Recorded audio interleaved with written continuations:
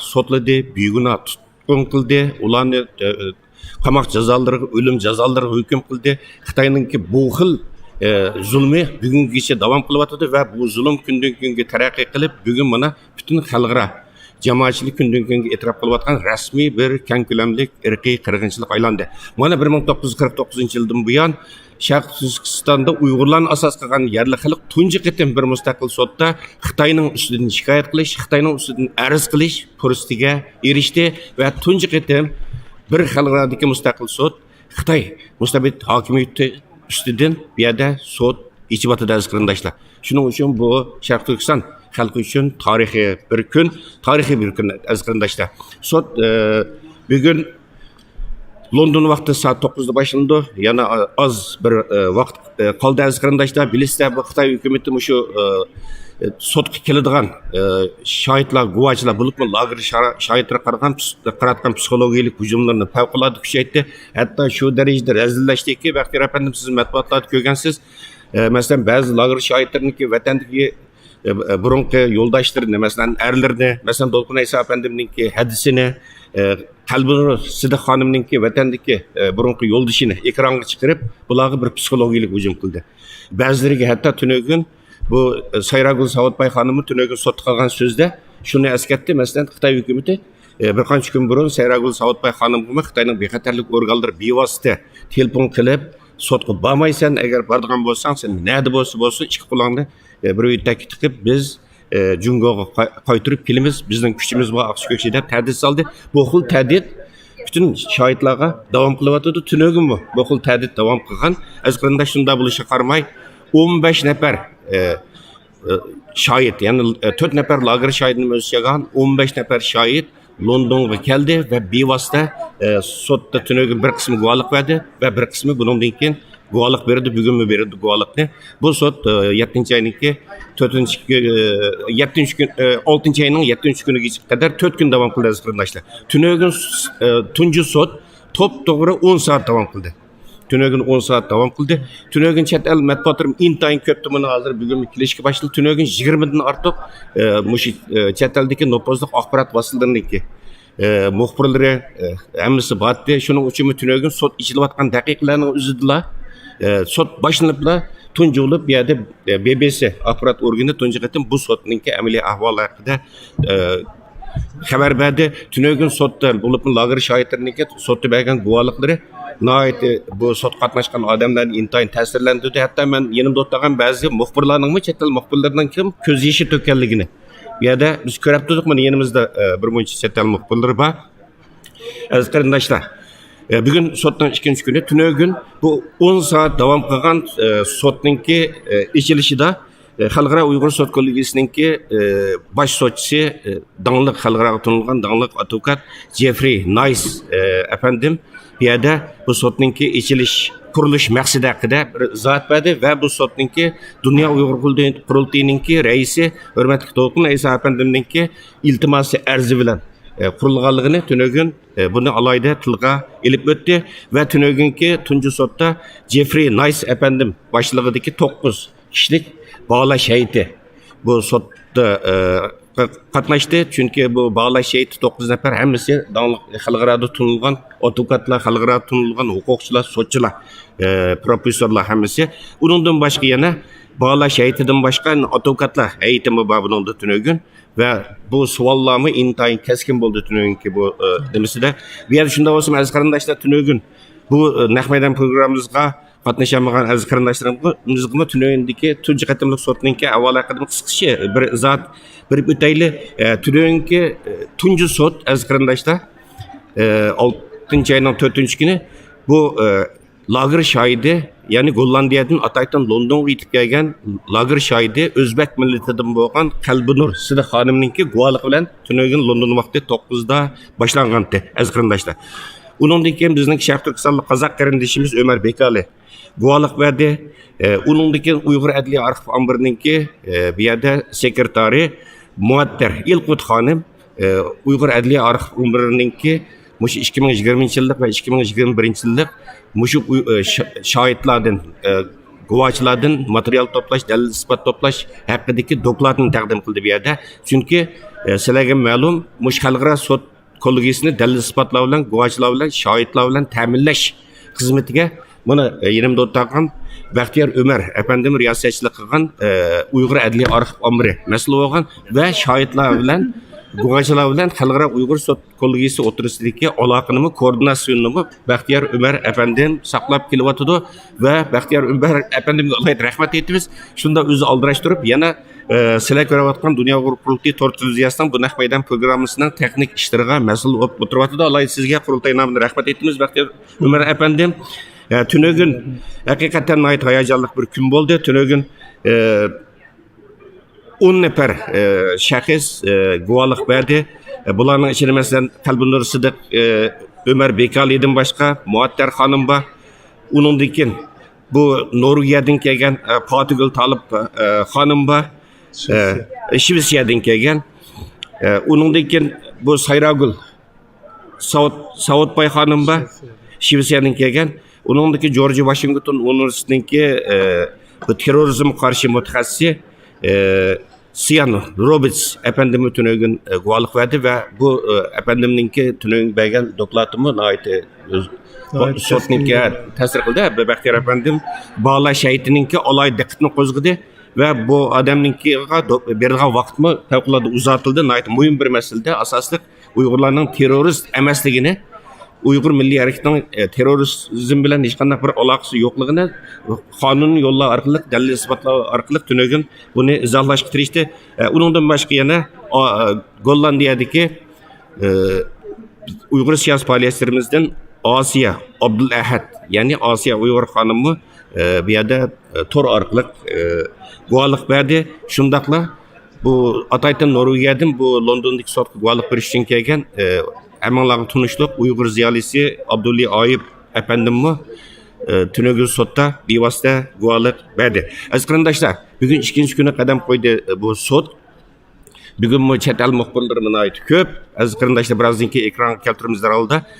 Chunki bu sotga qatnashgan odatdagi kuzatuvchilar omma, ya'ni bularning soni favqulodda cheklik tutildi. Chunki hammalarga ma'lum Angliyada bu koronavirusdan keyin xatarlik bir türü bayqaldı ve korona tedbirleri favqulodda kuchli. Shuning uchun biz guvohlik berdigan bu sot qatnashdigan Sharq Turkistonliklarni bir hafta burun keldik ve bir hafta burun ait qattiq karantin ostiga ilindik. Bugungi sot kollegiyasida jami 11 nafar adam bu yerda guvohlik berdi. Bularninki ichida 5 nafari chet ellik mutaxassis, yuqori darajalik chet ellik mutaxassis. Aziz qarindoshlar, bu chet ellik mutaxassisda sotning 5'ida guvohlik berdi va ularninki guvohligi oxirlashgandan keyin qisqa bir 10 minutlik damlash vaqti bo'ladi. Bu fursatdan foydalanib turib, biz Baxtiyor Ömer efendi bilan birga bu yerda Amerikadan Ataytan bu sotga kelgan xalqaro Uygur Uygur harakati tashkilotininki raisi Roshan Abbas xonim bilan bu vaqtlik studiyamizda bu shu xalqaro mutaxassislarniki bergan guvohlik haqida qisqacha bir suhbat olib boramiz. Buningdan oldin bir xabaringlar bo'lsin aziz qarindoshlar.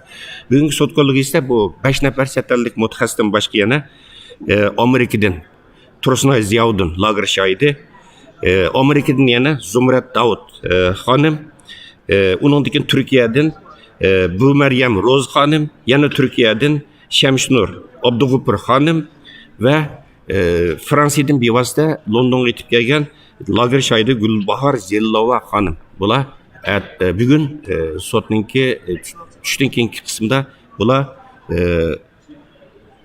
guvohlik berdi aziz qarindoshlar. Bugungi sotninki kun tartibi shundaq.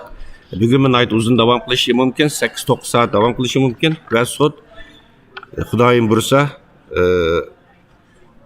6-ayning 7-kuni muvaffaqiyatli oxirlashdi va ikkinchi qatimli sot aziz qarindoshlar, buni oldin sizlarga uqtirib qo'yaylik. 9-ayning 11-kuni yana balkim Londonda va yoki boshqa bir o'rinda echilishi mumkin, ammo vaqti asosiyatni muqimlashdi. Ikkinchi qatimli sot kollegiyasi 9-ayning 11-kuni boshlandi va 12-oygacha xalqaro Uygur Sot Kollégiyesi shohidlarning, guvohchilarningki bularning arzini va ular ta'minlagan dalil isbotlarni bu yerda xulosalab sotninki hükümünü 13. ayda bu yıl içinde bunu sotninki hükümünü çıkarışka azınlatıdı. Az kardeşler tünögün bir yerde yanı kayıt sizlerden bu sorayla bazı teknik sebepler tüpeyilden tünögün programımız biraz aksap kaldı. Vakti de başlayamadık çünkü az kardeşler bir yerde Xitay'ınki təhdid fevkalade güçlük boğun için hücumu, tor hücumu, Xitay hakerlerinin tor hücumu fevkalade güçlük boğun için tünögün ettegende sot başlanışından az dakikalar kağavatıda bu sot kollégiyesi içiladigan bu zalninki Wi-Fi to'ri bitildi, üzü bitildi yani bexatarlikni ko'rsatib turib, chunki xalqaro Uygur Sot Kollégiyesininki tor sayfasini hujum uchirgan hakkerlarninki, masalan Baxtiyor Umar apandim riyosatchilik qilayotgan Uygur adliya arxiv ombirininki tor sayfasini hujum uchirdi. Shundaymi Baxtiyor Umar apandim? Hatta bugun atgangacha shu Uygur adliya arxiv ombirininki xizmatchilarininki nima bu sosyal taqtish aloqalash nimalari, andan keyin WhatsApp, Telegram o'xshash narsalar oqshom 20gacha 4-5 da qayta maxfiy nomerini o'g'irlashib uchrabdi. Biz qat tadbirlarni qo'llanganligimiz uchun bunga kiramadi. Lekin bizga to'xtamay shunday signallar keldi. Atgandan buni ko'rdik. Andan keyin shu bexatarlik masalasi kelgan chaqda hatto shu zalning o'zida shu tualetlargacha bexatarlik xodimlari o'rnashtirilgan, choy ichadigan o'rinlar hammasi bugun texim qattiqlashtirilgan. Hatta kirgan chaqda pasport ko'rib kirdigan. Hatta ishning oldida men mandaq abay kirgicha qarab baqsam tunögünkidan bir rassa ortiq bexatarlik xodimlarini o'rnashtiribdi. Hatta tunögün chiqish imkoni yetyapti. Bugun kirganlar sirtqim chiqamaydi. Angliya hukumati bu bexatarlik tadbirlarini nihoyat qattiq kuchab qo'llanyapti. To'g'ridaysiz, men buni his qildim. Hatto shu tualetlarning ishkining oldigacha her bir koridorninki her bir dokbuşigacha her bir 3-4 metrda birdan bexatarlik xodimlar, amallik xodimlar bor. Bexatarlik ko'z turib bu Londonga bevosita kelgan dunyoning har qaysi ellaridan kelgan shohidlarimizning, guvohchilarimizninki birsi adresi maxfiy tutildi, turalg'i o'rinlari va bir yerga o'rinlashtirmadi, hammasi tarqoq shaklda ayrim o'rinlarda turyapmiz va bu bizni o'rinlashtirgan bu rayonmi, biz turayotgan rayonlarmi bu London shahrida bexatarlik tadbirlari favqulodda kuchli bo'lgan rayonlar. Shunaqa shaharning markaziga o'rinlashtirilgan bir o'rin. Anadagi shu odamlar hammasi ayrim turayotgandan boshqa telefonlarniki o'rin belgilash sistemlarining hammasi bir tutash etib etilgan. Bunda bo'lgandan keyin bu bexatarlik nihoyatda yaxshi. Hatto bir guvohchiniki uyiga, turayotgan yeriga yana bir noma'lum posolka kelgandan keyin bu qattiq qayta tekshirish bo'lib, buni bexatarlik o'rinlarini tekshirdi hatta. Hatto har bir odamgacha ham shunday qattiq tadbir qo'llanyapti bexatarlik tarafdan. Va shu haqiqatan masalan men his qildim, bizning turayotgan yerimizningki atrofida to'xtamay saqchilarning charlash mashinalarininki to'xtamay charlayotganligini buni his qildik. Favqulodda nima hamdi. Bundan keyin bizga maxsus bu sot zalidimi maxsus bizga mas'ul, har bir shohidlarga mas'ul amallik saqlash xodimlari bor aziz qarindoshlar. Endi bu Xitoy zaten o'tiramay qolgan bu sotni to'sish uchun, buning buzg'unchilik qilish uchun boydab o'tganda qilmagan rezilliklar qolmadida hamda. Masalan, Dolg'unay Sapandimninki hajasini ekranga chiqarib vatandiki so'zilitib, qalbi nurisini xonimninki burunqi yo'ldishini ekranga tushirib, hamda bunda rezillik bo'lmaydi hamda. Tor hujumlari, hakkerlik hujum orqali, ichki tashqi matbuotlar orqali psixologik hujum boshlab, ammo to'siyamidi muvaffaqiyat ishildi inshaalloh.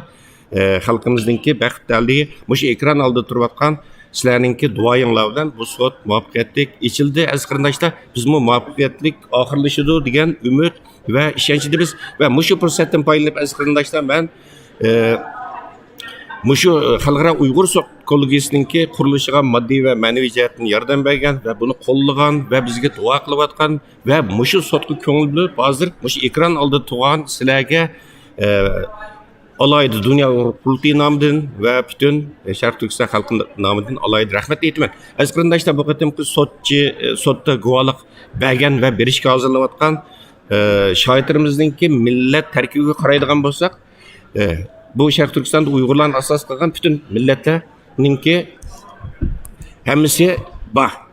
Mesela Uygur ba, Özbek ba, Kazak ba. Yani bilmeyimiz bugün guvalık verdiğin yani Uygurların asas kılgan Şarkı Türkistan'ın yerli halkının hemisi bağımdı. Şundan mı? Ortak bir Şarkı Türkistanlıkla da karsak buldu. Emniyette şu Kazak yarındaşlarımız hazır şu Uygur Sot'unu baldır baykımıqallığı üçün şu Uygur Sot'undaki teşvikatları keng kanat yiyip bütün dünya bunu bilgendikken Kazakistan'daki şu lager şahitleri tuştan Uygur adliye arxip bambirini izlep hazır 7-8 lager deyitip çıkan adam yani şu Kazak yarındaşlarımız guvalık berwatıdı. Ulanınki Uygur Sot'uğa kila kıtımlık Uygur Sot'uğa katnaşış şunçilik çoğun arzusu bağlığını bildirwatıdı. Demek bu fakat Uygur'un emas, Şarkı Türkistan'daki şu zulüm uçrayotgan barliq milletlarniki ortak sotu. Şundak hakikaten bu münayeti yaxşı boldu. Onun üstüge bu tünögün bu xalqara Uygur Sot'u tunji bulup bu bir Özbek kardeşimizin guvalık bilen başlandı demezdim. Gollandiyadaki Kalbinur Sıdık Hanım'nınki özü Özbek Şarkı Türkistanlık Kalbinur Sıdık Hanım'nınki guvalık bilen bu sot başlangan boldu. Bir yerde yani Meyli Uygur irqi qirg'inchiligini e'tirof qilgan Amerika Tashqi ishlar ministrligi bo'lsin, Kanada, undan keyin Gollandiya, Angliya, Litva parlamentlari bo'lsin, bularningki chiqargan hukmlarining olgan qarorlarining to'g'ri ekanligi isbotlangan. Chunki ularningki olgan qarorlaridimi Xitoyninki mustabid komissar Xitoy hokimiyatining Sharq Turkistonda Uyg'urlarni asos qilgan yerlik millatlarga qarata irqiy qirg'inchilik ve insaniyet karşı cinayet ötküzüvatkanlığı olayda ta'kidlangan. Bu sotda guvalık bergen qarindoshlarimiz mı? Ularning bu hükmünün to'g'riliğini bir yerde sot ispatildi. Mesela Uygur var, Kazak var, Özbek var. Her xil milletlarniki hemmisidegidek bir yerde var. Hem de bundan keyin Xitoy hükümeti yani qanday bunun buzg'unchilik qiladi, uni bilmaymiz. Ama nima bo'lishidan qat'iy nazar bu sotning tünögün muvaffaqiyatli boshlanganligi haqiqatan ayeti zo'r bir tarixiy bir hodisa bo'ldi. Mesela tünögün xalqaro Uygur Sot Kollégiyesininki raisi hurmatli hozir sot zaliga kirib qolibdi. Birozdan keyin ko'rsa Jeffrey Nice efendim bu tünögün sotning ichilishida qilgan so'zimi Xitoy hukumatining bu xil ta'didlarga, hujumlarga pisand qilmaydiganligini, o'zining irodasini yana kuchaytganligini izohladi. Shundaqla lager shahidlar bilan tünögün so'zlashdik. Ularmı Xitoyning bu xil psixologik hujumlarga, ta'didlarga pisand qilmaydiganligini va aşı lagerlarda yetayotgan millionlagan qarindoshlarimizningki dardini, shular chekayotgan zulmlarni, shular ko'rayotgan kulfatlarni bu jamoat, xalqaro jamoatchilikka anglatish prostiga bo'libmi sotda ularga vakolatan arsunish imkoniyatiga erishganligidan nihoyat mamnun bo'lganligini bu yerda izhor qilishdi va qilgan so'zlarning hammasida shu lagerlarda, mecbur emgek meydanlarda, türmelerde beyguna tutuluvatkan milyonlagan qarindoshlarimizningki baldırrak, hürlikke, erkinlikke çıkışı üçün xalqaro jamoatchilikninki ciddi bir tedbir, Xitoy qarta ciddi bir tedbir. Faqat ayıplab qo'yish emas, bu yerda ayıplab qaror chiqarish emas, Xitoyga qarta ciddi bir mush zulm to'xtatish uchun ciddi bir besim shakllantirishni bu yerda hammasi talab qildi. Bizning aziz qarindoshlar bir yerde Dünya Urkultuğun Kreis Dolunaysa efendim başlıqdaki bizdeki guvaçılar, şahitler, Şarkı Türkistanlık, mana Kazak, Özbek, Uygur şahitlerimizin hemmisi zalga kelip özünki yerini aldı ve aziz qarindoshlar bizdeki bu muxbirlar ajıtılgan stüdyo bu zalninki üstünki qavatida aslida biz bu chet ellik guvaçlarninki qilgan inglizcha guvalıklarını biz Uygurçaga tercüme kılaylı dep hatta tercüman o'rinlashtirgan aziz qarindoshlar bunu alayda eslatib qo'ying. Ammo bu bizningki bu kabina uchiq bo'lgani uchun shundan bu ayrim kabina emas, uchiq muxbirlar yenimiz bor mana. Biz hozir gap qilsak, biz qarayotibmiz bizga. Uchiq bo'lgani uchun bu yerda ovoz chiqarib tercüme qilish imkoniyati bo'lmadi aziz qarindoshlar. Buni to'g'ri tushuninglar, shundaq bir qiyin sharoitda ishildi. Endi nihoyat qiziq yeri bu Churchill House deymiz bu Sot Kollégiyesi. Bu işlevatkan bu zal Angliya parlamentine ait yakın. Tahminen 100 metre mi kelmaydi. Şu yenimizde Angliya parlamentine ait yakın. Yani Uygur irqiy qirg'inchiligini rasmiy qabul qilgan Angliya parlamentine ait yakın. Bu Sot Kollégiyesininki Baxtiyor efendim sot ishildiğanga yana qanchalik qoldi? 10 minut qoldi. Biraz 10 minut aziz qarindoshlar. Sizlar bilan biz bu 10 bir haftadek baldır kelip karantin astıga ilinip bir-birimizni köremey, hatta şu Londonga guvalık kelgen şahitlarımı bir-birimizni köremey, bir haftadan keyin karantin tüzümü ahırlaşkandan keyin anandan keyin bir-birimizden görüştük. Sizlarni seg'indik aziz qarindoshlar. Bu jarayonda shunga sizlar bilan biroz mo'ng'lashayli, dardlashayli. Baxtiyor Ömer efendim, siz menda shu sot bilan shohidlar, guvohchilar o'tirishdagi koordinatsiyonni saqlayotgan bir shaxs bo'lish sifatingiz bilan bu tunugunki sotninki bu ichilishiga qanday bavrisiz qisqacha? Bu sot xalqarada hech qachon bo'lib boqmagan sharq turkistonliklar tunji qitim da'vogar bo'lgan bir sot. Shundoqla shu Uyg'ur, qozoq, o'zbek, sharq turkistonlik qarindoshlarniki tunji qitim o'zining ovozini naq maydonda xalqaroga anglatgan bir sot. Bu tarixiy bir muhim nuqta deb qarashga bo'ldi. Bu sot buningdan keyingi xalqaro shu davlatlarningki Xitoyga bo'lgan ko'z qarashini o'zgartgandan boshqa bizga bir qonuniy asos yaratadigan tunji bir boshlanish deb qarashga bo'ldi. Tunugunki sotga chiqqan chaqda guvohchilarniki kayfiyati bo'lsin yoki boshqa joydagi guvohchilar bo'lsin yoki buni ko'rguchilar bo'lsin, buning nihoyatda umidvor bir qarashda bo'ldi. Hatto bu sotga necha vaqtdan salbiy qarayotgan, hem bu sotni ayıplayotgan, bu sotninki kuchininki bo'lmaydiganligini ta'kidlayotgan bir qism kishilardimi nihoyatda cho'ng bir o'zgarishning bo'lganligini tunugun sotsial medialardan ko'rib oldik. To'g'ri. Ya'ni bu yerda tushunmaslikdan, boshqalarning gapidan bu sotga baho berayotganlarniki tunugunki naq maydondan ko'rish orqali bu yerdagi muxbirlarningki jihligi xalqarada taqilayotgan xabarlar tunugun Uygur Sot'ida besib ketdi. Ko'rib bilamiz, vaqtimiz Facebook bo'lsin yoki boshqa xalqaro matbuotlar bo'lsin, hatto bu yerda kelgan muxbirlarniki, masalan Ömer Bakriniki mishada zanjirni futboliga kishallab, mishada naq maydonda tug'an holati tunugun shu bir soatning ichida matbuotlar chiqib qoldi. Demak, butun dunyoning ko'zi mushu sot maydonida bo'layotgan, Uyg'urlarniki bütün arzu armonlar mush sot maydonida bo'layotgan bu alayda sot Uyg'urlarga umid va ishonch ato qilishdan boshqa Uyg'urlarniki bir qonuniy asos yaratadiganga nihoyatda yaxshi bir fursat yaratdi. Chunki bu davlatlar necha vaqtdan 5 davlat parlamentlari irqiy qirg'inchilikni e'tirof qilgan bo'lsa-mu, buni Xitoy siyosiy o'yin deb o'ziniki lükçek mahiyeti bilen bunu baha berip kelyotgandi. Lekin tunugunki sot bundan keyingi bu sotniki elib berildigan chiqarildigan hukmi bu qaysi asoslarga asosan qonuniy tartib bilan, ya'ni xalqaro o'lcham, xalqaro qonun qatorliq bu asoslar orqali guvohchilarniki guvohlik orqali, hatto shu ekspert mutaxassis akademiklarniki guvohlik orqali bu bir qonuniy hukm chiqarildi.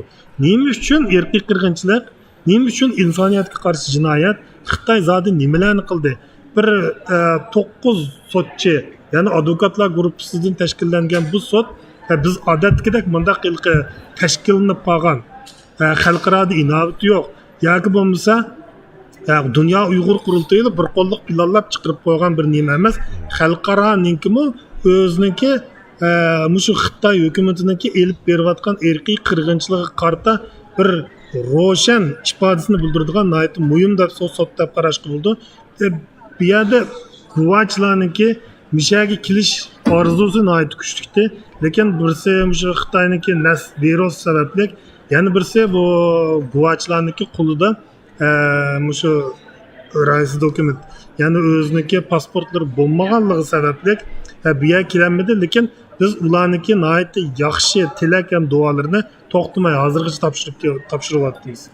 Masalan, shu siz degandek haqiqatan bir mezgil buniki bu sotninki qimmatini, mohiyatini to'g'ri tushunmagan ba'zi qarindoshlarimiz bilib bilmay mustabid kommunist Xitoy hokimiyatining bu sotga qaratgan bu talablarchi hujumiga bilib bilmay biraz sherik bo'lgan ahvollarmi bor. Xitoyning dumbuqiga bilib bilmay usul o'ynagan ahvollarmi bor. Bu muajirat qarindoshlarimiz nihoyatda afsuslandigan, içindoğan bir ahvalda tünögen momağın bir boş qarindoshlarimiz telefon qilib biz biraz xato tushunibdik. Bu sot haqiqatan buning ahamiyatini endi tunib yetdik, tushunib yetdik dedi. Masalan bu tünögen sot jarayonida masalan sotchilarningki baholash hayitininki bu guvohchilarning shohidlarning so'rgan savollarim intayin keskin. Hech qanday hech kimga yuz xotir qilmadi. Hatto bosh arzdor dunyo Uyg'ur qurultiyining raisi Dolqin Aysa apandimning gapini 3-4 qatim bo'lib o'tdi. Chunki bu sotning tarafsiz bo'lganligini ko'rsatdi bu yerda.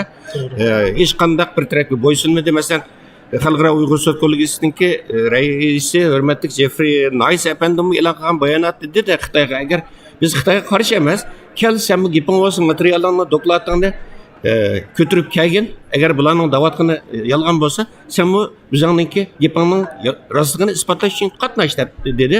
Hatto Xitoy hukumatiga taklifnoma berdi. Xitoyninki sotnomadan Xitoyninki Angliyadagi bosh elchixonasiga alohida taklifnoma berdi.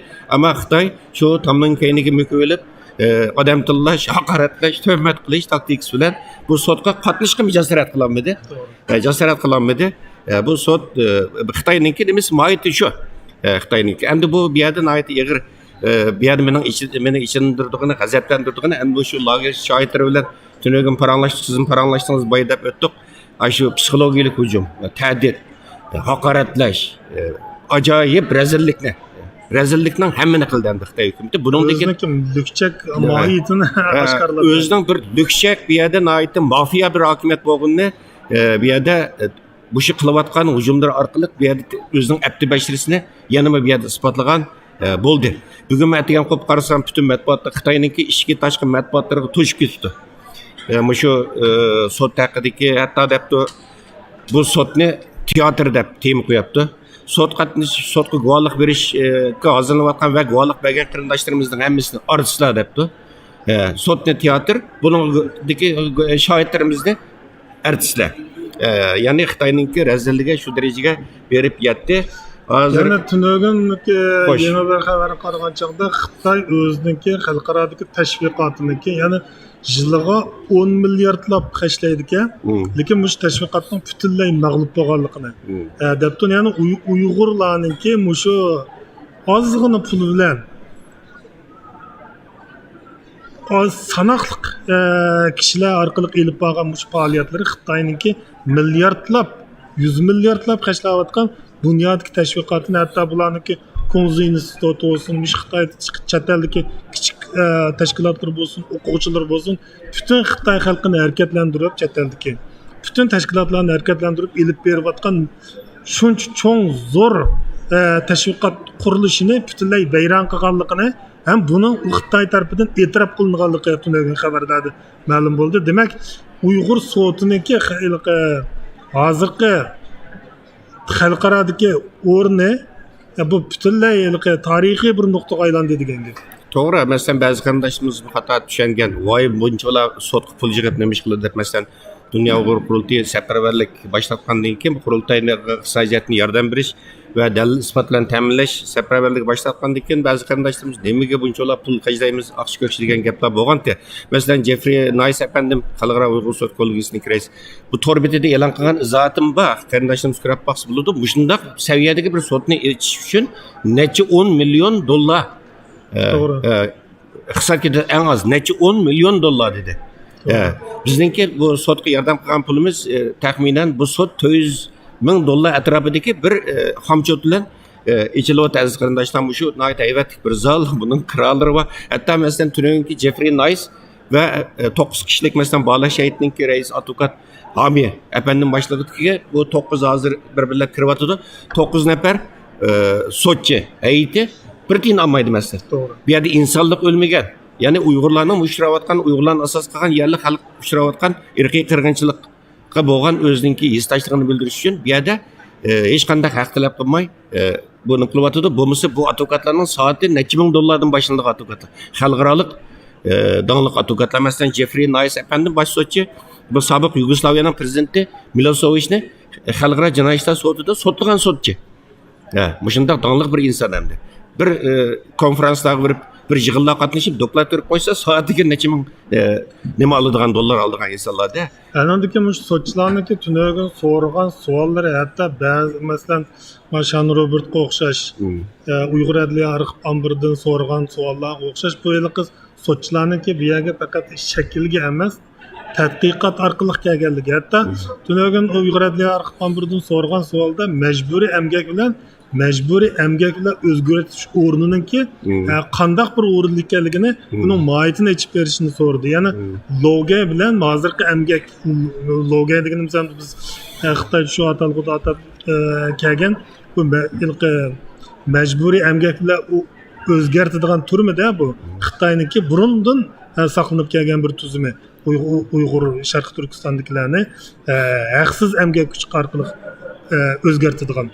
Endi bu yerda hozir shakllangan 2017-yildan keyingi majburiy emgak. Buning mohiyati nima? Buning farqi nima deb so'radi. Bular yana bir inchikilab tadqiq qilgandan keyin miyaga chiqib, andan keyin buni o'ziniki aniqlamoqchi bo'lgan narsalarni tadqiqotchilardan so'rayotdi. Ya'ni bu yerda savollarning vaznimi o'xshamaydi. Akademik bir savollarni so'rayotdi. Hurmat Batirapin, hurmat ekran oldidagi aziz qarindoshlar, sot başlanğılı koptu. Baş sotçu Jeffrey Nice efendim ve bağla şehidi asasen kirib bo'ldi. Bu sotqa Londonda yaşayotgan, Angliyada yaşayotgan bazı Uygur qarindoshlarimiz bor. Bizdinki 15-16 nefer dünyanın har qaysi ellerden kelgan lager şahitlerimizden başka. Bunda olsa aziz qarindoshlar hozir sot başlandı. Chet ellik mutaxassislar 5 nefer mutaxassis nima berdi aziz qarindoshlar, men baydab o'tdim. Mushu chet ellik mutaxassislarninki nimasi oxirlashgandan keyin, guvohlik oxirlashgandan keyin Roshan Abbas xonim bu vaqt qurib olgan studiyamizga kelib, bu chet ellik mutaxassislarninki bergan guvohligi haqida sizlarga qisqacha bir ma'lumot berdi aziz qarindoshlar. Birazdan keyin ko'rishaylik. Hozir sot boshlandi. Diqqatinglar sotda bo'lsin.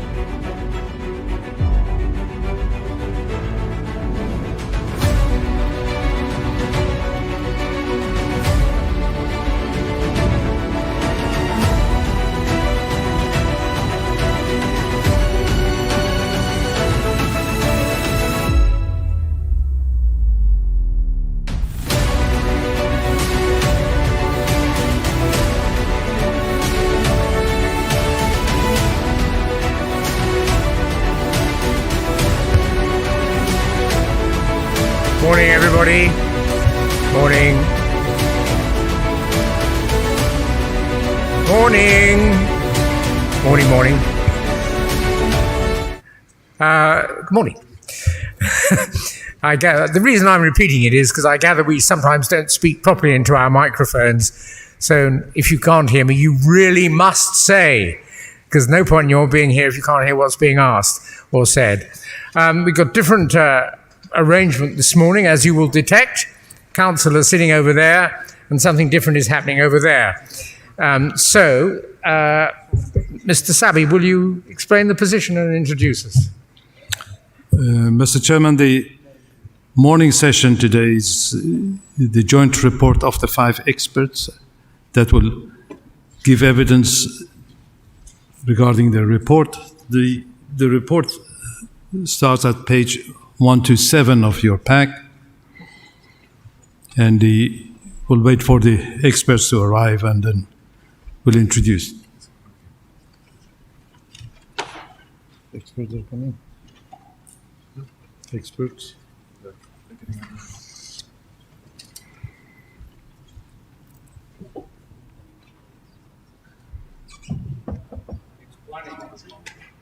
Is that it? Right. It's 1 inch. Can you hear me now? Let's do a test. Can you hear me now? Can you hear me now? Can you hear me now? Right. Right. Detention for any who fail to obey.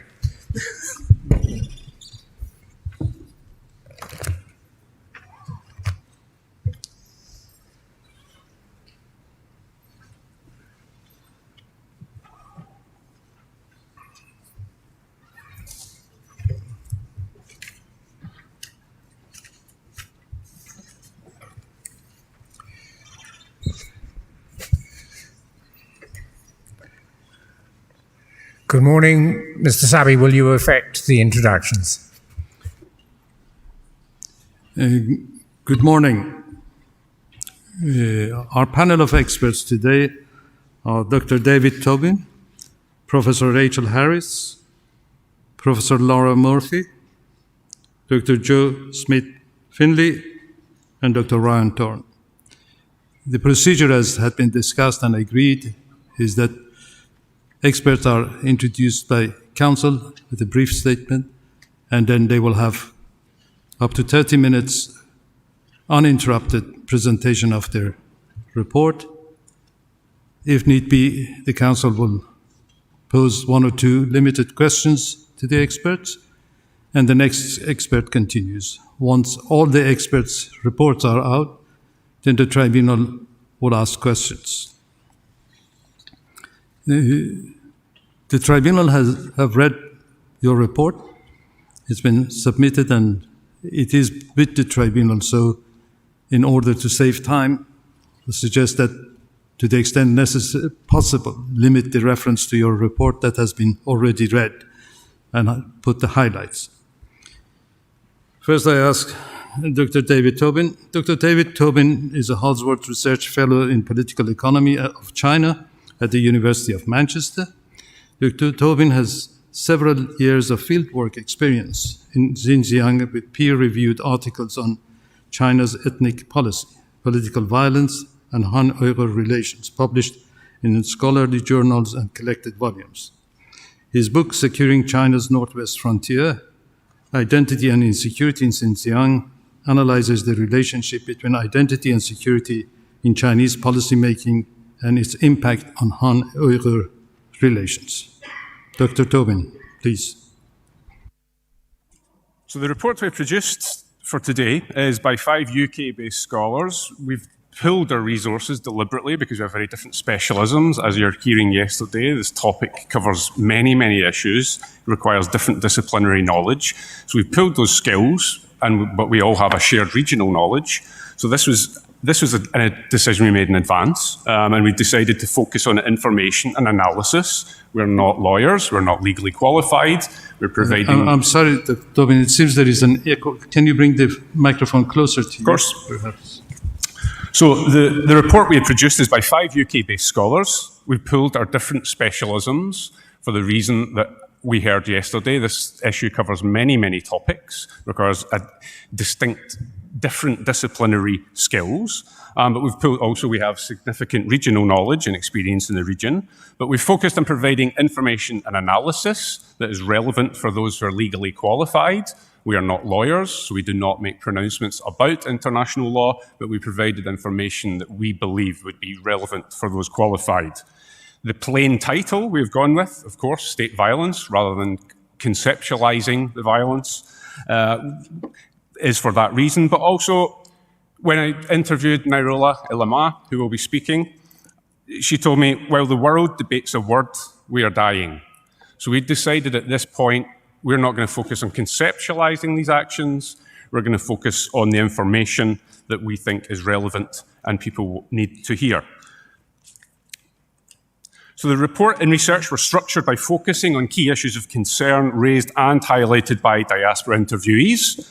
These were forced labour, sexual violence in the camp system, child separation and coercive birth controls, and repression of religious and cultural practices. We link broad statistical evidence to real-life impact.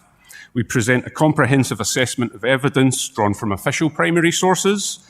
These include Chinese government documents, procurement contracts, statistics, internal statements and white papers, and we triangulate that data with interviews with families affected and testimonies presented by witnesses to the US Congress, international media and NGOs. The report shows how China's party state organise and coordinate systematic and interconnected practices of ethnically targeted violence in Xinjiang, which prevent intergenerational transmission of cultural, linguistic and religious practices, the foundations of the targeted groups. The official and explicit intent of these practices is to break their roots. Quote. So the interviews we conducted for the report, we really link policy analysis to impact on people's lives. I conducted the interviews for the report I interviewed 12 Uyghur diaspora families who all requested full anonymity, so we have not included those interviews in great detail. Most of these focused on issues of trauma and the description of family separation as torture, but these families were too uncomfortable and frightened of being included. So we focused in the interview section on the two high-profile interviewees, Nairola Elma in Sweden and Cevlan Şirmemit in Turkey, cases that we could verify. Forgive my interrupting you, Dr. Tobin. It may be that in combination, the speed of your delivery and your strong regional accent is difficult. It's slightly difficult for me. Hands up at the back, anybody who's finding this slightly difficult to follow at this speed. Yeah. Slow down. So would you mind slowing down and respecting, so long as it may continue, I suppose, the United Kingdom, but I don't want you to do any more than just recognize that some of us have a bit of difficulty with that. Okay, thank you. So those two interviewees, Cevlan Şirmemit and Nairola Elma, they have publicly available case details. These are listed on Xinjiang Victims Database. They were already verified, but obviously I was able to see the documents that were relevant to Nairola's cases, and including bank transfers and title deeds for a family home. When doing these interviews, the methods of the interview, we asked detailed, specific questions focused on these case details, focused on verifying their interviews that they have already conducted. But I always combine this with broad, open questions. How has your life changed? And how has your family been affected? This is a standard practice we use to enable the interviewee to talk on their own terms and to raise the issues they believe are important to this case. And it also reduces researcher bias so that I am not deciding the issues that they believe are most relevant. So the report shows how state violence targets families, severs contact, and this prevents intergenerational transmission of cultural and religious practices. In the introduction, I used my fieldwork in the region from 2007 to 2010 to address the question, what does counter-terrorism actually mean? This is the question, as we were discussing yesterday with Sean Roberts, this is a long-term issue. This is about history. Before 1949, Uyghurs were simply described generally as barbarians. The Chinese narratives described Hua, Chinese civilization, and the outside world as barbarians. So it was only after 1949, when Mao Zedong comes to power, that Uyghurs are reframed as internal ethnic minorities, Xiaoshu Minzu. And the construction of the regional autonomy system, if we look at the regional autonomy law, is explicit that the autonomy system is to hold China together and to modernize Xinjiang. And the phrase Minzu Wenti frames this discussion, the ethnic problem. So Uyghurs in the region have been described as an ethnic problem since 1949.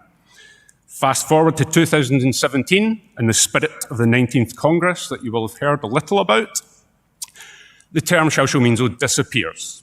It's used twice in Xi Jinping's speech, only to refer to minority cadre recruitment. And now we have an official policy called fusion, that all former 56 Minzu ethnic groups should be fused into one Zhonghua Minzu. So when I look at this term, counter-terrorism, I first of all read the official explanations that are given to the local population, not in English, not to the outside world. I read universal ethnic unity education textbooks that were used in universities and in work units. So almost everyone I interviewed when I was in Xinjiang were aware of specific texts, including the 50 Whys. This is just an example of one. But this text that is used in classrooms and universities, where you chant the text, you memorize it, and you answer exam questions in order to proceed your education, explains policy in the region and adherence to the party state's narrative history as counter-terrorism. So the July 2009 violence, the violence by Uyghurs, was called a life or death struggle versus terrorists, and people were prosecuted as terrorists under the anti-separatism law. Han violence at the same time in Shaoguan was called an ordinary criminal incident, and they were punished according to criminal law. In this text, they're very explicit about identity. Quote, Uyghurs are not an Islamic group. Uyghurs are not a Turkic group. Only the three evils would say this. The three evils being separatism, terrorism, and extremism. So Uyghur identity, its roots, are being framed as a form of terrorism. It's not about organizations, it's about ideas and identities. For example, the term East Turkestan, Dongtu in Chinese, this phrase is used to mean ETIM, the East Turkestan Islamic Movement. So you cannot say Dongtu, East Turkestan, without implying terrorism in Chinese. Similarly, the 1759 arrival of troops by the Manchu, this is called a reincorporation of Xinjiang into China. Calling it an invasion is an act of terrorism under the three evils. So what we've seen under Xi Jinping then is an intensification of these narratives and an intensification of state violence. First of all, he called it the Great Wall of Iron that he would run round Xinjiang in 2012. And then in 2014, we have the People's War on Terror. But the logics are consistent. We were aware of many of the issues we've been discussing for a long time. Many of my interviewees in Xinjiang endured issues of forced abortion, particularly one lady who only had one child, but endured a forced abortion under pressure from her manager and then the party state. She was also sacked from her job because she could not prove that she was not involved in the violence. She was guilty until proven innocent. You had to get a piece of paper proving that you were not involved in the violence from your local police station, that she happened to be in another Danwei. And she was sacked. And now, so 2018, we have the Xinjiang Uyghur Autonomous Regional Government Work Report that describes camps and boarding facilities as defeating the foundations of separatism forever, quote. And this is the three evils, but remember the three evils means Turkic and Islamic identities. So this regional government directive break their lineage, break their roots, break their connections, has sparked an era of family breakups and widespread trauma for those inside and outside the region. The camp system and related practices target and break up families with, quote, relatives in detention, a key indicator determining internment. Families are usually given no official verdicts unless they pressure authorities, and many do, with public campaigns to give explanations. The reasons given do target religious and cultural practices, but of course cadres work with quotas, and we know from history any attempt to round up people is not orderly. It becomes arbitrary. You can't round everyone up at once. So it's targeting identities, but the practices become arbitrary. The reasons that I draw from Xinjiang Victim Database exemplary entries, so these are ones that have eyewitness testimony, document verification, and interviews. These include interaction with the outside world, applying for a foreign visa, wanting to travel abroad, being exposed to foreign thought, staying too long in Kazakhstan, obtaining second citizenship, but also banal everyday behaviours, not watching state television, not greeting officials appropriately, not smoking, being born in the 1980s to 1990s, or contractual requirements to maintain employment. And importantly, the witness, Dr. Murphy, is a professor of human rights and contemporary slavery at the Helena Kennedy Center for International Justice at Sheffield Hallam University. Professor Murphy is an expert on international forced labor and modern slavery, a field in which she has published extensively. She's currently working on three reports regarding forced labor in the Uyghur region, one on the solar industry, one on the Xinjiang Production and Construction Corps, and a third on textiles. She has lived in and visited the Uyghur region for significant periods over the last 15 years.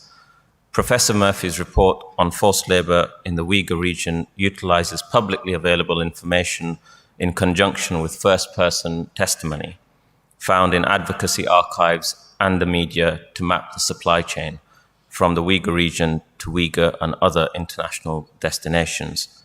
She compiles the data into detailed data sets that document specific industries most affected by the mass forced labor program in Xinjiang. Through this research, she documents the scope, scale, and severity of forced labor in the Uyghur region, and she notes that whilst forced labor has long existed in Xinjiang, that system now operating on a backdrop of systematic and interconnected internment camps and extrajudicial imprisonment that makes refusal to participate a non-option. Dr. Murphy, perhaps I can pass on to you and you can give your presentation. Thank you so much. How do I turn this on? Hello? Okay. Hi, thank you so much for allowing me to speak. I am an expert on forced labor, and I'll be focusing today specifically on that work on forced labor and a bit on how we know what we know about forced labor in that region. So in early 2018, significant evidence began to emerge that the People's Republic of China's government understood its system of detention centers and internment camps as merely one part of a massive transformation of the Xinjiang Uyghur Autonomous Region, or the Uyghur region, into a docile and lucrative economic hub, while continuing to hold indigenous citizens in internment camps extrajudicially. Regional and local governments shifted their focus to the creation of an enormous forced labor regime. This system had the explicit goal of employing practically every adult citizen and was accompanied by the justification that the program would increase both the economic productivity and the stability of the region. In that same year, a paper was published by the Nankai University Institute of Wealth and Economics that explicitly stated the intention of the labor programs was to reduce the Uyghur population density and to assimilate them into Han society and culture. We were easily able to identify that these labor programs were discernibly not the same as similarly named programs across the rest of China. While other provinces and regions do have programs called surplus labor programs or labor transfer programs, the ones in Xinjiang are quite different. The one way we were able to identify this was through U.S. customs records, which, for instance, listed companies that were exporting abroad that were located in the exact same addresses as, in this case, the Lop County No. 4 internment camp, which was already famous because of the photo posted to Weixin by the Xinjiang Department of Justice. In 2018, many companies were still listing their official addresses. I can hear it now. Many companies were, in 2018, many companies were still listing their official addresses as within internment camps, like calling their address on their official documentation. It would say things like inside the Kashgar Vocational and Technical Educational Center or inside the Hotan Re-Education Center. So those no longer are listed that way. They now say inside the Kashgar Cotton Industrial Park. But you can see evidence of those companies shifting their official addresses from vocational educational centers in 2018 before people started looking at it to these industrial park euphemisms, essentially. In this case, I was looking at imports directly from the Uyghur region to the United States and noticed the No. 4 Yulongbei Road address in the Beijing Industrial Park. And I immediately knew what it was because I knew this photo and I knew that Lop Industrial Park. And so this, there were other ways that we found out as well. We needed to look no further than China's own governmental or state media campaigns and propaganda about how the vocational educational schools were working to understand that there was, in fact, forced labor happening within the internment camps. Chinese state television celebrated the fact that people detained in the vocational training centers were being put to work to contribute to the economy. Some of those media programs even revealed that the people were making goods bound for international markets, and as a result, campaigns around the world started to focus on this issue. These camp/factory co-locations are not unusual. In fact, this week alone, I identified 2 in the course of my regular research, where an address that I located a factory in was within the bounds of a highly walled or high-walled internment camp that had been identified by other scholars, but that when you look closely at it, you can see often gates that lead people with, not in this photo in particular, but sometimes you can see fences that lead people single file from dormitories to factories. You can see, in one case, I think that I've identified a bridge between a factory and an internment camp, and an enclosed bridge. And I identified these kinds of co-locations of factories and internment camps quite often in my research.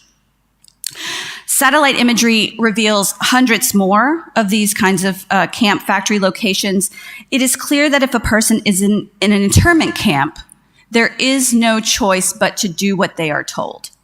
And so it's clear to me that anyone who is in an internment camp and working is in a situation of forced labor.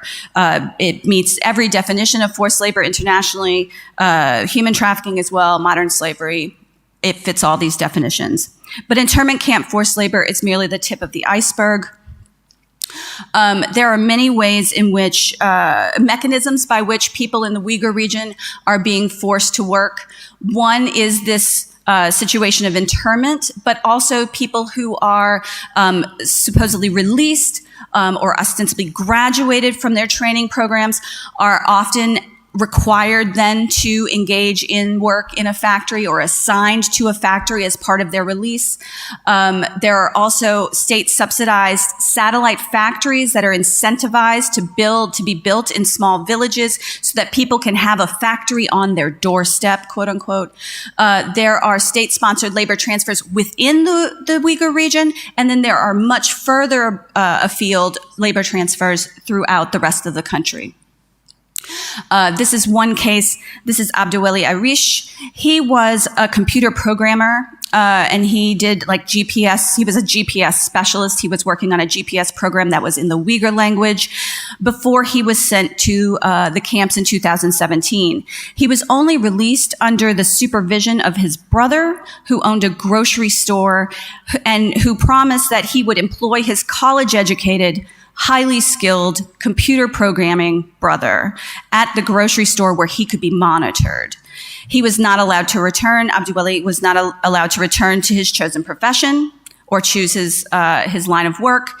He was not in need of poverty alleviation, but the government still compelled him to work and determined precisely where he would have to work and how he would be monitored while doing it, even after his supposed release.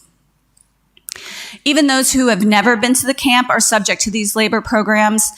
We have identified many state directives from counties in the southern part of the Uyghur region where government agencies are instructed to go door to door to identify people who can be assigned to jobs in factories that are being incentivized to move out to the region.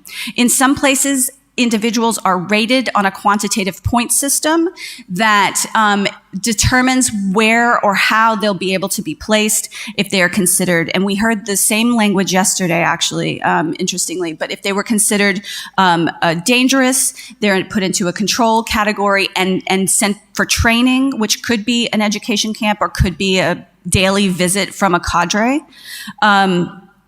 Or if they're considered in the medium stage or status, they can be sent to a factory closer to home. And then if they're safer, they're able to be sent to the rest of China to work in factories. The Ahmadine family is a family that had a story told about them in the state media. They were sent 50 kilometers away from home to work at the Hoshine Silicon Industry Company. Only after they were subjected to repeated coercive strategies, they explained many reasons why it was not possible for them to go out to work far away from home, including the fact that they had ailing parents, the fact that they had children, the fact that they were not skilled laborers, and the fact that they had 7 acres of land that they farmed themselves. The Chinese government unburdened them from their worries in order to free them to go and work by helping out their grandparents, or the parents supposedly, less likely to be lazy. They also say things like they will help us to deplete the population. There are studies aside from the Nankai study that directly say that there need to be more Han people in the region and fewer, more dispersed Uyghur people, that moving them to the rest of China is one way of operationalizing that dispersal of those people. It also says that it will change their way of thinking and their practices, move them away from an agrarian economy and mindset and towards a more industrialized and a Sinified or Hanified way of thinking and way of being. And all along on the side of these programs, they're, as we will hear more in a minute, they're building orphanages and elder care facilities to care for the people who are left behind, and also to provide a Han-based education for the children of these families. And in terms of dispersal or displacement, do you know what proportion of people are transferred outside of Xinjiang or outside of where they might call home? I do not. It appears that there are hundreds of thousands at least being sent away. We have documents that are straight from local governments that indicate sometimes as many as 50,000 people being sent away, 180,000 people sent away. They are not all being sent far from their region, but we have also seen photos where people are being put on buses, stories about trains full of people being sent into the interior. The numbers are high, but right now we don't have the kinds of numbers we need to do accurate prevalence estimates. And is there an explanation or rationale for transferring to a particular place? So, I mean, there is, in terms of people's the sense of their level of dangerousness or their level of insecurity. So, but no, and there are claims that people are being matched with certain kinds of skills, but I don't, and there are also, I'm just trying to kind of processing as I'm thinking, but there are also programs that are matching certain cities with other towns within the Uyghur region. So that logic is part of what's happening. People from Hotan are being sent to Dongguan or something like that. But otherwise, I can't think of any particular reason people are being sent to particular regions. Thank you. I've got 2 final questions, if I may. You've stated that children are forcibly transferred. How long are children separated from their parents, and do they ever get reunited? So just to be clear, the forcibly transferred, I'm usually thinking of the laborers being transferred. We have not seen evidence of, and I just want to be clear about this, that we haven't seen evidence that there's any sort of systematic child labor going on. We have seen one state media report that actually had a photograph that was captioned children working in a factory, and it looked to be teenage girls. But so I'm talking mainly about young people being sent to boarding schools or to nurseries while their parents are sent away for work. But ostensibly they're away from their parents as long as they are out on transfers. And we don't have any, at this point, the program is fairly new, and we don't have any sort of statistical sense of how long people are on average being sent out to the transfers. And final question, how long on average is a person subjected to forced labor i.e., when might they be released or graduated? Yeah, I think that's kind of what I was getting at a second ago. We don't quite know that yet. There aren't very many stories of individuals who've been moved back and forth. When the Chinese government reports the number of people being transferred, they describe them sort of as people units or labor units. So they talk about people moving back and forth. Ostensibly, some people will go for a 6-month contract or a year-long contract. I've seen 3-year contracts. My sense from lawyers who work with companies that are assigning these contracts is that those contracts are signed by the company, not by the person. So the worker is not themselves agreeing to the contract. The company is agreeing to a 3-year contract with the forced laborers. But it's unclear at this point, like if I couldn't make a generalization or about how long people are staying in these situations. Thank you, Dr. Murphy. I have Yeah. no further questions, but I imagine the panel will have some for you later. So Thank you. Thank you. The next expert is Dr. Ryan Tum, Senior Lecturer in East Asian History at the University of Manchester. Since 1999, he has regularly conducted field research in Xinjiang and other areas of China with large Muslim populations, both Uyghur and Chinese-speaking. His book, The Sacred Roots of Uyghur History, published by Harvard University Press, uses historical and ethnographic methods to offer a new understanding of Uyghur culture practices. In his report to the tribunal, he outlines how, since 2017, the Chinese state has carried out an unprecedented transfer of Uyghur children from their families to the state care. Before 2018, Xinjiang was extraordinary within China for its low percentage of students in boarding schools. However, from the end of 2017, the government expanded the boarding school population in grades 1 to 9 by 382,700 students in Xinjiang. He also outlines how, since 2017, population growth in parts of Xinjiang, primarily inhabited by indigenous minorities, plummeted. These drops in Xinjiang represent a crash in birth rates caused by 2 factors.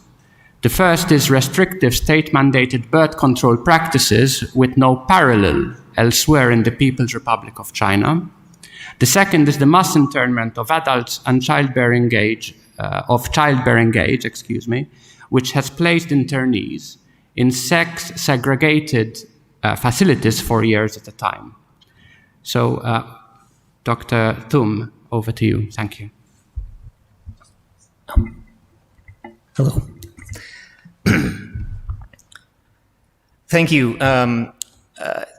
So for my section of the report, what I wanted to do was to give a review of the both the phenomenon of separation of children, removal of children to Han-dominated state care, and to limits on births, partly as sort of independent review of some of the scholarship and media reports that have already come out, and partly as an update, because the Chinese government has released quite a number of new documents and statistics on these phenomena. Now, the panel has the report, as I submitted it, is in a narrative form with some analytical claims, and rather than repeat that narrative, what I thought I would do in this short presentation is to sort of tell the story from a different angle and tell it from based on types of sources and where the information comes from. So I'll talk about 3 types of sources. The last one I'll mention only very briefly, so don't panic when I'm at the end of my time and I've only done 2. And the first one is, the first type of sources is reports from the Xinjiang Bureau of education. And in particular, a 2017 report, which was first reported by the New York Times. Sorry, it's actually a 2018 report on the year 2017, which is interesting for a few reasons. First of all, it gives very specific numbers on the percentage of children placed in residential schools. And it does this for the entirety of the region of Xinjiang, which is the term I'll use because I'm dealing with government statistics that refer to the Xinjiang Uyghur Autonomous Region, administrative unit in the Chinese bureaucracy. And these numbers are particularly interesting because you compare the report with the 2019 report from the same bureau and get change over time. And this increase in the number of students in boarding schools from 2017 to 2019 has been reported elsewhere, but I'm going to give some context to it that I don't think is available elsewhere. And it's a remarkable increase, as you can see, just sort of eyeballing the bar graph here. It's not quite a doubling over 2 years. It's almost 400,000 students placed into boarding schools within 2 years. This is the period of education known as compulsory education in the Chinese system. The second reason that this 2017 report is particularly interesting is because it's very explicit about the goals of the increase in boarding education. As was mentioned in the summary, Xinjiang has for a long time been extraordinary in China for not having very many boarding schools, and that has changed pretty much overnight. The 2017 report takes boarding schools, increasing boarding schools, as the number one planning item for the Xinjiang Bureau of Education for 2017 and 18. And the first reason that it gives for doing this is the overall stability of Xinjiang security. And it goes on about one sentence or two later to explain why a boarding school increases stability.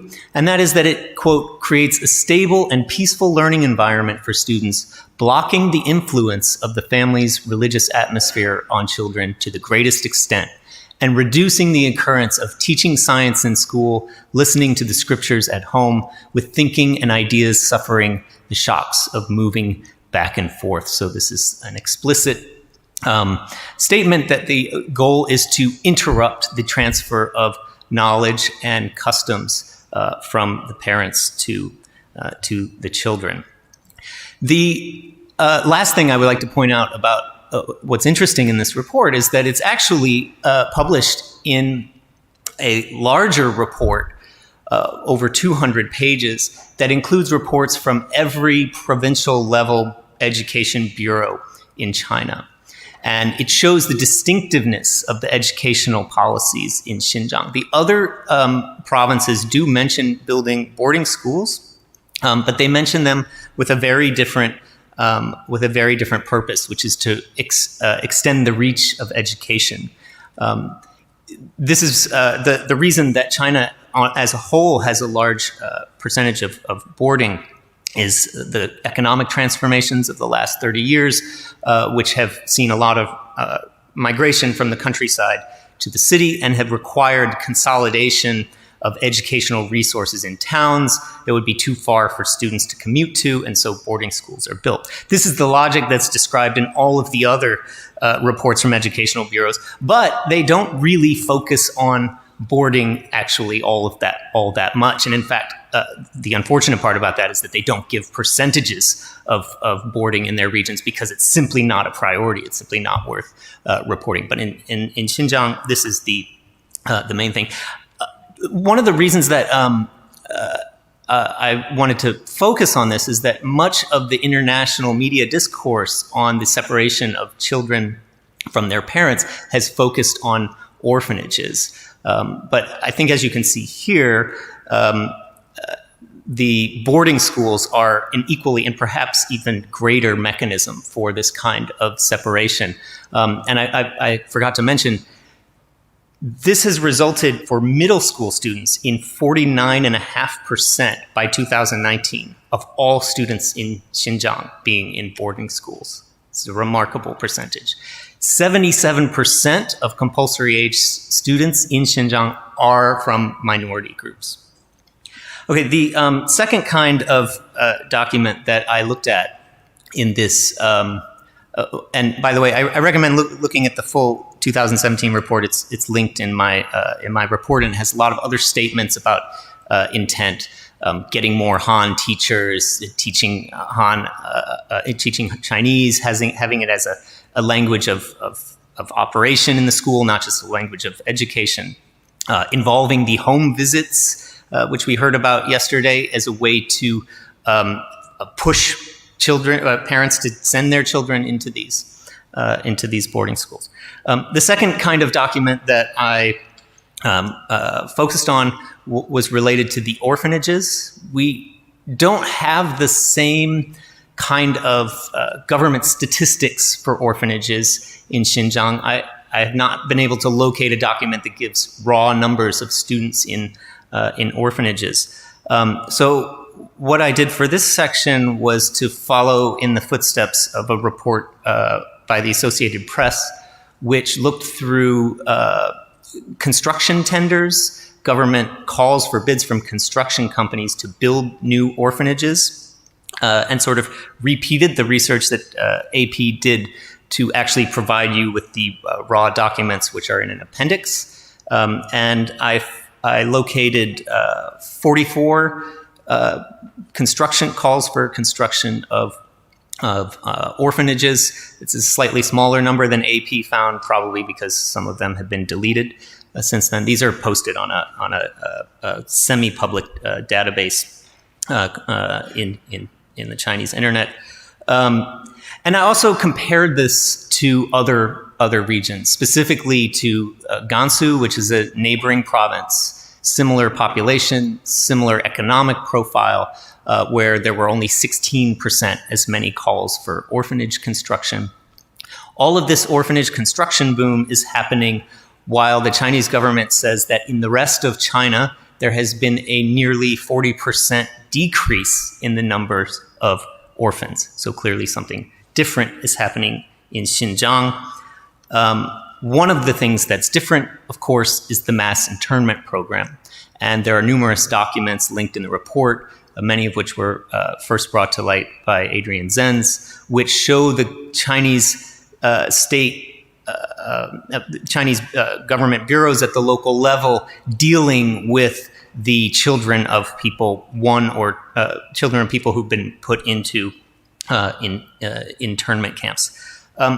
The other kind of document that I looked at is the one I'll only speak about briefly, which is local economic and social development reports from county level and prefectural level governments about birth rates and natural increase rates. And I did this because we have a very extensive report by Adrian Zenz that brings the data up to 2018 using a wider set of documents. But as this tribunal was approaching, the documents were starting to come out for 2019. And so I was able to both kind of double check the Zenz numbers and extend some of them to the more recent past. I won't talk too much more about this because the work I've done here has been completely superseded by the report by Nathan Ruser and James Leibold that will be discussed later. What I've done here for 5 units, they did for 30-something units as more reports came out, and they also spent more time and had better luck than I did.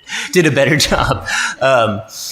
So there's no need to talk too much about that. Just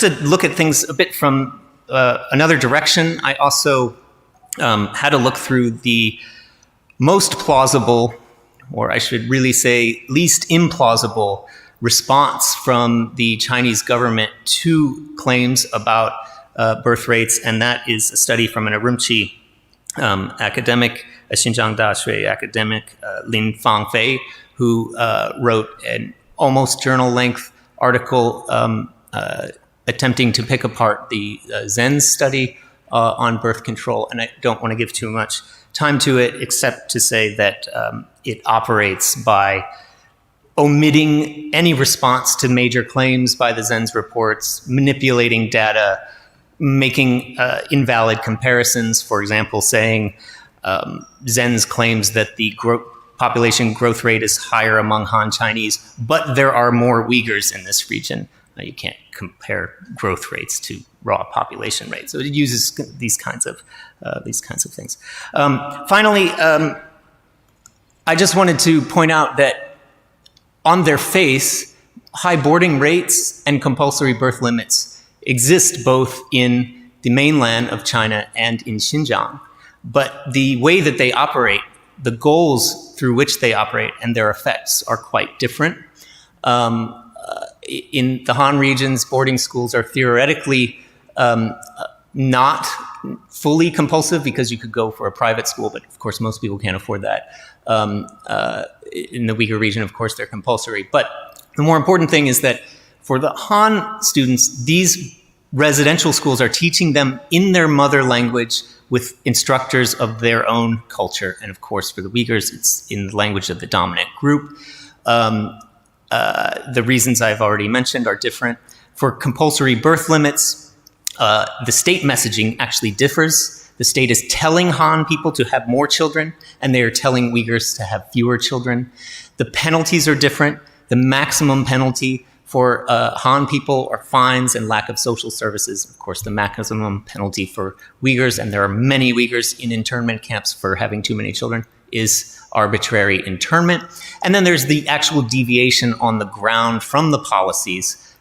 In Han regions, they tend to deviate from policy by allowing more births. In Uyghur region, they tend to deviate from the rules by allowing fewer births than the regulations say. Thank you.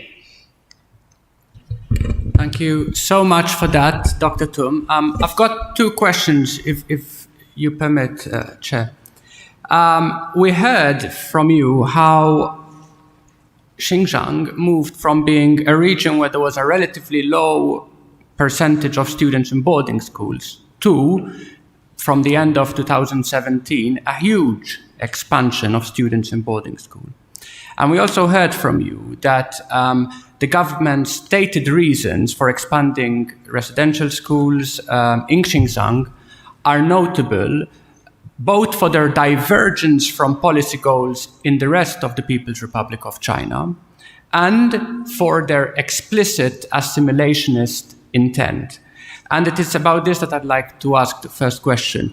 Could you say a little bit more about how the government's reasons for expanding residential schools in Xinjiang and the assimilationist intent diverge and differ from what it is doing in other parts of China?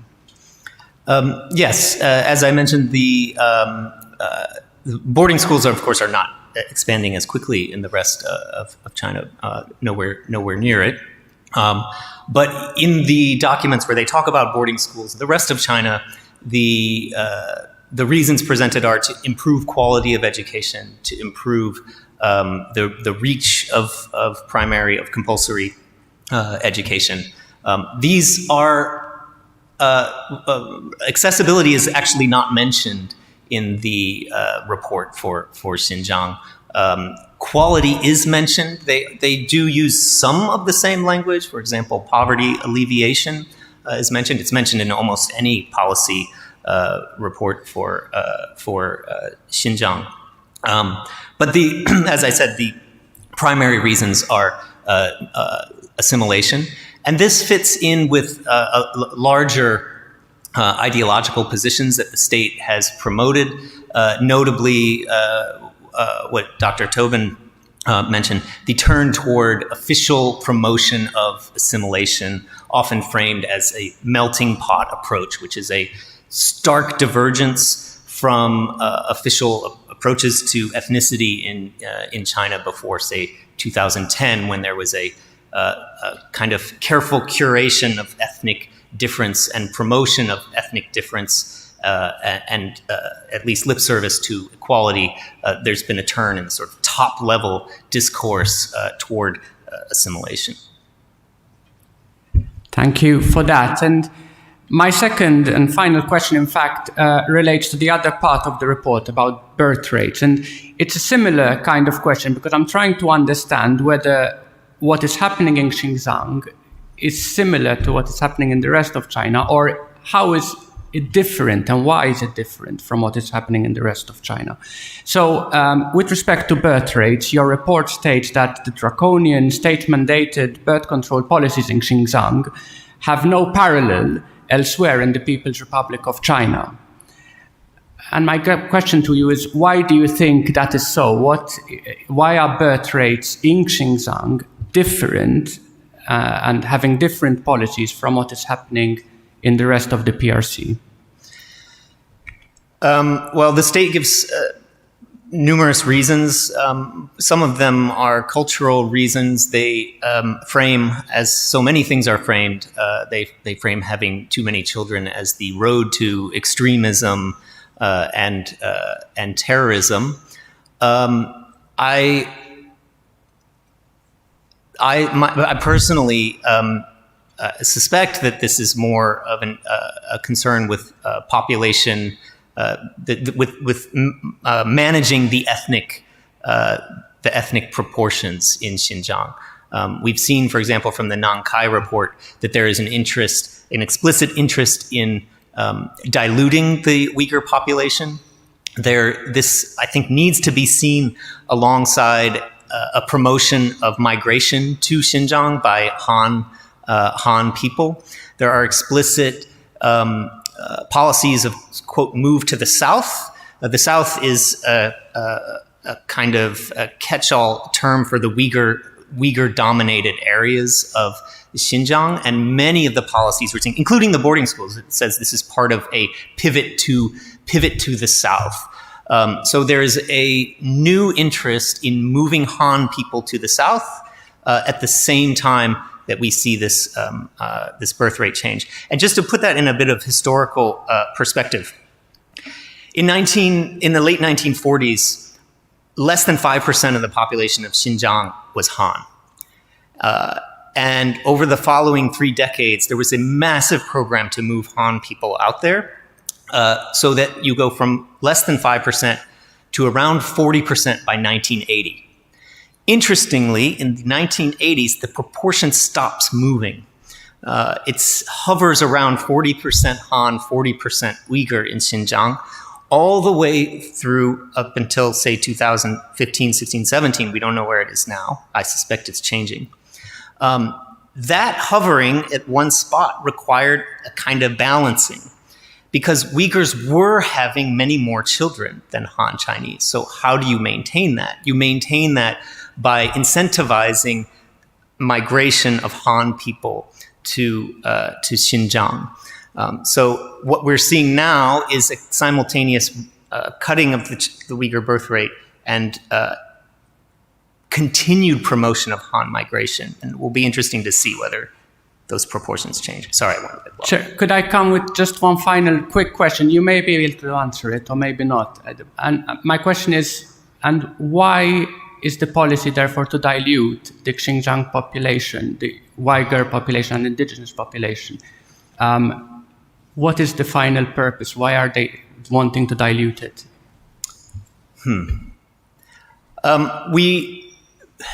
We do have some historical evidence of the central government considering the settlement of the region to be crucial to the security of the region, and we see echoes of that in the documents.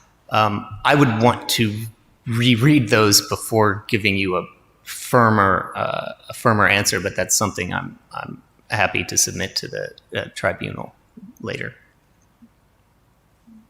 Thank you.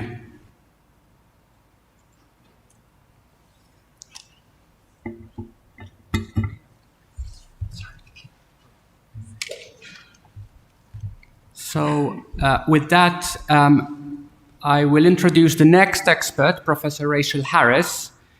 Professor Harris is an ethnomusicologist at SOAS, University of London.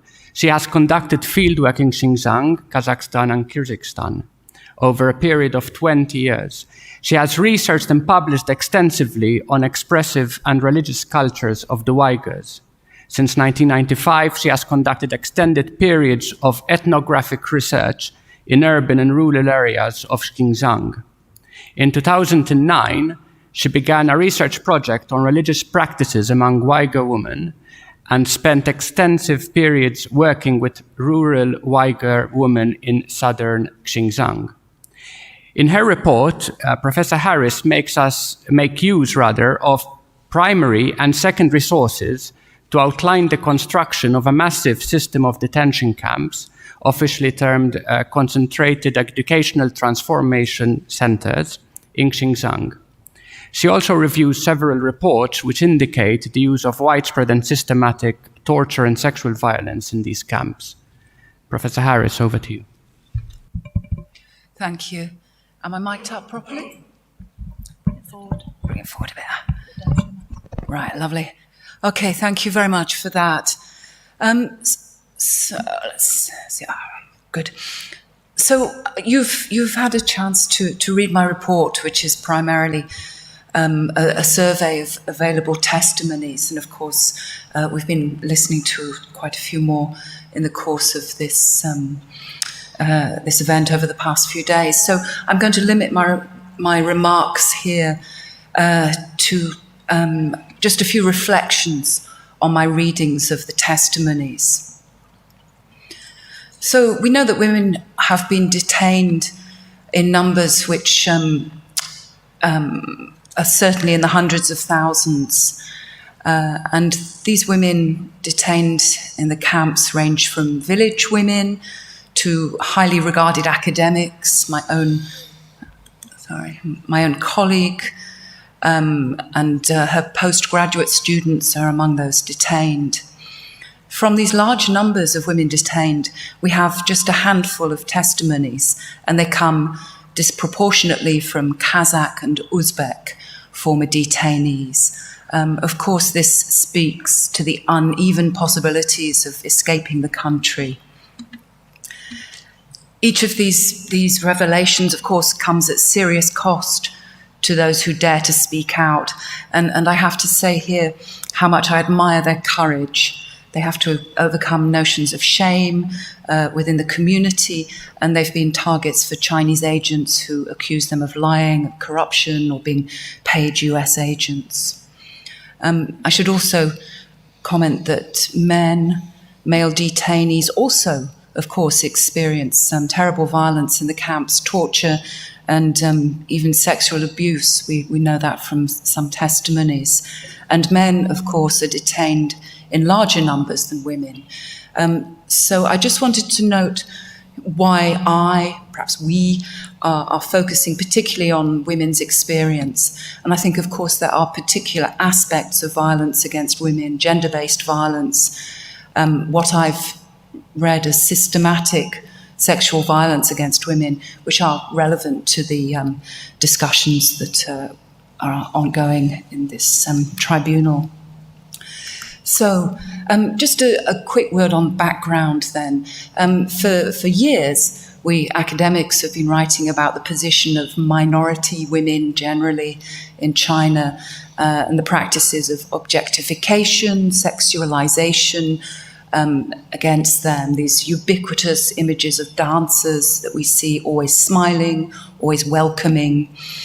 Currently, of course, we see young women used in the same way in Xinjiang as window dressing, I would say, for the current Chinese policies in that region.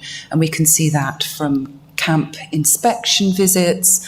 And of course, very prominently, we see the use of these young women dancers as entertainment for the planned over 200,000 mainly Chinese tourists who are expected to visit the region in the coming year under the new tourist drive. So just to state that given the hidden violence, these images are highly problematic. So I would like to trace a line then from that to the processes of dehumanization in the camps. And this is a theme which is shared across the various testimonies that we've seen. So just to mention a few names here, Gulbahar Hajiwati, for example, now resident in France, who spent 2 years in a camp near Karamai.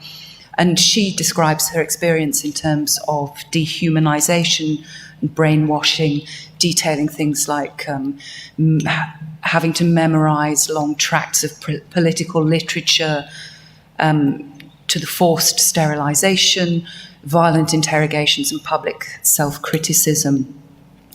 So this language of dehumanization is also used in interviews and testimony given by Gulbahar Jalil. You're going to hear from her later, I think, in this tribunal. So she talks about the experience of crowded cells, hygiene, the constant surveillance and drugs, again, using the language systematic dehumanization. So across these reports, I would say I see a high level of consistency. Many of the details in Gulbahar Jalil's account, for example, accord with testimony given with Mihragul Tursun. She, of course, has spoken prominently in the US. She's detailed her own experience of torture and spoken of the deaths of fellow inmates. So if we're speaking then specifically about sexual violence, the reports have been relatively slow to emerge. I think that this is consistent with what we understand of the reporting of sexual violence in conditions of conflict in other contexts around the world. So from the Xinjiang context, we have important testimony from Tursunay Ziawudun, an ethnic Uyghur now in the US, and she's recounted her personal experience of gang rape and sexual torture, including many disturbing details.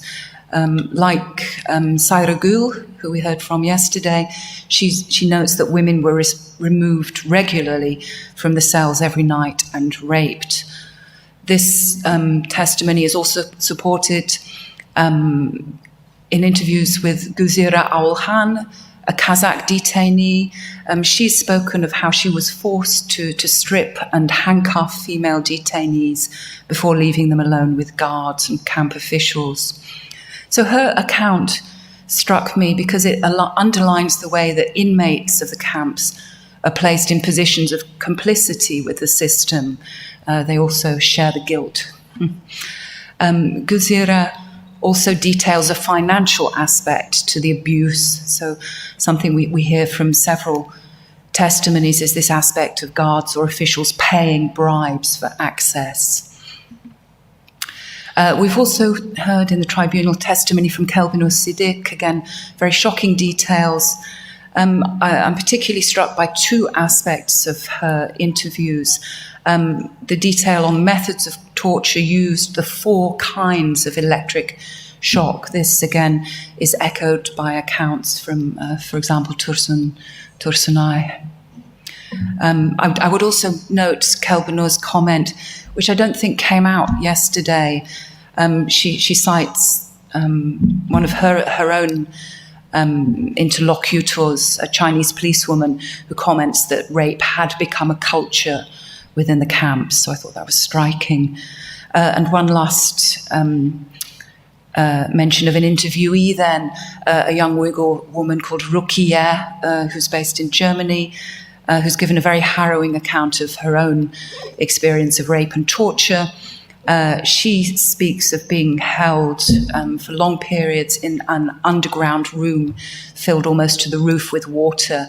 And we heard examples of that from Umar Bakali yesterday.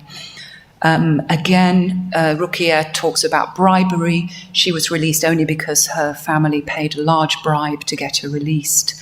And again, this question of the difficulty of speaking out. So Rukiya has claimed that 99% of women have experienced rape, but they wouldn't talk about it because they feel too ashamed. So just a few comments then.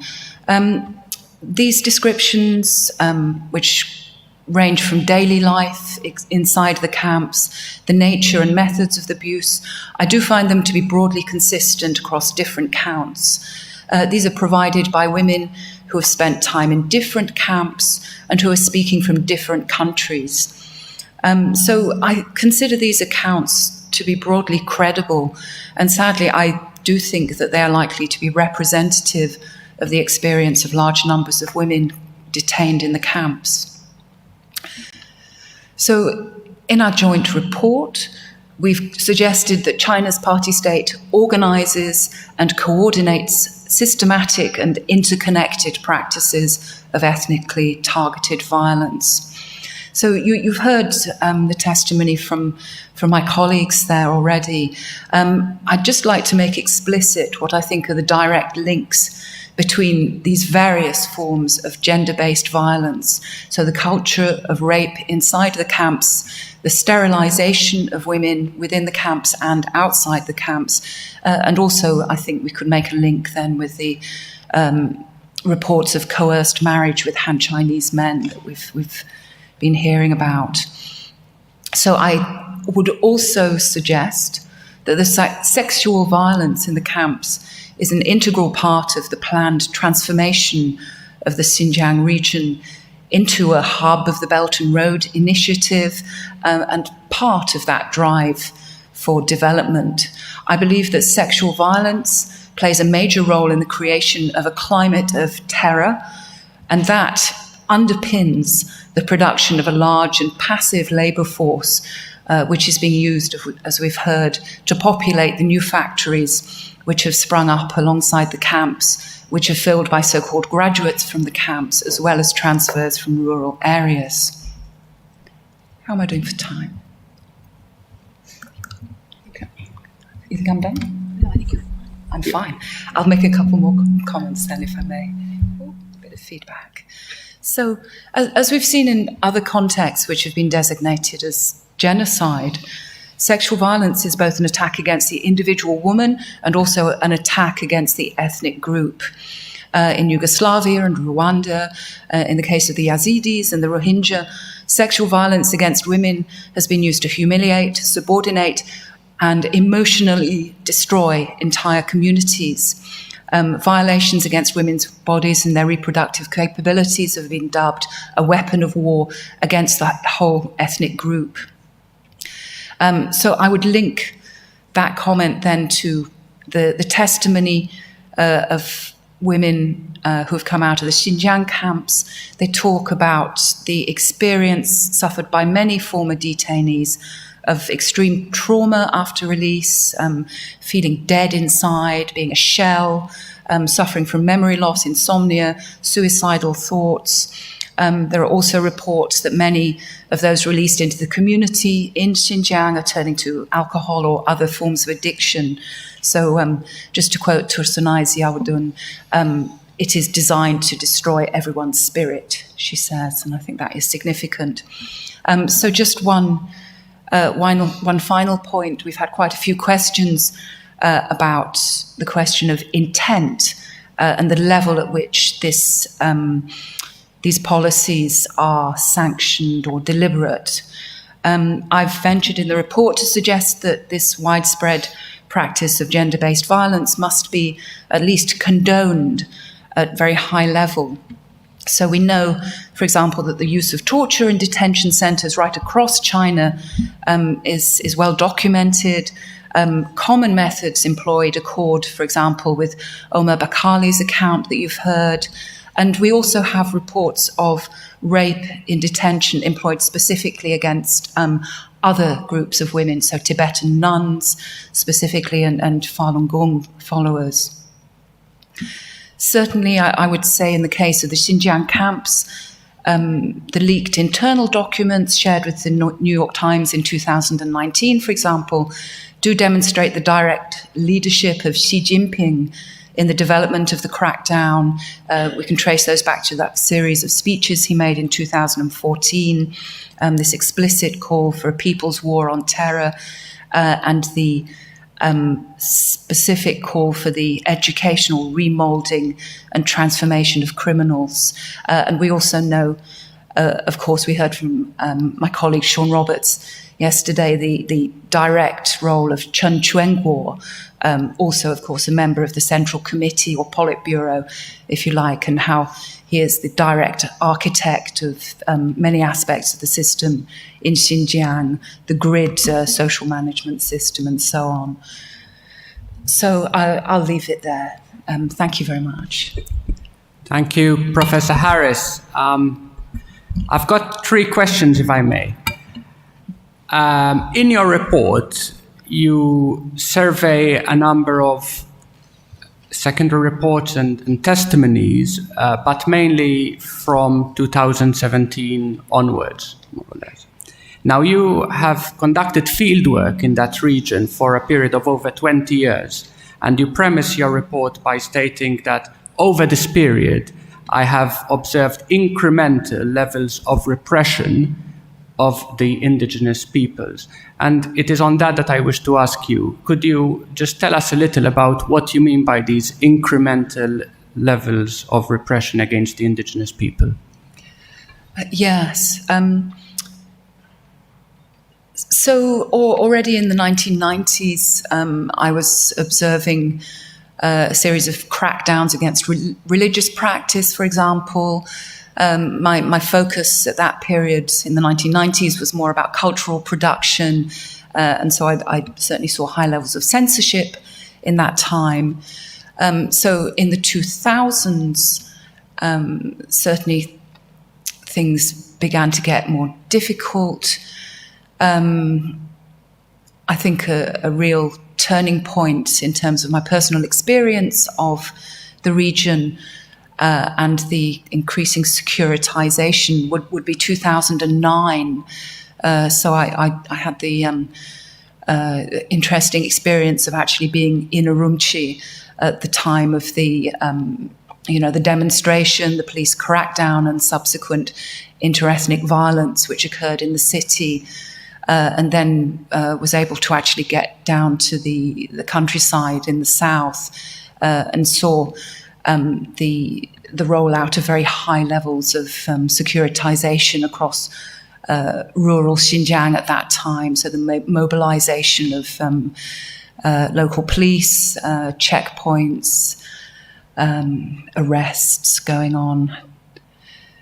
Yeah, and then as I began to work with rural women, I conducted a lot of interviews with religious practitioners who already, in that period of the 2000s and up to 2012, were speaking of being arrested for these everyday practices, these kind of normal community practices of teaching children to read Arabic lettering and to recite the Quran. So they were already talking about arrest, violence being inflicted on them by the police. So that kind of thing was already going on in the period before 2012. Also, in general oral histories that I conducted with these women, the question of reproductive rights was very prominent. So many of the women were talking about their experience, going back to the 1990s of coerced abortions, I would say. Yeah. Thank you very much for that. And I'm sure the panel will have further questions on this at a later stage. But now, moving on to the core of your report, where you speak, amongst others, about sexual violence. And this is something that Dr. Tobin and others have also mentioned, and especially the stigma surrounding sexual violence for Uyghur women, but for other women of other ethnic groups too. In your opinion, would the stigma inhibit the reintegration of the victim of a sexual violence into their Uyghur community, and or would reduce their ability or indeed desire to reproduce? I think undoubtedly there would be difficulties in reintegrating for women who dare to speak out about this. I mean, the shame is a problem for the family, the wider family, of course, and so that would be a very powerful restraint on women's willingness to speak out about these things. Thank you for that. And the final question is, as mentioned, the report is primarily based on secondary sources and testimonies, and you conclude by saying, on the basis of your long-term experience in the region, you have confidence that these accounts are credible. And I guess my question to you is, could you elaborate on what basis you have that you consider that those accounts are credible? Well, we've seen Chinese official sources and media attempting to discredit these witnesses, these testimonies on the basis of the lack of reliability of the women, their lack of education. I think that there is a very widespread tendency in China. Of course, these problems are not unique to China, but there is a very widespread tendency to regard minority women, and especially Muslim minority women, as unreliable, ill-educated, baby-making machines, to quote one recent comment from a Chinese official. So, on the basis of my experience working with these women, I have the greatest respect for their clarity of thought, the richness of their culture, and I would like to give credit to them as witnesses who have, an equal validity to any other person who could sit up on a panel like this. No more questions from me. Thank you, Professor Harris.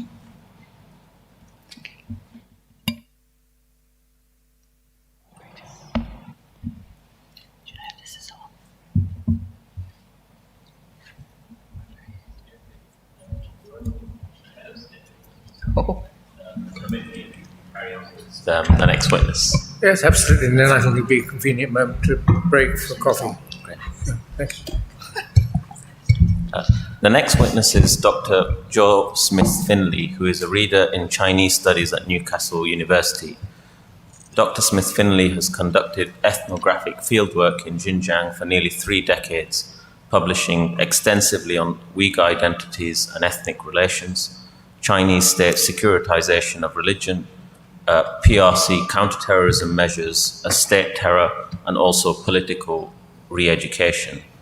Her monograph, The Art of Symbolic Resistance, Uyghur Identities and Uyghur-Han Relations in Contemporary Xinjiang, is a seminal ethnographic study of evolving Uyghur identities and ethnic relations over a period of 20 years. She is a frequent commentator to the media, serves as expert country witnesses in Uyghur asylum cases, and also advises law firms, government departments, NGOs, and think tanks.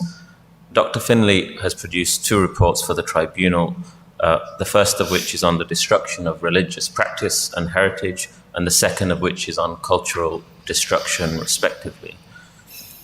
In the first report, Dr. Smith-Finley explains the impact of the stated goals of the 2017 JOA regulations on de-extremification and how Uyghurs are treated as a result.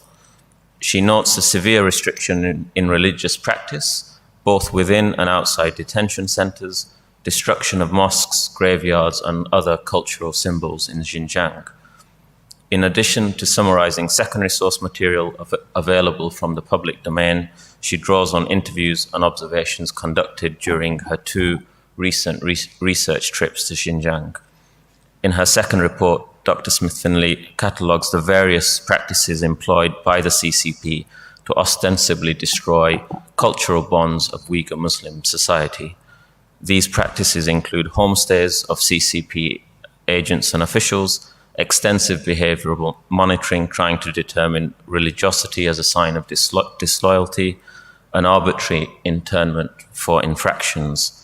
She notes that internment disrupted Uyghur reproduction, prevented intergenerational cultural transmission due to separation of spouses, children, or coercion into marriage. She also explains Uyghur linguistic dilution and ultimately its intended elimination.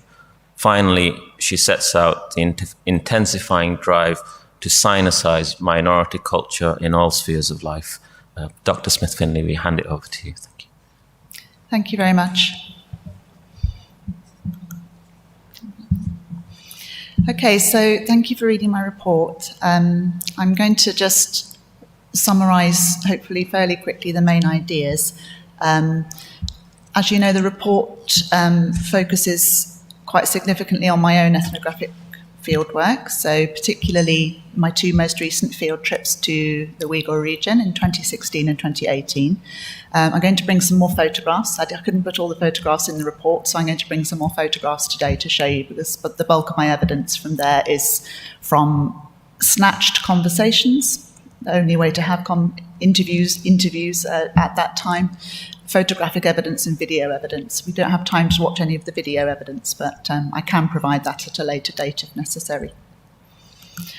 So, yeah, it all begins, the most recent intensification of religious repression begins from 2017, 7 months after Chen Quanguo came to power as the regional party secretary. So we have the regulations on de-extremification, which ostensibly aim to halt the penetration of extremism.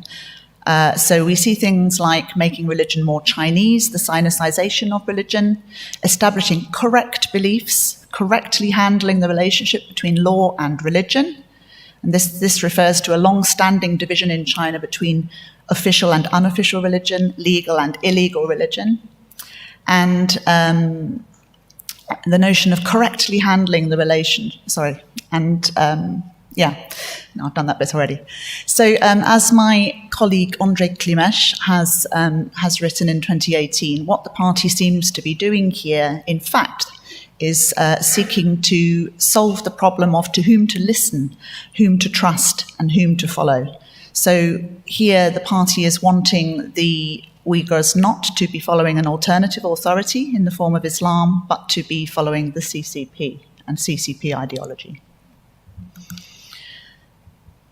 So in practice, what's happened is that Islam has been targeted as a virus, as an addiction. We've had imams referred to as parasites in state discourses, and piety referred to as parasitic, in the sense that Uyghur individuals who are spending time praying 5 times a day cannot possibly be useful economic producers for the Chinese nation. And we've seen these medical analogies used, analogies of virus, addiction, malignant tumors, and so on, poisons, used to justify mass internment using population targets and arrest quotas.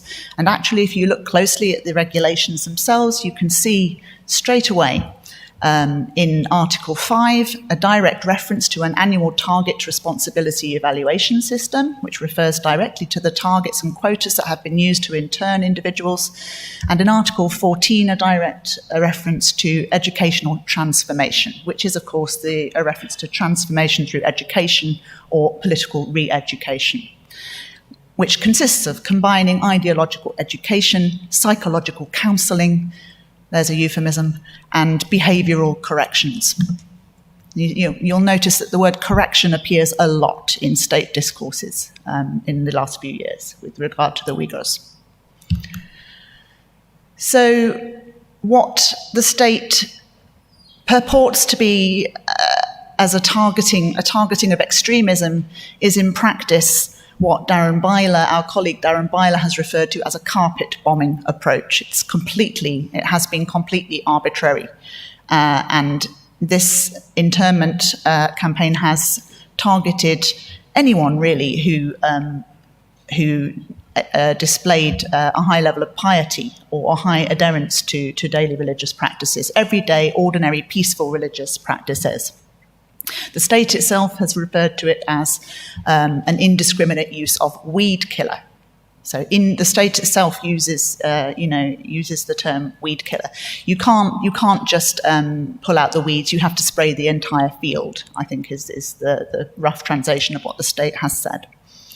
So during my last trip to Xinjiang, to the Uyghur region, conversations with both Han Chinese residents and Uyghur residents brought the same notions out. So these detained people, said one Han taxi driver, they're just there to have their thinking changed, and then they will come out of the camps again. Although everyone I spoke to during that trip told me that very few people were coming out of the camps. A Uyghur businessman, said to me, some people were given medicine to change their thinking in the camps, medicine for their minds. And this made them ill. And when they became ill, only then were they allowed out. And I've seen other reports from human rights defenders, Chinese human rights defenders working on the ground in China, that have referred to these people actually being transferred to mental health facilities from the internment camps.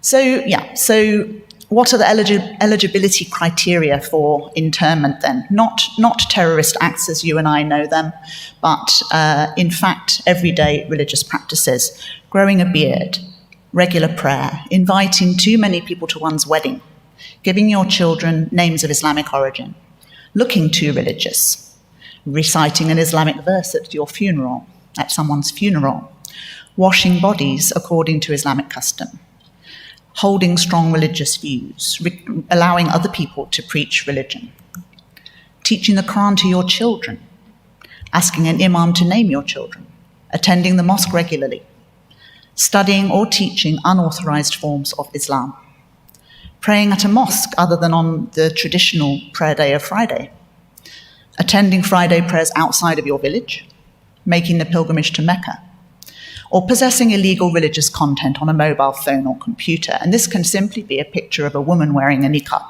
or a hijab.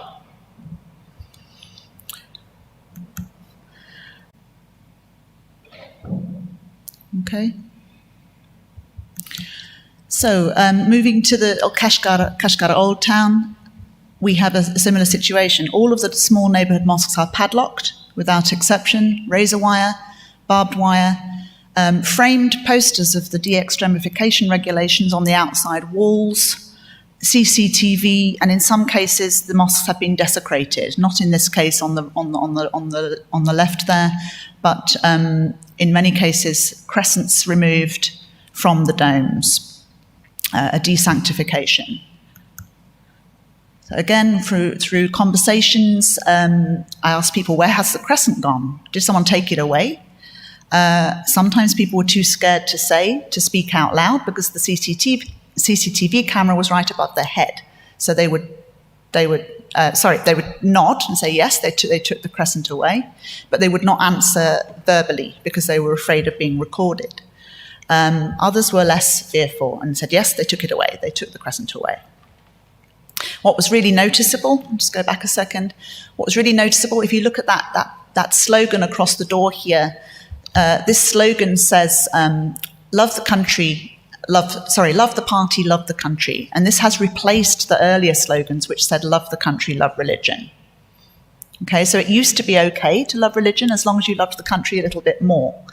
But now it's no longer okay to love religion. You can only love the party and love the country. These are the only options. And some mosques, unbelievably, I couldn't quite believe my eyes when I walked into this place, have been turned into cafe bars and are now being frequented by Han Chinese tourists who are drinking beer and inside. So, yeah. So here's another little story, little snapshot. I spoke to a Hui man and his Uyghur wife, who said that the Islamic school on the right-hand side there had been closed for many years already, closed down lots of years ago, whereas the mosque on the left had been closed down almost exactly around the time of the publication of the de-extremification regulations. And they said, oh, some foreign Muslims came the other day and they wanted to go in the mosque and we had to redirect them to the Haitkar Mosque. I just looked at them and I said, I'm so sorry, the Haikal Mosque isn't open either. And I explained what had happened, and they looked absolutely dismayed and shocked. His wife asked me, what do you do? I said, I'm a university teacher. She looked at me for a moment and then went, so you know then? You know all about it? I said, yeah, I do. And she burst into tears. She squeezed my hand. I tried to comfort her. And I said, look, everything changes. And she said, when? When will it change? When will it get better? That's just one example, but there were lots of examples like that. And then the defacement and removal of halal signage. This was all over Urumqi. It was already complete for the Uyghurs by the time I got there in 2018. All of the Uyghur restaurants already had no halal signage when I got there. But it was still in process for the Hui. It had spread to the Hui communities and the Hui restaurants as well, and it was still in process. You can see the mosque, picture of the mosque insignia, and the halal signage has been removed from the top left corner there on the sign. I have hundreds of photos like this, showing various stages of defacement.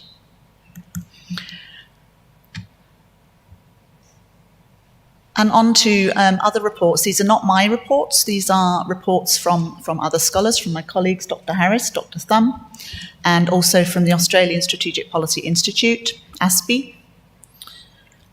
So we began to hear then, in around the time April 2019, of the systematic destruction of religious-built heritage. This included mosques and shrines. So first of all, we heard from Sean Zhang, who is a Chinese PhD student at UBC, about the North Gatehouse of the Keria Mosque in Hotem having been demolished.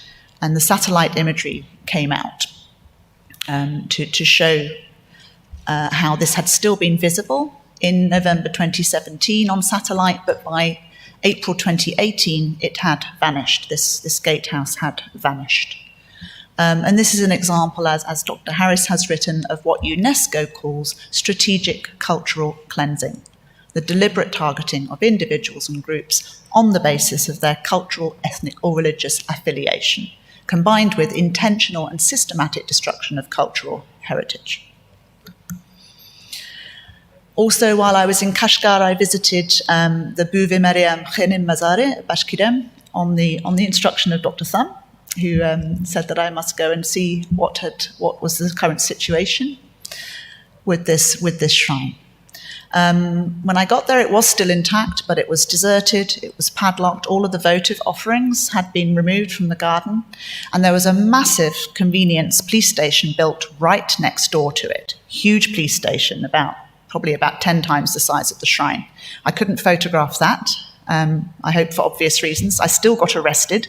This was a 2-hour arrest with 3 levels of interrogation from 3 levels of police in 3 different languages.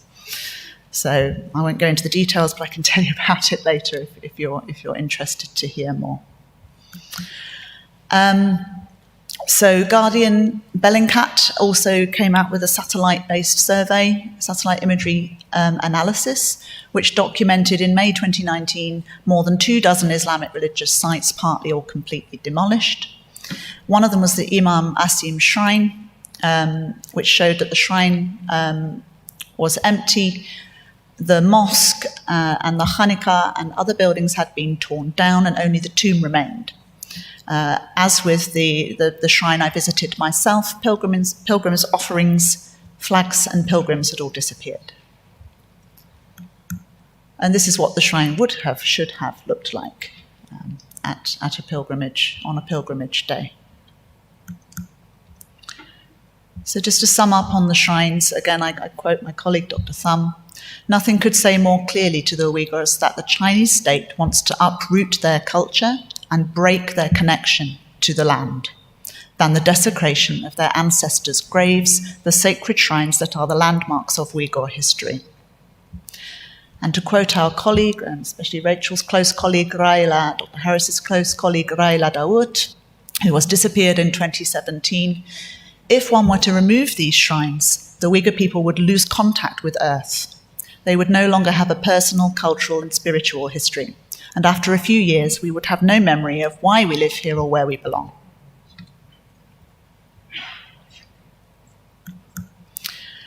So moving on to culture, of course, culture and Islam are entwined in Uyghur society to a large degree.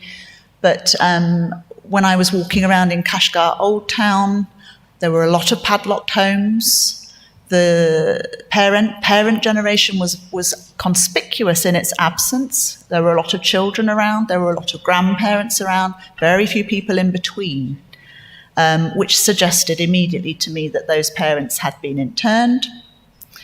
And what we saw were signs that these families had desperately tried to prove allegiance to the state. They had desperately tried to prove a patriotic allegiance to the party before being taken away in the form of, New Year couplets pasted on either side of their doors, Chinese New Year lanterns hanging on either side of their doors. And the propaganda tells the same story too. The posters all over Urumqi in 2018, like this one. It says, 重视传统节日, 传承中华美德, right? So respect traditional Han festivals, hand down beautiful Chinese virtues. But where we talk about Chinese virtues and traditional festivals here, we are talking very much about Han traditional festivals and Han traditional virtues. And we can see this in the picture, which shows very clearly Han traditional architecture and traditional living setup. So a Uyghur female bookseller in the Xinhua bookstore at this time said to me, "We don't have any festivals now, we Uyghurs.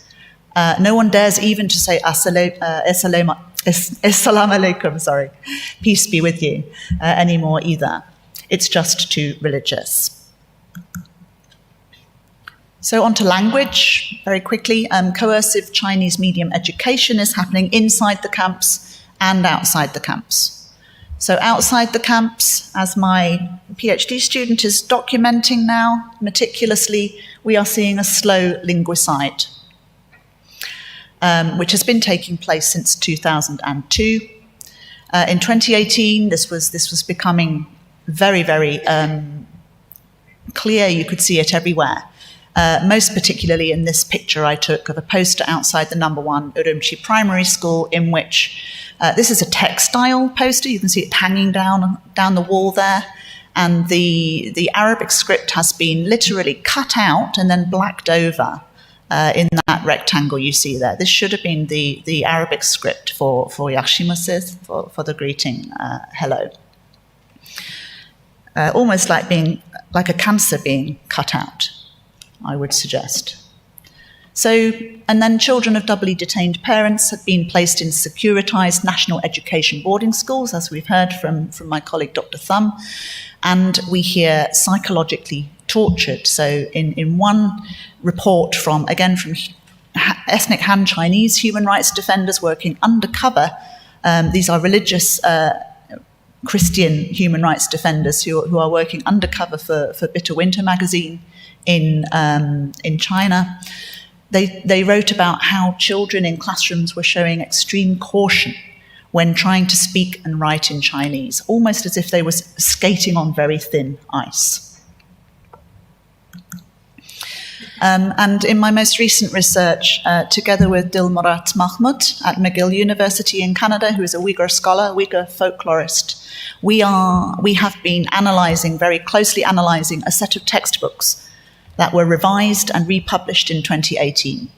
And in these textbooks, all Uyghur cultural and social characteristics have been erased, completely erased. The word Islam does not appear once in 6 books. The ethnonym Uyghur only appears once or twice, and then only as a part of the name of the region, Xinjiang Uyghur Autonomous Region. All of the pictures of human characters are showing Han facial features, not Uyghur. All the names are typical Chinese names, no Uyghur personal names. Han Chinese and Western literatures are highlighted, but no Islamic literatures, no Turkish or Middle Eastern literatures, and definitely no Uyghur literatures. And the same is true for poetry. And Mahmoud and I argued that this is a deliberate intention to invisibilize and eventually to eradicate the Uyghur people as a separate ethnic group or nation. And I've put these two pictures up here because this was a quite stunning thing we discovered, which didn't fit the pattern I've just described. We found one picture, just one picture, the lower picture, which clearly shows Uyghur children. Yeah, we think this was left in the set of textbooks by mistake. And if you look at the top picture, this is the same picture doctored to make the children look Han, ethnically Han in appearance. So in the bottom picture, we have shadowed eye sockets to show the deep-set eyes. We have Uyghur braids on the girl in the pink dress. In the top one, all of the children have magically become Chinese, Han Chinese, and we have regular pigtails instead of the Uyghur braids. So these changes are causing significant mental harm, I would argue. So the controls on religious dress and facial hair. A colleague of mine was in Ghulja, in the northern oasis of Ghulja in 2018, and interviewed a Uyghur taxi driver. He got out a picture of him when he used to have a moustache and began to cry and said to her, "Today it's not possible to grow a moustache. It's not officially forbidden, but everybody knows the consequences of doing so."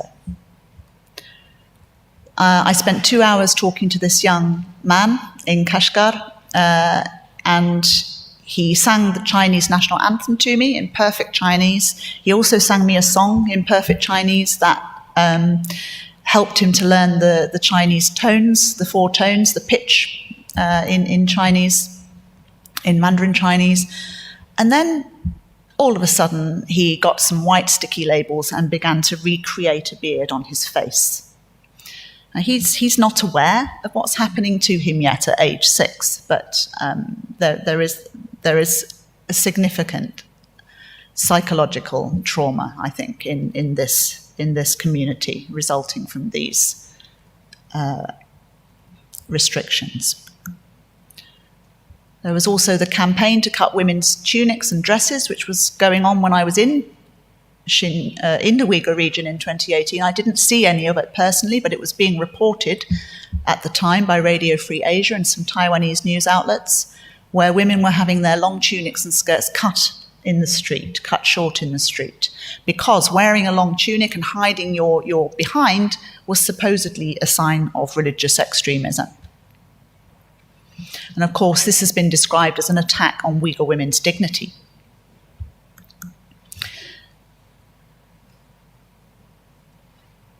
Also, Dr. Harris made reference to coerced intermarriages.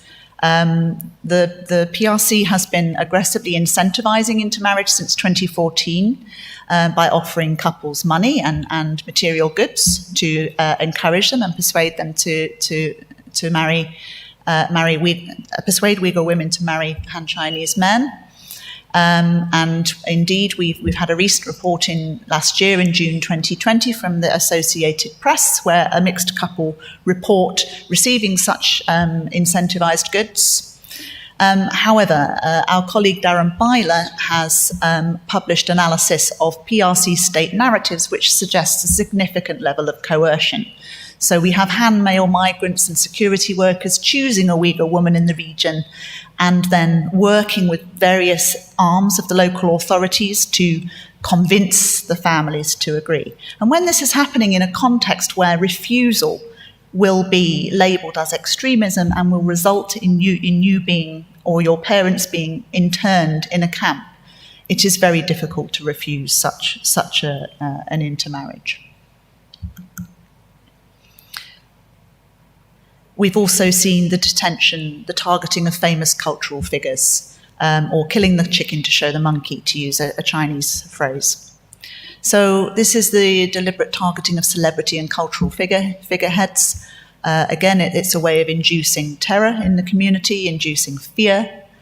It promotes the state project to eradicate local languages and cultures, but it also warns everyone, all of the broader masses, that nobody is safe, not even the Uyghur elites. And this practice has reached beyond the realm of high culture. So, for example, we see a celebrity footballer interned. We see a philanthropist businessman sentenced to life imprisonment, and so on. The pictures you see here are of a very highly respected musician, Abdurrahim Hayat, a long-term friend of mine and Dr. Harris's. And these are pictures of him before and after detention. He is now out of the internment camp, but we believe, under house arrest in Urumqi. And just very quickly, just to say that everything I was describing from what I saw with my own eyes in 2018 is still happening now. And we know this from a recent Reuters report, among others, in which Reuters investigative reporters visited around 24 mosques across 7 counties during Ramadan and found that most of them were either partially or completely demolished. You see a picture here of part of a minaret broken off from the Shinchu Mosque in Changji. And you see here the same mosque with the minarets removed. There. And in this picture, you see a mosque that has apparently been destroyed altogether, and reporters were prevented from entering the site, and a Han Chinese resident told reporters there are no Muslims like that here anymore, meaning there are no Muslims who pray publicly in a public place, in a public mosque here anymore. Okay, so I'll stop there. Sorry, that was quite long. Smith-Finlay, I have a few questions arising from your report and your presentation. You've mentioned that the Chinese Communist Party sees Uyghur Islam as a virus, and you've also referred to the fact that the party uses medical analogies to describe how to deal with it, with reference to cleansing and treatment and so forth. Mm-hmm. Is this a reference to cleansing the people of their religion, or is it something more than that? I think it's something more. I think it's a hollowing out of the entire identity, and religion is targeted, among other things, because it's a central component of that identity, but it's not the only component of that identity. I think it's a hollowing out, an emptying of the Uyghur identity, so that in the end, the Uyghur group, as we know it, will not exist anymore. In the same way that the Manchu group have already intermarried to such a level and been Sinicized to such a level that really the Manchu group doesn't really exist anymore in China. And Uyghurs actually often refer to the Manchu group when they are voicing their fears about eradication, about disappearance. You've stated that infractions in the community lead to detention. Mm-hmm. And you've discussed in your report that within the detention facilities there's forced secularization and de-extremification. Mm-hmm. What are the consequences for those who refuse secularization? In the camps? In the camps, yes. We don't have very much information about this. There is a report called From Camps to Prisons by Jean Bunin, an independent researcher. He is also curator of the Xinjiang Victims Database, in which he has described how the most incalcitrant, the most unreformable in Chinese authorities' eyes, internees have been transferred from internment camps into formal prison situations. And in those situations, there have sometimes been a kangaroo court held within the internment camp, and those internees who were sort of perceived to be unreformable or unrepentant have then been handed a sort of very arbitrary summary sentence of 10 years, 15 years, or 20 years. And there are some statistics in that report that show the kind of proportions and backgrounds. But it's usually young men, it's usually young, very pious men who refuse to renounce Islam in the camps, who end up being treated in this way. But yeah, apart from that report, I'm not aware of other information. Yeah. You stated that when severe restrictions on religious practice were put in place in South Xinjiang, that people were then leaving to go from the south to the north. Yes. Could you tell us how common that was and whether that could be construed as a forced displacement or not? To a certain degree, it was a forced displacement because those people were migrating to Urumqi, to the north, because they were no longer able to practice their everyday religious beliefs unmolested in the south. And because if they tried to continue practicing Islam in a normal, peaceful, everyday way in the south, they risked being interned for being extremists or imprisoned. And so those people were moving to Urumqi because there were much greater freedoms there. And this has been happening for quite some time already. So I've been going to the region over a period of 30 years. So if I think back to the first time I was there in 1995-96, at that time, all of the people going into the mosque on a Friday in Urumqi were elderly men, local Urumqi residents, and very few of them actually, not very many, just a handful of elderly men going in the mosque every Friday lunchtime.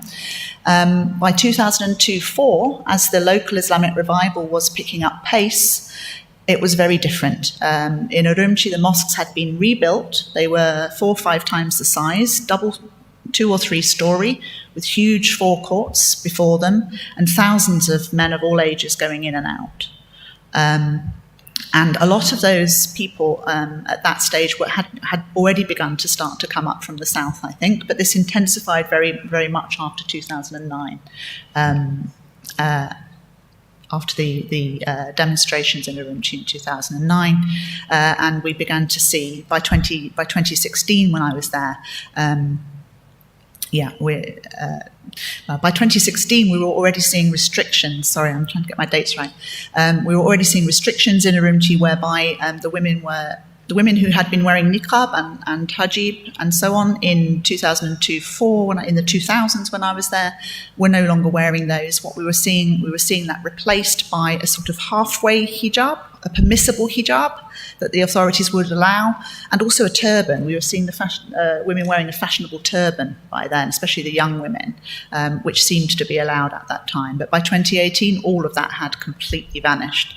In Kashgar in 2018, I saw one lady with a very irregular sort of chiffon, lightweight headscarf during the whole time I was there, and even she was asked to take that off as she passed through a security checkpoint, and no other woman was wearing any kind of head covering at all.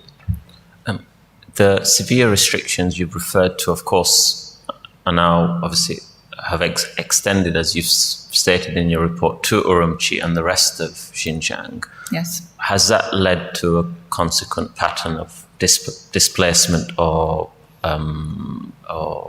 movement of people in Xinjiang to elsewhere or within Xinjiang?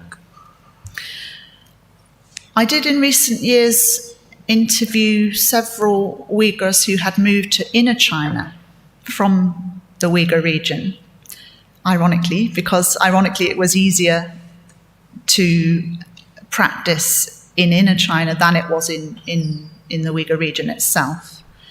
However, by 2019, even the Uyghur migrants in inner China had come under significant scrutiny. So, for example, in Shanghai, when I was interviewing Uyghurs in restaurants in Shanghai in 2019, they had removed all of the Arabic calligraphy and all of the sort of Islamic pictures from the walls inside the restaurant.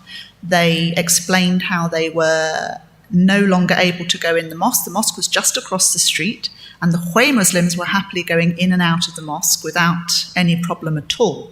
But the Uyghurs said, we cannot go in the mosque. As soon as we go in the mosque, we will be rounded up and sent back to Xinjiang to be locked up.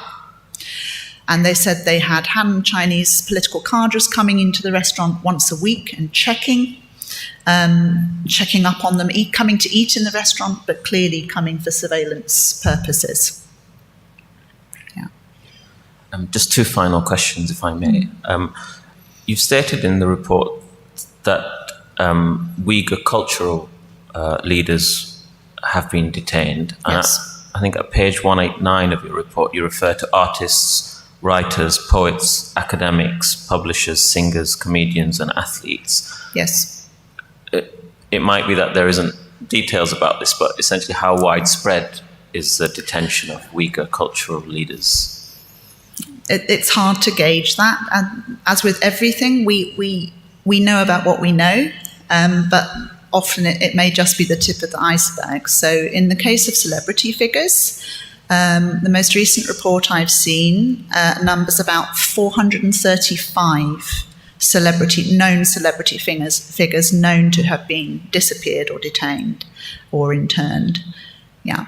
But how representative that is across the whole, it's hard to say. And does the detention of these figures, is it accompanied by publicity in state media?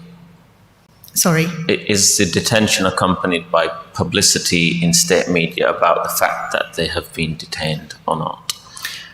I don't think so. No.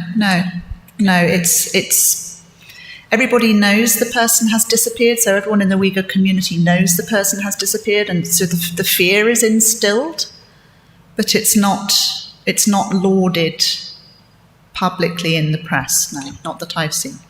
And my final question, which in one form or another has been asked of your colleagues, what would you say is the logical conclusion, if any, that could be reached in respect of the policies you have mentioned being essentially the policies you've mentioned relating to cultural destruction?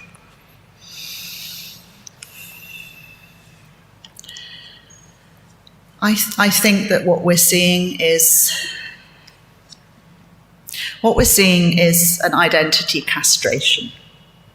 I think that's a term I used recently that I think really resonates. It's like an identity castration, or it's like an absolute emptying out of the Uyghur linguistic, religious, and cultural identity. It's leaving a physical shell. Yes, we are not seeing mass killings, no. But we are seeing a mass killing in the sense that we are seeing a mass killing of an identity. And we are seeing a physical shell of a people left without the cultural substance left anymore in any recognizable form. And we are seeing that people being deprived of the ability to transmit that life force, that cultural life force from one generation to the next, being deliberately, intentionally deprived of the opportunity to do that by the state. Okay. Thank you, Dr. Smith. Thank you all very much. Is this a convenient moment for a break, Mr. Sabi? Yes, sir, that would be appropriate moment. And 20 minutes. Can you just, so that'll be 11:40, reconvene. There's an internal document that's being produced. Has that been made available to the experts in case they have an interest in looking at it? This document here. Okay. Yes, sir. They've got it. Okay, thank you. 20 minutes, ladies and gentlemen. Thank you.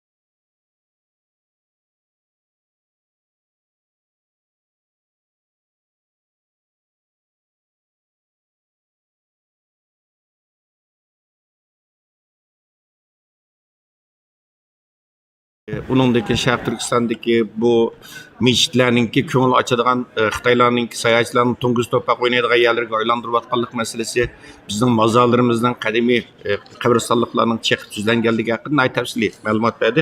Xo'sh, aziz qarindoshlar, Roshan xonim, xush keldingiz. Hammalarga tunishlik, shunda bo'lsin tunishtirib qo'yay. Uyg'ur harakaat tashkilotininki raisi, bizningki Amerikadagi eng aktiv siyosiy faoliyatchilarimizdan Roshan Abbas xonim bu shu bu qitimki sotga bevosita qatnash, guvohlik berish uchun atoydan bir taxminan 7-8 kun bo'lib qoldi deyman. Londonga yetib kelgan va ata guvohlik bersiz, shunday deyman. Roshan xonim tushdan keyin Roshan xonim guvohlik berdi. Xo'sh, avval Roshan xonim tunji qitim Sharq Turkiston xalqi Uyg'urlarni asos qilgan Sharq Turkiston Uyg'urlarni asos qilgan yerli xalq tunji qitim Xitoydan bir hisob so'rash fursatiga ega bo'ldi. Xitoyning ustidan arz qilish fursatiga ega bo'ldi. Shu xalqaro Uygur Sot Kollégiyesi munosabat bilan siz shu arzlarning birisi. Siz hozir qanday bir tuyg'uda, qanday bir hissiyat avval bir tuyg'ungizni olsak, undan keyin. Rahmat, naiti hem hayacan hem ko'nglimiz intayin yerim aldı. Çünkü bizning bu yerga bugun yig'ilishimiz bu bir xo'shal bo'g'dak ish emas.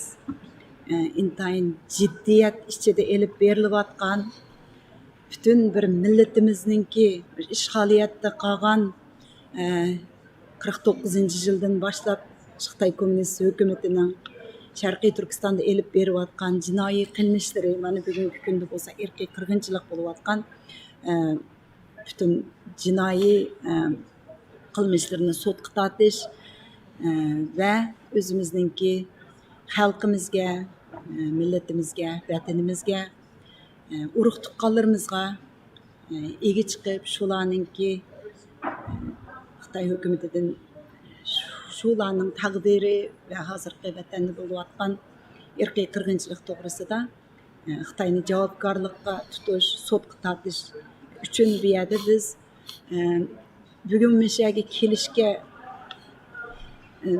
imkoniyati bo'lmagan bütün bizga o'xshash urug' tuqqanlarining yaqindan oila ishini ep etganda uningdan boshqa vatansizlikning millatimizning ishg'oliyatdagi Xitoy hukumatining ostida irqiy qirg'inchilikqa yuzinayotgan shu hozirgi bizningki yashayotgan azob oqibatlarimizning bir shohidi bo'lish suhbatim bilan men bütün shu menga o'xshash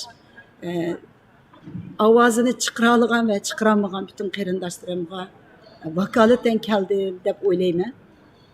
Bugun Dunyo Uyg'ur qurultiyining va shaxsan raisimiz Dolqin Isoning va raislarimiz Farhod Yo'rinqash apandim, Erkin Akram apandim ve başka bütün Dünya Uygur Kurultayı'daki icraiye grupsinin ve bütün dünyadaki Şarkı Türkistan ve Uygur teşkilatlarının ve 99%'den artık boğan Şarkı Türkistanlık aziz qeyrindaşlarımızın maddi, manevi ve ameli cihetten kollaşları bilen meydanda kelgan bu Uygur Sot Kollégiyesida o'tiribdimiz.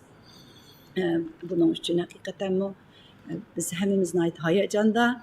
Bizim fikrim çeşitli ketip bardı, özür dilerim. Eşkisi yok çünkü ait hayajanlık bir sot. Onda bunun için siz onun İngilizceniz ait yaxşı bayat dokladlarını anlap sizge gibi vasıtasır kıldı ve tunji qitim bu sot qatnışıvatsız. Bu tuygu bu qitim sotda bivasıta guvohlik berish uchun kelgan shohidlarimiz, lager shohidlarimizning hammasida shunday bir tuyg'u bor, ait hayajon. Tunugin ba'zi lager shohidlarimiz guvohlik bergan ko'z yoshdan tutolmadi. Bayim Roshan xonim bilan biroz suhbatda bo'ldim. O'zining ait hayajon ichida turayotganligini va guvohlik bergan guvohlik berdi. Bu minutlarni taqozolik bilan kutayotganligini. Roshan Abbas xonim, siz ham bu chet el matbuotini ait yaqindan kuzatib kelyapsiz. Chet el matbuoti bilan aloqangizni ait yaqin. Tunugin yo qiyomat qoyim qilib Xitoy butun chet matbuotlarda shu sotga hujum qilib, Dunyo Uygur qurultiyiga hujum qilib, rezillik qilib, shu sotga guvohlik berdiganlarning vatandagi ajrashib ketgan ayollarni vatandagi masalan Dolqin Aysaniki hadisini ekranga chiqarib mashunda psixologik hujum bu chatal siz bu matbuotlarda bu vaqtda qandaq tunogini yo'q sud boshlangandan qandaq nimalar hadislar yuz beryapti Deganingizga o'xshash Xitoy hukumatning rasmiy official nimalardan foydalanib hisobotlardan foydalanib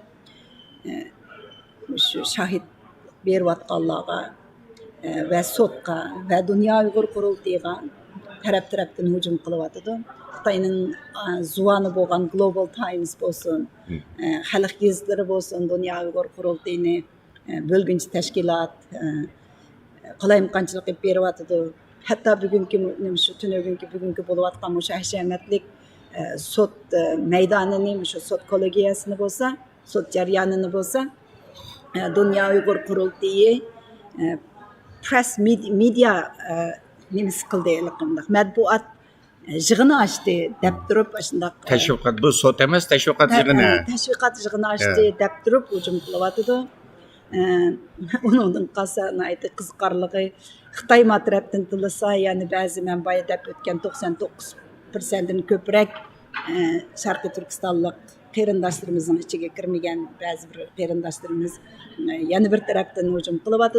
Shulardan ko'ramizki, Xitoy hukumatining aloqasi. Shunday. Xitoy hukumati bu yerda mana butun abdi bashirsining mishada shohidlar bilan mayli bizningki lagerlarda yetib chiqqan qahramon bizningki lager shohidlarimiz bo'lsin. Mayli raisimiz Dolqin Aysadek butun hayotini shu da'vo yo'lida bergan Abduvali Ayib o'xshash turmada yetib chiqqan va boshqa shohidlikdan o'tayotgan muattir singlimizga o'xshash bir expert deymiz, mutaxassis sifatida so'zlagan shohidlarimiz bo'lsin shu sudniki va bugungi mana shu 5 dunyoga tunilgan g'arblik mutaxassislar bütün hayotini shu Uyg'ur tadqiqotiga va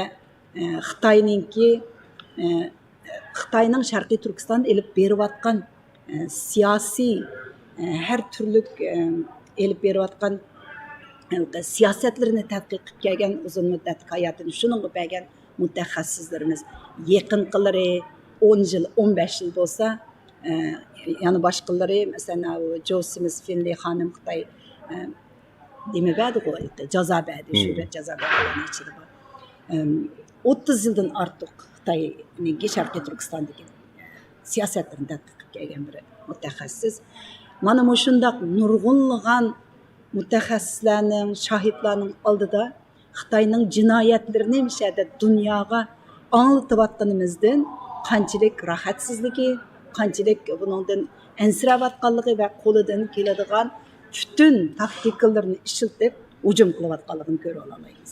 Shundoq bu ana shundoq butun xalqimiz tunogini yog'i bevosita bizga dunyo qurultiyiga balkim sizlarga xalqimiz madad beryapti, jasorat beryapti. Har zaman duoyimiz sizlar bilan birga deb bu bizga bir ma'naviy uzuq. Masalan, shu ekran oldidagi qarindoshlarimizning shu sotninki naqmaydan programmasida ko'rib o'tirishimi, bularninki bizga bergan madadi sizlardan aziz qarindoshlar ekran oldidagi sizlarga tekrar rahmet yetim istedim. Allah razı olsun ama kişini afsuslandırdığında tünöge ictimai taratqularga qardoq baysiz deb o'tgandek bu Xitoyninki dumbuqiga bilib yoki bilmay ustoynayotganlar va Xitoyning kuchli bilan qilayotgan tigi qarong'u insonlarmi bor. Biz mayaqdan mana guvohchilar, shohidlar jinni alqini olib qo'yib Xitoyning ta'didi qaramay bir hafta yaning ostida u yerda karantin bo'lib Muşunda Japan'ı tatip bu sotka katmış vatkan bir şaraitimizde yana muşu sotka Xitay'nın hücumları paralel halde sotka ve dünya qurultiyiga ve bazı siyasi faaliyetlerimizge hücum kılavatkan insanlar var. Hem de ulanınki balasını, cezasını Allah birer. Muşunda bu mesele hakikaten için demene afsulandı. Elbette bu bizden davan ait, çoğun davan ait rak. Hazır bunu köydük, bunu halkaralık bir meslek aylar. Bunda oğandayken bu davaga qarshi turadigan oshkor kuch, oshkor dushman Xitoy yushirin dushmanlarimiz bor. Tarixdan burun bo'lib kelgan. Hozir bundan keyin bo'lishi mumkin. Shunga o'xshash bir avval masalan siz degandek boya guvohlik bergan 5 mutaxassis bu intayin tanilgan mutaxassislarda masalan shu 4 kunlik yig'inning kun tartibi qaraydigan bo'lsangiz butunlay siz degandek tanilgan shu Uyg'urlar masalasida Xitoy tadqiqoti masalasida tanilgan nihoyat yuqori darajadagi akademisyenlar ekanda hamda xo'sh Ro'shan Abbas xonim yana qo'shimcha qilgan sözleriniz bormi? Tilaklarınız? Rahmet. Ben bir kuruş şendirip ötey hazır bulaniki 5 mutaxassis. Bayı doklat bergen. Merhaba. Endi ma hazır qıp ötken axırkı gepingizge mening deydigan bir egizlam sözüm. Xo'sh. Bizge hujum qancha kuchaygan seri, qancha bizni tillaydiganlar hujum qilganlar ko'p bo'lgan seri xizmatimizning unumi deb ko'ramiz. Bo'libmi men mayli Xitoy hukumati hujum qilsin, mayli boshqa Uyg'ur tillik har yerdagi nima deymiz endi shundaq kishilar hujum qilsin, men buningdan nihoyat xush bo'laman. Demak, mening qilayotgan ishim Xitoyni rohatsiz qilib yetibdi. Davoning dushmanlarini rohatsiz qilib yetibdi. Mush qilayotgan ishimni mushu paytda davom qilsam bo'ldi-ku deb men buningdan jasorat olaman. To'g'ri, mayachatni shundaq. Endi boya deb o'tgan bu 5 kishilik bir hay'at guruhi bo'lsa, o'sha Xitoyninki sistematik holda elib berayotgan irqiy qirg'inchilik siyosatlarini birdan so'zlab o'tdi. Masalan, dastlabda Manchester China Institute'ning oliy tadqiqotchisi David Torben efendim umumyuzlik Xitoyning irqiy qirg'inchilik jinoyatlarini tafsiliy shu bir qancha nimalarga bo'lib turib, masalan, irqiy qirg'inchilik, diniy, andan keyin bolalarning nimalari bularni endi boshqa mutaxassislar ayrim so'zlab o'tdi. O'sha umumyuzlik bir tushuntirish bergan vaqtida navbatda Turkiyadagi millatimiz navbatda degan shu Turkiyadagi namoyishlarning harakatiga yetakchilik qilayotgan yoshlarimizningki birisi bo'lgan Javlon Shirmuhammadning onasi Suriya Tursunninki ahvoli va Mahira Yoqubninki navrisinglisi Nayrola Alima singlimizningki bir eg'iz so'zi bilan bu so'z menga bek ta'sir qildi. Men o'sha bir deb o'tay. Dunyo bir so'zni munozara qilsa biz o'lyapmiz degan shu so'zini rasm bilan chiqarib turib, shu misollarni aytib tushuntirib o'tdi.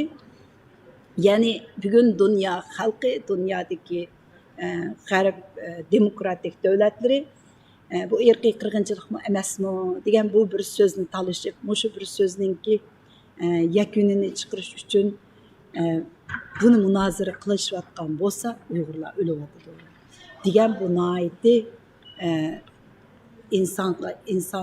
insoniyatning vijdoniga uradigan bir xitob. Buningki bugungi shu irqiy qirg'inchilikni ko'zdan kechirayotgan Sot Kollégiyasida buning so'zlab o'tilishi menga ta'sir qildi. Anandan keyin Sheffield Universitetininki professori Laura Murphy Uyg'urlarninki majburiy emgakka silinishi va qul Uyg'ur ishchilari to'g'risida nihoyat tafsiliy paket isbotlari bilan bu tarafini so'zlab o'tdi. Undan keyin Manchester Universitetininki Dr. Ryan Thom Uyg'ur bolalarini yetimxonaga avatilishleri tug'ut cheklash bu tarafda resimlar hammani hujjatlar bilan tez-tezdan qilib qo'shib qoldi. Endi London Universitetininki professori Dr. Rachel Harris xonim bo'lsa, men Uyg'ur ayollarininki jasoratiga men intayin qoyilman deb turib gapini boshlab, bizning qahramon ayol shohidlarimiz Qalnur Ma'lim, Zumrat Davud, Tursunay Ziyoddin, Gulbahor Jelilova va Gulbahor Xadicheva, Mehrgul Tursun, Sayragul qatorliq shu xonim qizlarimizning rasmini chiqarib turib, shu jasoratli xonim qizlarimizga hurmatini bildirib turib, sistematik Uyg'ur ayollarining uchrayotgan jinsiy bo'zaq qilinishi va Uyg'ur qiz ayollarimizning kechinishlik ahvolini so'zlab o'tdi. Andan keyin bo'lsa, Newcastle Universitetining tadqiqotchisi Dr. Joe Smith Finley Uyg'urlar ustida elib berayotgan urf-odat qirg'inchiligi to'g'risida o'zininki 2018-yil 6-oyda oxirgi qitim bo'lgan vaqtida rasmga tortgan rasmlari va shu yerdagi yerliklarni egallagan tafsiliy ma'lumotlari bilan isbotliqqa berib, shu diniy, milliy, til, urf-odat taraflaridagi yo'qotishni so'zlab o'tdi. Orliqda Ryan Thom ismini qo'ymay o'tib ketibman.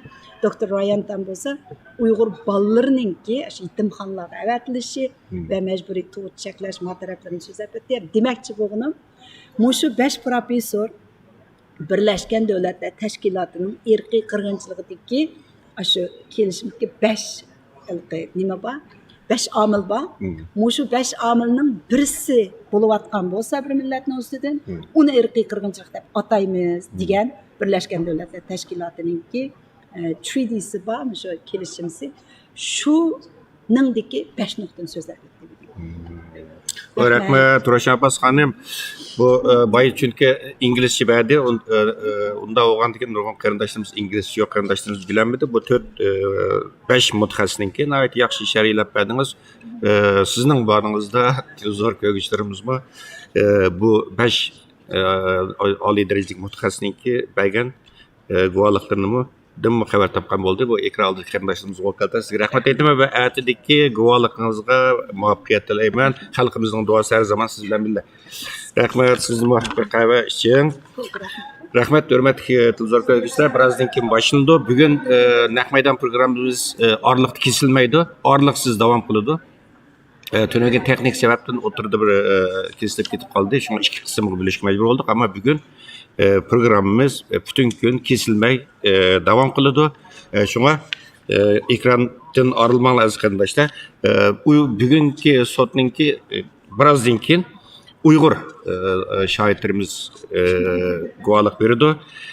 Bunun da Amerika'dan lager şahidi hemen tanıştık olan Tursunay Ziyaudun Hanım, Amerika'dan yana Zumrat Davut Hanım, Türkiye'den Bu Meryem Roz Hanım, yana Türkiye'den Şemsunur Abdugupur Hanım, bula guvalık verdi. Bularınki guvalığımı İngilizceye tercüme kılındı. Nakmaydandan. Xo'sh, aziz qarindoshlar, qahva uchun ayrilgan vaqtni to'shqili qopdi. Hozir sochilar asosida o'rinda yaralyapti aziz qarindoshlar. Dunyo qurultiyi tor televiziyasiga alayda bir ko'ngil bo'ldi Sot Kollégiyesi. Shunga bizning Dunyo qurultiyi tor televiziyasiniki bu keynim tug'an bu logosini bir yerga qo'yishga matbuotlarga ayrilgan ikkinchi qavatga bu logoni qo'yishga bugun ruxsat qildi, qo'ydi. Koydu çünkü hem de biz bütünleymiş şu Sot Kollégiyesi, müstakil Sot Kollégiyesi. Bularınki bütün uğurlaştırışıga biz emel kıldık. Bularınki hiç qanday qilishig'a Xitoy deganidek dunyo qurultiyi qurib olgan bir sot emas. Bu müstakil bir sot. Tünögümü ko'rdinglar, masalan, Dolqin Aysa apandimdan qurultayning raisi Dolqin Aysa apandimdan savol so'ragan vaqtida sotchilar nəhayət keskin so'rlarni so'rdi, hatto so'zini bo'lib o'tdi, necha qatam shunday oldi Baxtiyor apandim. Buningdan xalqaro Uygur Sot Kollégiyesining mustaqil tarafsiz bir sot ekanligini buningdan ko'rib oldi. İnşallah yaxshi bir natija chiqar deb orzu qilamiz, umid qilamiz. Baxtiyor apandim, sizning qo'shimcha qiladigan izohatlaringiz bormi? Atigan sot nəhayət yaxşı oldu. Ama Roşan adam degandek BDT'ninki irqiy qirg'inchilik kategoriyasiga tushadigan 5 jinoyat bor. O 5 mutaxassis dal shu 5 tarafni nəhayət yaxshi aniq faktlar bilan sharhlab o'tdi. Bu 5 mutaxassisniki vazni nəhayət ig'ir, xalqaro tanilgan Xitoyninki Uyg'urlarga yurgizayotgan siyosatini hem fakit delil ispatlar bilan hem o'zi bevosita Sharq Turkistonga berib ko'rganligi uchun o'zi ishlatgan suratlar aniqlikan shu lagerda yotgan hem shu chet elda urug' tuqqanlar bor kishilarniki bevosita guvohlik bilan yaxshi tushunishlik tushuntirib o'tdi. Demak bu 5 mutaxassisniki vazni ig'ir to'xtaydi dunyoda. Bu sotga chiqib bularniki 100 turani guvohlik berishimi bu sotninki oxirgi qarorida yuqori bir kesimni elishga cho'ng bir qarorni elishga yordam berdi deb qarayman. Rahmat Baxtiyor Umar apandim. Bergan ma'lumotingiz uchun. Aziz qarindoshlar, birozdan keyin deb o'tdik Amerikadan Tursunay Ziyaudun xonim. Balkim ko'rayotgan bo'lsangiz Tursunay Ziyaudun xonim tayyorlik qilib qo'ying. Birozdan keyin Tursunay Ziyaudun xonim hozir mana boshdan qilib qo'yibdi va tor orqali guvohlik berdi. Birozdan keyin ko'rishamiz qarindoshlar.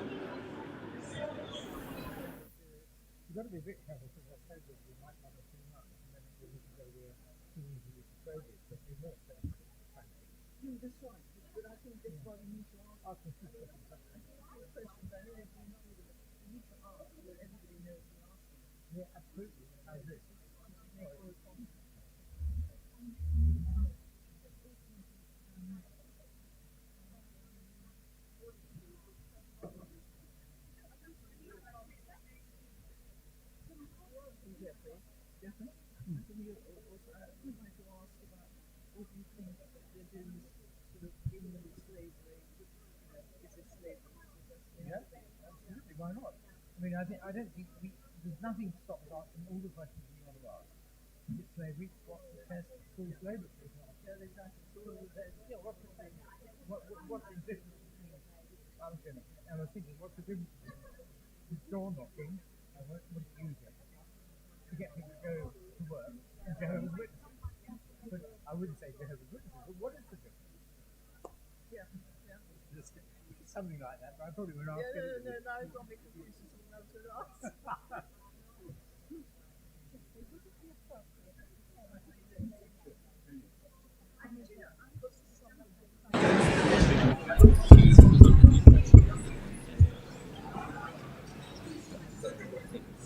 They should be on the, so they should, Well, I mean, I haven't had anything to do with it, so.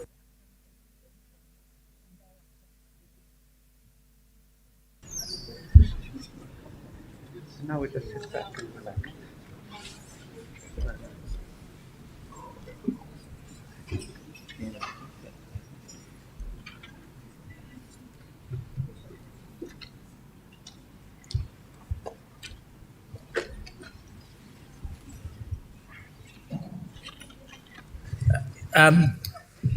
Mr. Chairman,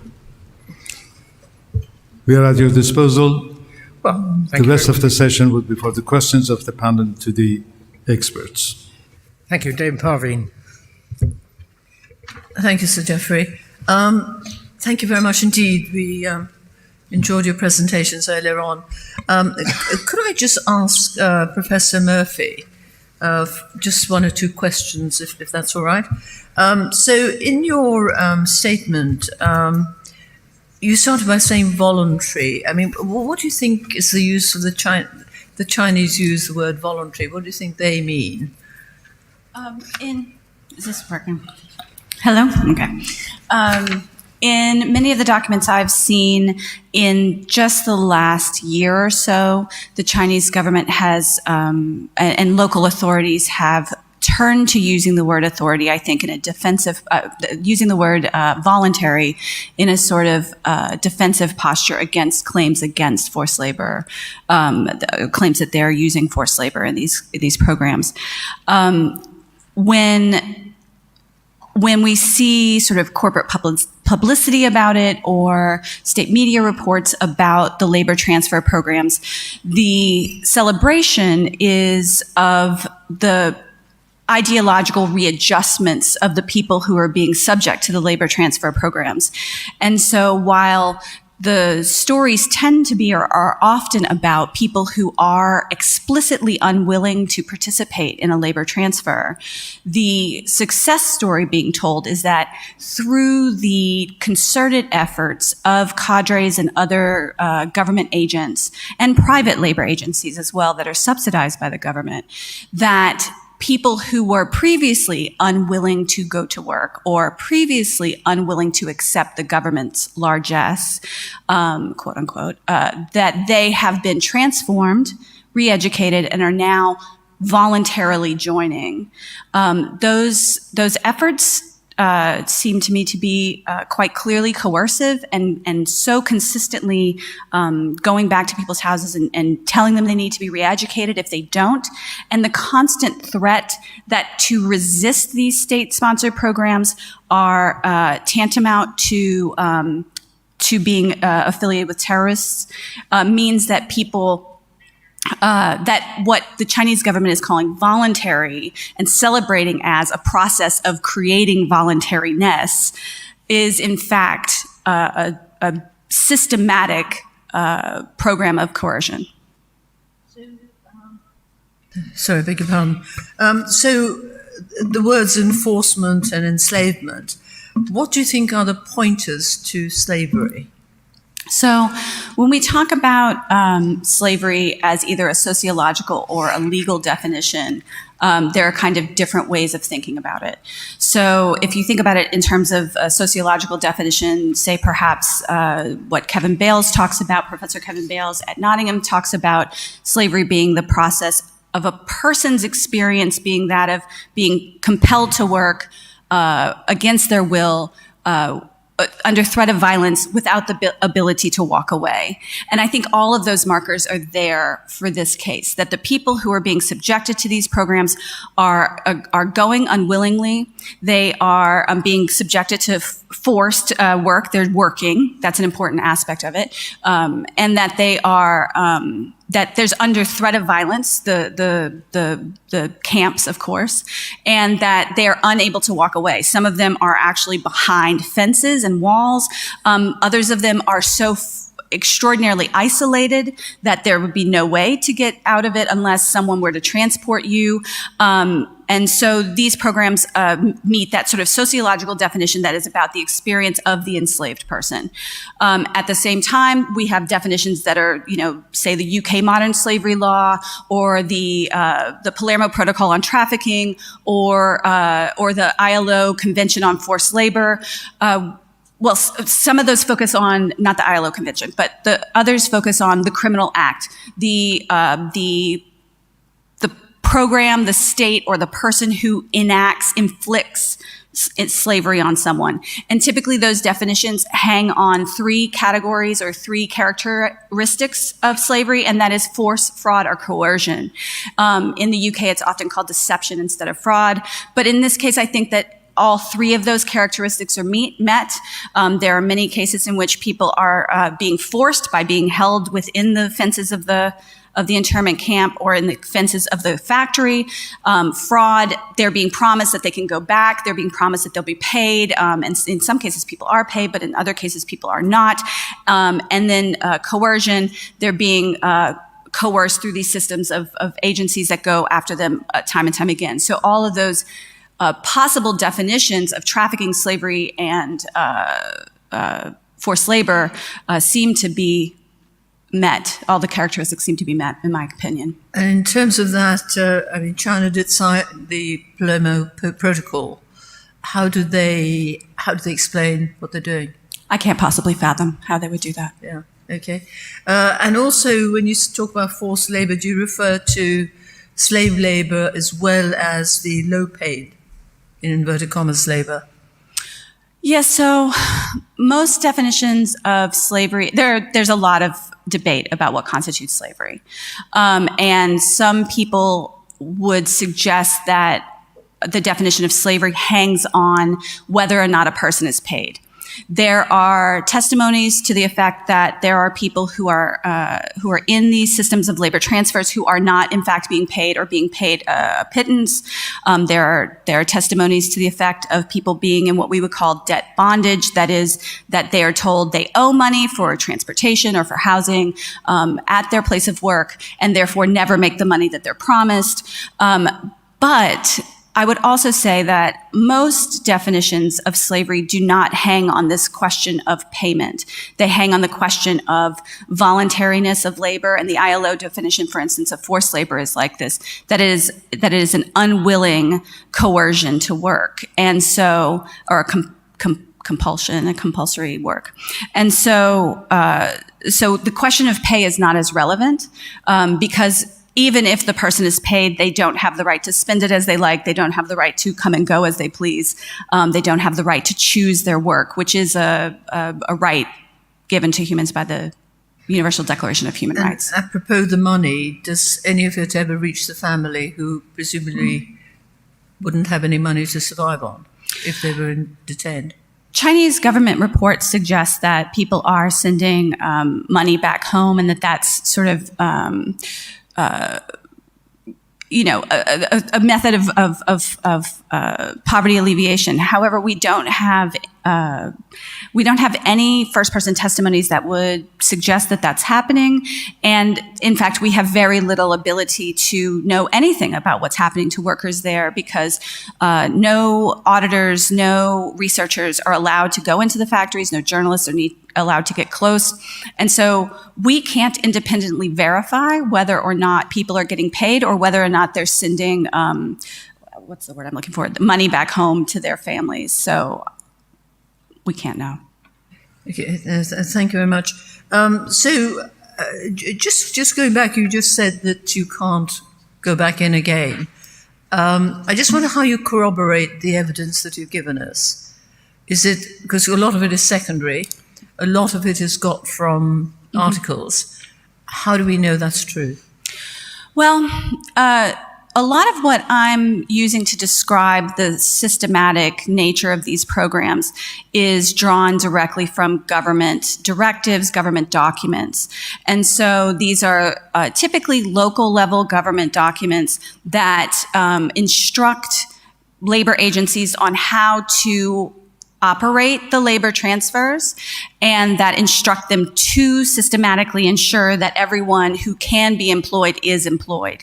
And so these directives, I often locate them by, and I should mention that I work with a team of incredible researchers who are people from the region who do not live in the region at this time, who speak Uyghur and Chinese and Kazakh, and I work with a supply chain analyst, and this is a team. When I say I really mean we, and it's a team of people doing a lot of different kinds of work to verify this.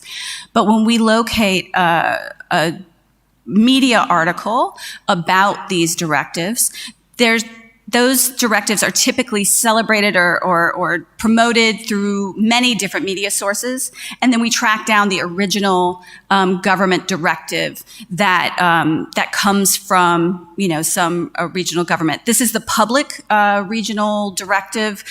There may be other ones that we don't know about, but these are the claims that they want the public to know, the way the operational systems that they expect people to understand and implement on the ground, and that ostensibly they have no concerns about hiding because they are open source online.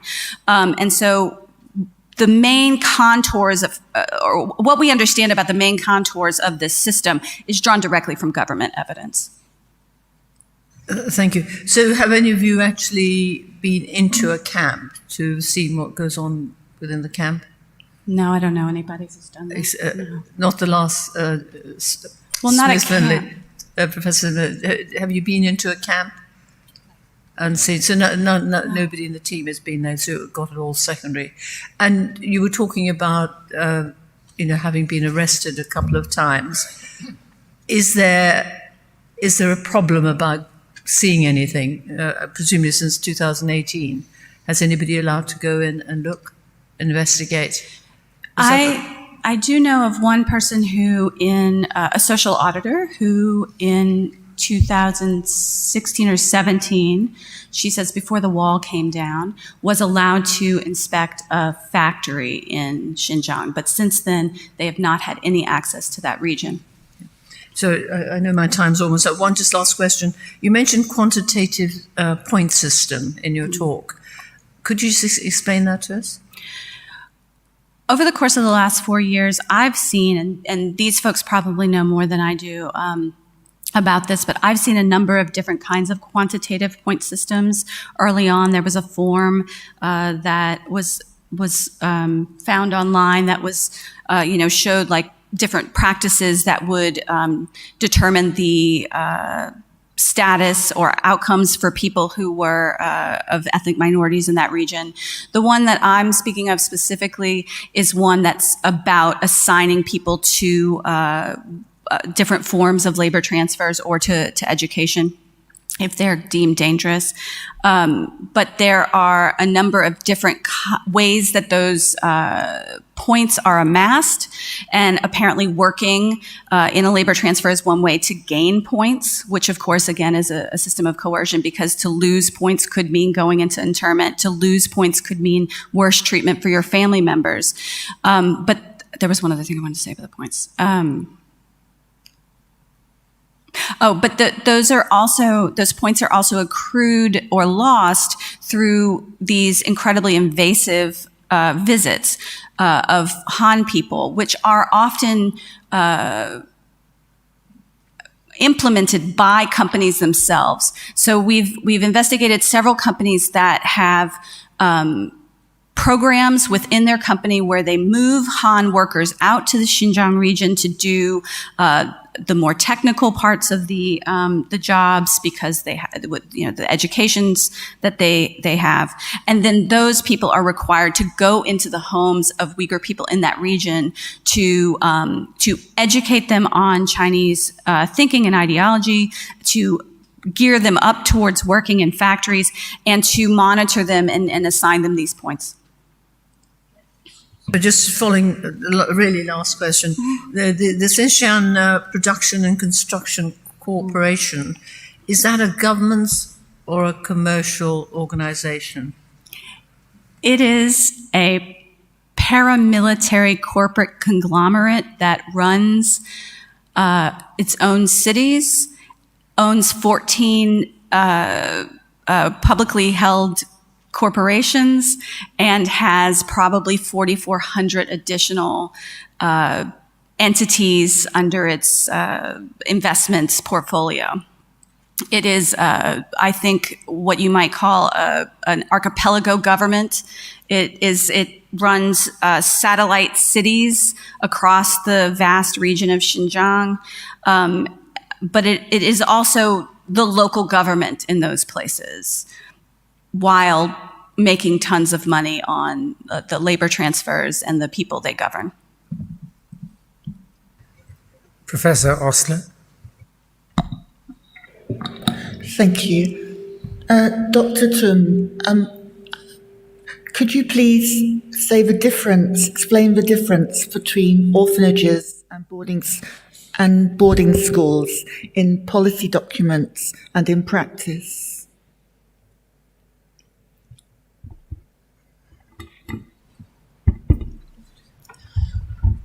That's a very difficult question.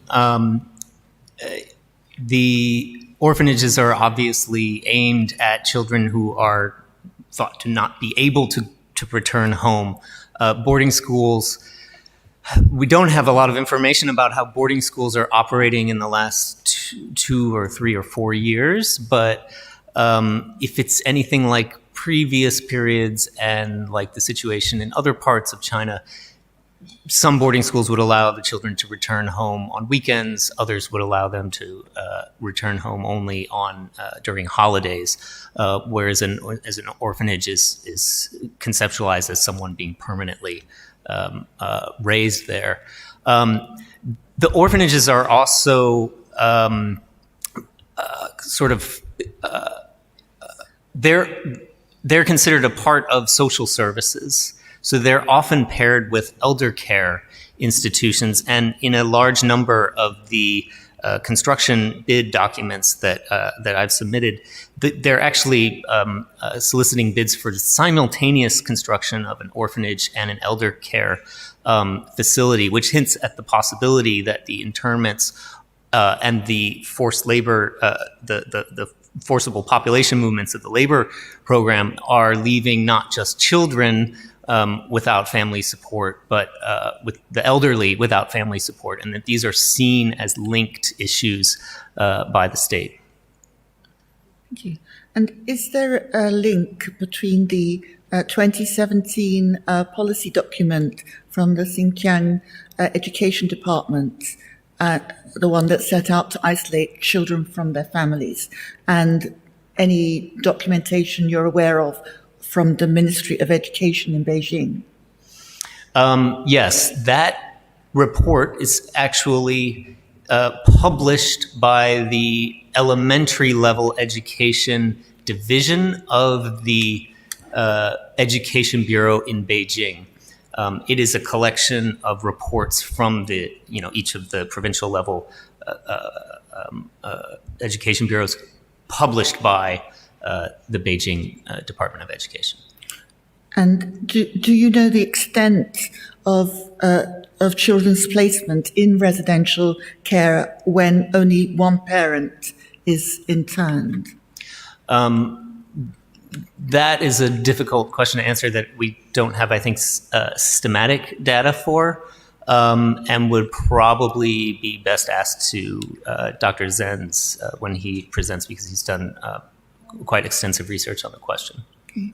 And the language of correction, of the derogatory language relating to infection, is that found in policy documents relating to children? I have not seen that language in those documents. Okay. What is the nature of, you talk about parental consent.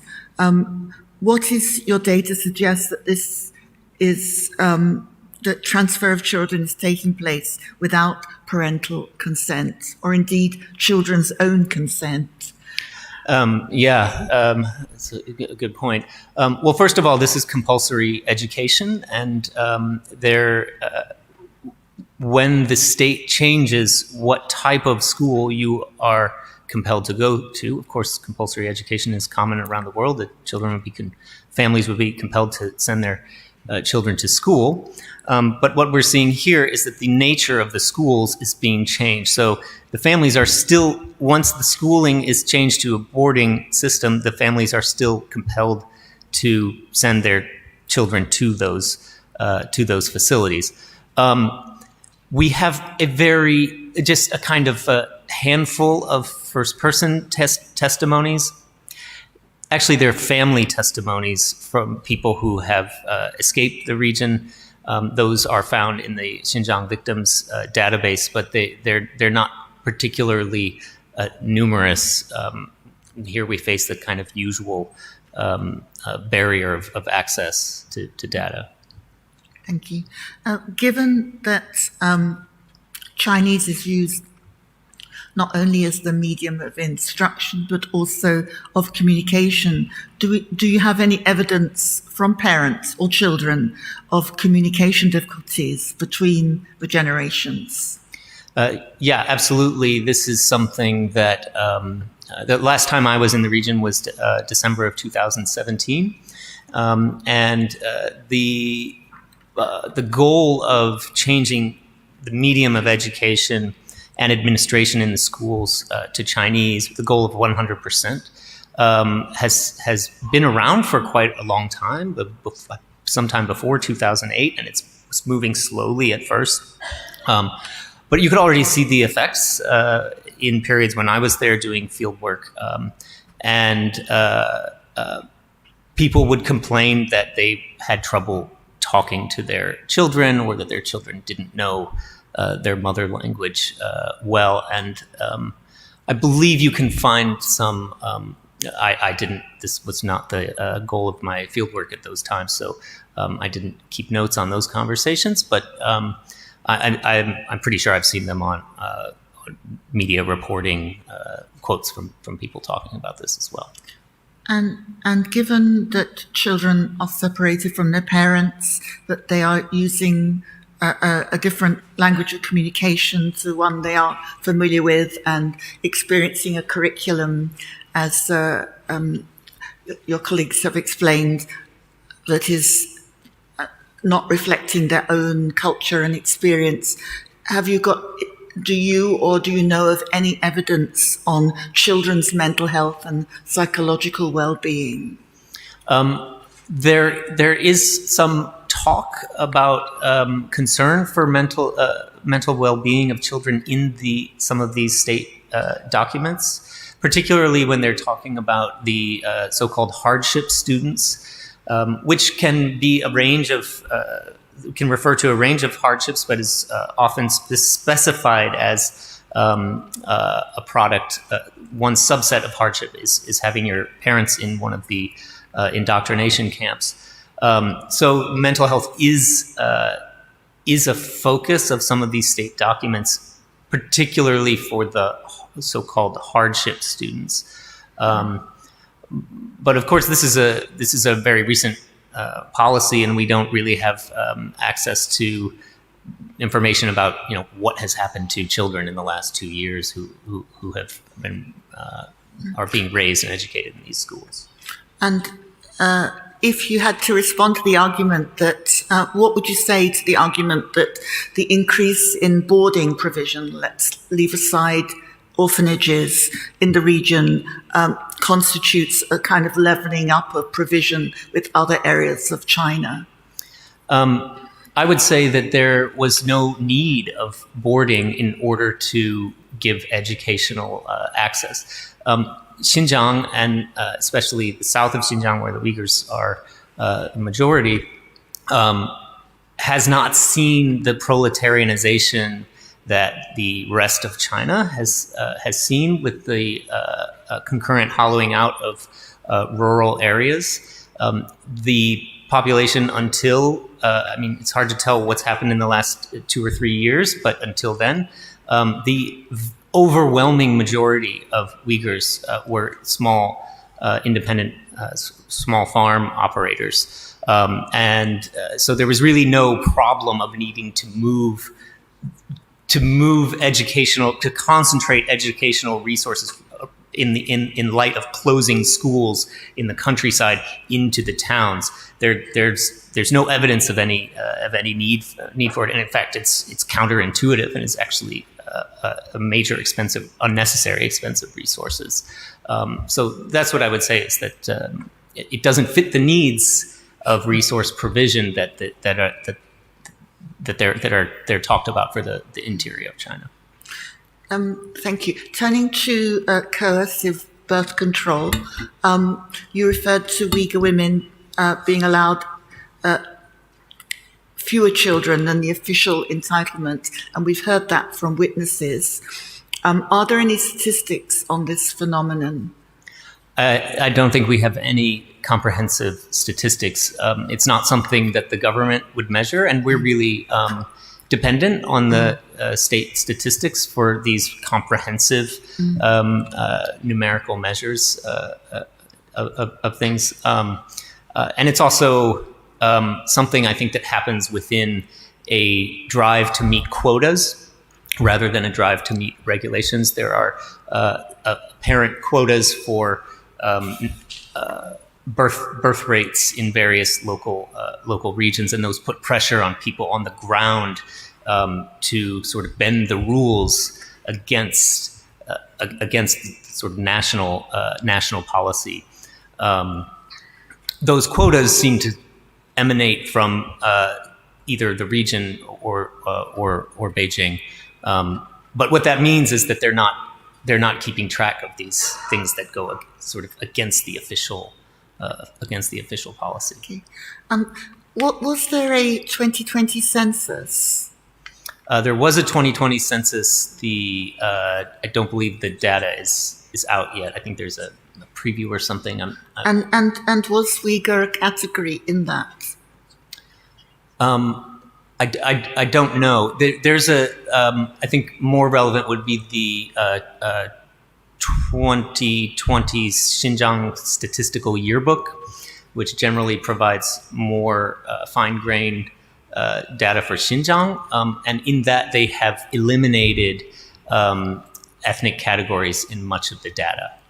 So things that we used to be able to get very clearly, for example, birth rates and natural increase rates at the county level. Well, that's not elimination of ethnic. They have eliminated the birth rates at the county level, and they've also eliminated ethnic categorization in some of the data sets. Thank you.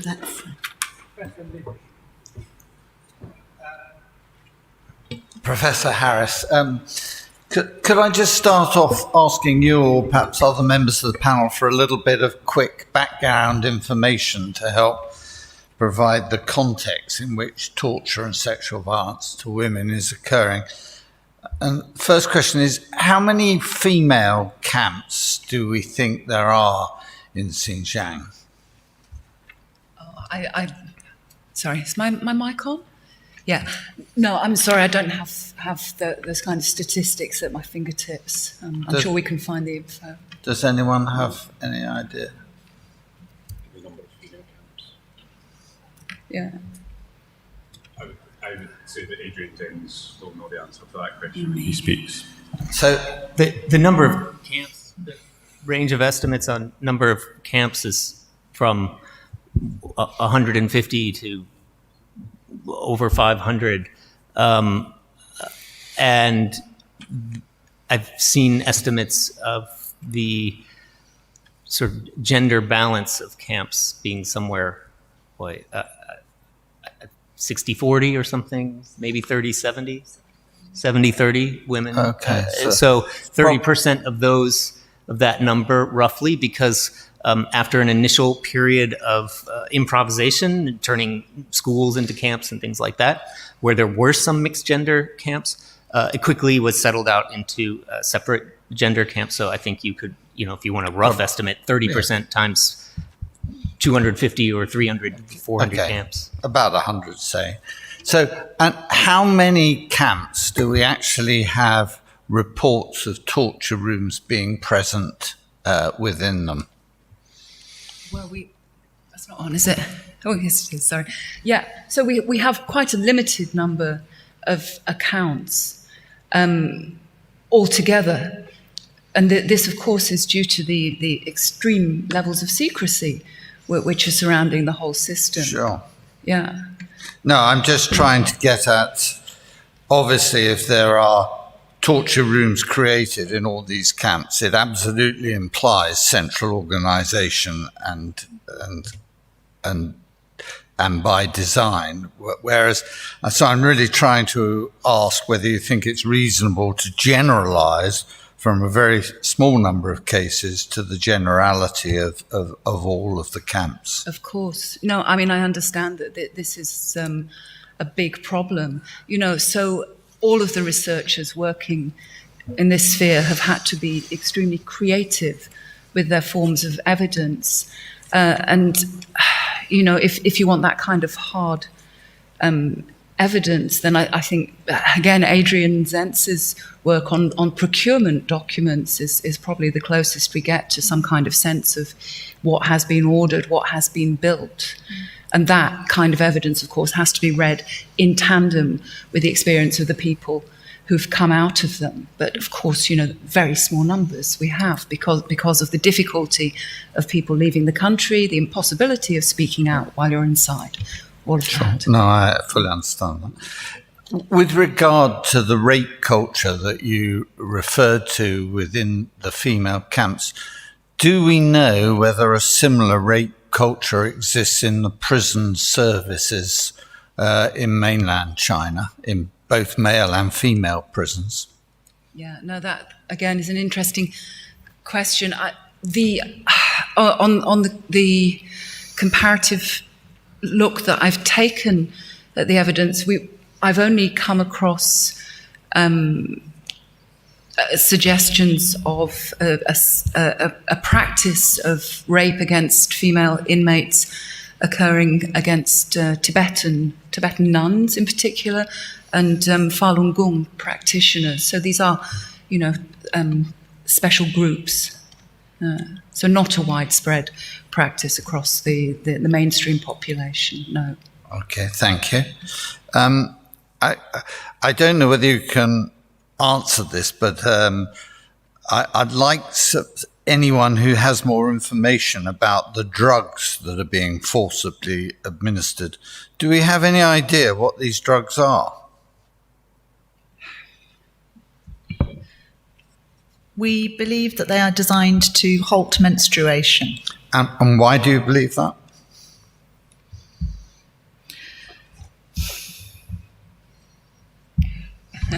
Well, I mean, this is what has come from testimonies.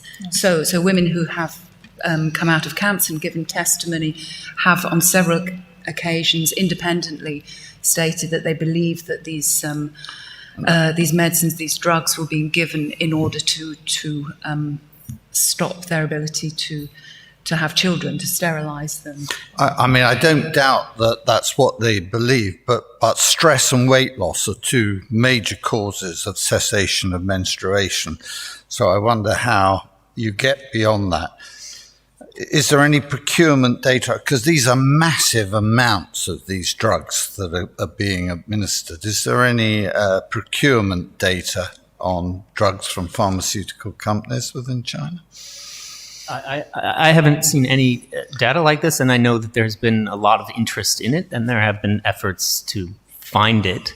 And to date, we don't have any knowledge of really what precisely these medicines are. As far as I know, we're reliant entirely on the testimony of survivors for any picture of what's happening with this. And we've also heard that drugs are being forcibly administered to men in the camps. Are they doing any idea whether they're the same or different drugs?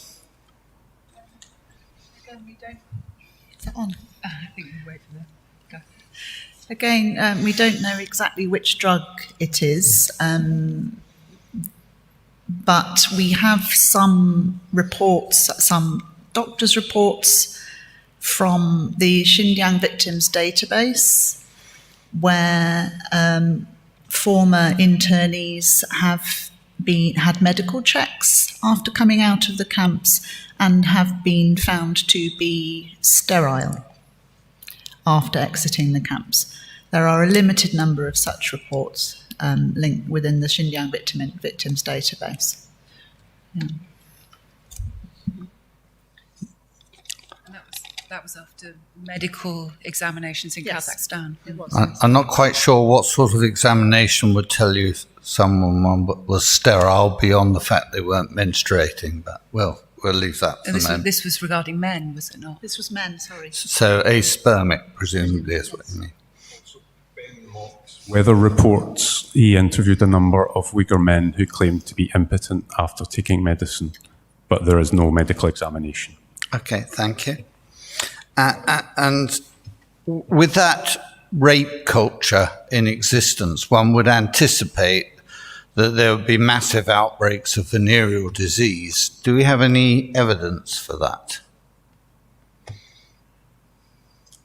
No, again, that's beyond. That's not information that I have. Okay. It'll be interesting. We might also expect there to be massive outbreaks of pregnancy, and we don't see that either. Fine, thank you. And just my final question is: do you think that the placement of Han's so-called relatives into Uyghur households is a major source of sexual harassment? I think there are a lot of accounts now. It seems intuitive to me that it's going to be a very problematic practice, and I think we have quite a good number of accounts. You've heard one from Keldinur, right? So yeah. Okay, thank you. Mr. Vetch. Thank you. Thank you very much for all your input. Dr. Smith-Finlay, is there any evidence that religion, given that it can't be practiced openly, has been driven underground? Sorry? Given that religion cannot be practiced openly, is there any evidence that it has been driven underground? I think that was originally the case. I think originally, because it became harder and harder to practice religion in the public spaces, that pious Uyghurs retreated into the family space, into the domestic space. So, for example, through the 2000s, I was interviewing a lot of Uyghurs who were talking about many of them taking up Islam in a very pious way for the first time, teaching themselves how to pray at home using pamphlets that they had bought at the market, at the bazaar. And Uyghurs who I had known for a long time who were very pious, practicing religion praying 5 times a day within the home, even though they were state employees and not allowed to do so in public. So that was happening in the 2000s. I think that since the Becoming Family campaign, where you have cadres visiting and then homestaying in Uyghur homes, that has become almost impossible, because the cadres are sent into the homes with a manual, with an instruction manual, which Darren Byler, our colleague, has written extensively about, and they are told to look out for Qurans in the house, to look out for Arabic calligraphy on the walls, to look out for any indication that the household might be following religion in a pious way. So, for example, going into the house with pork dumplings, offering them pork dumplings, and if they refuse the pork dumplings, interpreting that as a sign of religious extremism, and so on. So I think in that context, it's become really, really hard to practice religion, even in the domestic space, compared to before. Thank you. And on a similar theme, but not quite the same, and it's not reasonable to expect you to give an empirical response to this, but is your sense that the repression of the religious activity of this group is more aggressive than the repression of other groups, for instance, house Christians? Very, very much so. I mean, clearly, we have to recognise that the CCP has a problem with religion in general. This has been ongoing for decades and decades. It sees religion and God as a rival authority. So that's clearly there. And we are seeing Christian communities persecuted. We are seeing Falun Gong persecuted. We are seeing even Buddhists being persecuted to a greater degree in the last few years. But it is nothing on the scale of what is being done to the Uyghur Muslims. And the Hui, yes, we're beginning to see sort of rub-off effects on the Hui, yes. For example, I have an anonymous Han Chinese contact, who is sending me pictures from Wuhan right now of the same halal signage defacement occurring in Wuhan on Hui Muslim eateries in Wuhan. So it's spreading across the country. The Islamophobia, the general sense of Islamophobia, is spreading across the country. However, we are not seeing Hui interned in internment camps for re-education in the massive numbers that we are seeing Uyghurs interned. That simply is not happening. For the Uyghurs, it's much bigger than just religion. It's about their whole identity. And the difference between the Uyghur and the Hui, also, I think it's important to note, is that the Uyghurs have always been concentrated in this border region in the northwest. And they have a history of recent independence and recently independent republics in the 30s and 40s. And they are concentrated. The state, and we've heard how the state is trying to dilute their population density in that area by transferring Han migrants in and transferring Uyghurs out into forced labour situations elsewhere. This is a concerted effort to try to reorganise the population composition in that region. And we don't see this for the Hui, because the Hui have always been widely distributed all over China. They have had a completely different population distribution, and the Hui are much less suspected than the Uyghurs because they have intermarried extensively over the centuries, and they have adopted the Chinese language. So they are already Sinicized to a very large degree in the way that the Uyghurs have never been until forced to be in the last few years. Thank you. Could you shed some light on there are a number of different ways of destroying a society, and one of them is an internal fragmentation by creating fear and division, and so children reporting on their parents and so on. Do we have any evidence of that? I can't hear very well. Evidence for children reporting on their parents. Oh yes. Sorry, my hearing's not so great.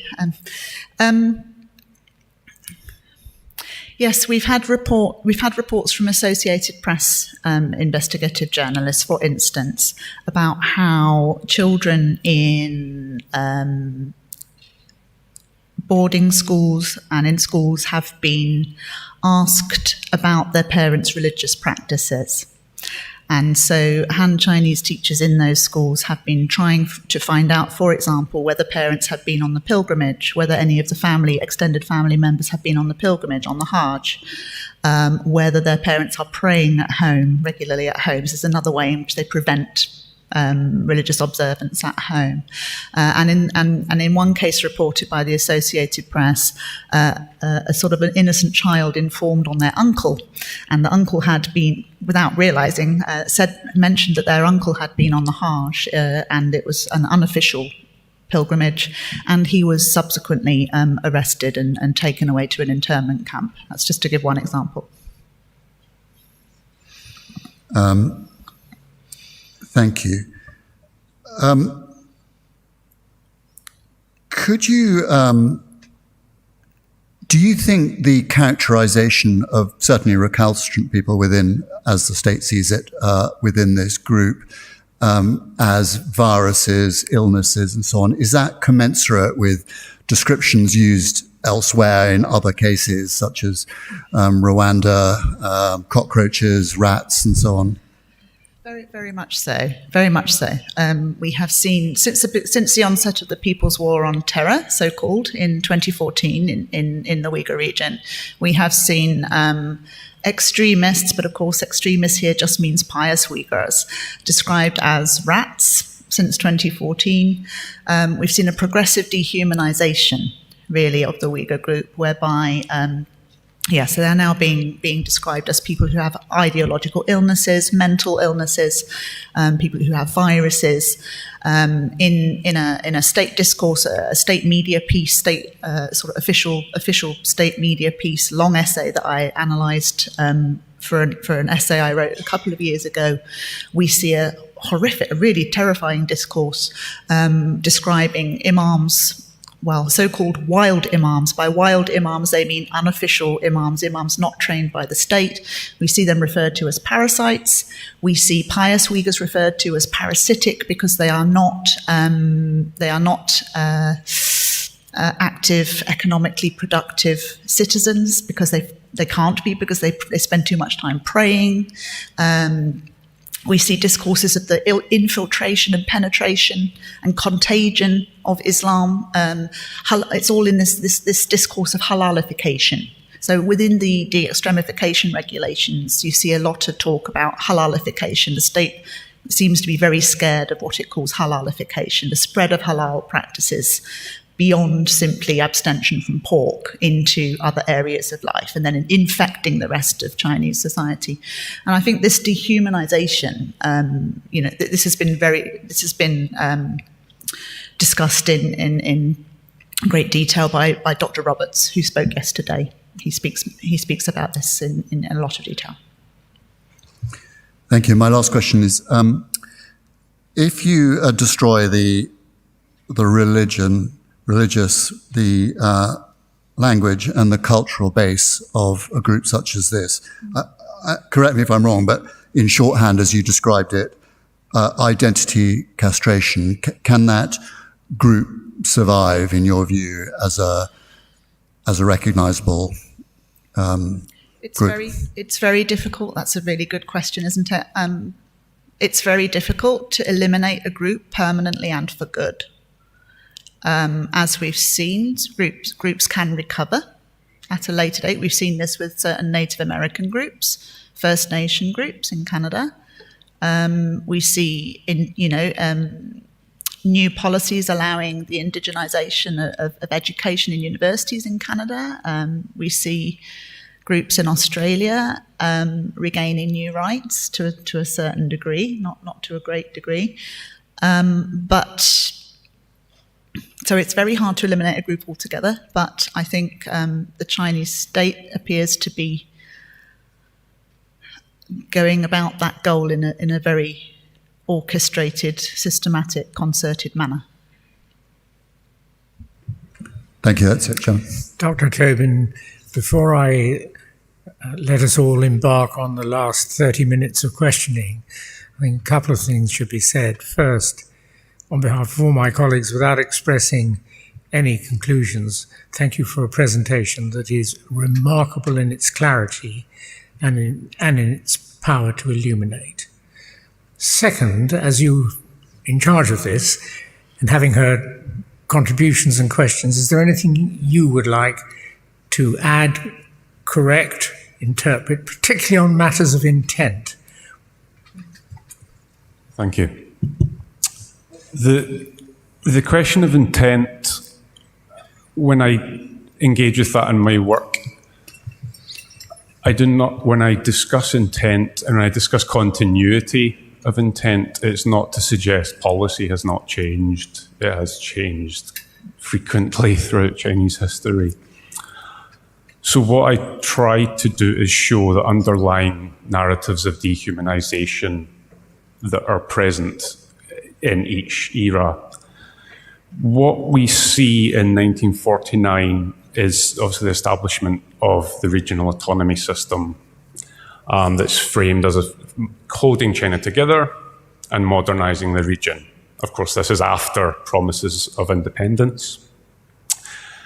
Now, of course, Mao Zedong and most Chinese academic work during this period and till quite recently would call itself historical materialist, in the sense that drawing the idea that cultures and identities are strictly related to economic development. So the idea was that modernization means those cultures will disappear naturally. Obviously, in practice, that's not a natural process, but the narrative was that ethnic disappearance was natural. So in 2012, for the first time, we had a formal debate about ethnic policy that was called the intergenerational debate, where you had those historical materialists saying we need to preserve the regional autonomy system to hold China together, and people will naturally assimilate. But then you had the second generation that consisted of people like Ma Rong, a historian and anthropologist, Zhu Weichun, who worked for the United Front Work Department, and Huang Gang, who was a political economist. They drove what they call a second generation of ethnic policies, essentially responding to the 2009 violence, saying that these policies do not work. China's Great Revival, as they call it, will fail if we do not secure the region. And securing the region meant shifting to the types of policies that we're discussing today. And with this, obviously now this is taken up in formal policy, fusion policy, where when I started working on this subject, every document was structured around the notion of 56 Minzu. You have the Han and you have the non-Han, the barbarian that maps onto the barbarian and civilization binary, if we call it that. But now this is formal policy to shift towards one Minzu, Zhonghua Minzu, to mean the Chinese nation. Ma Rong, who was an historian and anthropologist, now writes articles celebrating this policy. This is a very different tone. This is more classic, speaking to the leader, thanking him for his contributions and thanking him for revolutionizing this policy. When we read regional government documents, their tone speaks to the party. The party state announces the policy. Most regional government documents just run through those policies and explain how they have achieved them. So the regional government documents celebrate Xi Jinping as resolving those tensions, the tensions between how to include. Essentially, how do we include Uyghurs?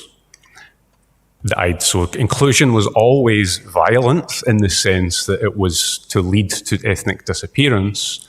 But of course, now we see much more physical violence that is there to police Uyghur identities. So this is, when we look at any situation that is comparable, there is decision makers that matter that we can talk about, but it is a long-term historical process and a multi-layered social process that involves society and the state. Thank you very much. Anything else that's been said by your colleagues or questions that have been asked that you particularly want to put right or correct? No, I think my colleagues have spoken wonderfully. I suppose the one issue, the camp question about the structure of camps, the number of camps, types of camps, Darren Byler's work on the camp system, the three layers of camps that are often within one facility. For the most dangerous areas that we would assume is where we hear the stories of the black rooms, where the intellectuals and public figures disappear that we have no contact with. Most of the testimonies we have don't come from those layers, they come from the more safe layers. And that Darren Byler's work, that does map on to the description in regional government documents about the three types of people being put away. They're all called terrorists or would-be terrorists, but those three layers are there. Thank you. I'm going to turn to those of my colleagues who have yet to ask a question, and they'll be allowed one or at the most two, otherwise you'll be here until tomorrow. Mr. Clark, do you have anything you'd like to ask? No? Professor Kaur. Thank you, everyone. Can you hear me? Okay. So I'd like to examine the President's declaration, People's War on Terror, which Professor Harris raised, and its link to this grid of state or social management and policies that were mobilized to go with that. Would I be correct in assuming in the Mandarin, People's War could be interpreted as state violence? Yeah, that's interesting. Do we have? Yeah, we do. Yeah, revolution is not a tea party, you know. So I mean, there is a long history of, you know, an embrace of violence and necessarily violence in the social change necessary to bring about socialism. You know, I mean, so that is the socialist tradition of propaganda. The People's War on Terror, could that be interpreted as state violence? It's a very interesting question, isn't it? And it brings in a question around the relationship between the people and the state. Yes, of course, the party assumes leadership over the people. So yeah, I think, you know, you could very easily make that link. Sure. So if we are to assume that it is a version of the state, you have an organogram there, right, in front of you? Mm. And there are three areas. One's the state, one's the government, and the third's the party. So you've talked about the party as representative of the people. So can we say that this tripartite area is the state in terms of People's War?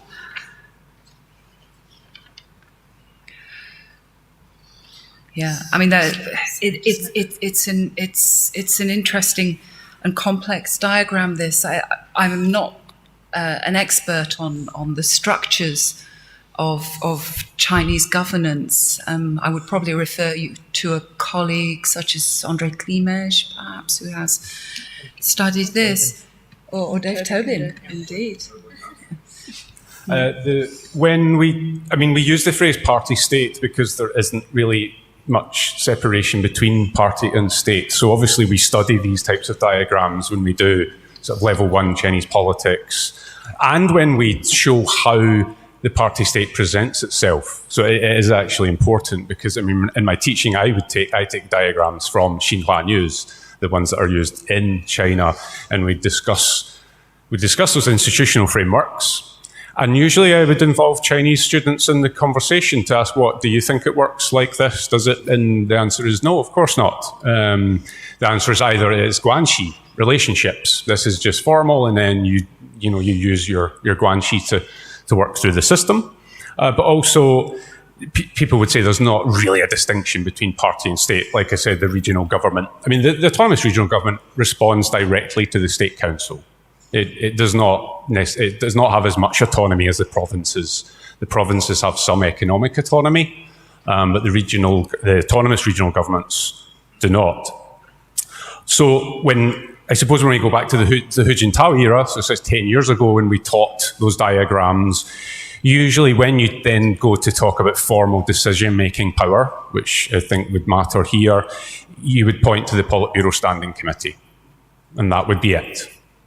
Now, under Xi, not so much. It's really Xi Jinping because he has centralized power to such a great extent. The Politburo Standing Committee is obviously very influential, but he has centralized power and, of course, increased his term limits. That means that no longer performs that same function. Dr. Smith-Finlay, you refer often to normal and everyday Islamic practices. And I take those to mean the practices that would be regarded as normal and everyday in all Muslim countries, Muslim majority countries, and by Muslims and Muslim minority countries, and also by the Hui Chinese. Are you aware of anywhere else that would regard them as, systematically regard them as those practices as signs of extremism or radicalization? And secondly, could you just tell us a little bit about the tradition of Islam amongst the Uyghurs?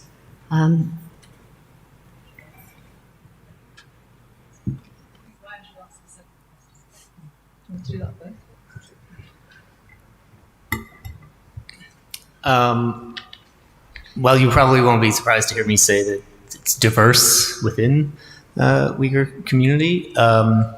There are a lot of things that are shared with other Muslim communities nearby in Central Asia and in India.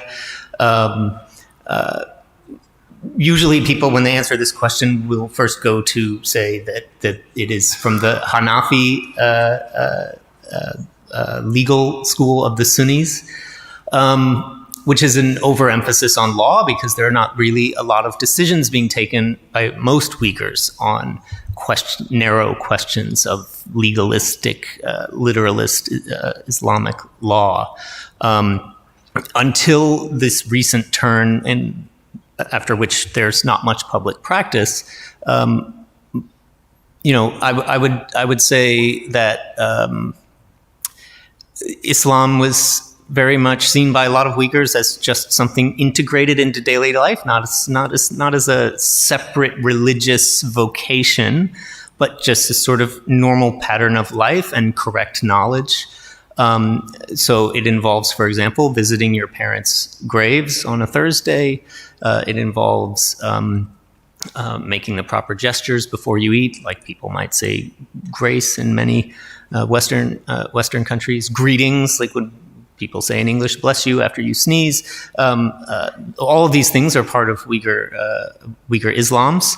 But it's also important to note some very distinctive elements that you find among Uyghur Muslims. One that I've done a lot of work on is shrine pilgrimage. The landscape is dotted with places that are seen as extremely sacred and as a point of connection and communication with God via the mediation of saints who are buried there. And there are a lot of very particular traditions associated with that. Often they're called Sufi, although they have a local flavor. But there's also a lot of Sufi sort of meditative practice that until recently was common. So. Sorry, I wanted to defer to Dr. Thumb on that because he's an expert on shrine pilgrimage. This is why I passed over. On the first question, yeah, sure, we see differing degrees of potential criminalization of Islamic everyday practice elsewhere, but nothing at all on this scale that we see in Xinjiang at the moment. If you speak to some British Muslims, for example, they will make comparisons with the PREVENT programme. On that, I would say, yes, certainly we under the PREVENT programme in the UK, we do see a heightened surveillance of Muslim communities, which has been very unwelcome for many of those living in Muslim communities, for sure.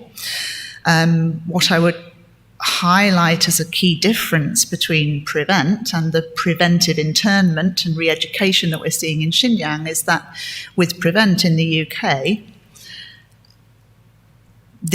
authorities are asking communities to flag up potentially people who are could potentially be being radicalized, but then those people are monitored by social workers and they're asked whether they would like to voluntarily submit to a de-radicalization program, and they're given the choice whether they join that program or not. This is the major difference between the two. And in the Uyghur region, you are not given a choice. If you are identified by the system as suspicious or problematic in some way, then you will be taken for internment involuntarily. So this is one very big difference between the two. Another example of where we see partially comparable restrictions is France, where of course we see certain restrictions on religious symbols as part of the sort of the secular bent of that nation, and we've seen increasing restrictions on different aspects of veiling and so on. But I think I can't think of an example anywhere else in the world where peaceful everyday religious practices are being criminalised in the way that they are being criminalised in the Uyghur region right now. Before Professor Manji asks you a question, one very short question from me. Did the interrogators at the various arrests and interrogations at different levels you'd experienced have a common line in what they said to you? Did what they say to you indicate a common approach to their effective condemnation of your being there? Yes, but it was very basic. I was very surprised. If we just talk about my arrest at the Bashkirem shrine, the shrine in Kashgar prefecture, I was first arrested by the local Uyghur policeman who came out of the giant convenience police station that was located next to the shrine. He came and asked me who I was, what my profession was, what country did I come from, was I traveling with anyone else? These were just very basic questions. What was I doing there? What was my purpose in being there? Then he held on to me. He tried to wipe all my photographs off my phone, but he only succeeded in wiping them into my recycle bin, from where I was later able to reinstate them, which was great. Then he held on to me, took me to a restaurant, invited me to eat lagman, which was an interesting variation on being invited to have a cup of tea, which is what normally happens in Han China. If you're in trouble with the authorities, you get invited to have a cup of tea, 请喝茶. So in this case, it was 请吃拉面, come and have some noodles with me. So I was held in the restaurant until the district Han Chinese policeman came. He asked me all of the same questions again in Chinese. He was still very nervous about letting me go, so he phoned the kind of undercover policeman in Kashgar, back in the city where I'd come from, ironically, out into the countryside. He called them out. They drove all the way out in a car. They were Uyghur, plain clothes, English speaking with American accents. And they asked me all the same questions again. They took my passport away, took it into the local police station, photocopied the personal pages, still didn't realise who I was, although, obviously my profile is all over the internet, and they ought to really be able to just do a quick Google search, you would think. Still didn't know who I was, and believed the story I sold them, and then let me go 2 hours later. So no policy statement by any of the interrogators? No. Thank you. I mean, if I may just chip in there, I think that story is really very indicative of the way that power works in that region and the extreme nervousness of people at the lower level to act with any autonomy, and this successive, referring the problem up. Yeah. So that says a lot, I think. Professor Manji. Thank you. I have 2 questions. The first, I think, is probably for Dr. Thum, and the second perhaps for the panel as a whole. And the first question is really to ask you to say a little bit more about your understanding of and I note that you refer to Uyghur Islams. So Uyghur Islam's jurisprudence. Is there a notion of taqiyya that it's valid to conceal your religious practice for a time when being persecuted, and that we're in the expectation that at some later time it may re-emerge? I understand that that's, as I've studied it, that's a notion common among Shia Muslims. Is there any such notion that might inform people about how it's acceptable to stand back from your religious practice for a while until it's appropriate to practice it again? Because this goes to the question of whether or not there's a sense amongst people of whether their religion is being destroyed. There's really not a lot of education in the Islamic legal sciences that's been available to people over the last 70 years. There's not a lot of discussion of that. More recently, there is in the last 20 years with a little bit more access to the outside world. So one does not encounter these kinds of attempts to make legal decisions, say, based on hadith or based on compilations of previous decisions by Islamic judges. And there is not much in the way of informal Islamic, say, muftis, people will make sort of informal opinions on things. So this is really not a part of the discourse, and I've not met many Uyghurs who have been concerned about those kinds of things, like, is it permissible to do this? So the idea of taqiyya, I would be surprised to meet someone who would be familiar with that term.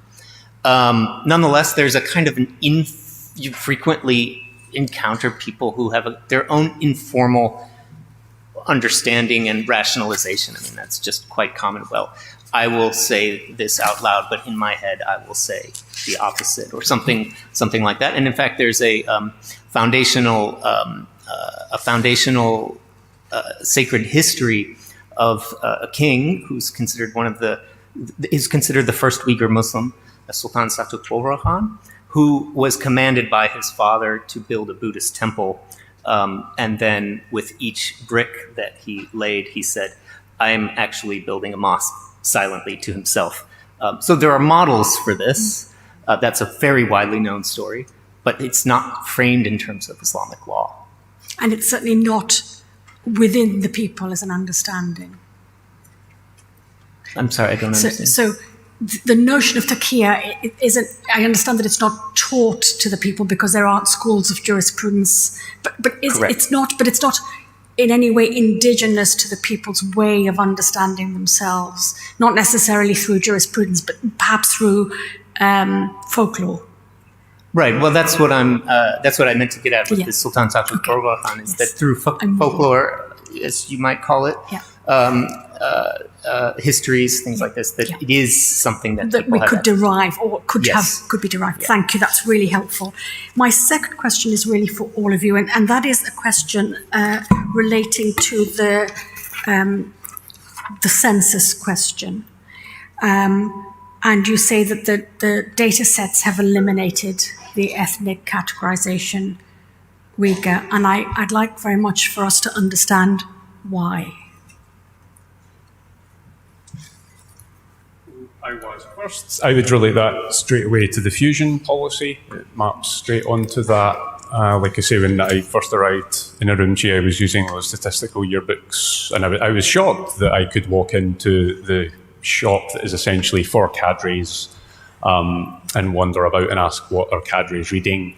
And they would tell me, oh, you need to read this and so forth, which speaks to what we're talking about, the way power and policy were very ad hoc and have been centralised recently. But yes, so at the same time, you have this fusion policy where the concept of ethnic minority is disappearing out of official narratives, official speeches. Then we have the census data that's suddenly changed. And this is this is shocking for someone who has all their knowledge was structured around those categories when we study this subject, because everything is divided by ethnicity, and now it is not, and it seems to comes from above in terms of the narrative. And just to mention the question that relates to the question on the People's War on Terror, that these are grand narratives, as it were, that the leader pronounces. And then that's used to explain these policies. So I'm trying to square in my mind the fact that the category has been eliminated in the data collection, but on the other hand, we hear the policy in the language because we hear break their lineage, break their roots, break their connections, and who is there? It's the Uyghur people. It's when the phrase People's War on Terror is used, a Uyghur knows that refers to Islamic and Turkic identities. And of course, party state leaders must know this. I know this, why would they not? So there's been an ambivalence. One reason the case confused the world, as it were, was because of the notion of including minorities in the types of images we see, where people are dressed up in artificial nylon, authentic clothing and so forth. So that exists alongside the violence that we're discussing.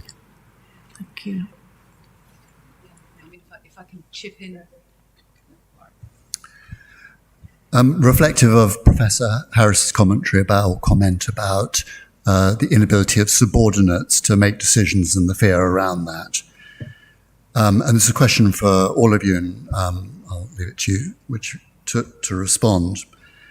In your view, is it possible for the policy, if I can describe it as that, of dehumanization by the destruction of the religious base, by the destruction of the language, through the detention system and the torture, and all the other things that you have talked about in that regard? Could that happen, in your view, without the implicit consent or direction of the most senior people within both the state and or the party? No. No. I think it would be almost impossible for a lower level of government or official to go ahead and operate on that basis without the explicit approval of the central authorities. That is how the structure works, the vertical structure. This is how the vertical structures work, as seen in your diagram here in China. And as Professor Harris just highlighted with my story about the arrests, those lower level officials were absolutely terrified in considering what to do with me and how to deal with me, and they had to refer it all the way back up to the sort of highest level in that part of Xinjiang before they would even consider letting me go again. And Sir Geoffrey, I remembered something important in regard to that story. You asked me if there was anything indicative of policy. Yes, there was actually.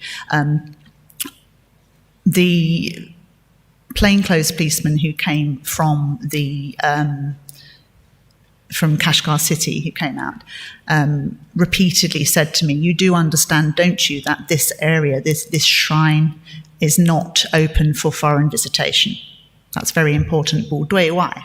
Right? And the district Chinese policeman said this as well. 不对外 means not open to foreigners. It's a phrase that's been around a long time. You used to have hotels where foreigners could stay and then ones where they couldn't stay decades ago. It's the same phrase.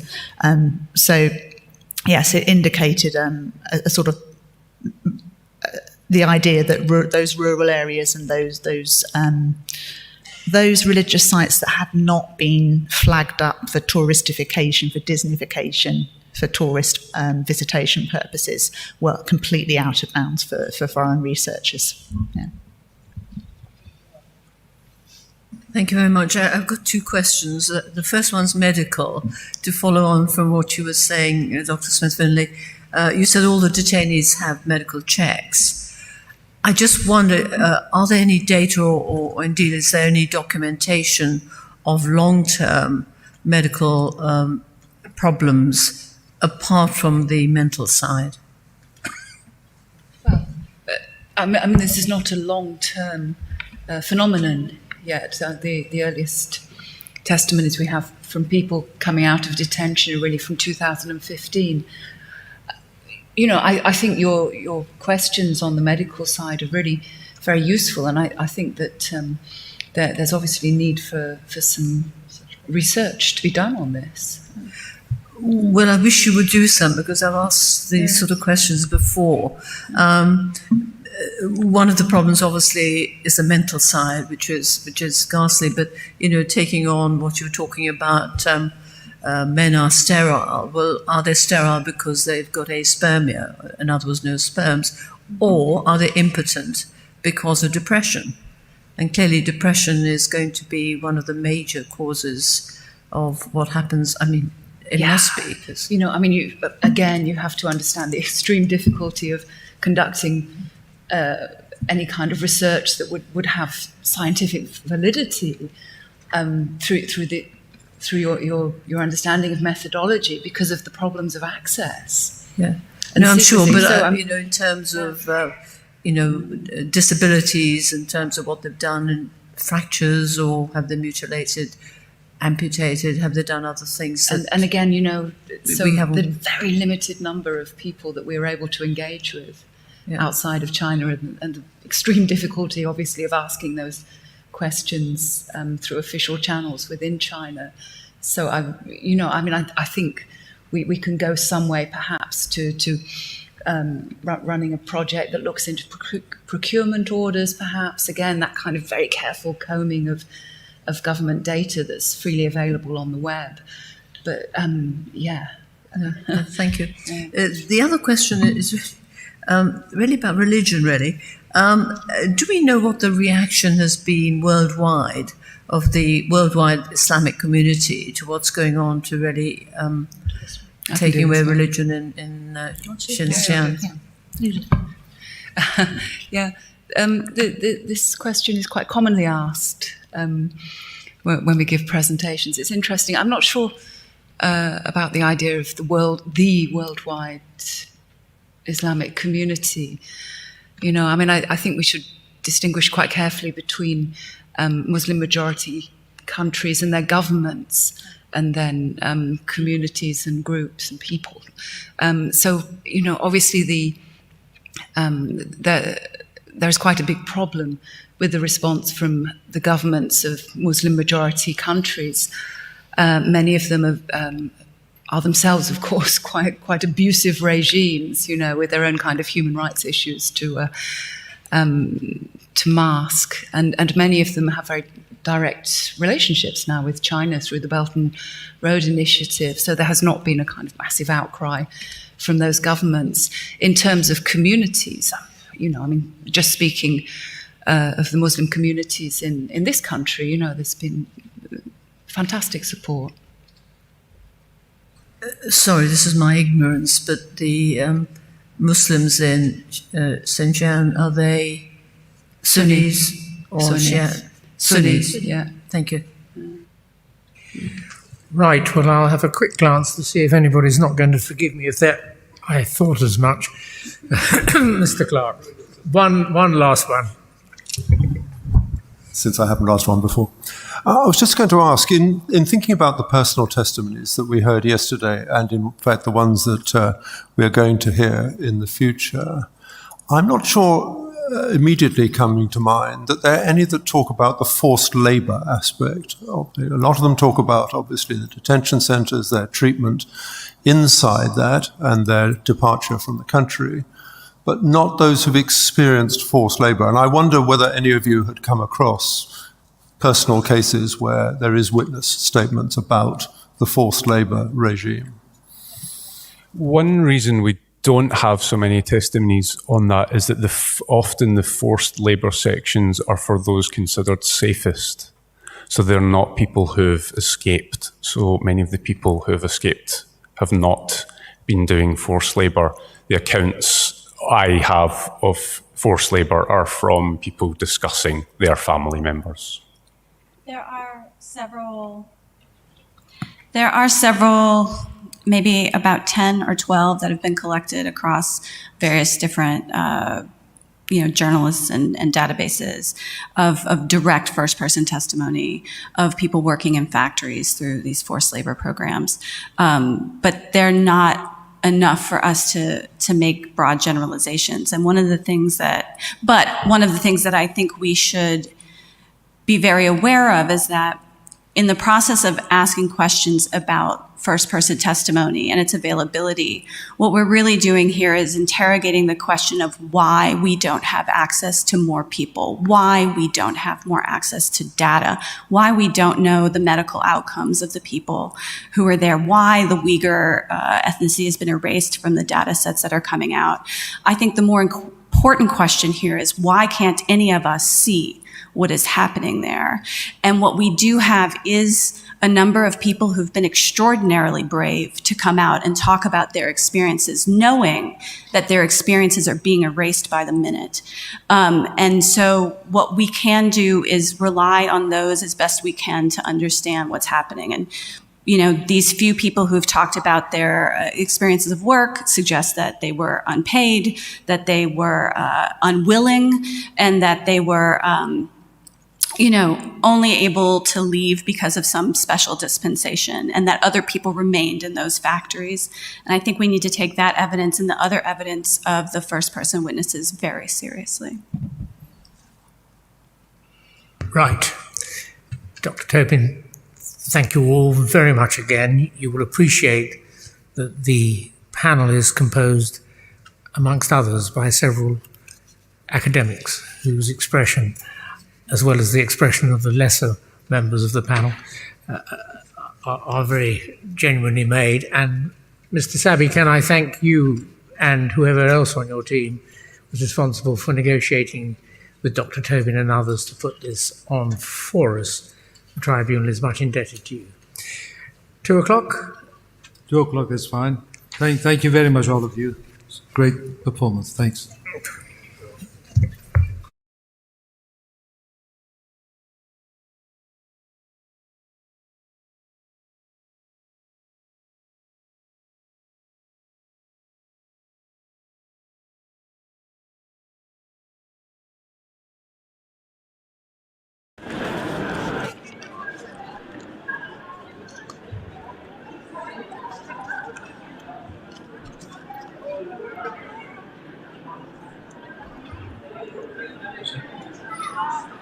Assalamu alaikum ekran oldidagi aziz qarindoshlar.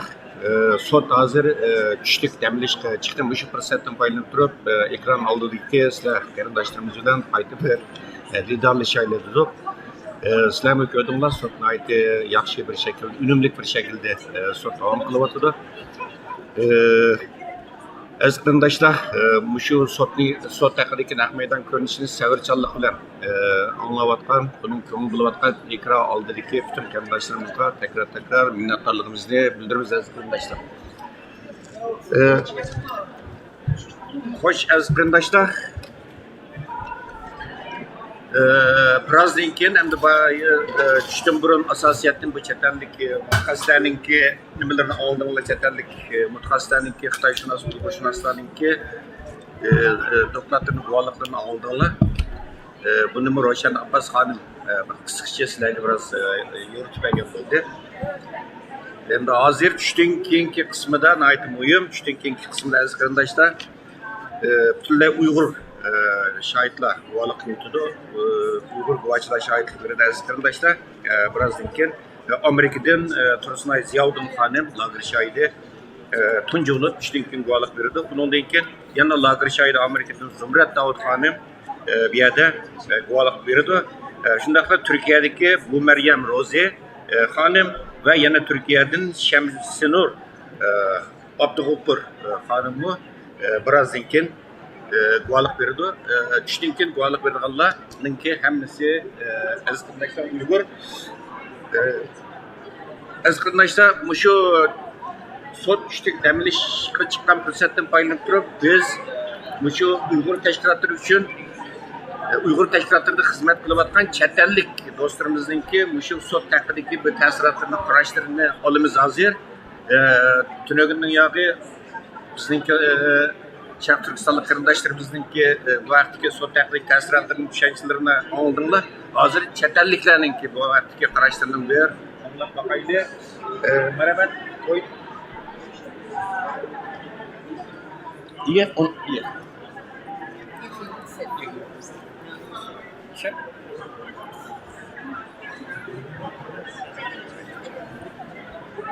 Ben de yapıyorum. Aldık imkan.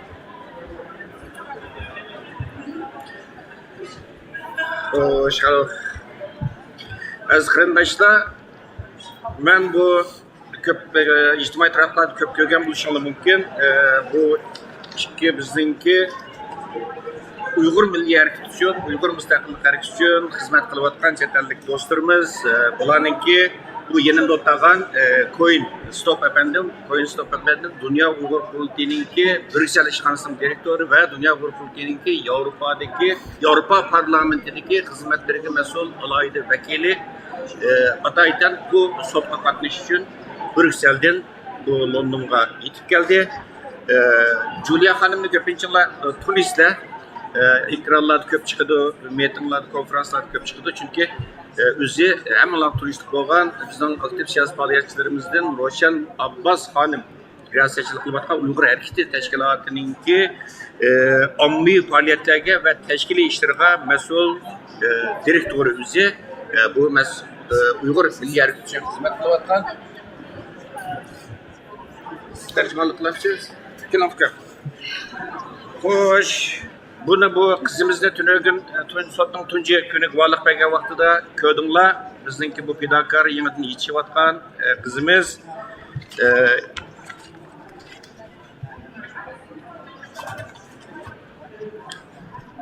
Bu muhattar kızımız bu Uygur Adli Arxip Ambırınki bizdenki sekreter olmuşlar ama proje yardımcısı oldu ve bu kızımız tünögün ait canlı şekilde Uygur Adliye Arxip Ambırınki 2020 ve 2021 yıllık hizmet rakıda sotqa doklar tabi kıldı. Hoş geldiniz. Sualımı tercüme etmezsiniz. Mesela silahda Kuyun Efendim, hürmetli Kuyun Efendim, siz bu Dünya Uygur Kurultayı'da işlevatkan bir çetellik oluşturdunuz da. Dünya Uygur Kurultayı'da işlevatkan bir çetellik. Siz müştünögün başlangan ve bir hazırlık devam kılvatkan müştü Uygur Sot'ta nispeten siz kanda karaysınız. Alright, Cohen. I'm not a very professional translator, so I'll do my best. So the question is about what is like being a foreigner. How do you feel about like working for the World Uyghur Congress and being involved in such a let's say an important job, and how and being here today? Can you share your feelings and thoughts? Absolutely. I think it's for me personally, it's fair to say that I feel very honored to work on this cause, especially with the World Uyghur Congress, but I think the Uyghur community in general, which in my experience consists of incredibly dedicated and also kind people, like making me feel welcome also in the movement. And I think as a foreigner, as a Dutch but also European citizen, I feel it is also like my responsibility as a global citizen to speak out on these abuses. So I feel very honored that I can contribute to the Uyghur cause.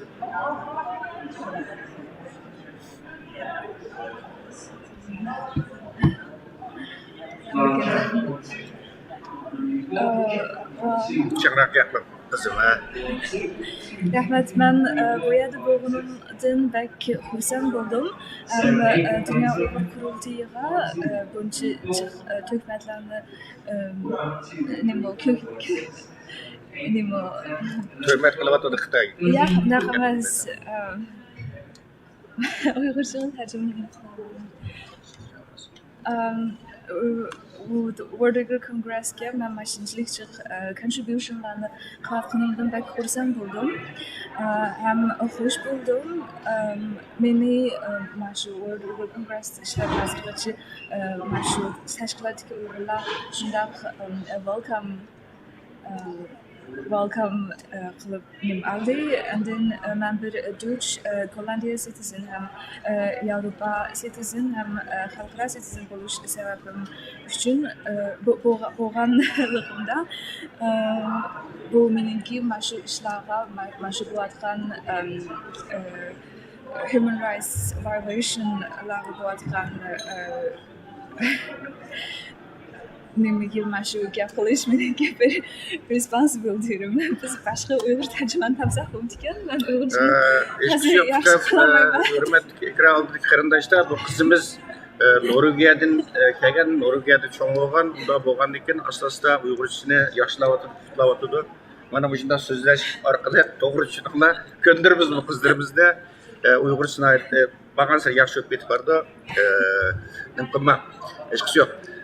Xo'sh, Juliya xonim, sizniki layli, sizmi bu masalan Uyg'ur yana aytib kuchli bir Uyg'ur tashkiloti bo'lgan Uyg'ur harakati tashkiloti Uyg'ur kampayn nimasini ishlayapsiz.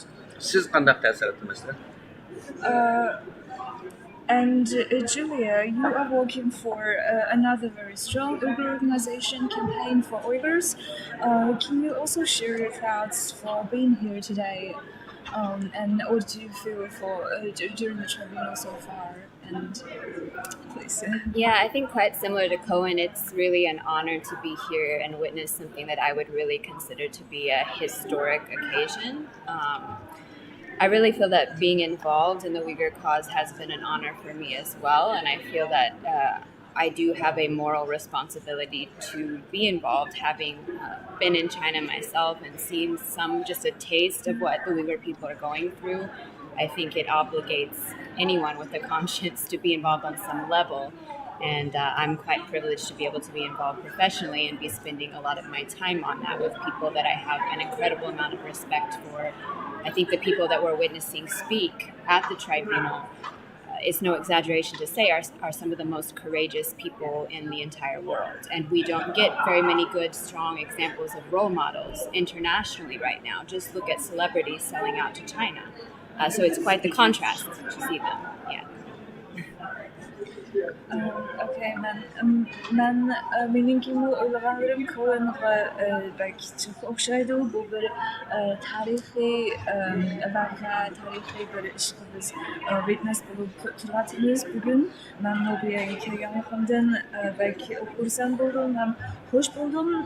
Men Uyg'urlarningki men Xitoyga borgan burun ham Uyg'urlarningki milliy va culture'dan azroq bir tushunchim bor burundan.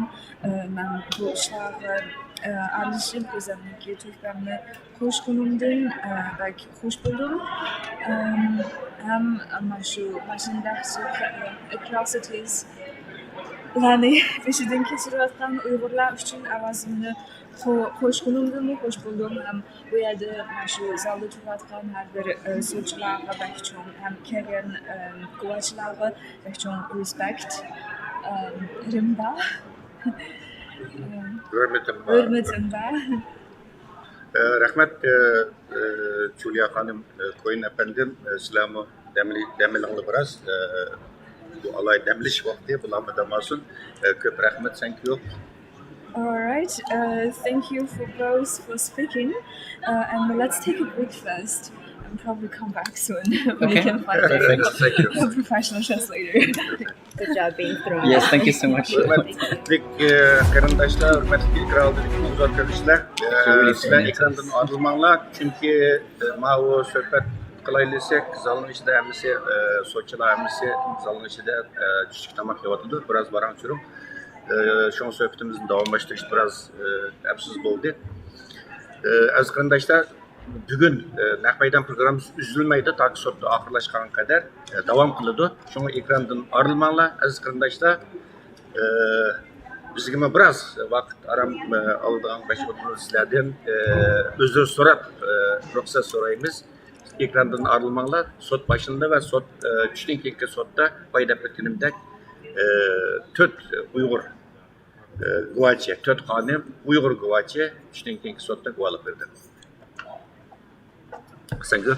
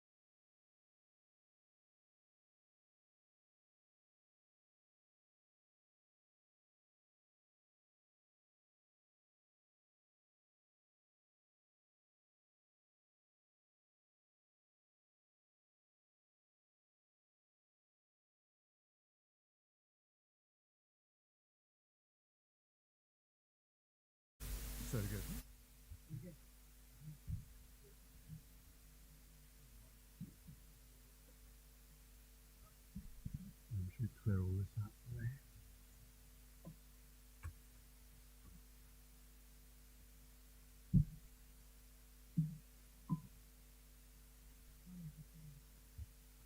Is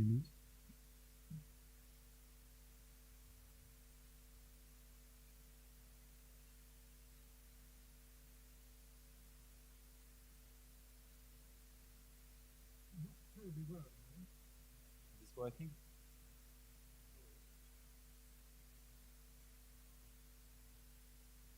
One, two, one, two, one, two. It says it's on. Yep. So Jeffrey, hello. My name's Ivor Bennett from Sky News. First of all, what is the outcome you would like to see from this tribunal? What is the purpose, in your view, and what would be considered a good outcome? A good outcome would be that the judgment, whichever way it goes and whatever it says, is accepted as something that people should build into their decision-making in their interactions with the People's Republic of China. That is what we would seek, nothing more. We do not want to make recommendations to other people. We do not want to change the law. We will apply the law as it is. We want to provide a factual legal conclusion that others can and should use. And why do you feel this is necessary? I mean, what do you make of the fact that the lack of investigation by the international criminal courts? Certainly there's a lack of investigation, but it's a bit deeper than that. This is a factual issue with legal consequences that it would appear all governments and all international bodies and courts are either unwilling or perhaps it's and/or unable to deal with. But the public wants an answer to this question, and therefore, if nobody else will provide it, we will. And just finally, what would you like to see come out of the G7 summit? Surely this should be a matter on the table. Didn't fully hear the question, but let me re-ask it then. What would you like to see come out of the G7 summit? Presumably, you think this should be a matter on the table there for discussion. No, I think that would again be overreach by me. It must be understood that we believe our value is in having a narrow focus and not straying into other people's areas of responsibility. In that way, we will have a better chance of contributing. Occasionally I say, and you don't need to value this as something to put in your program, but occasionally I say we are a bit like a jury. And if you think of what happens when a jury delivers its verdict, it walks away. And everyone else in the court and in social services and everywhere else picks up on the responsibility. If you don't like the analogy, don't use it. No, that's fine. I do have one more follow-up then. Do you think the international community will pick up on what you find? Do you have confidence in them? I think there's a reasonable chance, better than usually with such tribunals, and particularly because of the very considerable general public interest in the Uyghur problem. But Mr. Vetch may have a different view. I don't know. No, not at all. We simply seek the truth and make a judgment based entirely on the evidence and nothing else. We are an impartial body, and we're not going to overreach any further than that. Thank you.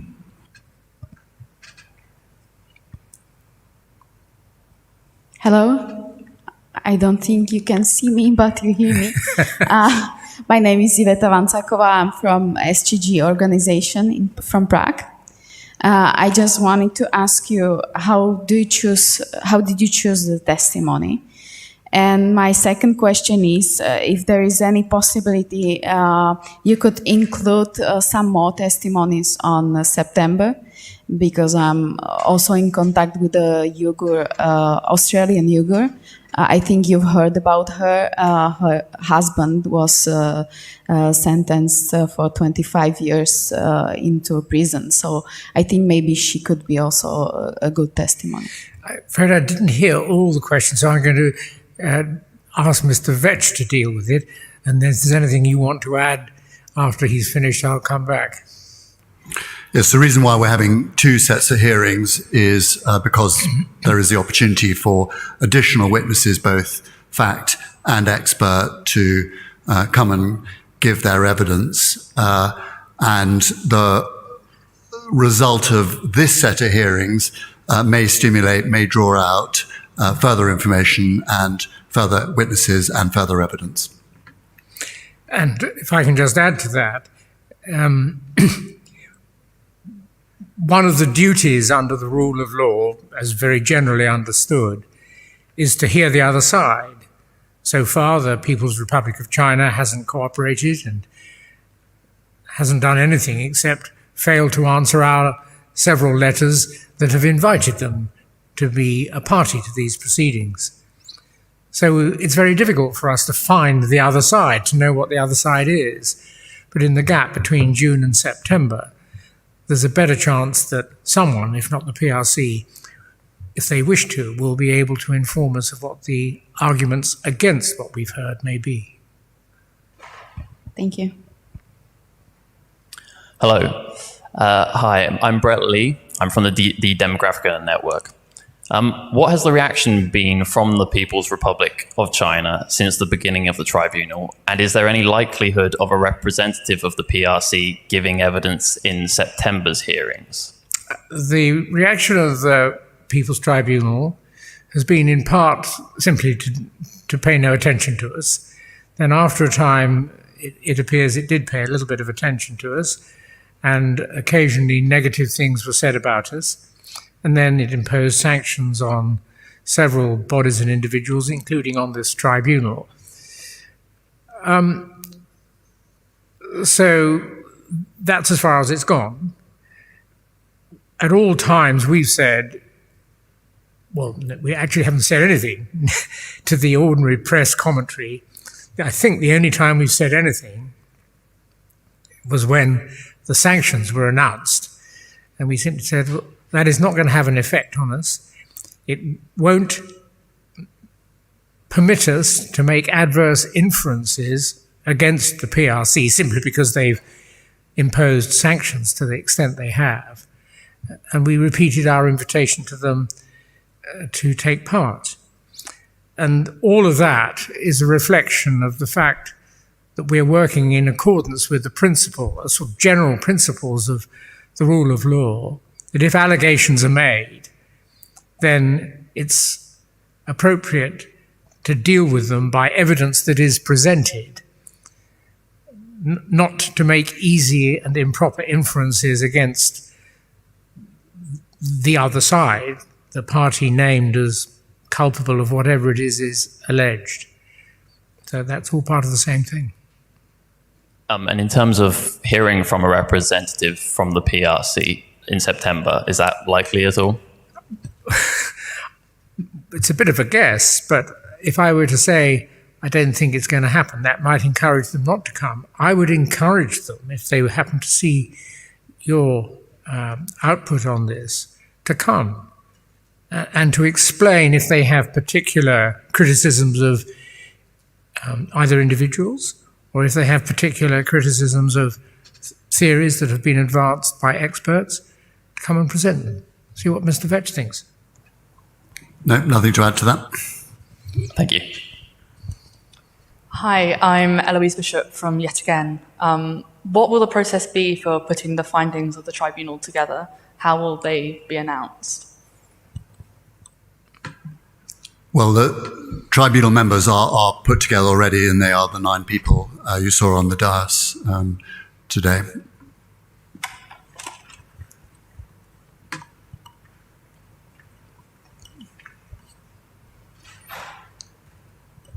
Hello, I'm Zahid from CNN.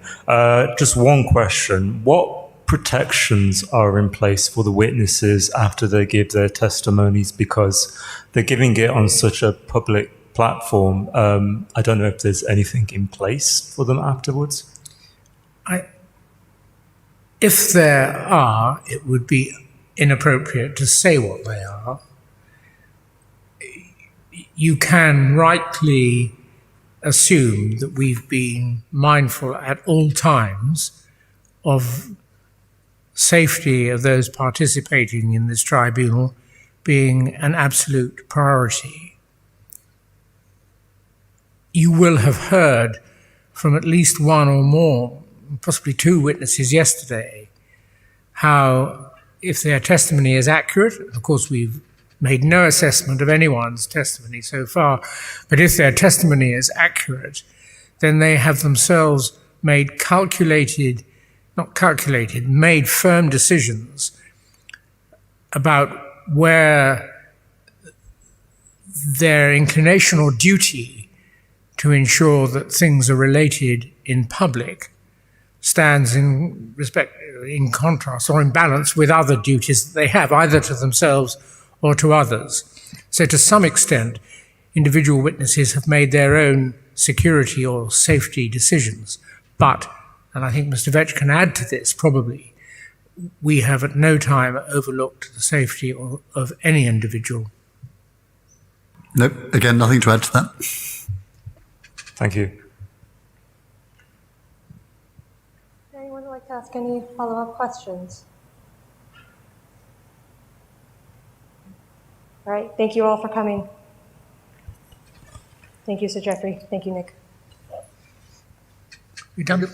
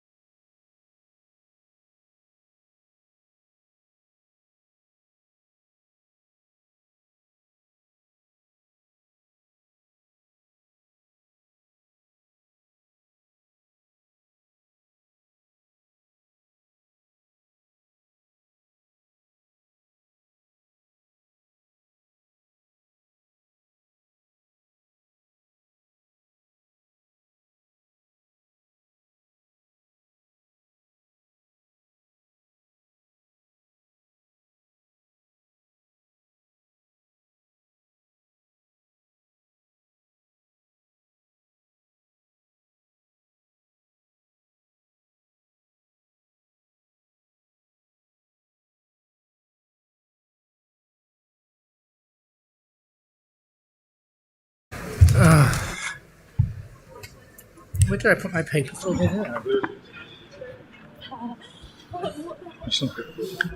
Assalamu alaikum aziz qarindoshlar, tekrar ko'rishdik.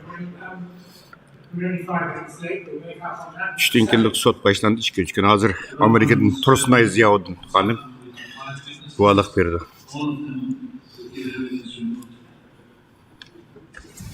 The first one, Tursunay Ziyavuddin.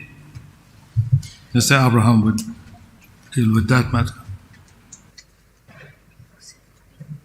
Bugün 5 şahitlik dedi, bunun içinde birincisi Tursunay Ziyavuddin.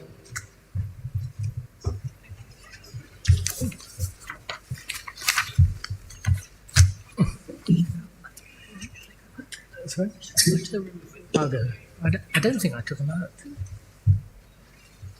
The witness, a female Uyghur, was detained in 2 camps over a total period of 2 years.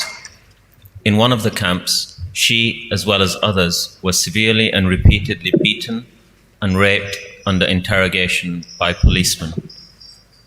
Policemen inserted bars, electric batons, and other equipment into the witness's genitals. The witness and others were forcibly sterilized. The witness and other detainees were forcibly injected and were required to take 2 pills. Many women had their periods interrupted as a result of taking this supposed medication. The witness saw girls being disappeared during the night from the detention facility. Men from outside wearing suits, accompanied by policemen and guards, raped women detainees, including the witness at night. In the second camp, the witness saw detainees being separated from children, thousands of detainees being brought to the camp by armed policemen, and detainees being kept in extremely poor sanitary conditions with very little food, causing severe hunger. She witnessed categorization of prisoners, with those in red uniforms suffering the most, and some being known to die of starvation. Detainees who were skilled in a profession were put on a list and transferred for forced labor. The witness was aware of the deaths of numerous detainees. She estimated 100 women died during her time in the second camp. The camps imposed forced indoctrination on all detainees. Ms.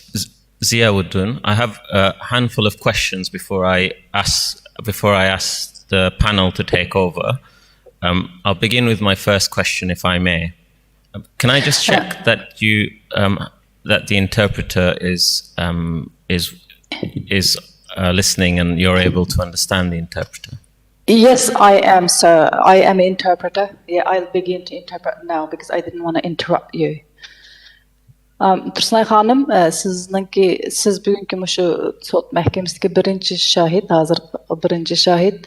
Ben sizinki yazma materyalınızı koygan asasda sizden birinci sualını başlayman. Elbette başka bir yerdeki sot mahkemedeki kişiler sizden soraydigan sualları var. Ben birinci sualını hazır sizden sorayman. Assalamu alaikum, rahmet.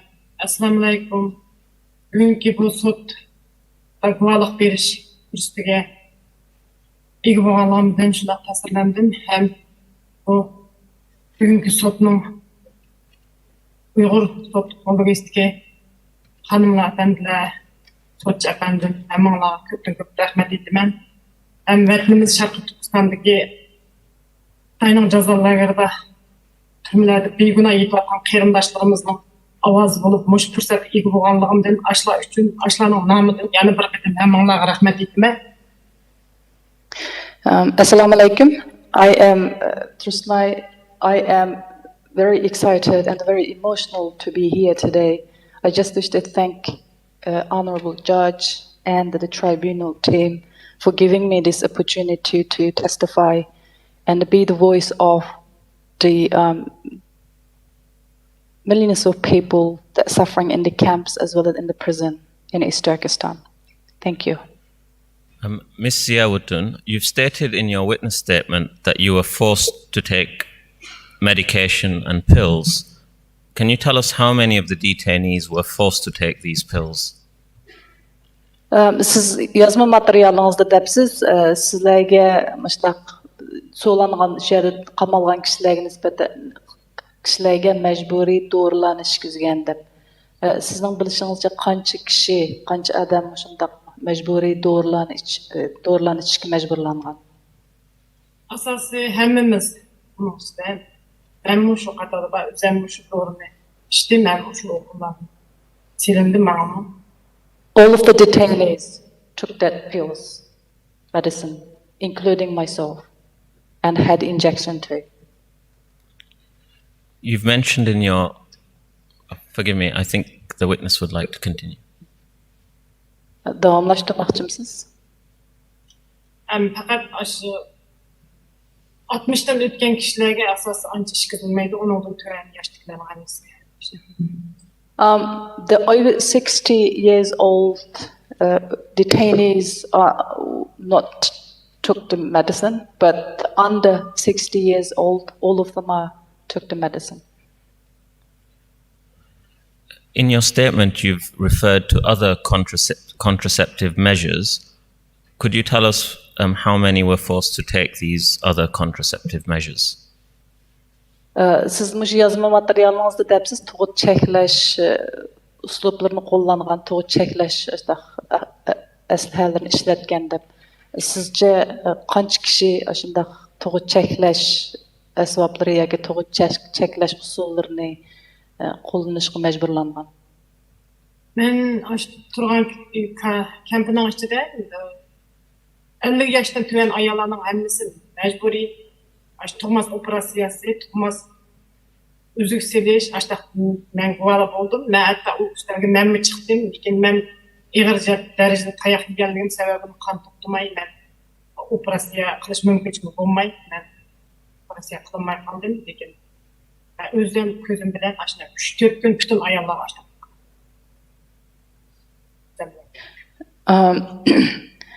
The camp that I have stayed, I have witnessed all the women under age of 50 had either sterilized or inserted IUDs into the women. I have personally witnessed it 3-4 days. Those measures were implemented towards all the women. You've stated that there was a bus for medical examination. Can you tell us how many people were taken for medical examination? Ondan siz yazma materyalınızda depsiz eşedeki yani soğlanğan kişilerini doktordan tekşiriş kılınıp aşında kılınğan hemisi doktordan tekşirişlerden ötken dep. Sizden bilişinizce qancha kişi aşda doktor tekşirişlerden ötdi? Asası aşına açıda bir çoğun aptuzunu ekip koyup məxsus aşına açıp hemmimizde aşına açıda tekşiriş kıldı. Asası hemmimizdeki tek aşı tekşirişten öttü. Olup mu 50 yaştan tüvelde çoğunlarda hem de ondak tekşir müddesim oldu aşda. Ben aşının üzerime aşı tekşirişten öttü. Almost all of the detainees have been through that medical examination. They used to brought a big bus, and we used to get onto that bus and through that bus, and they did undertake that medical examination. Those examinations specifically targeted the women under 50 years old age. Thank you, Ms. Ziawuddin. I have no further questions, but the panel might have some questions of you. Thank you. Rahmet Ziyavuddin hanım, hem de başka sot mahkemedeki kişilerden sizge sualları bala. Thank you.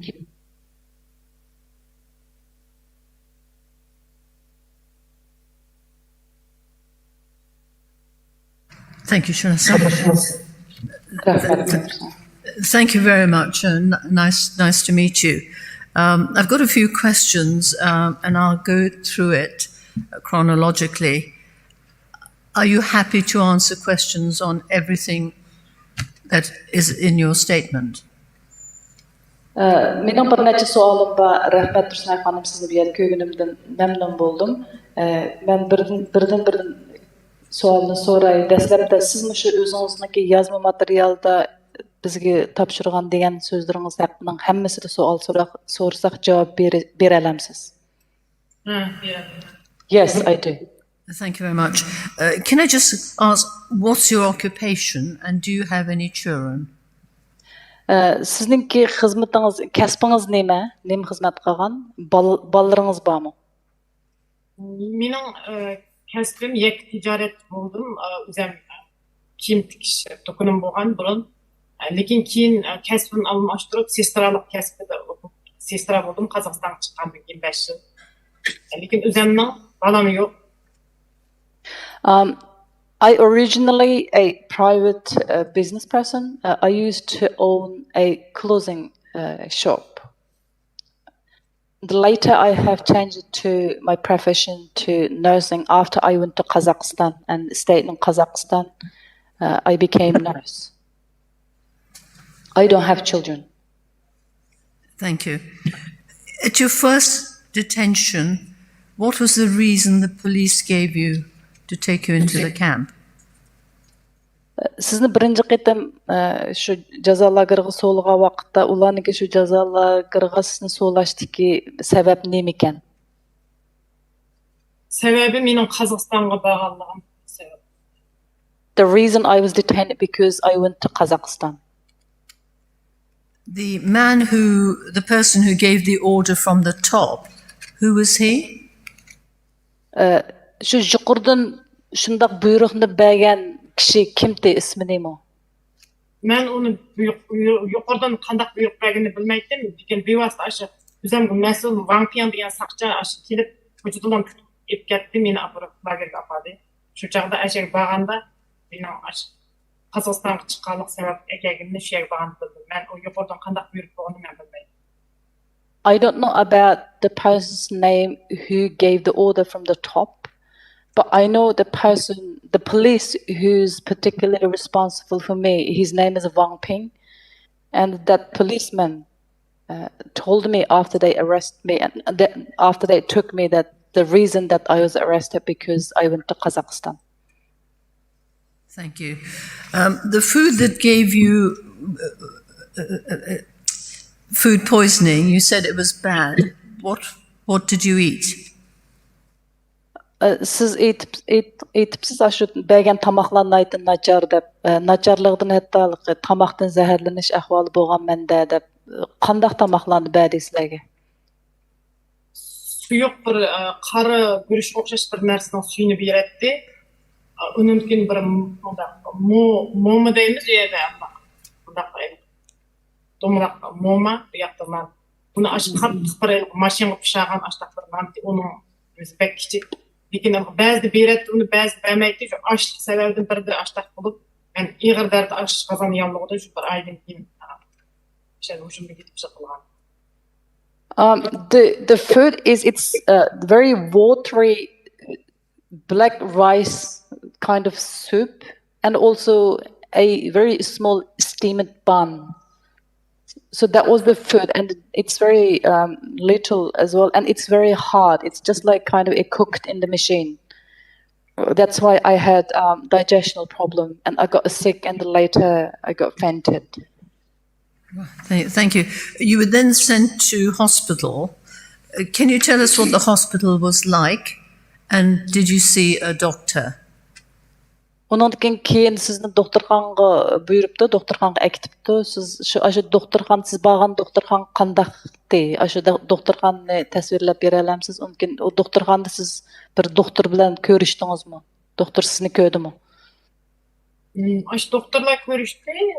Meni shu ashadagi cho'ng xalq doktorxonasiga olib bordi, cho'ng doktorxonaga. Shu doktorlar bilan ko'rishdimi? They took me to a people's hospital, which is one of the biggest hospital in that area. And yes, I did see doctor. And how did he treat you? Sizni qanday davoladi doktorxonada? Bir hafta davolash jarayonida men ashlarning yana nemisda bo'ldim. Bir hafta to'xtamay okosip ashlar davoladi. Undan keyin bir haftadan keyin yeni lagerga olib apatib bir kun qondim, ertasi chiqarib etdi. Shu davolash jarayonida shu okul silip, işte iğir derece açlıktan yalnızlanan bu fakat tamaktan zehirlengen şunun için fakat demelip yaşlama yumuşak tamaktan yemek bunda nem kılmasa bu bilip ketişi mümkün diye işte kağıt çıkarıp belli olacak. I stayed in the hospital for 1 week. I got injections and treatment. The result, the diagnosis by the doctor is I had food poisoning and I had digestional infection. I had infection and the doctor told me that I need to have a proper soft food and proper rest. I may recover if I do that. And after a week, I was taken back to camp. And then from the camp, I was released. After you were released, you didn't dare walk on the street. How did you get food into your house? Sizni gerçi nemeden lagardan koyup etken busuma sizilki köçüde meňişgimi bir jüret kılamyda kaldy ekensiz. Aşındaq ahwal astyda kanda kılıp tamaklarny, nemelerni özüňizge aldyňız? Kanda kılıp bularny özüňiz üçin? Aştaq boldy. Ben çıkkandan keyin fakat bir ýer meňiş üçin bir paç kagaz ile baş sakçyny bir sorak hatta tukallarymyň öýüne baramaydım. Fakat öýüniň içinde ýetip tamak ýap aştaq kütünüş nimem bilen kaldım lekin o kütünüş bolmady. Şunuň zararatyny hazırgacha mana kesel bolup kaldım. Keyin hakykatdan işgitden işine kirdim. Onundan eýer boldy şu. Yes, it's correct. It is correct that without police permission, it was impossible for me to go anywhere. So I had to stay at home and rest and have food at home as well. Because of that kind of condition that I am unable to get proper treatment and I got worse. And this condition of mine, it got worse second time as well. Thank you. So the second time you were put in detention, you said there were 4 big buses at the gate to take children away. Do you know where the children were taken away to? Siz aşı yazma materialınızı depsiz. İkinci qitimnim qavaqtıda siz şundaq bir näsege şahit boldum ki şu 4 avtobusda balalarni selip şulan bir ýaqa eketgen dep. Ulan näge eketilgen qandaq ahwaldy? Men birinci günü aşı ikinci qitimning birinci günü aşı lager ilip bilingan günümde meni kirwatgan wagtymda men aşı 4 avtobus kata turup adam ekebetken lagerge. Şu çagda uýag ata-anasından oýak ektirdi. Şu avtobusda balalarny bayan başga avtobusga silip eketdi. Näge eketkenini onu bilmeýmen men. Lekin ularny ata-anasından çykyp aşağı arıp biz bilen bir ata-analarny biz bilen bir eketip balalarny eketkenini öz gözüm bilen gördüm. It was the first day that I was taken to second time to the camp. It was the first day, and when I came, I have witnessed that there were the buses brought people into the camp, and also I have witnessed that there was different buses. In one bus, they took out the parents of the kids, and the other bus separated the children from the parents, and then the children were put in another bus and taken away. I have seen that kind of tragic separation scene, that separating children from the adults. But I'm not sure where they have taken to those children. Yes, that's what I have seen. Keyin lekin biz bilan kirgen bir ayalnyň balasyny 2 aýdan keyin, 1 aýdan keyin balasy bilen görüşemedim dep jygylganda aşı balla lageri baki şu ýerde balalar görüşüp gelip şu güni balasyny alıp ketken bir ayalnyň balla lagerden berip balasy görüşüp geldiğini bilim. After 1 month or 2 months, there was a lady detained where I am, and she was telling me that she was crying that she was unable to see her child. And later she said, and she found out that her child was taken to another children's camp. So, and she was telling me that she has seen her child at that children's camp. Thank you very much. So you were interrogated. Can you just tell us how long the interrogation lasted and what did they do to you? Siz yani aytibsiz sizni so'roqqa chiqib ketgan deb. Ashta so'roqqa chiqib ketgan vaqtlar qanchalik vaqt davomlashdi? U aşı 45. aydan keyin 6. ay aralığında başlandı sorak sual şu mezgilden keyin. Ben sorak jarayonida 15-10 qitimga yaqin chiqdim. Lekin bunun hammasi o'xshash emas. Ba'zida qattiq tayoq yedim, ba'zida ig'ir darajada dafsanchilik uchirdim. The questioning began from May, I think June. And then I was personally taken to 5-10 times for questioning, and each questioning is different, and it happens different things. In some occasions, I was beaten. In some occasions, I was abused. Each time, it's different. Thank you. I'd like to now just go on to where you were raped. Are you happy to answer these questions? Ben sizni basqınçılık uçurgan ahvalını hakkında sormakçı, şu hakkındaki so'allarga cevap berelemsiz? Berme. Yes. Thank you very much. So you were raped 3 times and then artificially raped a few times. Can you tell me... Sorry, just the noise coming by. Can you tell me what happened? Siz aytibsiz, siz 3 qitim basqınçılık uçurdunuz, hem shundaqla shakliy jihatdan jismoniy emas, boshqa sun'iy usul bilan ham shunday basqınçılıkqa uchirdim deb siz shu haqida so'zlab bera olamsiz?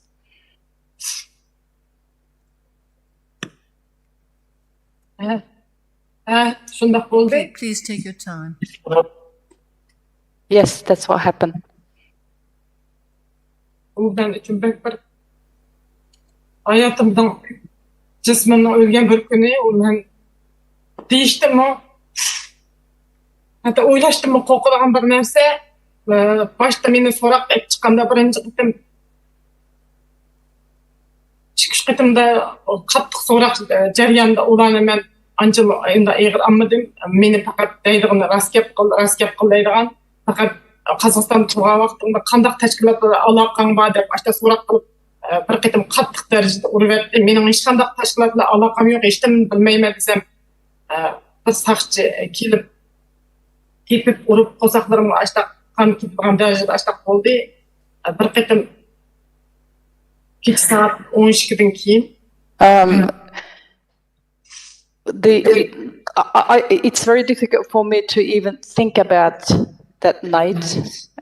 It's just a horrific. It is a day or time that I am dead. It is very difficult. I was taken to interrogations. In one occasion, I was questioned just as usual. They keep telling you that tell the truth. What did you do in overseas, and what kind of organizations have you communicated or connected? And that kind of things. And if I say, I don't know, I don't have any connection, the result is I face beating, kicking, and that's the kind of process all the time that I faced interrogation. And that's what I thought that going to happen that time as well. And it was midnight.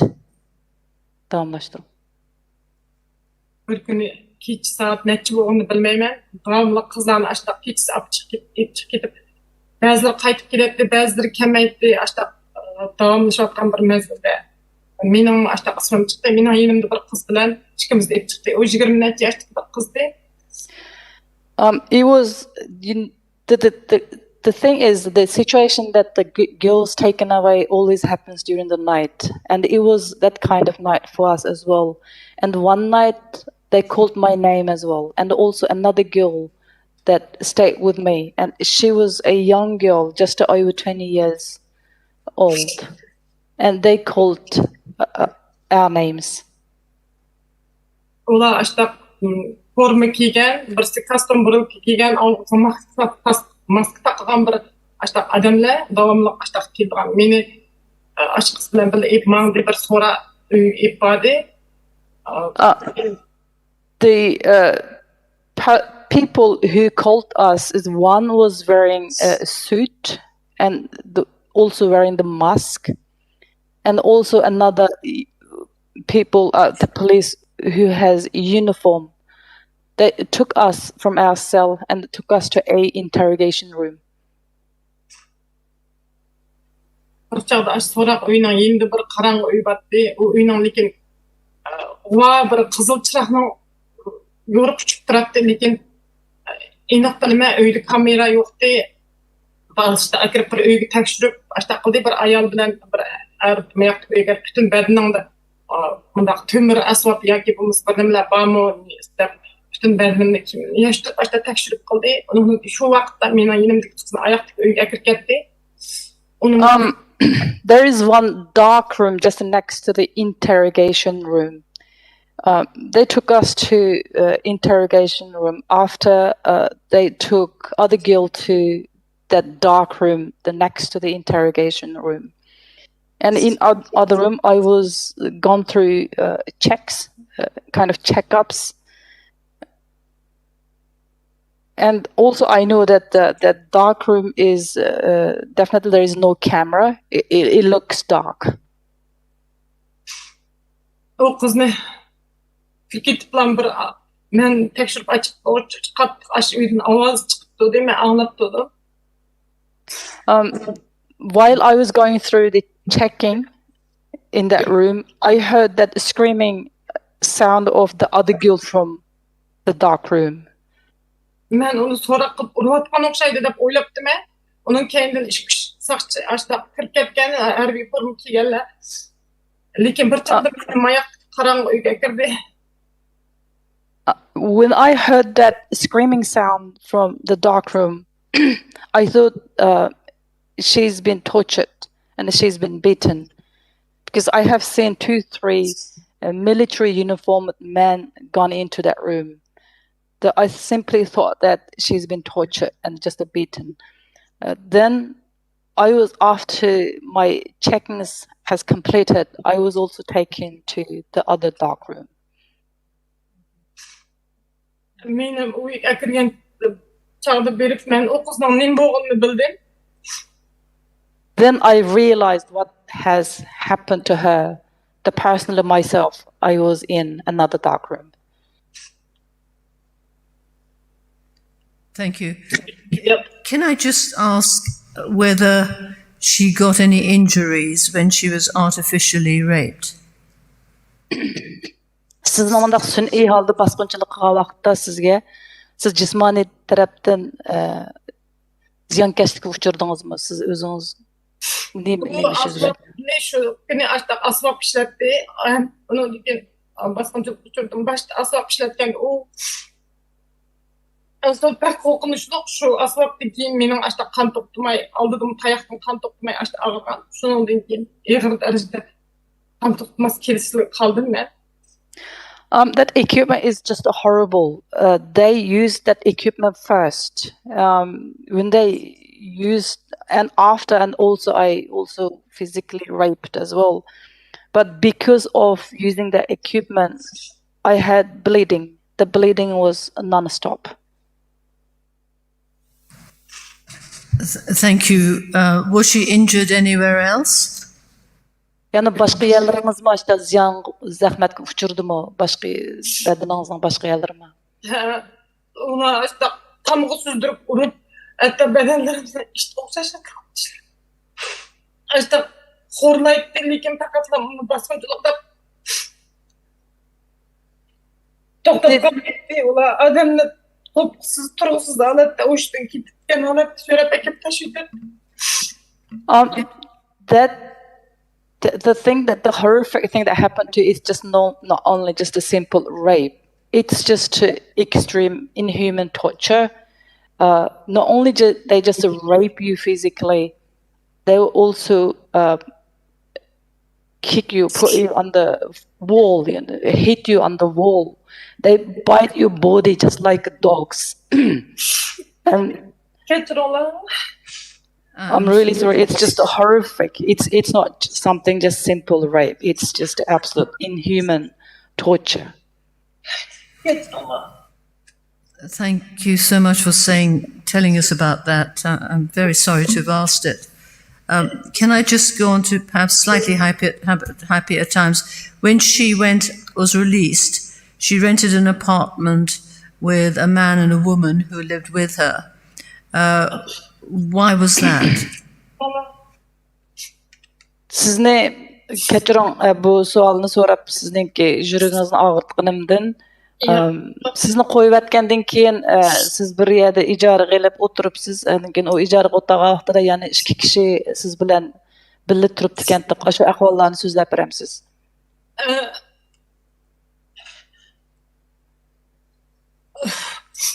Ben lagerden çıkan bir gün bulam aslında sakçılar gelip şu köyden başladı sonundan konup başladı kıldı.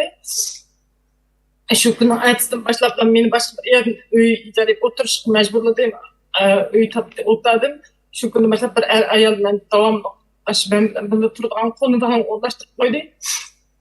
After I was released, I stayed with my sister. However, every day the police would come to the house and the question, and also the people from local authorities should also come daily basis and question and monitor me.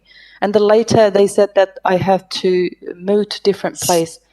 And they rented a place, and I moved out there. But when I moved out, another two officials, a man and a woman, stayed with me. Okay. Well, thank you very much. I'm sorry to have caused so much pain. Is there anything she wants to tell us that I haven't asked? Bek özür, bek kechiring sizga yana qaytadan yuragingizni og'ritganligim uchun. Sizning yana boshqa bizga qo'shimcha deydigan, men sizdan so'ramagan savollarga javob bormi? Men sizdan so'ramagan ahvollar bormi? Rahmat. Asas mening men sotga bergan deb o'ylayman. Thank you. I have submitted all my statement, everything to the tribunal. Thank you very much. We're most grateful to you both. Thank you. Ko'p rahmat. Ahırda deydigan bir gepi. Bütün aşağı Türkistan'da bunun deyin aşağıda mening o'xshash yana lagerda kelib qolgan qarindoshlarımdek qizlarni o'z men chiqib ketgan chog'da ularning hech qanday ma'ruza chet elda eri yoki chet elda tuqqanlari yo'q guvohlik berib qildigan cho'qim shu sotning adil bir taraf qilib ashlarni qutqizishiga endi unda açlık zulmlarının bulmaslığı için bütün dünyana yardım verişini ümit kılma. Lastly, I would like to tell the tribunal that there are millions of girls like myself who don't have any supporters like myself. For me, I had my husband who can speak up on behalf of me and campaign for me, and which is be able to save me. But there are millions of girls like myself who is still in the camp in East Turkestan, which needs to be saved. I really wish from the tribunal to serve a justice and to save those suffering girls. Thank you. Thank you. Thank you.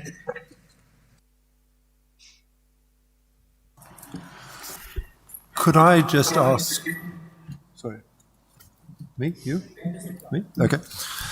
Could I just ask a question about the interrogations that you were done to you in the internment? What kinds of questions were they asking you about? I noticed that they asked you at one stage questions about your connections with Uyghurs in America, and I don't know why they felt that America was a place. And then ultimately, at the time of your release, you said you signed confessions, and I wondered what those confessions were at that stage.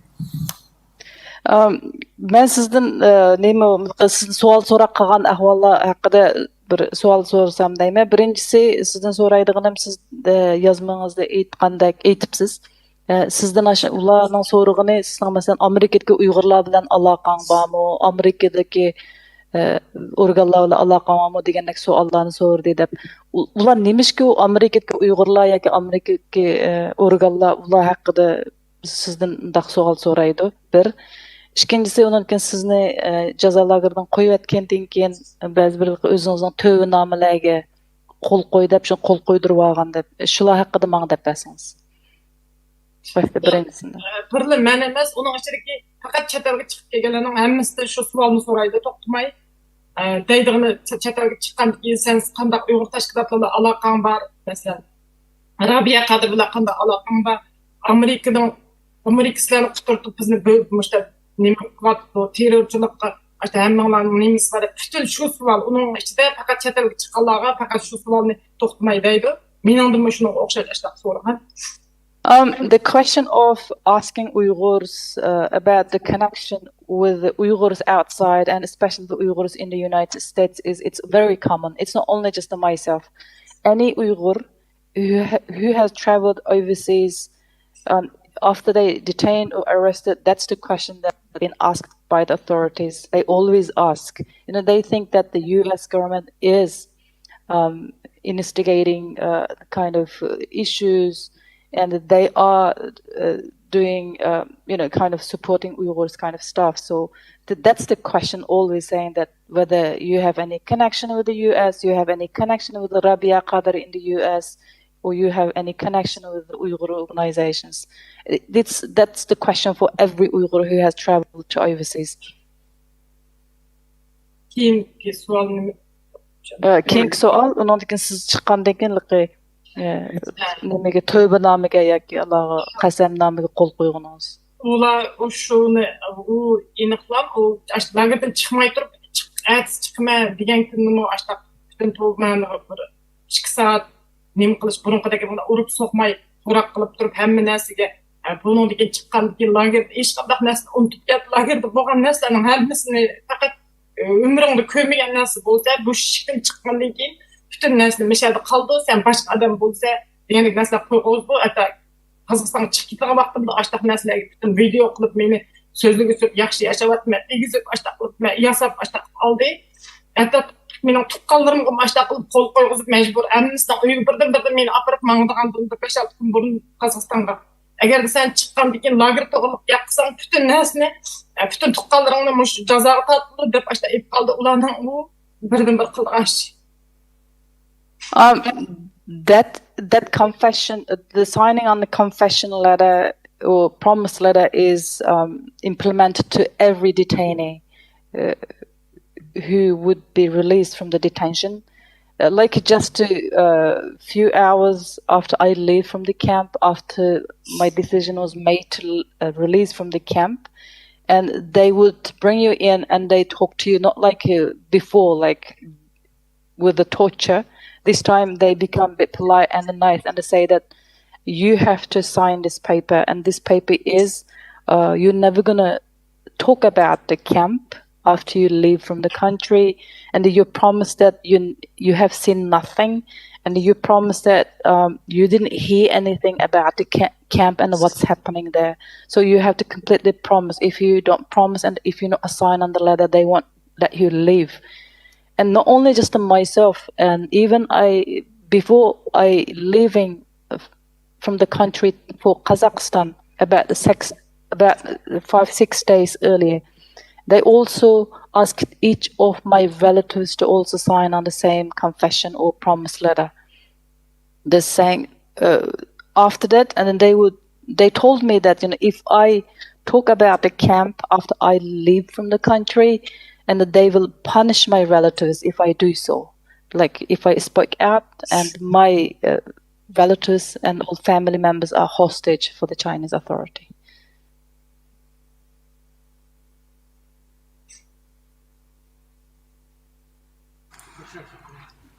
Thank you.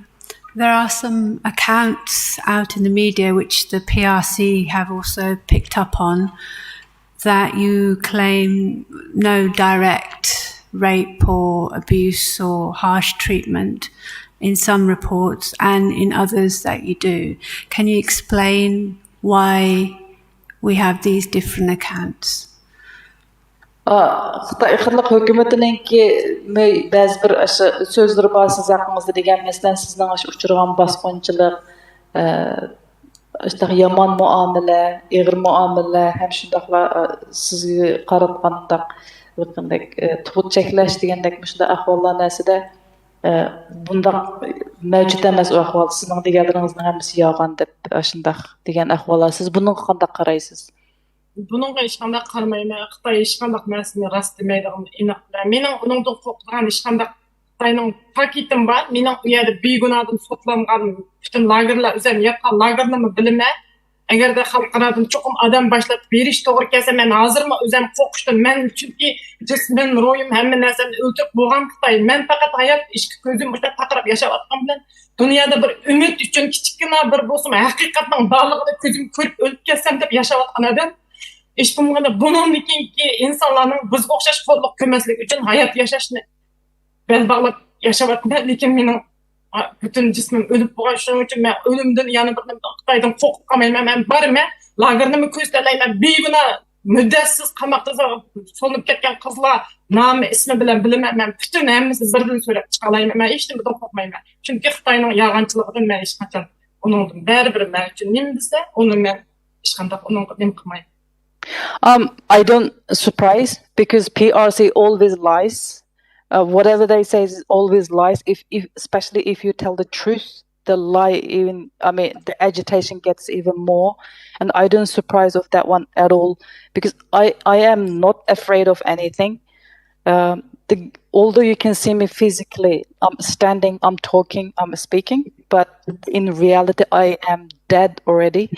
I am only living to see a justice to be served, to see that people are saved and many people not suffer what I have been through.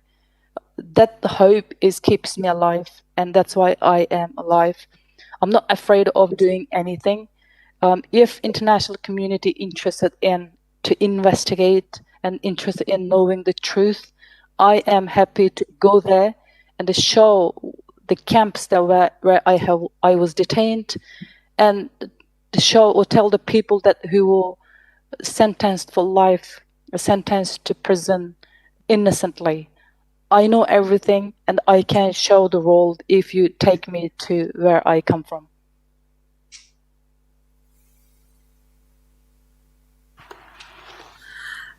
In your statement, you say a teacher said to you that you shouldn't have children and that it was punishable by law. Which law is she referring to?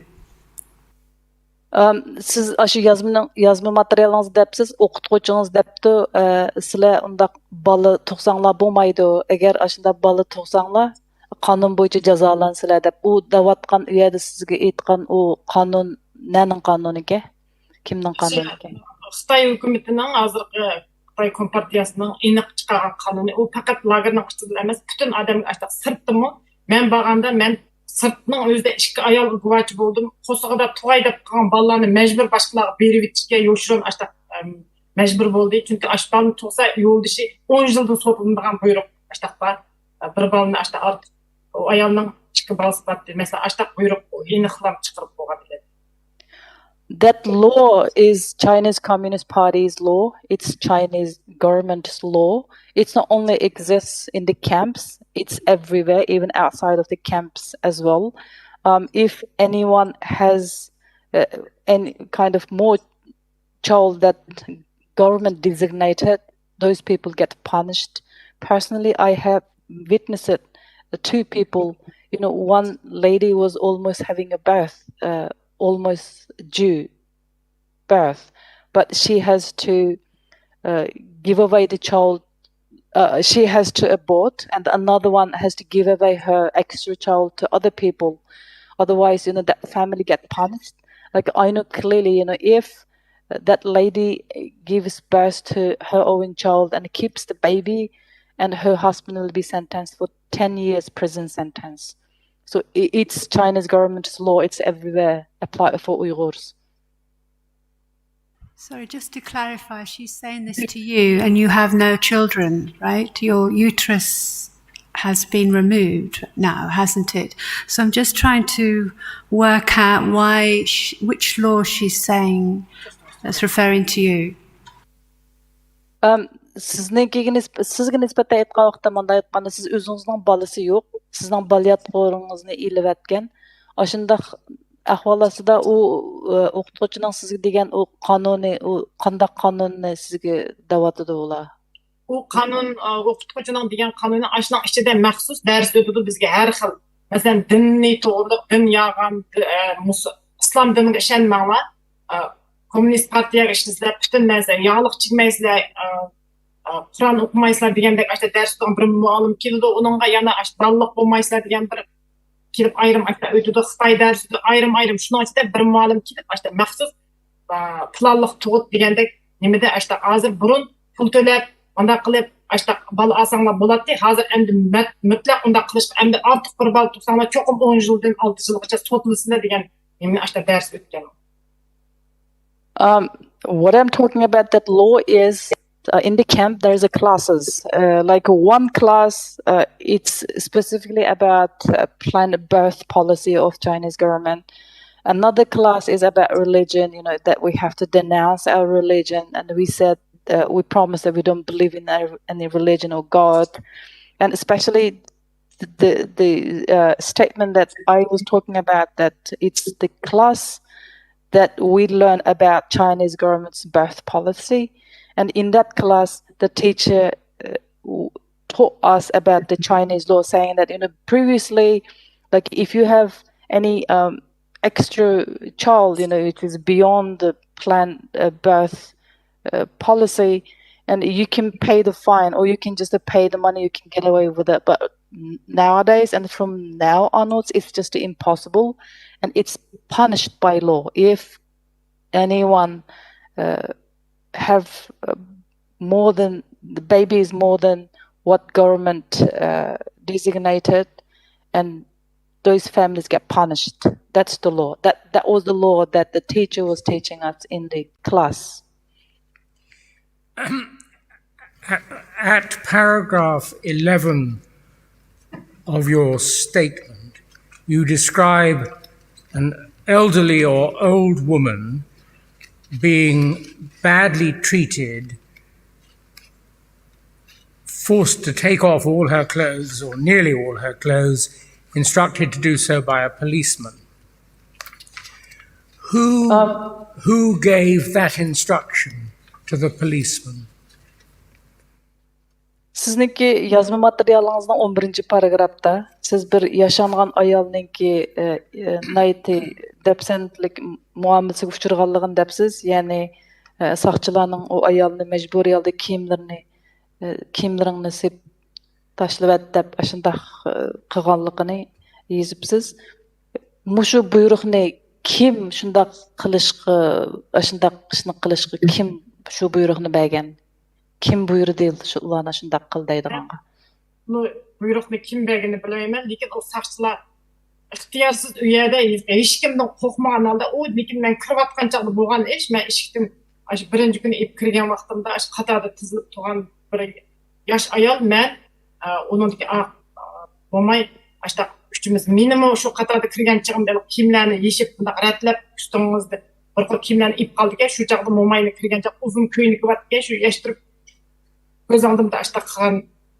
Lekin o saqchilar ishlamidan qo'rqmagan holda ashta qildi. Uning kimning buyruq qilganini bilmayman. Ashta turgan saqchilarning bu yerda qilganini men o'z ko'zim bilan ko'rdim.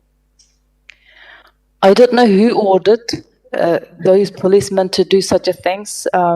I'm not sure, but I have witnessed that incident when I entered the camp through the gate. We were few women there, and I saw that elderly woman. She was wearing long dresses, and the police are very powerful. They do whatever they want, and I have witnessed that those policemen was forcing her to take off her dresses. In paragraph 26 of your statement, you describe how between May and August 2018 you had to put your head out through the food flap to have your hair cut. For whom was the hair intended? Do you know?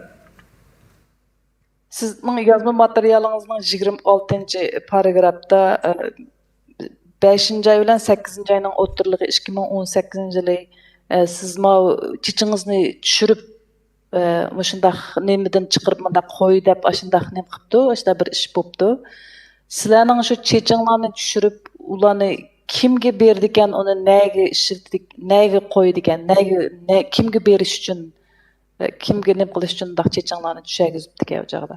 Men onun içinde biz onu herkes mi bilmeyimiz. Onun içinde çağda iştim bilmeyimiz. Biz fakat buyruğunu nem kılmaz. Nem kıldıysa şunu kılmaz. Meyli çiçeğine düşerdemdi, meyli kestemdi, meyli. Ben şu jarayanda men 5. aydan 8. ay 9. ay aralıkta bolgan çaş düşürüş, 3 gün toxtumay nem kılış operasiyası kılış nesle davamlıq oldu. Biz onunla hiç kandak nesle bilmeyimiz.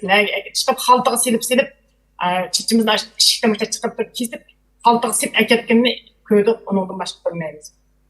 I don't know because we were not told and we are unable to question in that camp and we just follow the orders. Yes, I have. Yeah, that's what has happened. Yes, during that time. Yes, our hair was shaven and the hair was put in the bag and taken away. But I'm not sure where they took the hairs. And I mean, in that place, we just follow orders. Whatever they told us to do, we will do. But for example, within that 3 days, in one occasion, within that 3 days, and every woman had to have IUDs inserted. You know, the birth preventive measures were implemented. That's what happened. And suddenly they would order say that everybody has to shave the hair. And that's what has happened, and they took the hairs. But I'm not sure who's ordering, who did it, but we just followed whatever they want us to do. It is said that in an interview with a French radio or television program on the 30th of October 2019, you did not refer to being tortured and gang raped. Do you remember the interview? Do you remember whether you did or did not mention being tortured and gang raped? 2019 yılı 10. ayının 30. gündeki Fransa'nın bir radyosuga bergen sözleşişte, intervyuda siz unda köpçülük birleşip sizni basqınçılık qilgan hem qiyinqastıqqa uchirgan basqınçılık uchirmadim, qiyinqastıqqa uchirmadim depsiz. Mushu esingizda bormi? Kanchinchi ayning nechisi? 2019 yılı 10. ayının 30. günü. Esimda bor. U Qozog'istonda turayotgan vaqtimda ham u chog'da men dunyoga bo'lgan jiq umidlarim bor, kichkina bo'lsinmi endi.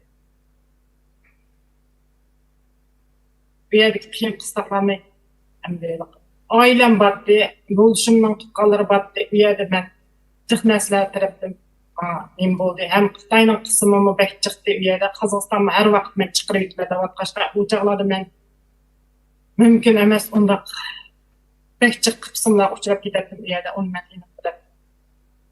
Ben hazır hemmedim cinimden vazgeçken adette bu paratikip bu halde. Yes, I do remember. At the time I was in Kazakhstan, and while I was in Kazakhstan, I have to think of the security of my family, and also at the same time I was facing pressure by the Chinese government to deport me back to China. So, right now, I don't afraid of anything, and I don't concern. So, that's why I am speaking. Were you in custody in March 2019? Siz 2019 yılı 3. ayda tutuqliqdim undaq nima demitdingiz? Sizni qo'lga olganmidi? Siz 2019 yılı 3. ay. 2019 3. ayda yo'q, men lagerdan chiqib bo'lgan vaqtda lekin Xitoy hukumati menga pasportni beramiz deb pasportni qilib yasab berayotgan vaqt. Men 2018 12 ayning 25 lagerdan chiqqan. I wasn't in the camp. At a time I was released, but the Chinese government was helping me to issue my passport. Thank you very much. Anything from council? Right. Thank you very much for coming to the tribunal, being at the tribunal to give your evidence. Sizga köpden köp rahmat şu sot mahkemesiga kelib şahitlik berganingiz uchun köpden köp rahmat. Sizlarga köpden köp rahmat. Thank you very much to you too. Thank you, Mr. Chairman. Our next witness is Zomrat Duat. She was giving evidence remotely, and Dr. Zamit Borda would be handling this witness.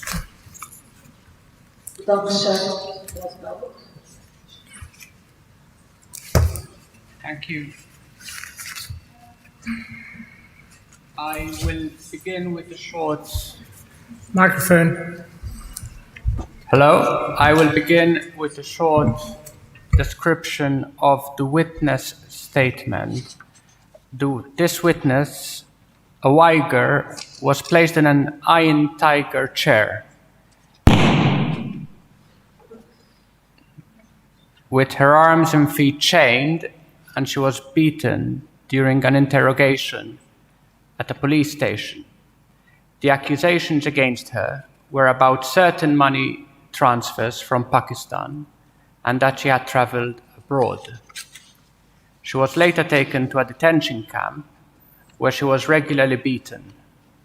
In the camp, she was also forced to take an unknown medicine, and her blood was taken every 15 days. I'm not sure if there's an interpreter who would like to cover that bit.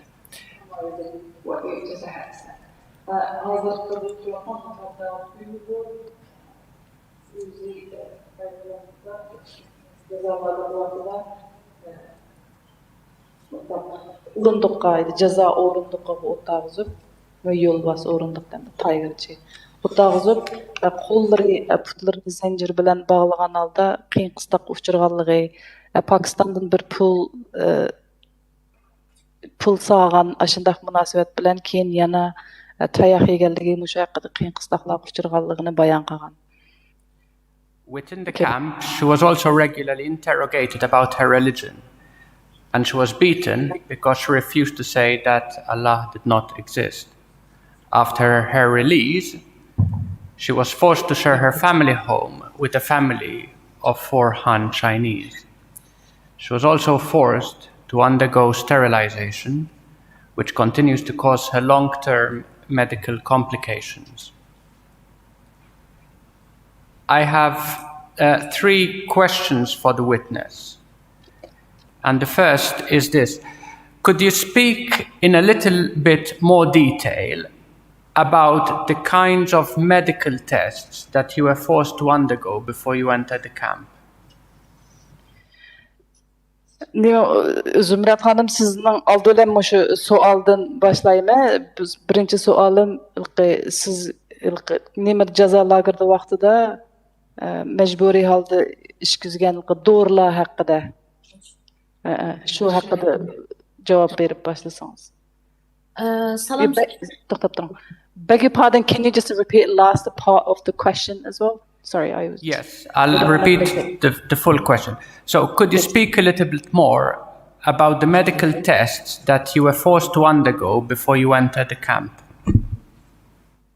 Jazalarga kirishdan burun sizni majburiy holda doktordan o'tadigan ahvollarni shular bo'lgan debsiz, ya'ni doktordan o'tkazish, doktor tekshirishidan o'tkazish. Shu jazalarga kirishdan burun shu elib borgan doktor tekshirishlar haqida tafsiliy so'zlab bera olamsiz? Rahmat. Men Zumrat Davud, bütün Uygur Sot Kollégiyesiga bütün advokat sotchilarga mendan o'tib salam.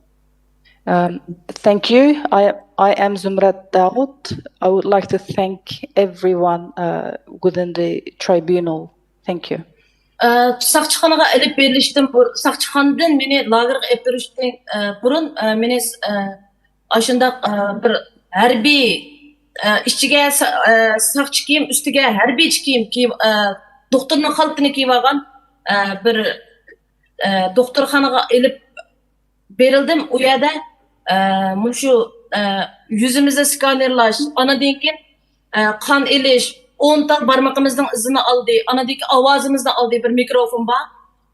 Anadan keyin ko'zimizning nurini oldi, anadan keyin bir ta narsani tutqizib bizni mashunda o'zimizning bo'yini o'lchaydigan keynimizni bitirib olgan, shuni turg'izib bizni rasm tatdi. Anadagi ayollar tekshirishi qildi. To'xtab turing. Before I was taken to the camp, from the police station, I was taken to a hospital. In that hospital, the doctors or hospital personnel was wearing the white gown, the doctor white gown, top of the military uniform. And we were undergone a medical examination. That medical examinations include face scan, blood sample, fingerprints, voice monitoring, eyes check, and also with some kind of equipment checking our heights. Barmog'imizning uchidan qonni ilib DNA deydigan menchilik bir qog'ozga mushtala surtdi ekanmiz. Uningda ustida DNA degan xat bor. And also they took blood from our finger, pricked our finger and they took out our blood and checked and put that blood sample into a market writing saying DNA into the tube. Ovozimizni elish uchun 20 minutlik bir varaqqa yozilgan xatni qayta 20 minut so'zilgandan keyin anadagi ovozimiz to'liq holda ularning kompyuteriga kirdi ekan. And in order to get voice sample, we had to read again and again a writing on the paper for 20 minutes. After that 20 minutes, the computer completes a voice recording or voice sampling test. Yaş olsun, kichik qiz bo'lsin, ya yaşangan ayol bo'lsin, kar yo'q, ular ayollar tekshirishi qildi. Ya'ni apparatni ayol kishining jinsiy a'zosidan kirgizib turib, uni tekshirdi. And also, regardless of young or older people, they also did female checking. And they inserted some kind of equipment into female vagina. And then they did such a checks, female checks. Elip kelingan ayollarning jiqlig'idan ücretmi nait test keldi. Yani aytgan bağ adam kes saat qarang'i tushkichilik, birdan aşı tekshirishni qilib bo'g'uchilik pek qarang'i tushib ketdi. Shunchalik adamjiq. There were so many women and we were a long line and they had to do the checks one by one on each woman. By the time we have completed our checks, it was already very late, very night time. Thank you. Thank you for that. And once in the camp, you also underwent some further medical checks regularly. In fact, you had blood drawn regularly, and you were also given unknown medicine. My question is, first and foremost, can you describe the kind of medicine you were given? Was this pills? What color, if it was, and how many? Onun sizin lagerga ekirgenden keyin bu yana aşında o'xshash nima tekshirishlarda bo'lib ekansizlar, masalan qon tekshirish degandek, undan keyin sizlar bilmaydigan bir dorilarni ishkizish degan boshqa ahvollar bo'lib ekan. Shu sizlarga ishkizgan dorilar qandaq dorilar deymasan, uning rangi qandaq dey, qancha tal dorini ishkizatdi sizlarga? Tablet dora kunda bir qatim ishkiz bo'lgandan keyin uni cho'qim galdan o'tdimi o'tmadimi, uni qo'liga bir mushu qo'lga keladigan bir palayni kiyib og'zimizga uni tiqib tekshiraydi. It was a white tablet and we had to take it every day, and in order to they make sure that we swallow it, the camp officials will put a gloves on their hands and they insert their hands into our mouths to check whether we swallow it. Doğru işkendiğin keyin bu doğru xuddi insanı xamosh qilib qo'ygandek hech bir ishlarni o'ylab bo'lolmaysiz. Hatto oilangizda kim bor, kichik bolangiz bormi, yo ota-onangiz, yashangan ota-onangiz bormi, yo yo'ldoshingiz, hech kimni o'ylamaysiz. Faqat bugun bir kunim o'tsala bo'ldi degandek endi. Xamosh qilib qo'ygan doğru u. After taking the medicine, you don't think anything. Like, you know, whether you have a family, you have parents, just anything. You just to kind of think that how this one day pass, how this one day gonna pass, like that. You know, you feel kind of hallucinating. You don't feel anything. 15 günde bir ben 2 ay 62 gün yattım. 62 gün jarayonida 2 qatim vaksina deb urdi. O vaksinaning endi nima ekanligini vaksina dedi, lekin nimaning vaksinasi ekanligini bizga tushuntirishmadi. 2 qatim belikim qo'yildim. Lekin qon elish 15 kunda bir qatim bo'ladi.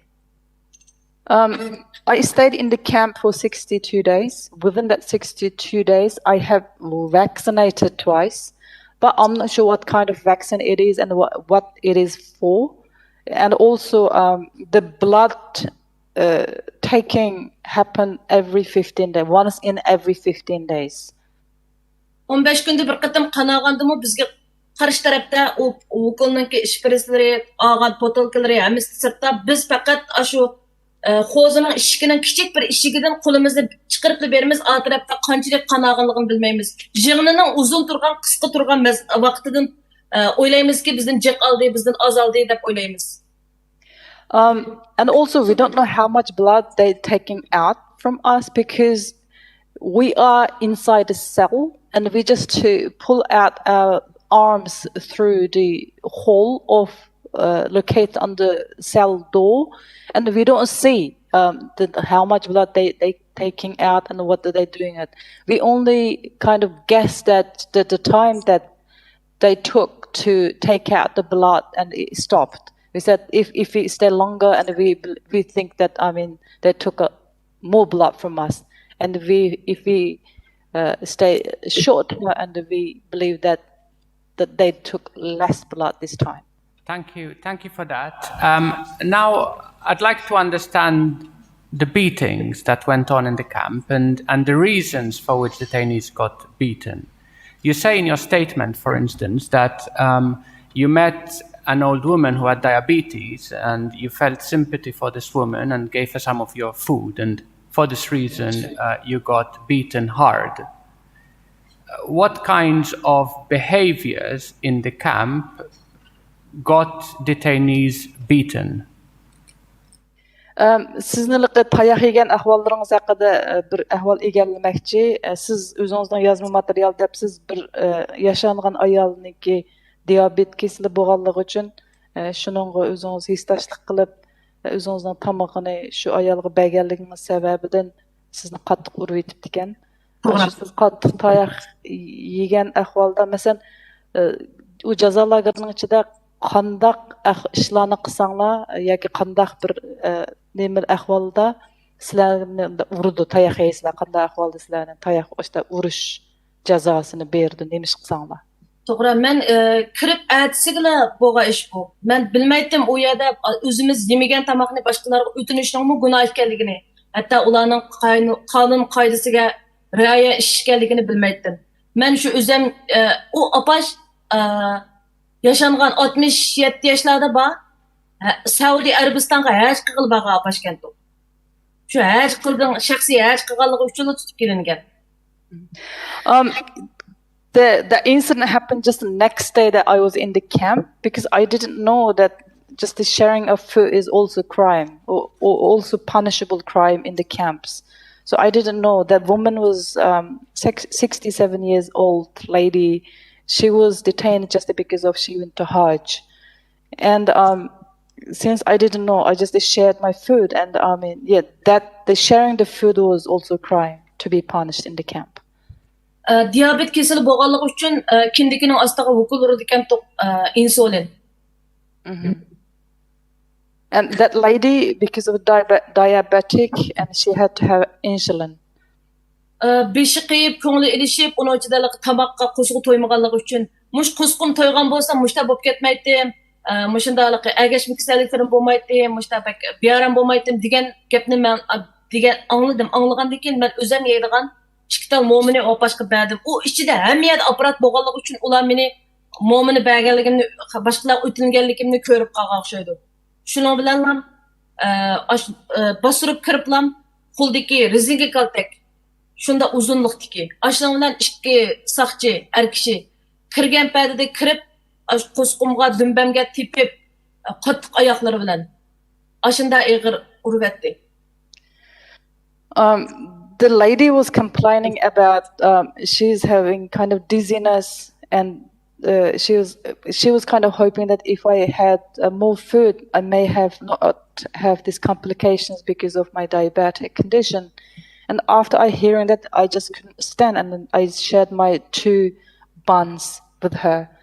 Okay. And since there's a cameras inside the camps, they have seen what I have done. So the policeman burst into the cell room and start to beat me with the sticks and also kick me with the heavy shoes that they were wearing.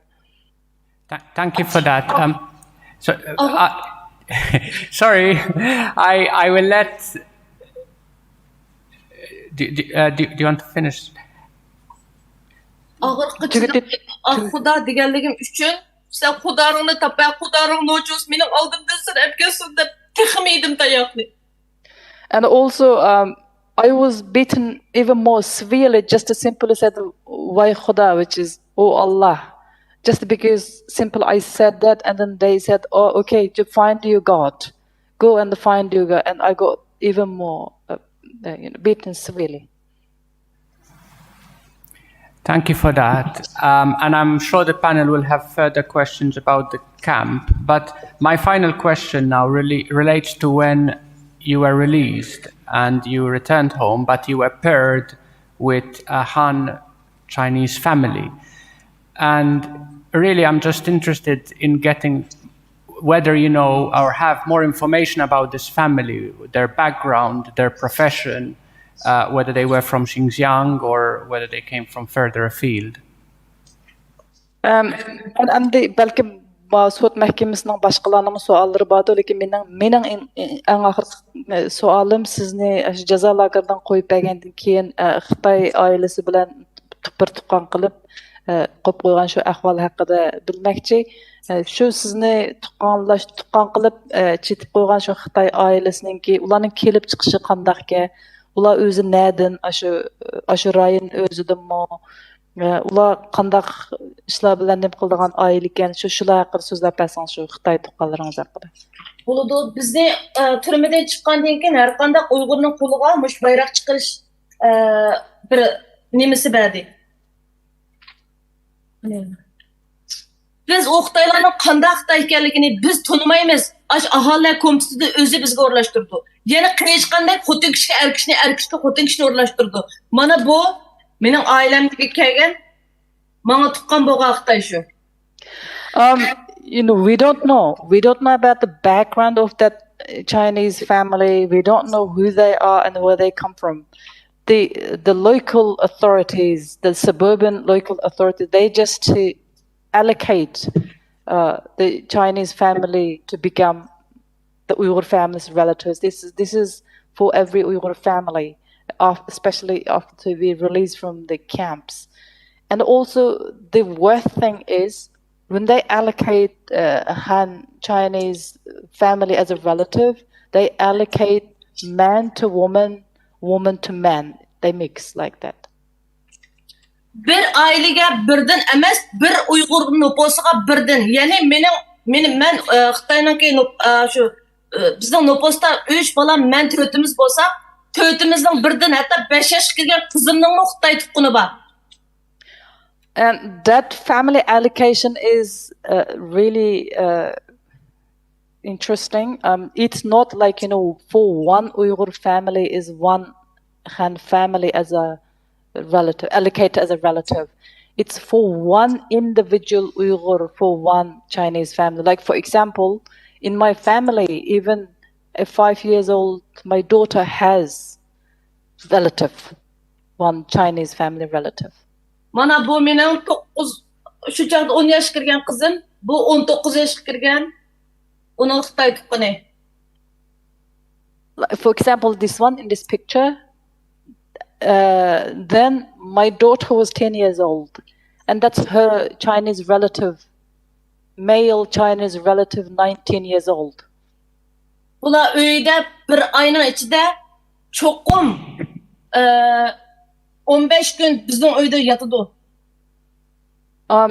In 1 month, those Chinese relatives stay 15 days. They sleep over in our family for 15 days. Thank you. I haven't got any more questions. Rahmet, benim başka sualım yok. The panel will ask questions now. Başka mahkemeler başka suallar soraydı. Okay, good afternoon. Could I start by just asking a couple of background questions? You're married to a man from Pakistan. Could you tell us how you met and where you lived after your marriage? Siz bir Pakistanlı kişi bilen toyqupsiz. Sizden soraydaydı, şu Pakistanlı kişi bilen qachon toy qildingiz, ondan qayerda yaşadinglar? Qachon ko'rishdingiz, qachon uchrashgan Pakistanlı yo'lishingiz? 2005 yıl toy qildik. 2006 yılı tunji farzandlik olduk. Biz izchil turda Urumchida yaşayotgan. Hatta er-ayol ikkimizdan qurgan Urumchida ochgan shirkatimiz mi bor.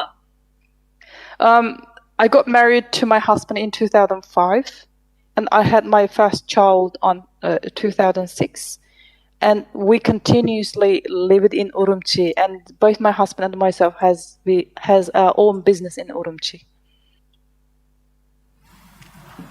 And then your first incident with the police in 2016 arose out of a request that you'd made with your husband to visit the United States.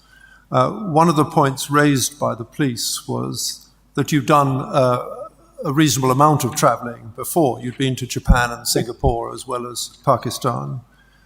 Could you tell me why you wanted to go to the US in 2016 and what traveling you had done before that date?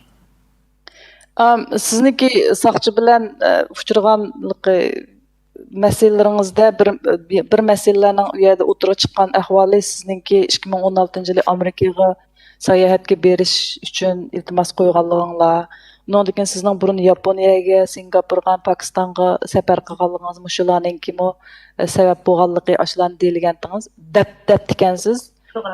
Mushu haqda bizga deb beramsiz. Bu 2016-yili nemishki Amerikaga kelishga iltimos qo'ygandinglar?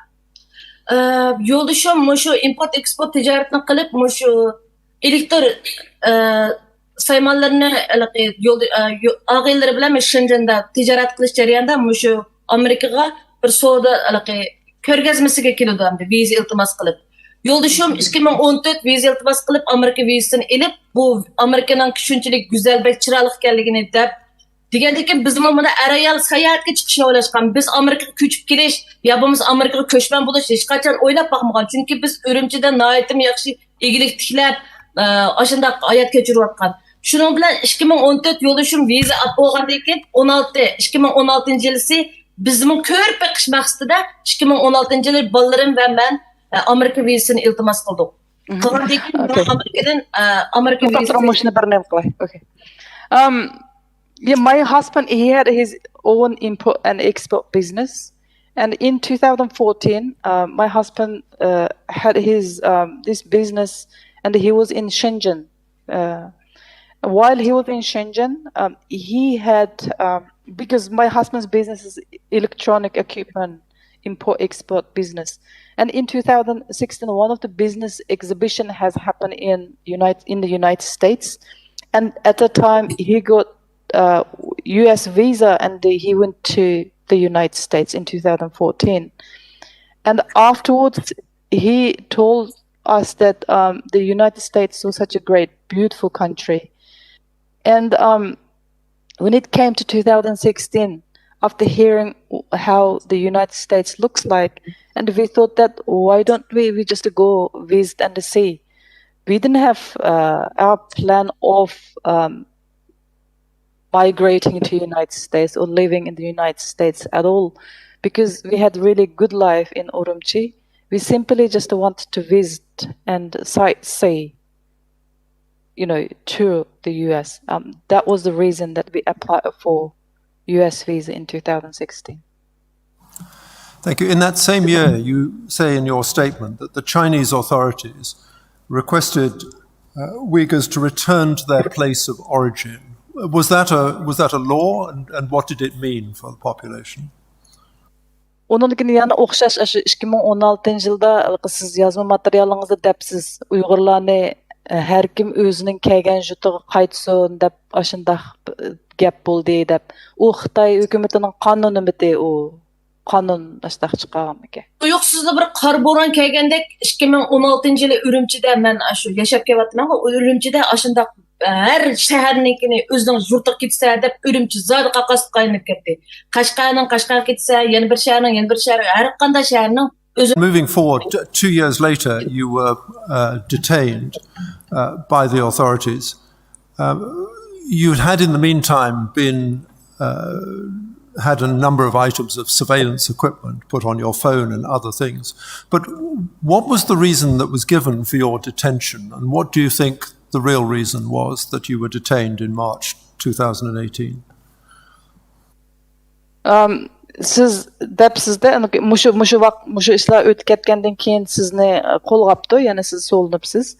Endi o'sha so'langan vaqtda bu 2018-yil 3-oyda sizni rasmiy so'labdi. Ular mushu so'labdi bu vaqtda albatta sizning telefoningizda ba'zi bir narsalar chiqqan u ahvollar bor ekan, lekin haqiqiy sizni mushu 2018-yil 3-oyda so'lgandan keyin sababi, haqiqiy sababi nima? Nima deydi ular? Sabab nima ekan? Sababni to'liq demadi. Menimcha bo'lganda bak so'rab ketgan savollari birinchisi Amerika vizasi nima uchun sening pasportingda bor? Ikkinchi sen 3-chi farzandlik bo'lishingga yo'ldoshing sana musulmon davlatda bo'lganligi uchun ko'p farzandlik bo'lishlarning islom dinida bormi?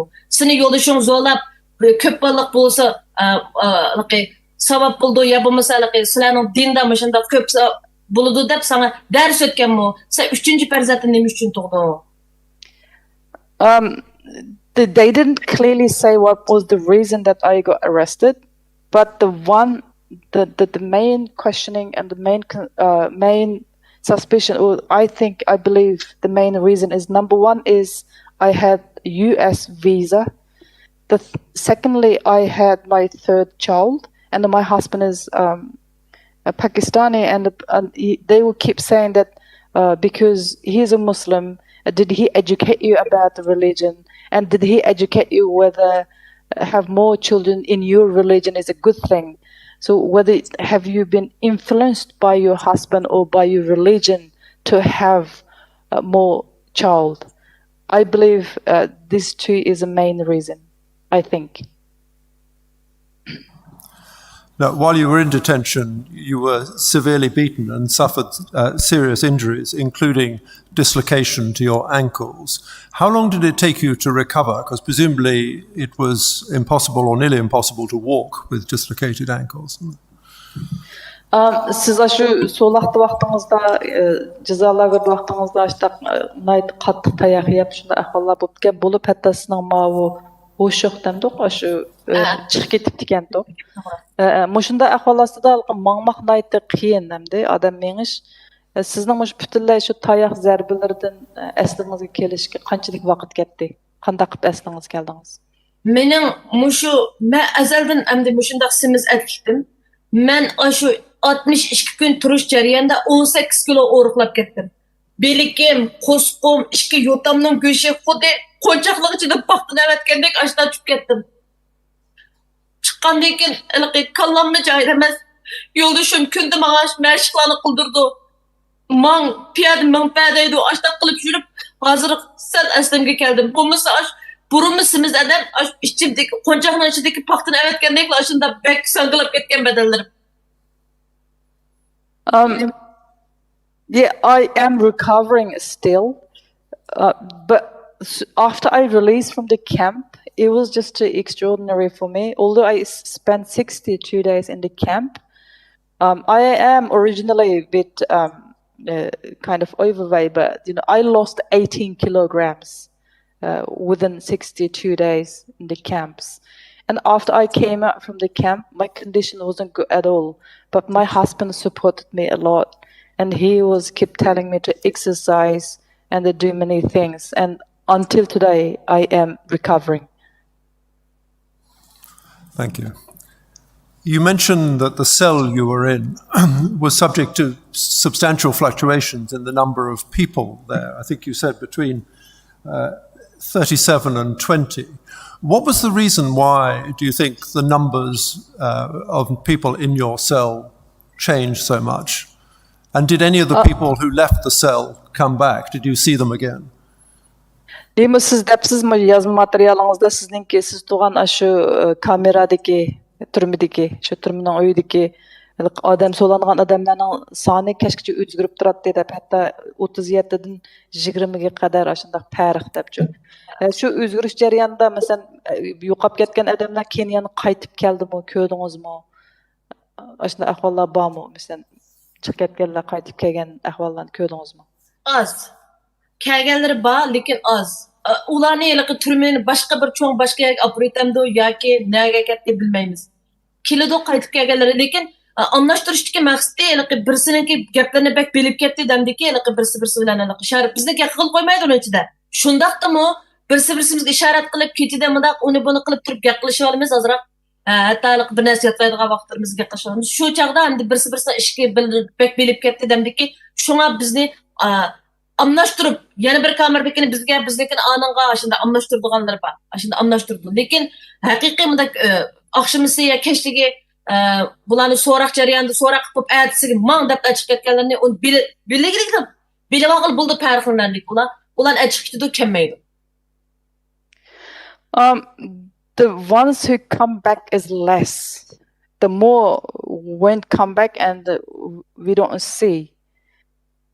And also, I don't know what's the reason. They just keep change. I'm thinking they may be thinking that we shouldn't get connected too close to each other, because although there are cameras in the cell, but still we somehow find chance to talk to each other, like while we were memorizing or saying something, and we just take chance to talk to each other. Still. Some kind of muted way we do communicate each other. I think to me they try to completely disconnect from one another. That's maybe another reason that they keep changing numbers and the people within the cell. And sometimes it's clear that someone won't be coming back at all, because we can sense that such a person, that like if that person was taken to the interrogation and just taken away for some kind of reason, and we kind of sense and we believe that that person is not going to come back.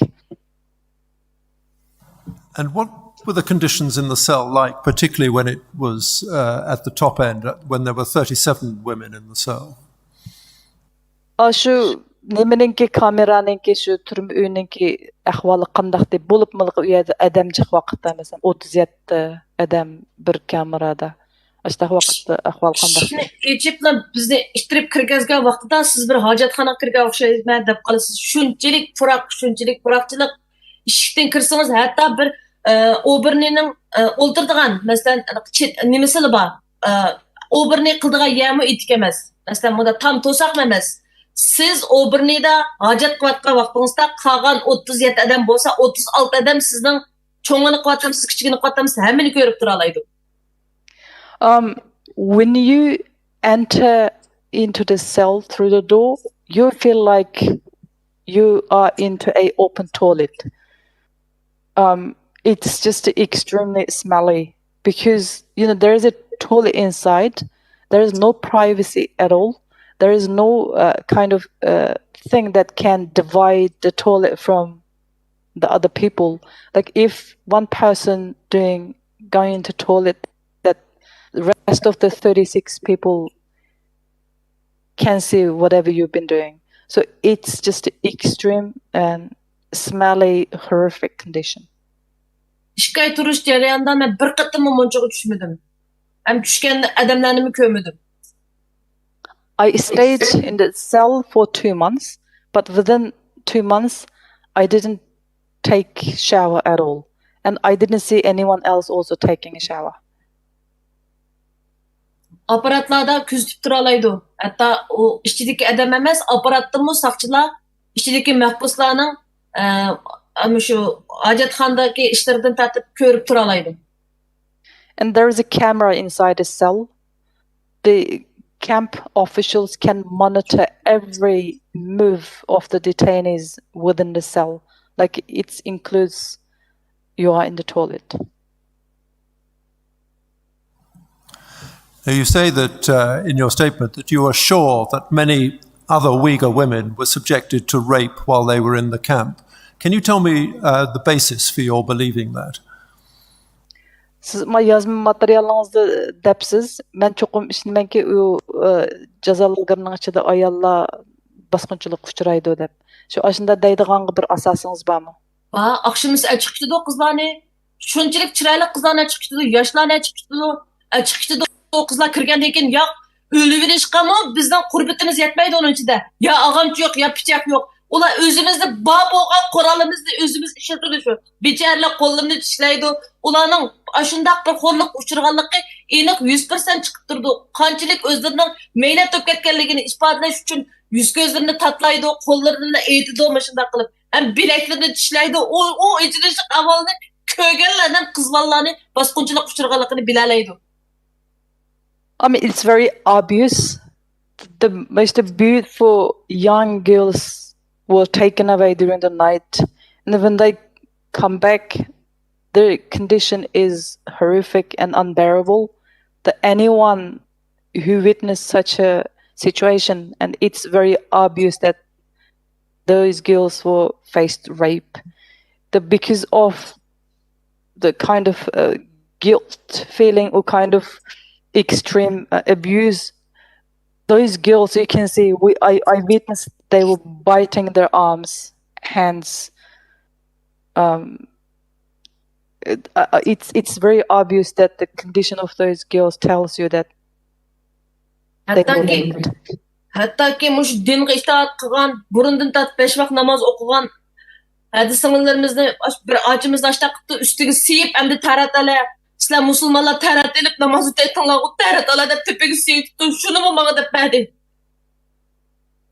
And the worst insult is the sisters, they were taken and then they were made naked, and then the police urinated on them and told them that, see what, you say you're Muslim, and then, yeah, okay, now you go ahead, take wudu, cleanse yourself.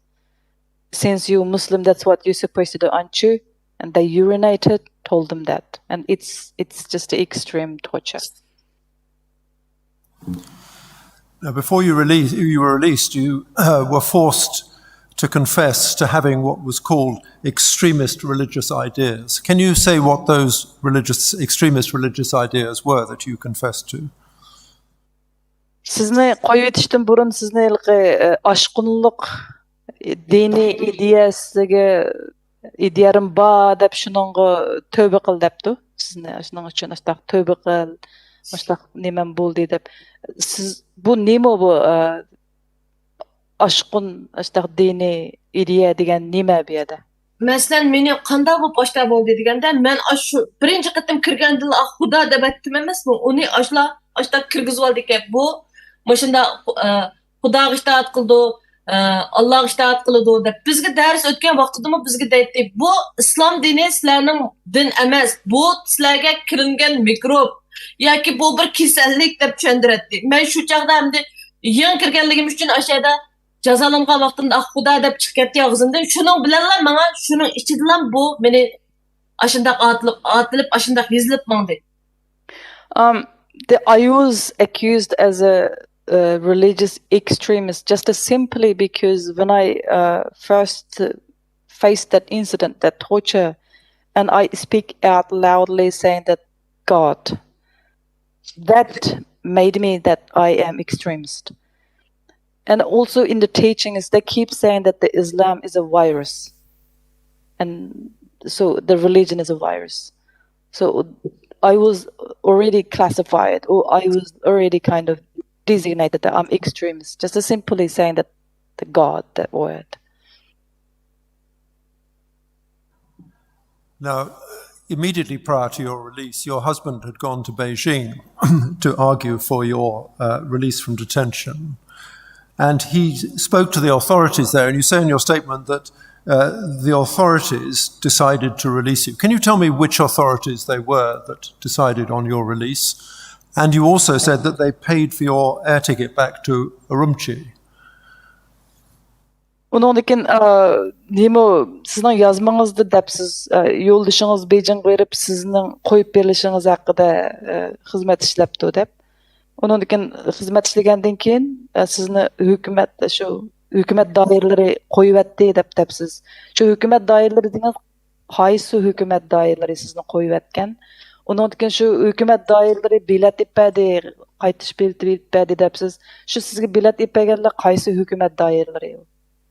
To'g'ri, men o'sha kirib ketgandan keyin mening hech bir izdirganimni yo'lishim bilmagan. Hatto qaysi turma, qaysi lager bamiga yeri qilmay oxiri avtonom rayonlik Guanganteng deydi, hamda uni shu Uyg'urchasiga avtonom rayonlik Guanganteng ya'ni tashqi ishlar nazoratidan shu tashqi ishlarning bijilga yadimi hatto berib har qatim borganda mening ismimni deb bu ayolim hech qanday bir gunohsiz bunu qo'yib bersanglar, ya hech bo'lmasa menga ya o'g'ri, ya chuqchi, ya bulangchi, ya menga bir narsa beringlar qo'limga. Nima gunohi bor uning deb necha qatim shu organlar borgan. Hatto bizning vatanning ichidagi shu soqchi doiralariga.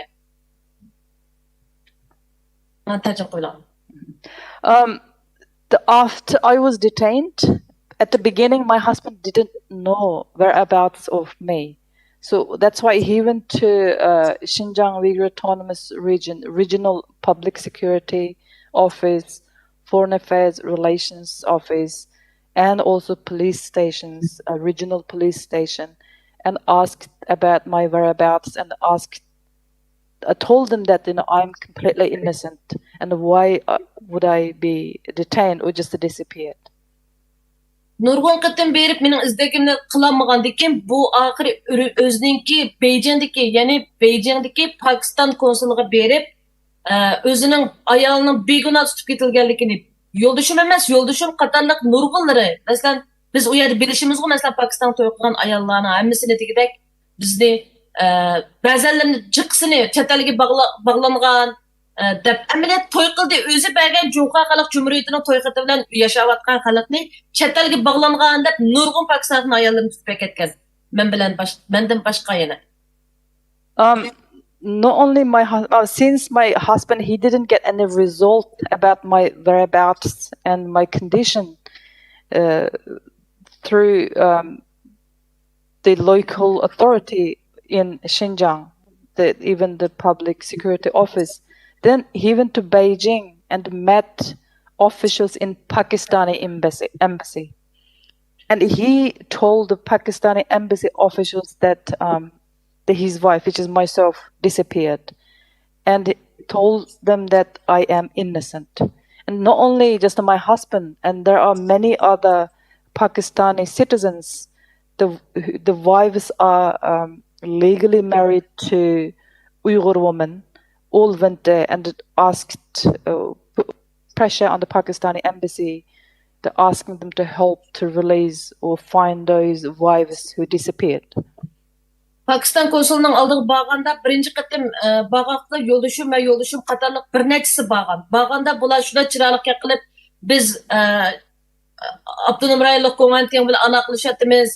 Sizlarning ayollaringlarning hammasini qo'yib beradigan bo'ldik. Xotirjam bo'linglar.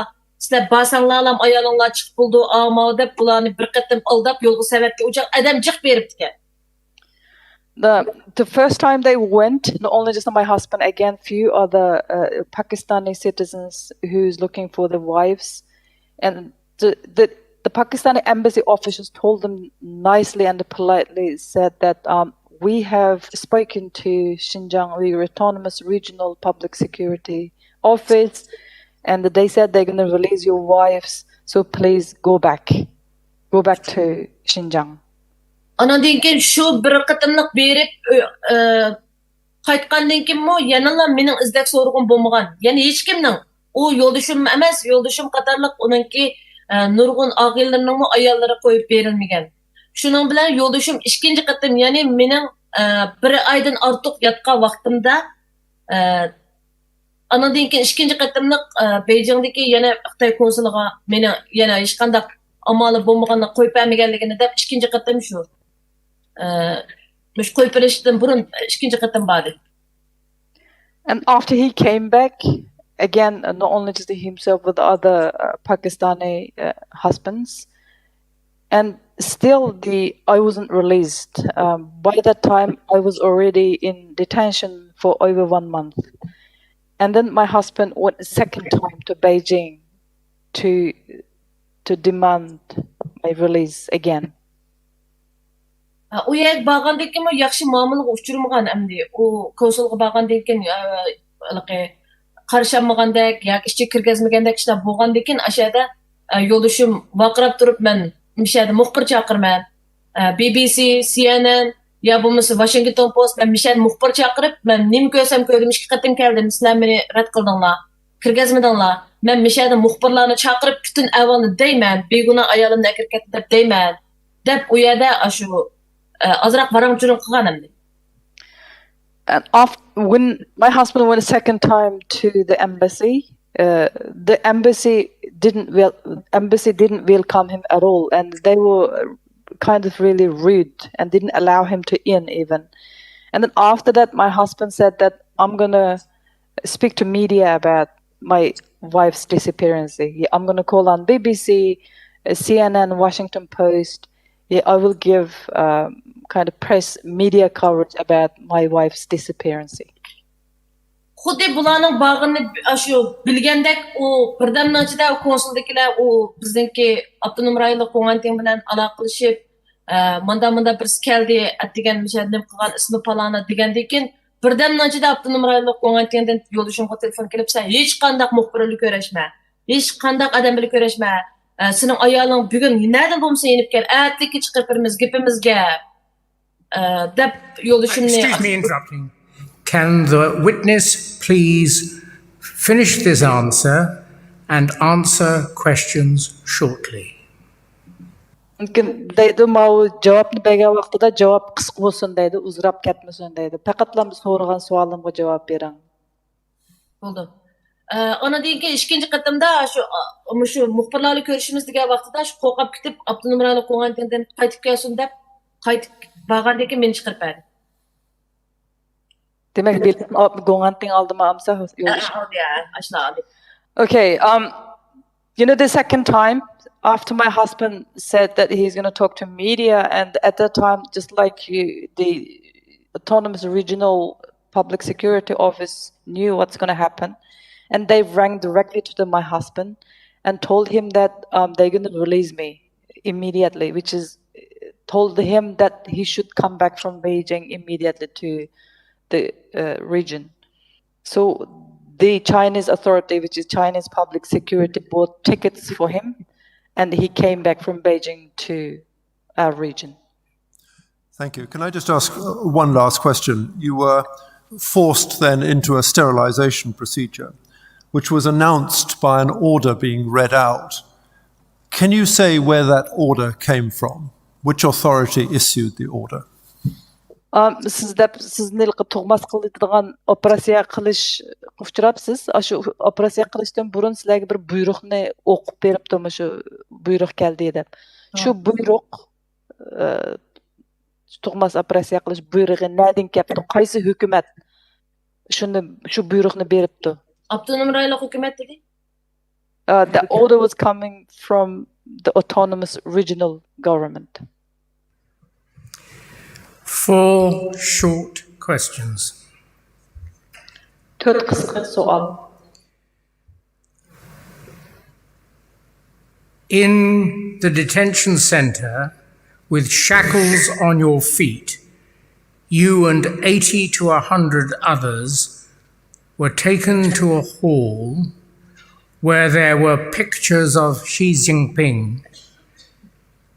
You were not allowed to move. and you sat there for 4 to 5 hours. Paragraph 16. Did you sit in silence, or were people saying things to you, or was there anything over the loudspeakers? Sizniki yazma materialingizda depsiz. Sizlarniki puturinglarga kishanchiliqliq. 80dan 100 ga qadar adam bir zaldak yerga akirib sizlarni 80dak 100dak adamni. U yerda Xi Jinpingning rasmi esiqliq. Uningdan sizlarni bundaq u yoq-bu yoqqa midirlaydigan ruxsat qilmagan. Qilmasdan ashada 4-5 soat o'tladik deb ashuna depsiz. Şu o'taga vaqtingda jimjit o'tadinglarmi yoki u yerda mikrofonlarda so'zlayotgan so'zlar bormidi yoki qandaq o'tadinglar, qandaq bo'ldi u yerda, qandaq o'tadinglar? Simonot yerning ustidan yerga yukinib turib o'tag'izdi. O'tag'izganda shu 100dak odam bir zalda chiqyapmiz. O'qituvchini qapazga ichiga solib qo'yib, xuddi biz o'qituvchiga ziyonkashlik qildigandek, o'qituvchini qapazga ichiga o'tag'izib, o'qituvchi bizga dars o'qitaychi. Anadan keyin Xi Jinping nazariyasi 19-qurultay nimasi degandek ashundaq. Mushundaq hozirgi davatga aqtashliq kitobda deyilganidek abayma deb o'tdim. Uyg'ur millati azaldan islom diniga itoat qilmaydi. Bu bir Uyg'urlarga bo'lingan bir yuqumli kasal degandek. Ashu temada dars.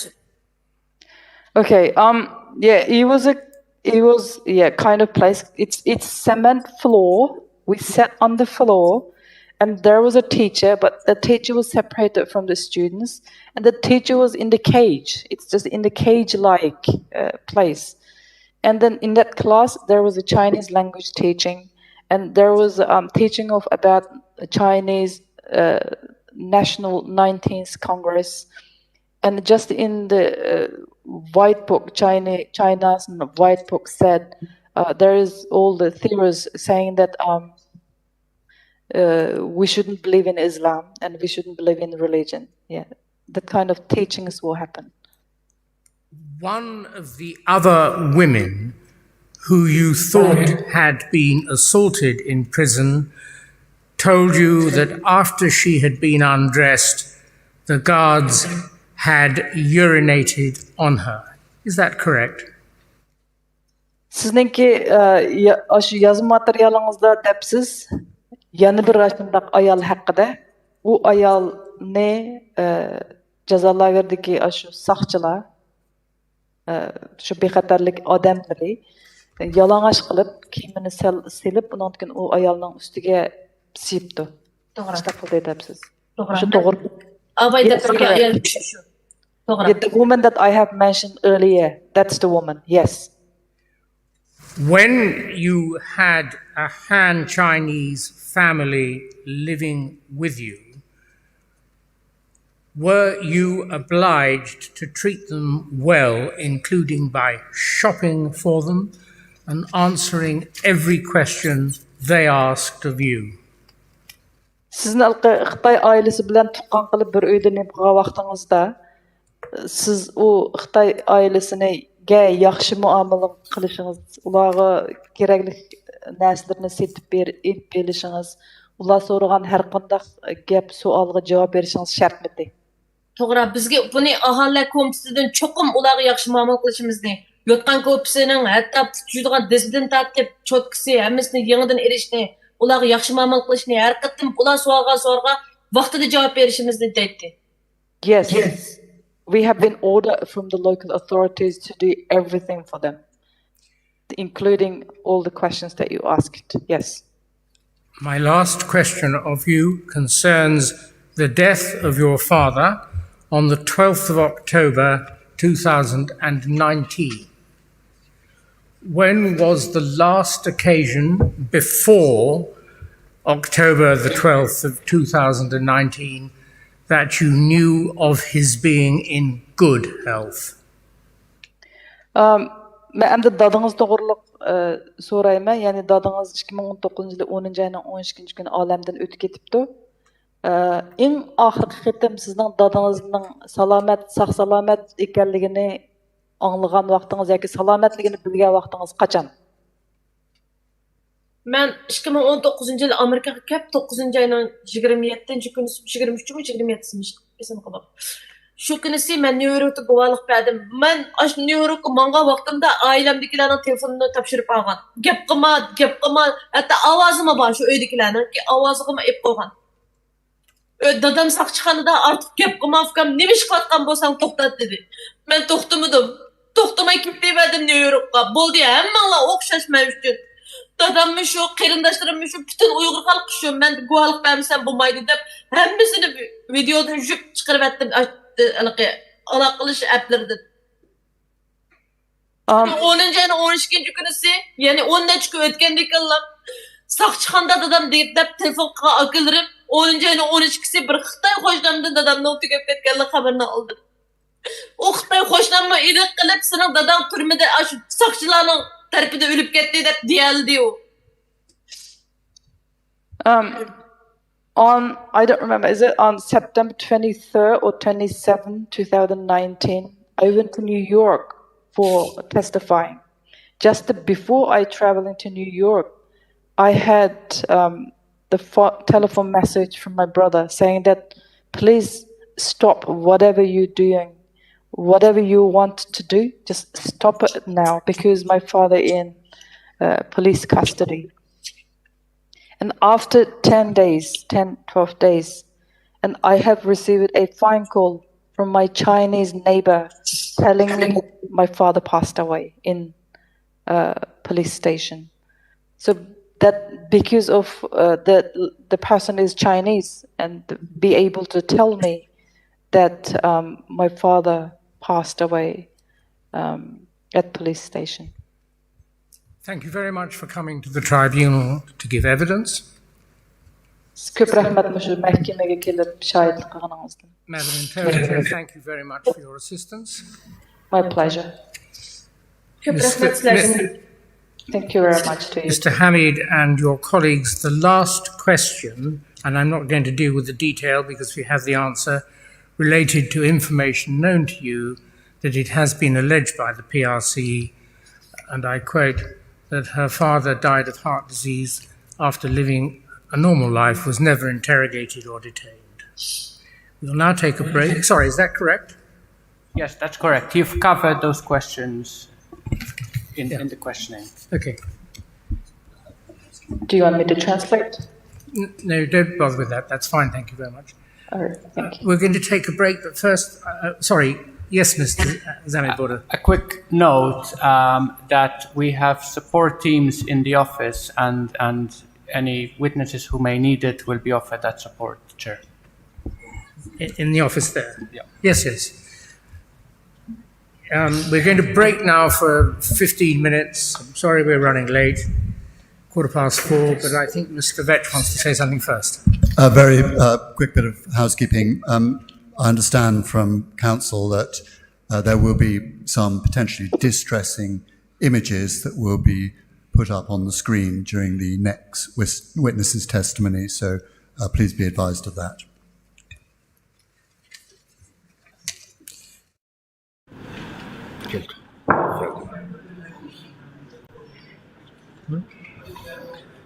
Assalamu alaikum. Ekran oldidagi Sharq Turkistonlik aziz qarindoshlar, yana tekrar ko'rishdik. Sot davom qilyapti. Bugungi sotning oxirgi bosqichi. Qisqa muddatlik bir dam olish berdi. Mush fursatdan foydalanib sizlar bilan yana bir didorlashaylik. O'sha ekran oldida Dünya Uygur Sot Kollégiyesi to'rt televiziyasininki naq maydon programmasini izlayotgan bütün qarindoshlarimizga tekrar rahmatimizni, minnatdorligimizni bildiramiz. Aziz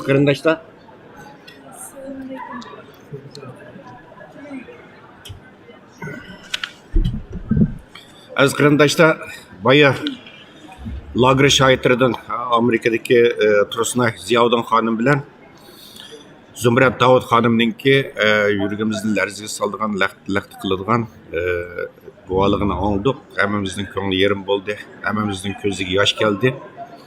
Haqiqatan ta'sirli. Hamda bu yerda shuni eslatib qo'yaylik, bütün shohidlar, guvohchilar sotqa shunday qilib Baxtiyor afandim maxsus yozma guvohlik bergan, imzo etib, u yozma guvohligi nihoyat keng doirada, nihoyat tafsiliy yozilgan va sotchilar tunugun yog'i bu savol so'ragan vaqtida guvohchilardan shu yozma bergan guvohliqqa qarab turib o'zlari qiziqqan nuqtaga shundoq Baxtiyor apandi o'zi qiziqqan nuqtalarga qarab turib savollarni so'radi.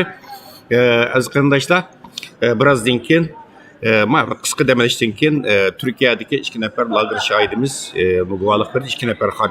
Xo'sh, bu orliqdan foydalanib turib aziz qarindoshlar, bizningki bu xalqaro Uygur Sot Kollégiyesi Londonda ichilayotgan shu sot shu yerda vaqtliq ta'sis qilgan Dunyo Uygur qurultayiningki bu vaqtliq studiyasi. Buningga hammanglar tunish lager shohidi Gulbar Jellova xonim bilan bu Fransiyadan keldi. Gulbar Jellova xonim bu sot qatnashish uchun ata-aytin va Shvetsiyadan kelgan guvohchi Fatigull xonim. İkisini studiyaga taklif qildik. Hurmatli xonimlar, xush keldinglar. Japa chekdinglar. 8 kun, 9 kun bo'ldi buni Londonda ata-aytin kelib, ata-aytin kelibsizlar. Xo'sh, Gulbar xonim, aziz qarindoshlar, Gulbar xonim atlikka bu sotning 3-kuni tunji sot sizningki guvohligingizdan boshlanadi, deganlikka. London vaqti soat 9da, xudoyim bo'lsa. Siz hozir masalan tunji qetdim mana Xitoyning ustidan bir sotga arz qilish, shikoyat qilish oldi turyapsiz, guvohlik berish oldi turyapsiz. Qanday bir hissiyatda hozir siz qisqacha bir hissiyotingizni bir qilsak, mana sot qatnashyapsiz 2 kun yo'q. Assalomu alaykum aziz qarindoshlar. Men bek hayajonlanyapman. Sot boshlangandan keyin amama oxiri chiqdi, qarorini chiqardi sot. Men ishonamanki, mushuncha hammamiz tirik ashu jazo lagerlardan chiqib, shundaq isbotlarni ko'z to'pmasdan isbotlarni beryapmiz. Albatta sot axtaribdi turdi. Sot inson huquq tarafda turdi, insonning adolat tarafda turdi deb o'ylayman. Sotning qarorida Xitoyni shu bosqinchilik genotsid deb qaror chiqaradi. Xitoyni jazolaydi. Xitoyni sotga tortamiz. Men yana mush sotda yana to'xtab qolmayman. Hayotimning oxirigacha yana mush sotlashma Xitoy bilan. Baribir sot qilgan genotsidlarni qilgan Uyg'urlar qilayotgan irqiy qirg'inchilikga sotga tortildi, javob berdi. Rahmat Gulbar Jellova xonim. Masalan Gulbar xonim tunugin sizningki shu lager shohid sabdoshlaringizdan tunugin Umar Bekali, Qalbi Nur Sidiq, Sayragul Savutbay. Masalan bugun Tursunay Ziyovdin, uningdan keyin Zumrat Davud xonimlar. Hozir guvohlik berdi. Bu sabdoshlaringizning bergan guvohliklari qanday qaraysiz? Albatta, endi ular bu beshimizda o'tgan hech qachon biz uni o'ylab bir yerdan o'ylab olajak demaymiz. Beshimizda o'tganni har birisniki beshidan o'tgan ig'ir kunlarni deydi. U bir kun bir yilga bo'lib hisoblanadi. Ashadki qor zindonlarda shu kishanlarda yurgan kunlarimiz, qor halt kelgan kunni qaytib kirmaymizmi deb har birisiniki bergan guvohliklari haqiqatan bir-birimizga o'xshaydi. Hammasınki bek içinişlik men bo'ldi ko'ngilingizda yerim qilmas. Osman shu Tursunay Turkiyaga kelgan vaqtda bir oy bizni uyda turdi. Tursunay og'irgan, kecha kunduz og'irdi, men o'zim shahidman ko'rdim. Shu Tursunay bergan guvohlikka bek men chidamay ketdim. Rahmat, sizning ko'nglingizni yerim qildik. Bu yerda sizning apil so'rayman. Aziz qarindoshlar, boya xalqaro Uygur Sot Kollégiyesining sekretarlaridan o'qitib Baxtiyor apandim shundami? Masalan, Tursunay Ziyovdin xonim naytiz guvohlik berib beram bo'lib ketgandan keyin sot darhol Amerikadan shu Tursunay Ziyovdin xonim turayotgan o'rindan maxsus 2 nafar tibbiy xodimni Tursunay Ziyovdin xonimga qaraydiganga o'rinlashtirganligini dedi. Shundan Baxtiyor apandim balkim uningdan keyin Zumrat Davud xonimni nayt yaram bo'ldi. Balkim Zumrat Davud xonim buni tibbiy xodim Amerikada o'rinlashtirgan bo'lishi mumkin. Xo'sh, Fatigull xonim, siznikilayli, siz tunugin sotning birinchi kuni guvohlik berdingiz. Hürmetli qarindoshlar, Patigul xonim Shvetsiyadan keldi, Stockholmdan. Bu Patigul xonim zat berib qo'ydi, tunagan guvohligini angladinglar. Shunda bo'lsin bir eskartib qo'yay. Bu hammamizga tunishlik bo'lgan, hayotning butun yoshlik bori, Xitoyning zindonlari 20 necha yil turmada yotgan, bizningki kuchalik, bizningki nihoyat qaysar, jasur, vatanparvar diniy o'limalarımızdan merhum Kerem Abdullah Karim'ninki inisinin hanım bulundu. Yani kaynisinlisi bulundu. Bularning ailesini tüneğe aldığında bir yer asker içine ait yok. Bir turmi kirmige adam yok. Saqqagan bir adam yok. Nihayet bir içinişlik bir vaziyet tüneğin özü dep öttü. Bir yerden onu kayıt tekrarlamaylı. Fakatla siz tüneğin tunji günü guvalık verdiniz. Tunji qatim Xitoyning ustidan bir az qilish fursatiga erishdingiz. Mana tüneğinin yağı bugün ikinci günü bu şahitlarning nimasini aldingiz? O'zingizning bir tuyg'usi, ta'siroti nimalarni his qilyapsiz masalan? Menimki tuyg'umga kelsa, bu qatim biz bu guvohlik berish bilan Xitoyninki zarbaga urilganligini bilamiz inshaalloh. Dunyodan Xitoyga zarba berdi Allohning izni bilan. Bizning bo'lsin bütün Uygur milletimizningki Xitoy turmusida yetib, bu qadar aziyatlarni tatib, biz ko'rmagan, anglamagan nurg'un Xitoylarning aziyatlari bor. Masalan, Karmakamni deb aytsak, Xitoyningki turmusida, suv turmusida yotdi, mix turmusida yotdi. Har xil aziyat bilan eng oxirida 12 yıllık deb kesip 20 neçe yılga bağlı vaqtimda hayati sağlamlığı tarafından Xitoyninki yana dara birish orqali tugab ketdi. Biz 2016'da xabarini o'zini oldik, ama meni yo'ldoshim Mehmetimin uni o'zini darhol açıqlashni o'zini xohlamadi. Nimishqa Mehmetimin naydi azaplanğanlığı üçün özü qubullanamadı. Kermakamninki bundaq bo'lganligini aslında biz bildik. Abdurahmanning o'zi bizga butunlay anlatqandi. Kermakamning bo'yi 2 metr keladigan adam 45 kiloga chiqib qolganligini, o adam ilqi tamoq yeramaydiganligini, shilanka orqali tamoq birdiganligini, sen her holda bunu tarafdan ideya tayyorlik ko'rgan. Akamninki balkim bir kunda, balkim bir haftada, balkim bir oyda buniki o'lim xabarini olamiz deb Mehmetminga uni deganlik uchunlam. Sen bunu o'zini deding deb Abdurahmanning o'zini 10 yillik kesdi, uningdan kichigini 17 yillik kesdi, uningdan kichigi İbrahimni. İbrahimning ayolini 10 yillik kesdi. Ailada hech qanday mening ailemde bo'lsin, Mehmetminning ailesida bo'lsin, faqat kucha tavaligida hech qanday navra chavr bo'lsin, hammasini so'lab, ba'zilarini o'zini ko'rlig'i yetganligini o'zini angladik. İnşallah şularninki bedeliga biz bu yerda turibmiz. Mana shu guvohlik bergan aziz qarindoshlarımdan Allah razı olsun.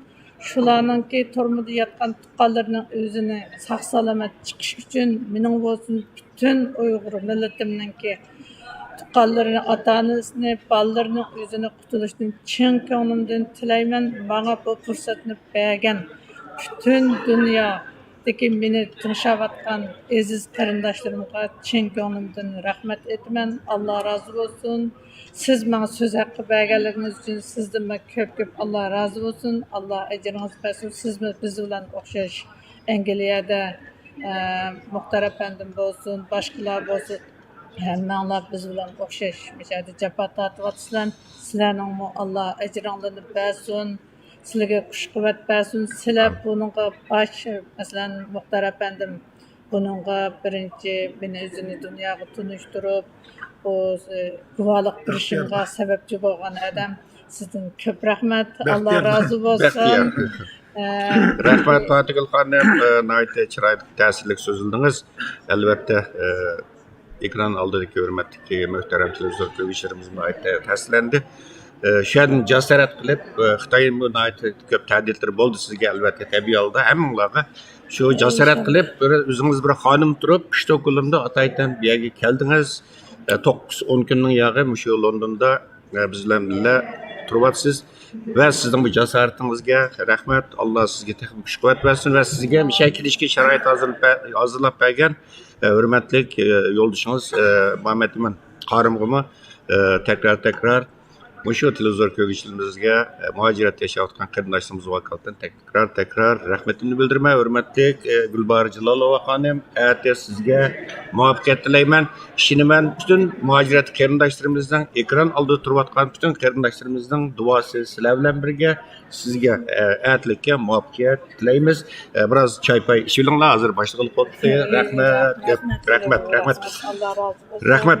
Hurmatli ekran oldidagi hurmatli qarindoshlar, hozir boshimda bir mutaxassis oldi bilan guvohlik berdi. Undan keyin Turkiyadagi shohidlarimizdan bu Maryam Ro'zi bilan Shamsinur Abdug'ofur xonimlar guvohlik berdi. Agar ular ekran oldida bo'lsa, hozirdan boshlab tayyorlik qilib to'sa yaxshi bo'ladi aziz qarindoshlar. Birozdan keyin ko'rishamiz. Xo'sh, rahmat. Kichikina vaqtda bir muhim narsani men qo'shib qo'ygim keldi, chunki biz hech kundan Xitoyning besimida tahdid qildik. Boshqa shu lager shohidlari bo'lsin yoki mishak sotga chiqib guvohlik berayotganlar bo'lsin, amaliyotda bu yerdagi eng og'ir besim shular kelayotgan o'zining ichki ruhiy jihatdagi shu zulmni beshidan kechirgan mangu unutolmaydigan bir narsa shulardiki. Ben her bir şahit bilen 10 saatte neçe günler birlikte oldum. Bütün guvalıklarıca. Bular bilen paranlaşışının özü adam şunçilik ağır royu besmek geldi. Evet. Sual sorar şunçilik ters. Biz bunun tehdidi yoki Xitoyninki besimi bu dağıtımız, lekin muşular özünün beşide yelkisida tağdek bir besimni ko'tarib 360 kun ketayotganligi, kechasi uxlayolmaydiganligi, ro'yi jihatda qanchalik og'ir besimlarga uchrayotganligini normal odam his qilolmaydi. Men psixika bilan shug'ullangan, shu nonda tarbiyalangan, psixika maslahatchiligi beradigan salohiyatim bor bir odam turib mushlar bilan paranlashish ham ulardan keyingi paranglashgandan keyingi guvohlikdan keyingi manga bo'lgan ro'yi besim shunchalik og'ir. Bizniki qurultoyniki xizmatchilaridan bir necha chet elliklarni qabul qilgan ro'yi jihatda besimni ko'tarolmaganligi uchun bizniki Berlindagi bir xizmatchimiz xizmatidan ayrildi. Shunday bo'ldi. Yarim yilmicha bola. Shunday bo'ldi. Bizniki Uygur adliya arxiv burun bo'lsin yoki qurultoyning ba'zi xizmatchilari bo'lsin, o'zini psixikada davolanishga muhtoj bo'lyapti. Ham hozir psixika doktorlar ko'rayotganlarda, demak, bu yerdagi besimninki qanchalik yuqoriligini biz og'izda, tilda his qilib qo'yib bo'lmaydi. Zulmga uchragan odam uni kecha kunduz unutolmaydi. Uni yashashning o'zi, masalan, eng og'ir jazoga uchirg'uchi shu jazoni o'z bilan birga ko'tarib yuruvchi shuningga chiplas Xitoylar ba'zi odamlarni hayot qo'ydi. Nima ish hayot qo'ydi deganda o'ltirmasa bu oson qutulib qoldi deydi. Bu shu bir umr shundoq azob bilan ya hayot emas, ya tirik emas, shundoq yashashga majburlaydi.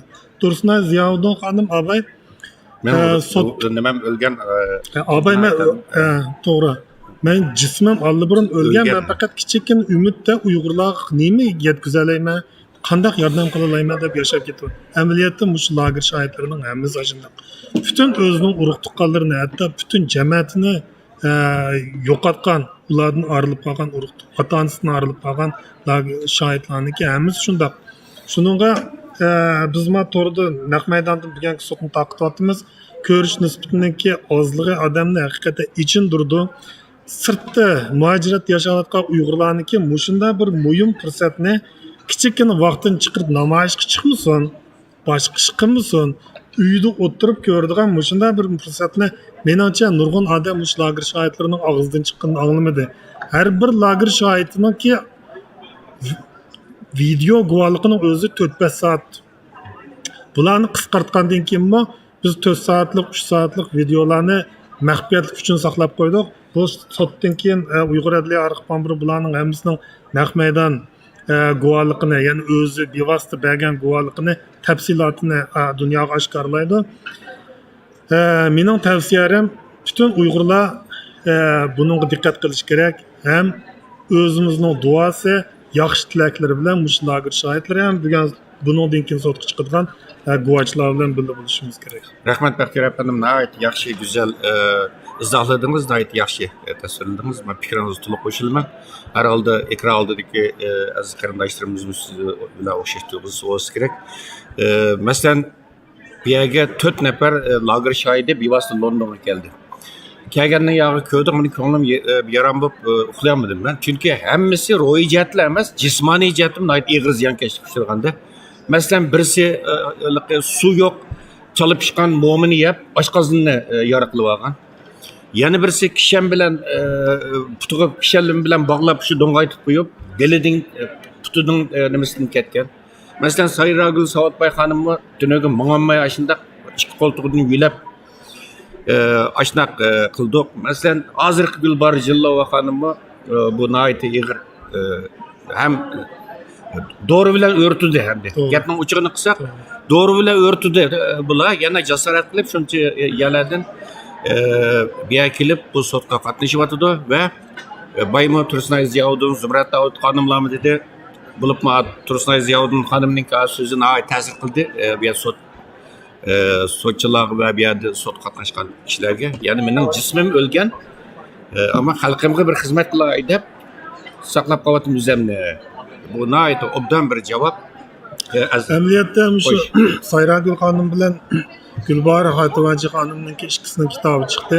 Ya'ni ikkisi nihoyat qalin 5-600 betlik qashina kitoblar. Lekin men shunda o'ylayman, bular o'zining ko'ngildagini beshidan kechirganda ash kitoblar orqali ifodalab bo'lolmaydi. Biz qalin kitoblarni chiqardik dedik. Amaliyotda bir odamniki bir oy ashundoq o birninki suyini ichib yeydigan narsa yo'q. Hatto Tursunay Ziyoddin xonimning bir gapi bor, ikkisi bir necha kun tomoq bermay jazolangandan keyin bir burda ko'kirib ketgan nonni yendiki bir qizlar bilan dijorin turdi-ku, bu Xitoylar 2dan qo'yib qizib 2 soatdan qilib dijorini qilgandan keyin ham bir o'qituvchi lager xizmatchisi bilan akab beribdi. Bir burda mishinchilik bir non shuni ikkiga parchalab yeb, shu yerda yig'ilishib ketibdi ikkisi. Bir ko'kirib ketgan non bir ustalniki bir yerda turib qolgan. Ham ashundoq bir ichinishli kunlarni ko'rgan odamlarniki bu dunyoga qaraydigan qarashi qanday bo'ldi? Biz mana bu g'arbda yashayotgan o'zimizniki xalqini qila oladigan erkin dunyoda yashayotgan odamlar mushlarning bir o'ylash beqishqa, Uyg'urlarning hozirgi vaziyatini o'ylash beqishqa, o'zimizning nima qila oladiganligini ya qilishga tegishli ekanligini o'ylash beqishqa tegishli bir vaqt. Bo'lib shu 4 kunlik sot jarayoni har bir Uyg'urga qo'yilgan nurg'un eg'ir savollar bor deb qarayman. To'g'ri, Baxtiyor efendim. Rahmat bu güzel sözleriniz için. Hürmetli televizyon köylüler, bazı qarindoshlarimiz nəhayət sot haqqında nəhayət ko'p savollarni yo'llabdi. Qurultayimiz Dünya Uygur qurultayiga ma'lum shaxsiy yo'llaganlar bo'ldi. Shunga bu sotqa, bu mustaqil sot kollégiyesi Dünya Uygur qurultayining tashabbusi bilan arz bilan qurilgan mustaqil bir sot kollégiyesi. Sot kollegiyesiningki Uygur tribunal deb bu nima tor adresi bor. Bu tor adresida sotninki qurilish maqsadi, sotning g'oyasi qanday qurilish jarayoni va bu qatim chaqirilgan tunji navbatlik bu guvohlik yig'inininki kun tartiblari asosiyatdan va aziz qarindoshlar, yana tafsiliy ma'lumotga ega bo'lamiz desanglar, shu Uyg'ur sotininki tor betiga kirib, u yerdan ushur olsanglar bo'ladi aziz qarindoshlar. Mana hozir boshdan qilib qo'yibdi bu bugungi sotninki oxirgi bo'limi. Bir mutaxassis va bir chet ellik mutaxassis va 2 Uyg'ur guvochininki shohidligi bilan bugungi sud oxirlashda aziz qarindoshlar ekrandan ayrilmanglar.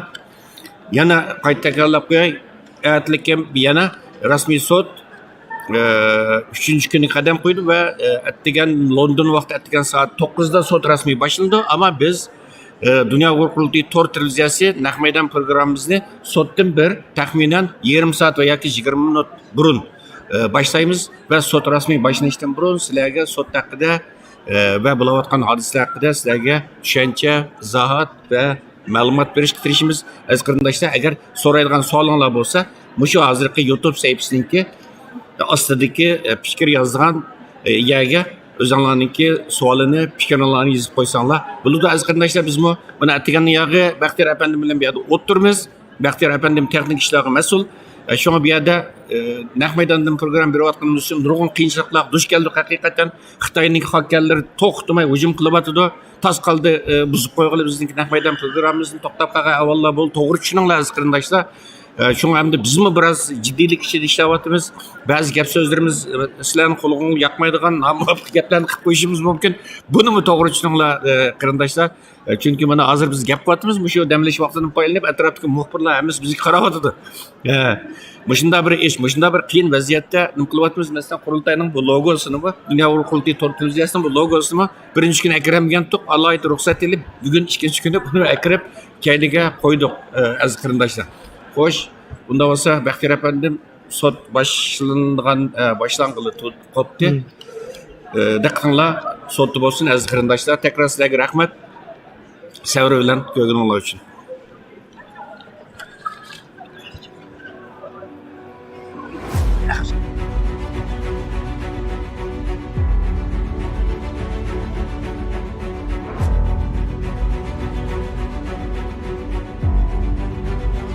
Ask you to start straight away. Thank you, Mr. Vice Chairman. We'll start the afternoon second session. Our next witness is Dr. Tran, who will give evidence remotely. Dr. Zanetboyda will handle this witness. Testing. Hello, Dr. Tran. Yes, thank you. Before we begin this session, I would like to repeat the warning that Mr. Vetch made before we broke for break, that as far as I understand it, your presentation contains photographs with some distressing images. Is that correct? Yes, sir. Yes, so this is a warning for people to either look away or be prepared. Dr. David Tran has been a practicing child and adolescent psychiatrist in the US for the last 25 years. He was previously a clinical assistant professor at the University of Texas Southwestern Medical Center. He's also founding member and vice president of the Vietnam Democracy Center. In this report, he outlines how an overland trek into Southeast Asian countries has been an increasingly common route of escape for Uyghurs fleeing from Xinjiang. Vietnam is one of the chosen routes. However, Chinese authorities, as part of a campaign against the so-called jihad immigration, have responded forcefully to Uyghurs fleeing towards Vietnam. Would you like to begin with your presentation, Dr. Tran? Yes, sir. I'll give a brief summary. As the council has spoken, this journey has been increasingly common for Uyghurs to escape from Xinjiang. Between 2011 and 2015, around 15,000 Uyghurs tried to escape via Southeast Asia. Chinese reports also suggested that Southeast Asia is the preferred route out of the country. Vietnam is one of the chosen routes, as the Chinese nationals do not need a passport to cross the border, just a travel permit, which is easy to obtain. just for a period of 8 months from May 2014 to January 2015. Statistics from China's Ministry of Public Security revealed that Chinese border authorities in their campaign against the so-called jihadi immigration, quote, have busted 262 human smuggling cases, seized 352 suspects who allegedly organized such activities, and 852 suspects who attempted to cross the border illegally. If I can have the first slide or pictures, please. On April 18, 2014, Vietnamese border guards and the police, acting on a tip from the Chinese, intercepted and killed 5 Uyghur males. This happened at the border between Vietnam and China, and I think if the pictures would come up, you can see the at the middle circle. This is where it happened. This is the border map between Vietnam and China. Vietnam is in the bottom of the pictures, and China is on the top. At the border gate was where the interception and killing happened. The rest of the group of 16, which included 4 women and 2 children, were handed over to the Chinese authorities within hours. On the same day, Vietnamese authorities arrested another 21 Uyghurs from China after being alerted by the Chinese authority that the group was trying to enter Vietnam by sea. This happened at the second location, if you can see on the right of the photo, at the second red circle on the right. In December 2014, police in Guangxi shot dead 1 Uyghur and detained a group of 21 people, described in the Chinese state-run media as the, quote, religious extremists, unquote, who had been trying to cross the border in Vietnam at Pingshangs. And this is at the circle on the left. In spite of what the state-run media described the group as the religious extremists, and employees of the detention center reported that the group consisted entirely of women and children. Al Jazeera reported this group consisted of 19 children. In January 2015, Chinese police shot and killed 2 members of the Uyghur ethnic minority trying to flee into Vietnam, and quote, had arrested hundreds of people since the year before in an effort to staunch illegal immigration into Southeast Asia, unquote.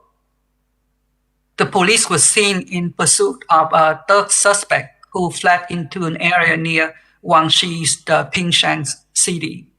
Local residents were asked to take part in the security checks, including the manhunt for the third suspect.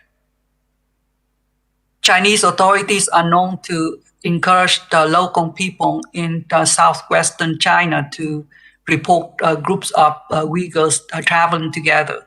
Uyghurs are often placed under much tighter security restrictions than other Chinese citizens, facing delays of several years in getting passports. Desperate to leave China, Uyghurs pay more than 100,000 yuan each, or $15,000 to human smugglers, and make their way across the border, where many times they would unknowingly meet a hostile welcome. Despite the significant flow of Uyghurs, the UN Refugees Agency, UNHCR, has operated an office in Hanoi, Vietnam for decades, but so far it has not received any Uyghur refugee applications. The repatriation of Uyghurs in Vietnam also happens in other countries, Thailand, Malaysia, Kyrgyzstan, Uzbekistan, Pakistan, Cambodia, Laos, Indonesia, Saudi Arabia, the United Arab Emirates, Egypt, and Turkey. I will stop here for further questions. Thank you. Thank you, Dr. Tran. I've got 3 questions for you, please. In your report, you refer to a campaign of the Chinese authorities against a jihadi immigration. What is this campaign against jihadi immigration?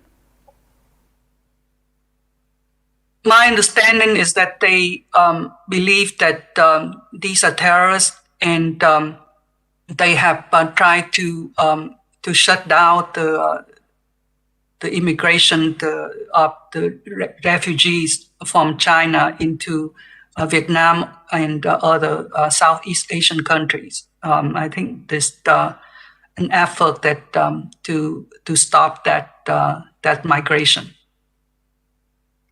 Thank you for that. And I'm not sure whether or not you have the information to answer my second question, but I will attempt it anyways. Mm-hmm. Do you know whether there has been any notable increase in the numbers of Uyghurs fleeing Xinjiang since 2017-18 as compared to previous years, for instance? I don't have that information, and my belief is that the number of immigration or refugees has increased based on anecdotal evidence, mostly because of the number of illegal immigration has increased recently. There's no description of Chinese nationals since the Vietnamese press has eliminated that description recently. So we don't have the specifics about who's actually tried to immigrate into Vietnam. Thank you for that. And my third and final question, also, I'm not sure whether you have the information to answer, but I will attempt it anyway. This relates to one of the photos in your report. You have a photo of a group of elderly Uyghur women and children being stopped at the border and being returned to China. And my question to you is, have you got any information on the fate of Uyghurs attempting to flee who are captured and returned to China? Can I, if I can have the pictures up of that group, and then if I can get into the specific about that incident. This is an incident that happened on April 18, 2014. One group of 16 Uyghurs allegedly escaped detention by the Vietnamese border guards and apparently barricaded themselves in a building on the Vietnam's side of the border. Chinese police officers and Vietnamese border guards surrounded the building and killed on the Uyghur men. The details of the incidents, the best that we can find is that at 5:30 a.m. that day, April 18, 2014, Vietnamese border guards were informed by the Chinese that a group of Chinese nationals were attempting to enter Vietnam illegally. The Vietnamese border guards and the police intercepted the group and detained 16 people, including 10 men, 4 women, and 2 children. The police and guards immediately took the refugees to the border gate. called the Chinese authorities and waited to hand the refugees over to the Chinese. At about lunch, 1 p.m. or so, according to the official Vietnamese version, the Uyghurs attacked the Vietnamese police. And after that, 5 Uyghurs were killed, most of whom had allegedly committed suicide by leaping from a multi-story building. Again, this is according to the official Vietnamese version. And others were gunned down by Vietnamese police and border guards. The Chinese government, who was also on the scene, has admitted that the refugees involved in this clash with the Vietnamese border guards are from Xinjiang, but did not mention anything about them attacking the Vietnamese police. Other eyewitnesses reported that the deceased Uyghurs were in handcuffs. So it was raising doubts about the Vietnam's official account of this fatal incident. If I can see the next photo of the bodies, again, with disclaimer, this photo shows bodies, apparently male, being stacked on several carts after the incident, and they were getting ready to be transported back to China. The next picture show women and young children being returned to China. If I can see the next pictures. I'm sorry, the one before that. They are being returned to China as the Uyghurs, quote, extremists and terrorists, unquote. Some of the deportees have been sentenced to life imprisonment on reaching China. That's an answer to your question. One person of the group, if I can see the last pictures. Her name is Rizwangun Tursun. She was 18 when this happened, and she would be 25 now. Was one of those women. She has vanished completely in the police custody. Her father broke 3 years silence to ask for information on her whereabouts and condition. He had successfully escaped with his family, with other family members into Turkey the year before. He said that he have not learned anything about the fate of my daughter since the day she was deported to China. And so far, none of my relatives in my hometown have been informed of any charges against her, nor have any of my friends or neighbors, unquote.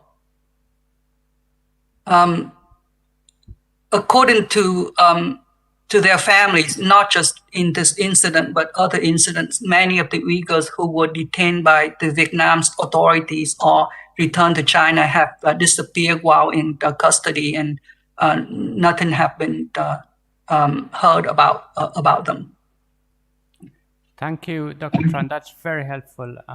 Chair, over to you.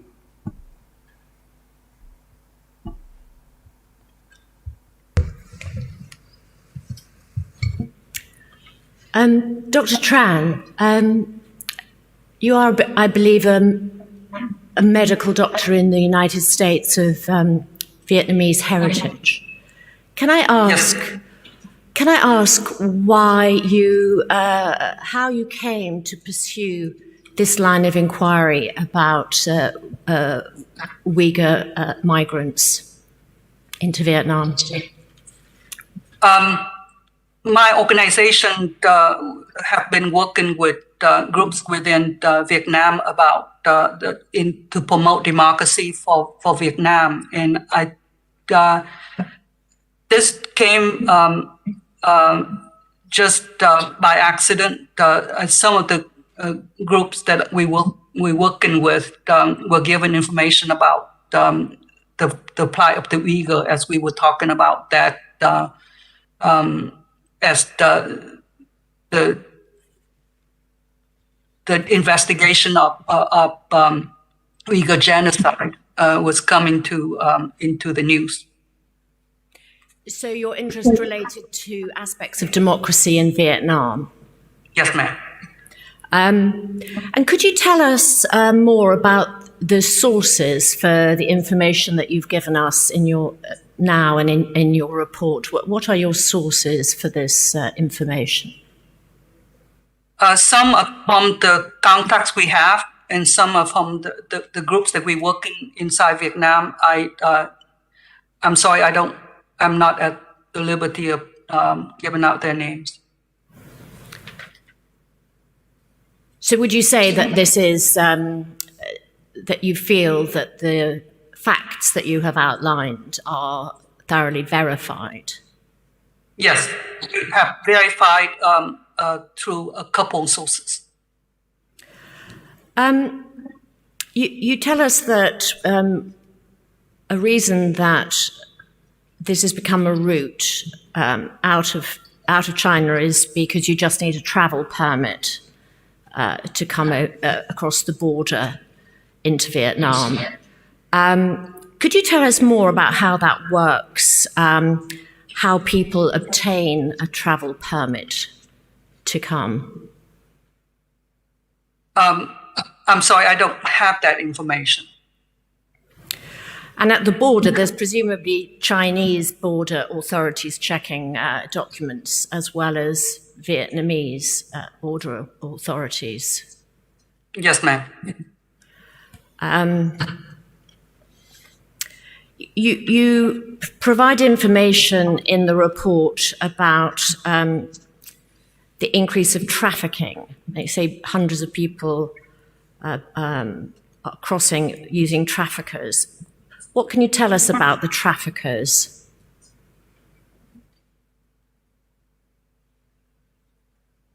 I don't have that information for you, ma'am. I know that the activity has have increased within the recent years, but I don't have any specific information about that activities. And how do you know about the amount that that is quoted in the report that has to be paid to traffickers, which I think you say is around $15,000, which I think is perhaps just to get to the Vietnamese border? Right. That information has been published in the past. I think I have reference for that in my statement. I don't remember the exact publication, but that's one in my references. So a press report, I think. A press report, yes. You talk about the hostile reception at the border that Uyghurs receive at the border, and this incident that you also just telling us about here in the report, you state that it's conflicting evidence about actually what happened. Yes. So do you think it is actually possible for us to know what happened, whether people were shot, whether they jumped from the building? I don't think that we would ever know the true story about what happened. I think there was the Vietnamese report. There's also the Chinese report. There's also reports that we have from the local people. I mean, according to the local villagers, the information that I have is that there was no attack on the Vietnamese police, and then that seemed to be collaborated with the Chinese report, who was also on the scene. The Vietnamese report, the official report, say that the attackers actually, the Uyghurs actually grabbed a gun, an AK-47 assault rifle from one of the Vietnamese border guards and started shooting. That's the only thing we have from the Vietnamese official report. An aspect of the story is that Chinese police officers were there on the Vietnamese side of the border, as well as Vietnamese border guards. Would that be usual for Chinese police officers to be operating within Vietnam? I think that would be a politically sensitive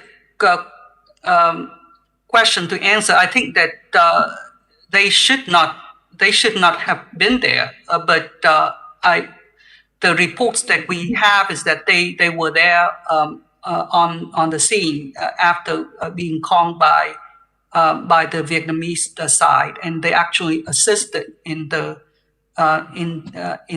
situation with the detention and eventual killing of the Uyghurs. Another aspect of the hostile reception you mention is that Vietnamese at the border detain Uyghurs.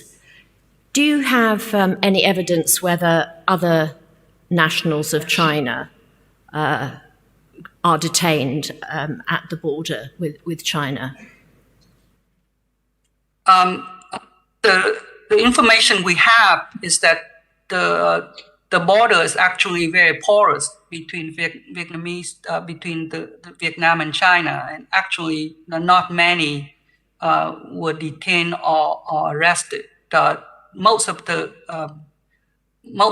migration is actually going the other way from Vietnam to China for jobs and other purposes. It's the migration from north to south is a lot more uncommon.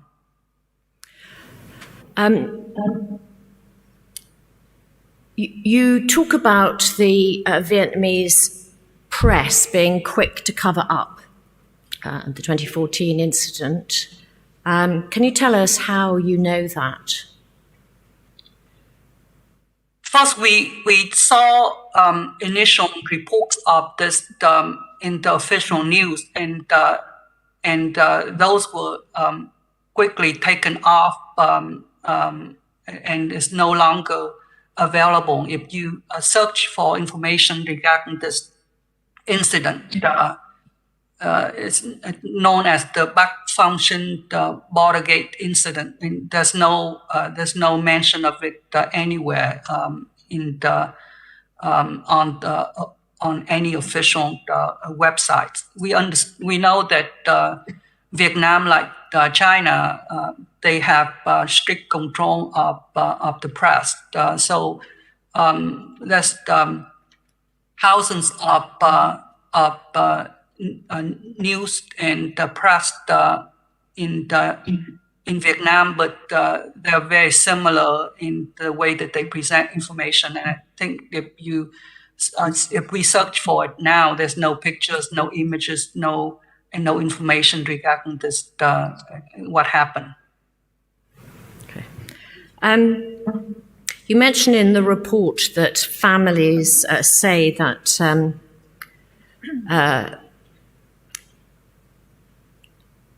refugees who have been detained have disappeared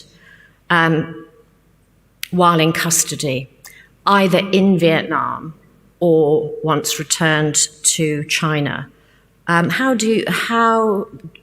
have you heard those allegations? That has also been reported in the press.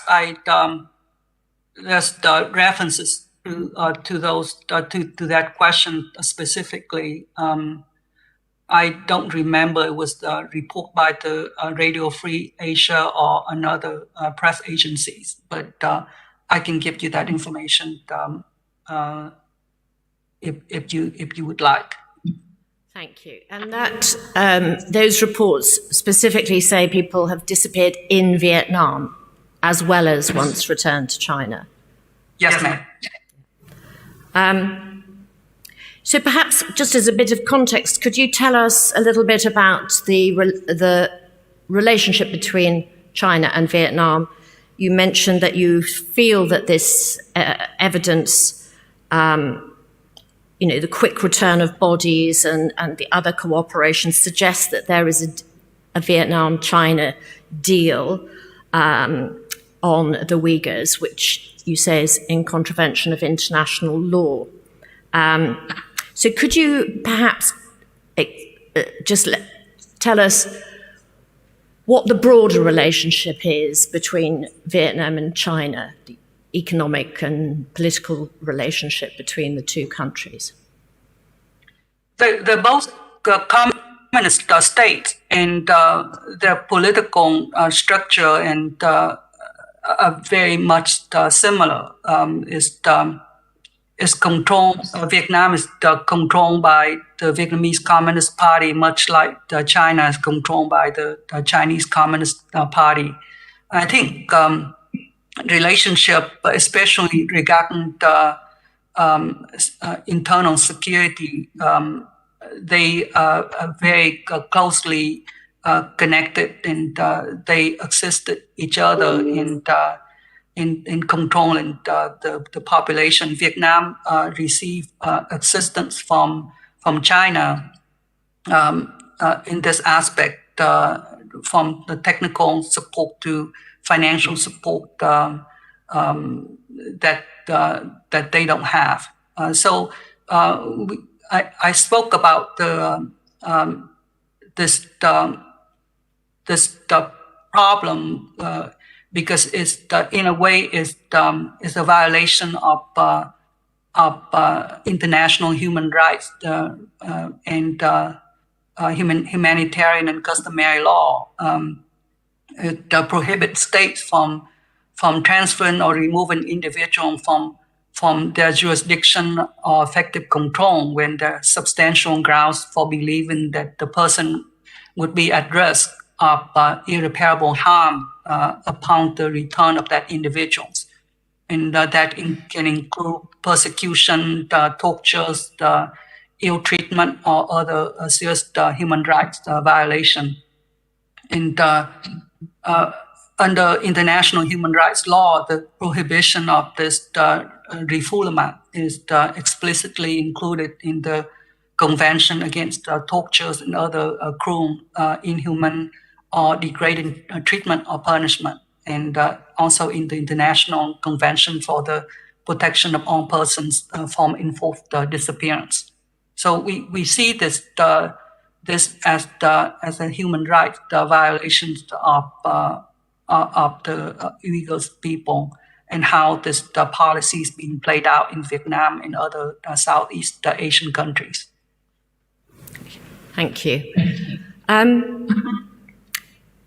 If, as you believe, there's a significant flow of Uyghur refugees into Vietnam, why do you think there have been no applications to the UNHCR office in Hanoi? I think they were stopped from even getting there. I think most Uyghurs somehow was prevented from getting to the agency, most likely by the Vietnamese officials, and I think that also speaks to the collaboration between the two governments. And do you know if Uyghurs do successfully get into Vietnam, where they may tend to move on to from Vietnam? Do you know anything about that? It seems like the first migration is to a country like Vietnam or Southeast Asian countries, and then I think they from there they move. They usually don't stay in Vietnam, and they would try to have a second wave of migration to a second country, either Cambodia or a country that doesn't border with China, and then eventually to a place like Turkey, and then finally many of them would move one last time to United States or another Western countries like the UK. Thank you very much, Dr. Tran. I have no further questions. Chair. Oh, sorry. Dr. Tran, in your statement, it seems that Han Chinese, or I assume it's Han Chinese citizens, only require do not require a passport to cross the border from China into Vietnam. But it seems that Uyghurs do need to pay, as you've stated, up to $15,000. In your view, is that because Uyghurs cannot obtain the pass required? And is there any evidence of a discriminatory policy in that regard? I think it's difficult to have something of a proof that there's a difference in as far as a document, a policy document. But I think as far as practice, there's been publications about how difficult it is for Uyghurs to obtain passports. And I think that it's also reminded me of the fact that when you talk about this, you also worth noting that China is not pursuing the repatriation of the Han citizens who also illegally immigrated into Vietnam. So there's also a discrepancy there too. So we saw that the killing and the disappearance of the Uyghur refugees, irrespective of age and gender, it illustrates the practice of a much larger policy. Thank you. My question is related to the last one. Have you any data on the number of travel permits that have been given to the Uyghur population? I don't have that information. I'm sorry. There must be some somewhere. I'm sorry? So there must be some somewhere, either in Vietnam or... Right. I'm sure there is, yeah. And the second question really is, what's China worried about in allowing the Uyghur population to leave China? I think that they, again, this is just my personal opinion. I think at the beginning, the reason that they stated was because they want to prevent people, the Uyghurs, from taking up the terrorist activities outside of China and trying to regain the independence for East Turkestan. But I think if we begin to see that a lot of the people that they arresting and that deporting back to China are children and women. So it seems like it's and this is not just limited to Vietnam. Is in my statement report, it involved at least 12 other countries. So there's a geographical dimension, and there's a time dimension of more than a decade of trying to suppress this migration, the refugees. So it seemed to demonstrate an intent, but as far as their specific reason or intent, I don't have the answer to that. I can only speculate. Can I just ask, sorry, one further question? Are the human traffickers Chinese or Vietnamese? They're both Chinese and Vietnamese.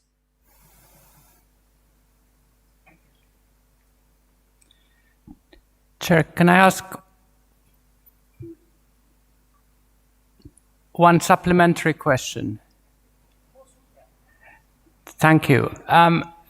One very brief question, Dr. Tran, and the question really is why?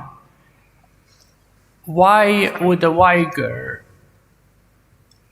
pay significant sums of money, travel hundreds of kilometers to seek asylum in a country that is run by the Vietnamese Communist Party and, as you said, has very strong and friendly relations with China? Why? As I answered before, I think the target destination is not Vietnam. The target destination is another country that may, to them, may be more friendly to them, to their people. A country like Pakistan or Turkey, for example. And I think, as you already probably know, I think even that is becoming problematic for the Uyghur people. Thank you very much. Dr. Tran, you declined when asked to speculate about the reason. Feel free to give us your opinion, even if it is speculation, because we will be free to disregard it if we don't come to that or a similar conclusion by other means. Well, so Jeffrey, if I can speak about the Amnesty International report, where recently they collated information from approximately 400 Uyghurs, the Kazakhs, Uzbeks, and members of other ethnic groups living in 22 countries about people who live in abroad. And I think what they are doing with the Uyghurs abroad the harassment that they are facing may indicate the reason why the PRC is trying to stop these Uyghurs from leaving China or Xinjiang. Up to 400 people that they interviewed, 181 people were threatened when they tried to speak out. These are the harassment that the Chinese either they're calling these Uyghurs to harass them or having the, for example, here in Houston, the Houston consulate, the Chinese Houston consulate, when it was still open, actually calling the Uyghurs, people, even with U.S. citizenship, to harass them and threaten them. 26 people of the 400 was also asked to be informants. 39 people receiving intimidating phone calls to obtain personal information about them. 21 people reported that the Chinese authorities had used social messaging apps to track and intimidate them. So the answer that I would speculate is fear of being criticized, fear of information about what happened in Xinjiang being exposed to the world. Thank you, Dr. Tran. Thank you for making yourself available to give evidence. Please forgive my seeming discourtesy in not being here to welcome you when you started, but unavoidable. Thank you. Thank you. Thank you, Mr. Chairman. Thank you. Our next witness is Bu Mariam Rosi, who will be giving evidence remotely. My colleague, Mr. Abraham, will be handling this one.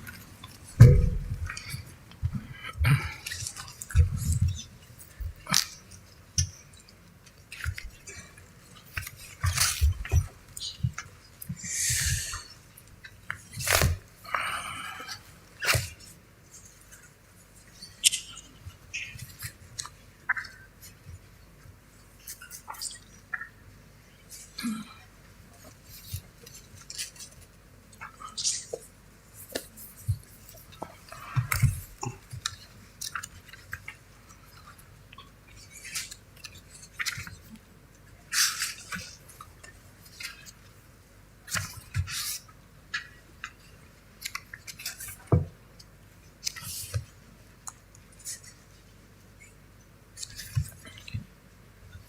witness is a female Chinese national of Uyghur ethnicity. She was forced into an abortion by local birth control authorities and the police, or threatened to be taken to a people's gathering. The witness was 5 months pregnant. She was forcibly driven to a hospital together with 4 other Uyghur women, forced to take a tablet and injected with unknown substances in her stomach. 2 hours later, her dead baby was extracted. In other rooms in the hospital to which the witness was taken, the witness saw women being forced into abortions a few days short of their babies being born. The witness had to pay for the forced abortion. The witness's family has been detained subsequent to her treatment. Her youngest son was detained for allegedly, and I quote, offending politics, and her daughter has been detained because the witness had left for Turkey. Both are held in camps to the witness's knowledge. Her brother, who was caring for her children, has also been taken to a camp. Ms. Rosie, thank you for appearing before the tribunal. I have 3 questions before I ask and hand you over to the panel, if I may. Rahmet bu Meryem Hanım guvalık belgenizge menin 3 sualım var. Başka sotçularının mı sualı buluş mümkün? Aldı olan ben sualımını soru olayım. Anlayalavatım siz? Sizin avazınız kemmavatıdı, avazınız ne içivetin? Assalamu alaikum, rahmetullahi ve barakatuhu. Avazım vardı mı? Avazınızdan aldık ama hazır men degen gepni anladınız mı? Deydi, sizin guvalık belgenizge rahmet. Menin 3 sualım var, sualını sorap oğandikin başka sotçularının sualı buluşu mümkün deydi. Tamam. Please go ahead for your question. Ms. Rosie, you stated in your witness statement that when you were taken to the hospital for the forced abortion procedure, there were many other Uyghur women. Were all these women being forced into abortions? Hürmetlik bu Meryem Rozi Hanım, siz özünüzün belgen guvalıqınızda birinci qatam siz balını aldırıtıştın doktorluğa bağında u yerden nurgun Uygur ayallarının bağlığını doktorxanda depsiz, olanın mühemmisinden ballarını aldırıtış için doktor akagelligini depsiz. Evet. Yes. You've stated that your family have been detained by the Chinese authorities. Can you provide further details as to why they might be targeted? Yana sizin aile azalarınızın Xitay hükümeti tarafından tutuklanğanlığını depsiz. Şu aile azalarınızın tutulgan aile azalarınız hakkında biraz tefsili malumat verelemsiz. İnşallah verme. Yes, I can. Andas başla. Assalamu alaikum rahmetullahi ve barakatuhu. Şu bu Allah'ın bir dağına şer-şerait kolaylık yaratıp bergen qarindaşlığa Allah razı olsun. Toxtaq, mən tərcümə qılıb olay. Üzüb sözlən, mən gəplərinizə mən tərcümə qılıb olay. Thank you so much for giving me this opportunity. Devam qılın. Ben 2008 hamilda oldum, 5. balığa. I was pregnant for my 5th child in 2008. Tamamlaştırım. Bu balam 6 aylık olap 7 ayga kadam koygan vaqtida aşa Çin hükümeti balangni tug'maysa, 5-chi balani tug'maysa deb kelib oldi, ishni oldiga. Biz When I was pregnant for 6 to 7 months, the officials from Chinese authorities came to my door and insisted me that don't give a birth for 5th child. Onun lira 10 koy deyni, 10 koy birini mo desek mo balını zada aldırsa, dedi aldırmay başka yer ketip tuğay desem ailemizin çok veyran kıldığanlıqını işini piçe selip turmağa apırıp solaydıqanlıqımızını yolduşunu 10 yıllık, 5 yıllık qamaydıqanlıqıga xabar geldi. Onun ularına şu yolduşun boldu. Aldırıla dep aldırışqa mecbur olduk. Even we offered to pay 10,000 Chinese money to have this baby be delivered, and the authorities did not agree with us. And we tried to find a way to move different place to give a birth to my child.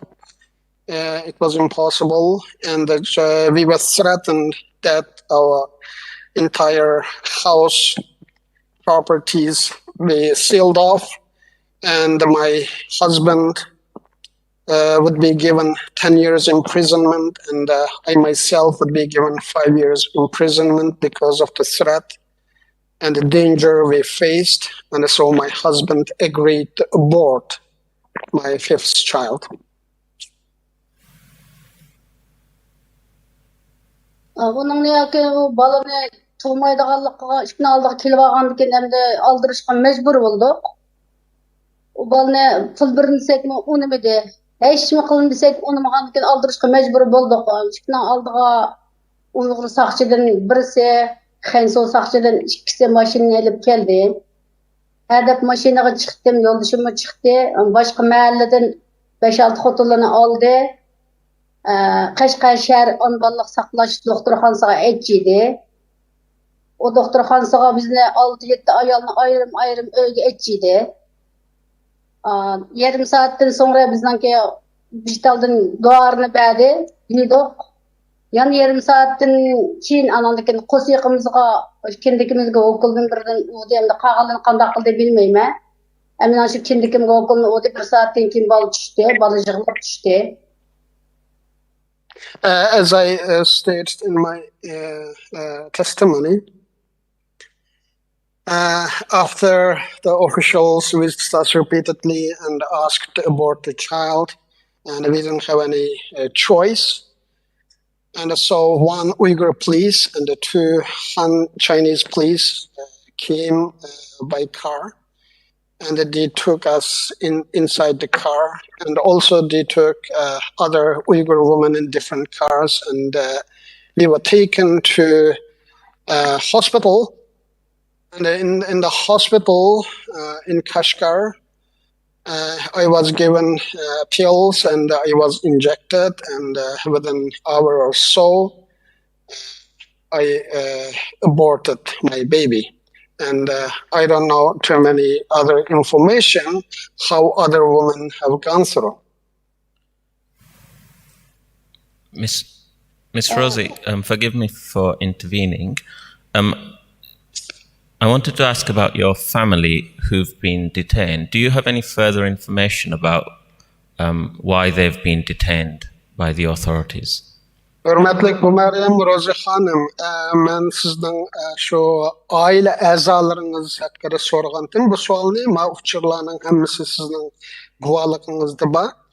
Yani sizden şu vatanda kelip kalgan aile azalarınızga yakında bir işler boldu mu, ularda bir özgürüş boldu mu, şu hakkında malumatınız bolsa şunu sorgandım deydi. Tamam. Ben o şu 2016 Türkiye'ye 2016 5. ayına jigimiz keldim. 2017'de bir kızım bilen bir tılpırtımda köreştim. En yağı şu işkini piçe çapılıp etkenliki, inimle kampaya ketkenliki, küçük kızımni ana Türkiye'ye dep terbiyeleşke ketkenliki lan uqtum qağanның yağı onda haber deydigan neme ailemden hiç qanday haber yok, var mı, yok mu, öldü mü, hayat mı bilmeyme. Haber alama, enen telefon numarasını yüttürüp ettim. Ailemde bulavatqa işlerden hiç qanday işte habersiz. I came to Turkey on May 20th, 2016. And after I came to Turkey, my daughter was arrested. And they sealed off our entire property. And one of my brother also taken to the camp. And so since then, I lost all the communication, and I did not communicate with them. I could not able to communicate with them, and I don't know any news about them, whether they are in the camp or somewhere else. I don't have any information new. Biz onun yağı şu ailemde haberimiz yok. Şu balın aldığım kimse ailem bilen buzulgan, ayrılgan. Andınsa aşı 19 yaş balam ne? Sen Türkiye bilen muğdışıpsa, sen çeniqipsa, Ürümçide 3 yıl okugan. Bizge haber qilmay ekketti balam ne? Biz Ürümçide okutumuzda. Ha dedi 3 yıl okudu. Çeniqipsa sen, öz çeniqdi de özü ekketti balam ne? Bizge mi gap qilmay bakalıq okutumuzda. Özü ekitip sen çeniqipsa, sen yani pasport işlep çetelge çıqaman dep açır ketken bitim 13 yıllık ispatte. Şu balamınki xabalıqda, o iki balanın xabalıqda biz andiza şu aileden ayrılıp, buzulup, şundağı bayram bolup kettim. Qalan kızlarım, tuqqanlarım, inillerim, adır, var mı, yok mu, hiç qanday habersiz men. Haber alamıyorum. After the abortion has taken place, forceful abortion has taken place, and I divorced with my husband. And since then, I left Turkey. My 19 years old child, who studied in Urumqi for 3 years, and he was taken by the authorities. The excuse given for that arrest was my child received some sort of exercise. He exercised, and for that reason, the government took my child and the sentence for 13 years. And another excuse given for this arrest was probably because your mother in Turkey and you would travel abroad to see your mother. And because of these two excuses given, and my son was sentenced for 13 years. And as my one child sentenced and the abortion, because of the two things, our family relationship totally broken. And since then, and about my brothers, sisters, and the others who's left at home, I don't have any information about. Thank you, Ms. Rosie. The panel have your statement before them, and I imagine they'll have some further questions for you. Sizge köp rahmet. Sotçularning oldida siz bergan guvohligingiz hammasini oldida bor, bular bundan xabardor. Balkim bularning boshqa savollari bo'lishi mumkin. Tamam. Ben Türkiye'ye kelgende yağı hiç qanday habersiz, konuşuqlap gözlerimni ameliyat qildim. Özüm musiqamni epilib qilib, ameliyat qilib. Ötlerimni elbette men hozir hech qanday haber yo'q. Benim hiç şeyim yok yani. İşte yalnız yaşam, ya haber yok. Ya gidelim yapmış da. Çıkmışıncılık yaşamadım. Since I came to Turkey and I cried a lot and I had eye surgery and also my gallbladder was removed. And because of the pain and the sufferings I have been enduring since I left, and I left alone with my pain and the sufferings here, and no information about my relatives and the others I left behind. Thank you for joining us today. What did you and your former husband do in Kashgar when you were in Kashgar? Köp rahmet kelganingizga.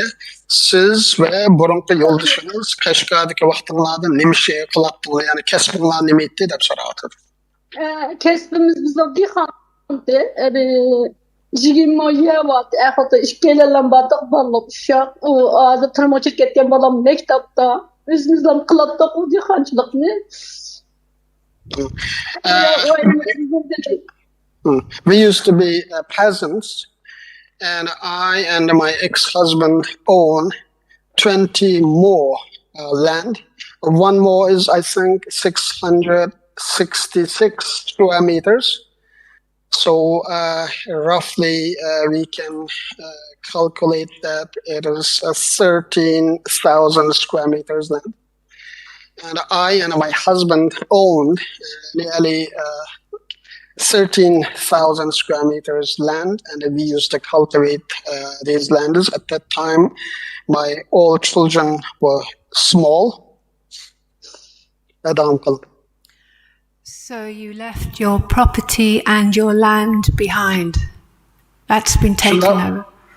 Şunda bolganda siz mal mülkü üyüңizden ve yerlerinizden hemmeden ayrılıp şulan taşlap Türkiye'ye geldiniz mi? Evet, taşlap Türkiye'ye geldim. Yes. And who's taken over your property and land? Sizning üyüňizni ve yerleriňizni hazır kim şulaga kim igidaçylyk wagtyda kimden kolda hazır bilemsiz? O hazır o yerler hem de öyle hem de bir sene üye gidip anladım kısındım 2017'de hem de o hazır o yerler öyle kimden kolda hiç kanama hele alamayım. In 2017, I heard from my daughter that our house was sold off. And I don't have any information. It is impossible for me to know who is owning right now our property and the land. I don't have any information about it. Why did you leave Kashgar, China in 2016? Siz Kashgar'dan 2016-yılı nimedep ayrılışka mecbur boldunuz? 2016 balam nemde 2015 geçip gitti. Bu ailede nimdeydi o bularını Xitayda. Siyasi deydi ailesi birisini içip ketken bolsa siyasi ailesi edip o siyasi ailesiga meclis köndü meclis işinin ägri gepnin yamany ılgındak bolgandyken aş zulümden korkap zulümden kaçıp yenip çıktı. Ama ben de onu turma geçir gitmeni ben yoktum bile koltuğumu After my turmaga kirketken oğlunuz mu kızınız mı şimdi bir arı olaydı? Oğlum 19 yaş oğlum turgunca mehem.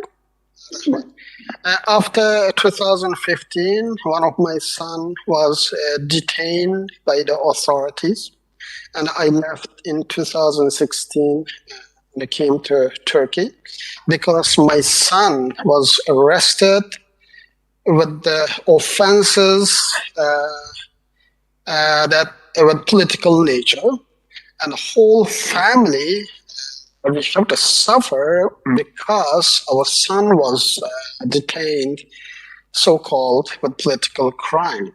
And if I stay there, and there were daily meetings and criticism and all kind of humiliation and the tortures, and because of my fear of persecution, further persecution, and I had to leave, and for that reason I came to Turkey. Did you leave on your own or with other people? Siz özünüz yalnız çıkıp yattınız mı ya başkaları bilen çıktınız mı? Ben başka şu 18 adam bilen birlik gelgen 18 adamın hemisi ketdi. Kimisi ailemle solaymaz, çıktın konu çiçekleyimiz, ballarına hemen turmağa alımız hep şu tekst etip ola turmağa şunu kalımız hep ola hemen ketdi. Ben ketmedim. Ben basam zaten beni turmağa solaydı. Sen siyasine anısı ikense, sen ballarına solaylık edip esas solaydı. O yüzden ben korkup ketmedim. Sağalı bağlan turatlam hemen aydorumu dillığına solağalıqını anladım. Enin yağının boğalıqı benim haberim yok. I came with along 18 others together, and all other 18 people came with me together. They returned because of fear that their family members further retaliated by the government. And after they forcefully returned, and they were arrested at the airport, that's what I heard. And they simply disappeared, and I don't have any information further about them, whether they're alive or not. And I couldn't dare to go back because my son is already in jail with the offenses the government said in political nature. And if I would go back, I would face the same, even more, because my son was already in jail. For that reason, I couldn't dare to go back, and I am now residing in Turkey in fear. So where you used to live, how many children were you legally allowed? You mean in the place where she lives or back home? In Kashgar. Okay. Kashgarda siz qonuniy jihatdan qancha balangizning bo'lishiga qonuniy jihatda ruxsat qilinadi deydi. Qonun jihatdan shu kadrlığa 2, 3, dehqonlığa 3, asosiy dehqonlığa 3, kadrlığa 2 kadrlığa 2 farzand yo'l qo'yapti. Mening farzandim, ağam farzandim 4-5-ci olganlıq üçün ben aldığım farzandımdan üzülüp ketken, yoluşum üzülüp ketip, keyinki tekke ädim, hem de çoğulduğumda şu ikincisiydi o. Ama yoluşumdan balsa ki, şuna olan 5-ci bala, yoluşumdan balsa ispat kalıp, şu 5-ci bala bulmaydı o. Dep aldırıp, dep şuna veyran bulap.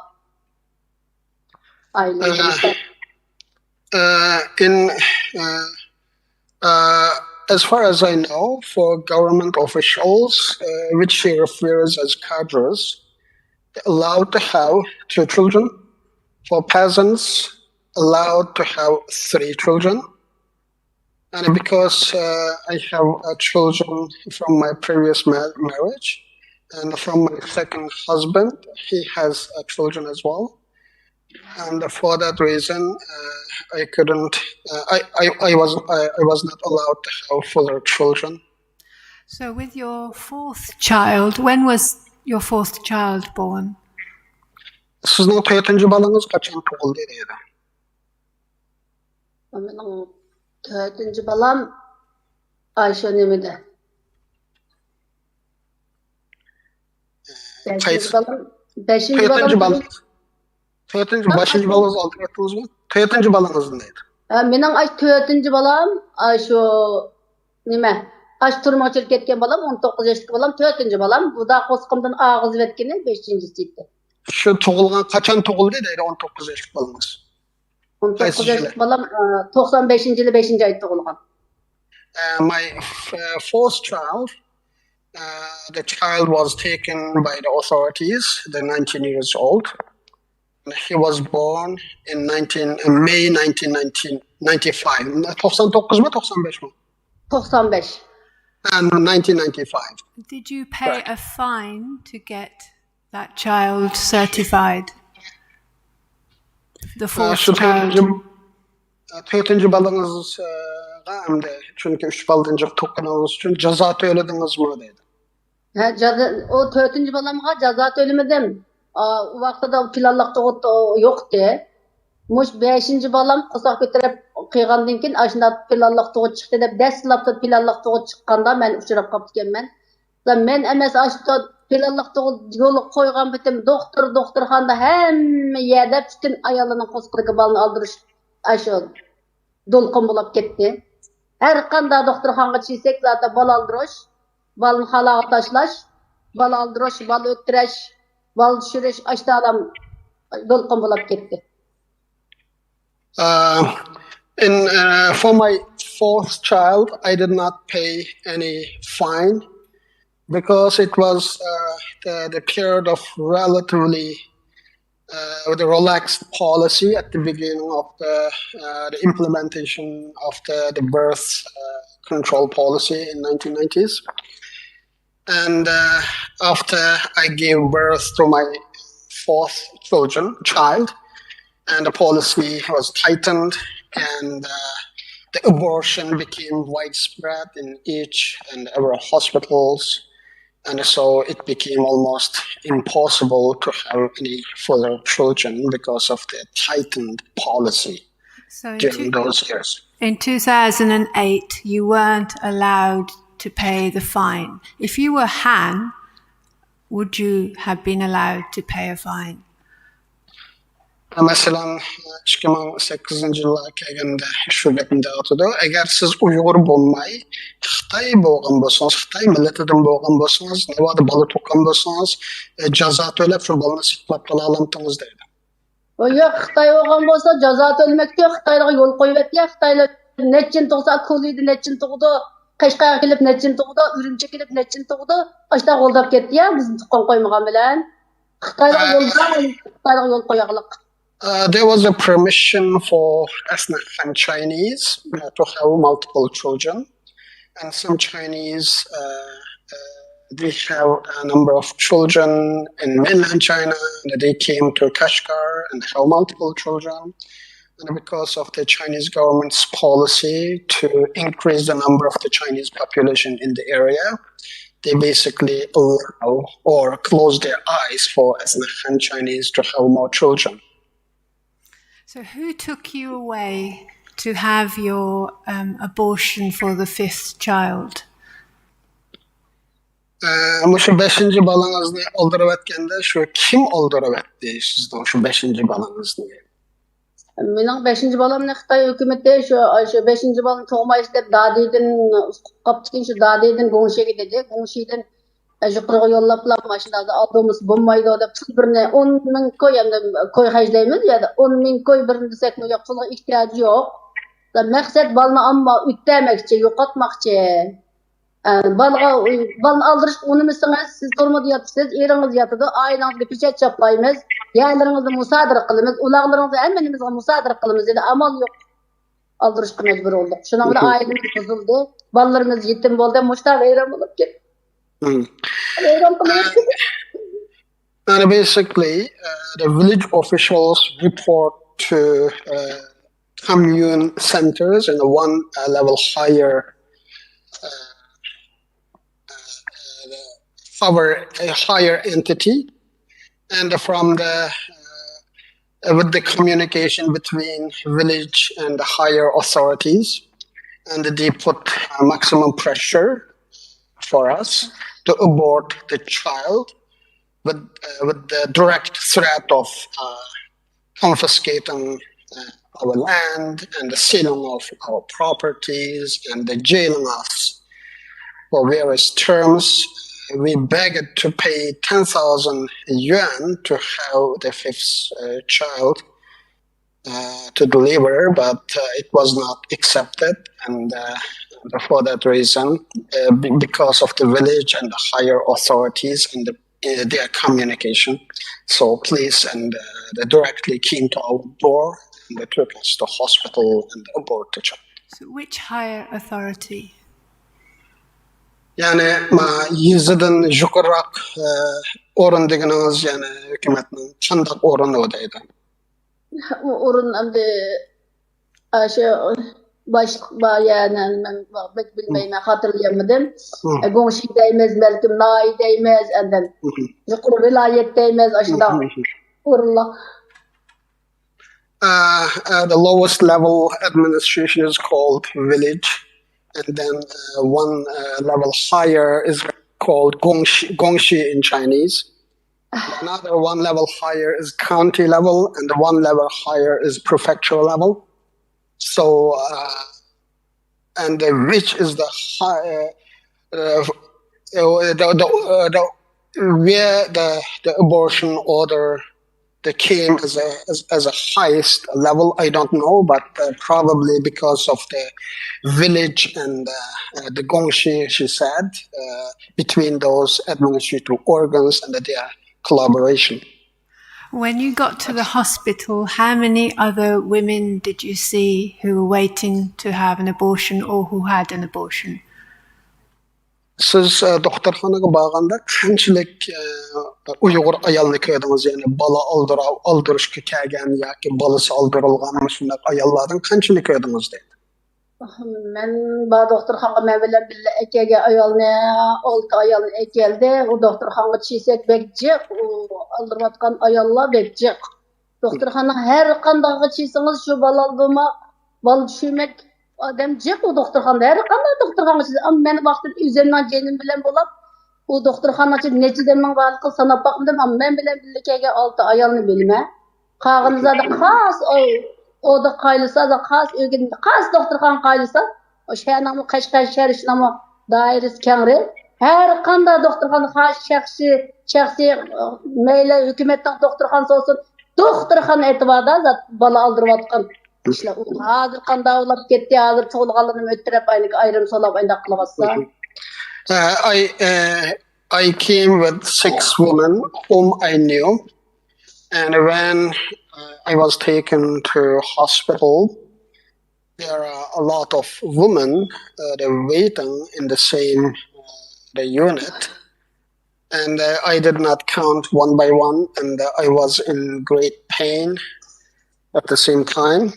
And regardless whichever the hospital you go at that time in Kashgar city, there are a number of hospitals, and there were units for abortion in each hospital, and mostly the Uyghur woman was subjected for that abortion in every hospital in Kashgar.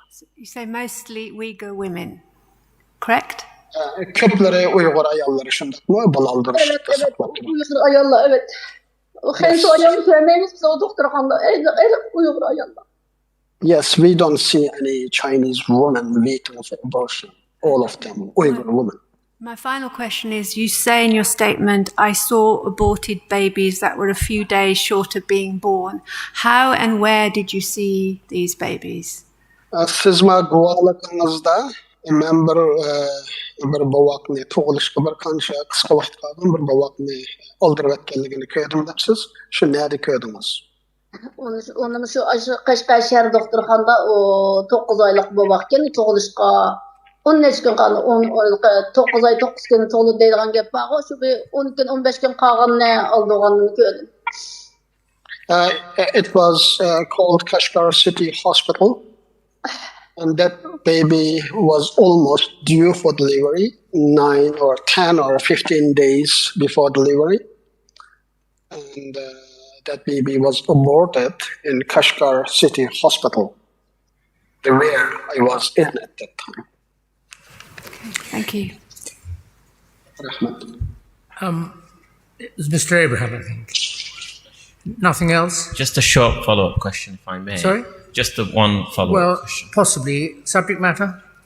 It's just on the numbers of women that the witness saw. Make it short if you wouldn't mind. She's been giving evidence for a long time, although I will ask her at the very end if she has anything she wants to tell us. But ask your detailed question, please. Miss Rosie, I just wanted to check on the numbers. You've stated you obviously didn't count the numbers of women that were in the hospital, but in terms of women in the units, could you tell us whether that's tens of women or hundreds of women or thousands of women that you personally saw? Siz doktorxonadagi o balaldırışga kelgan Uyghur ayollarni men sanab bo'lolmadim qanchalikka dedingiz. Sizning taxmin qilishingizcha siz kirgan shu bo'limda hamda balaldırdigan bo'limda onlarca Uyghur varmidi, yüzlerce Uyghur varmidi sizning nimangizda qanchalik etrafida? Men sizga uyning ichida undimijik, ammo shu men balni oldirib chiqqandan keyin mening davomliq shu kallam shu tug'ut bal oldirganli bilan, shu bal tushirganli bilan falan doktorxonada tushirdim, falan yerda tushirdim, mancha ayol yotdiq, uncha ayol degan kallamda davomliq shularni mung'ashgandan keyin o 100 minglarcha jiq o bal oldirganli. Dadi shu yerda g'ushi doirasi keng ya. Bizning Qashqar, To'qzoq, Obod Eşkirem degandek o jutdan ağız vatkanken o ağız vatkan balı cık milyon. O bir neye taşlap köydürüp o bir neye taşlap vatkan balı nurgun. And in the unit where I stayed, there are definitely more than 10 in the room. And after that abortion happened, I engaged with other women, and we talked about the abortion, and we shared our experience. And so I heard a lot of women have gone through the same process. When we say Kashgar, with the neighboring areas, including Tokuzak, Awat, Beshkaram, and the others, there are a lot of neighborhood regions surrounding the Kashgar. So after the abortion and having experienced such a pain, and we tend to talk with other women who have gone through the same experience. And from that conversation I had with other women, I could tell you that there are a lot of women who have gone through the same process. Mr. Abraham, in respect of this witness, the PRC or those apparently working on its behalf or with its approval have produced nothing adverse to this witness. Not that we're aware of. Mariam Rozi, thank you very much for coming to the tribunal to give evidence. Our questions are finished, but if there is anything you want to say in addition, you may do so.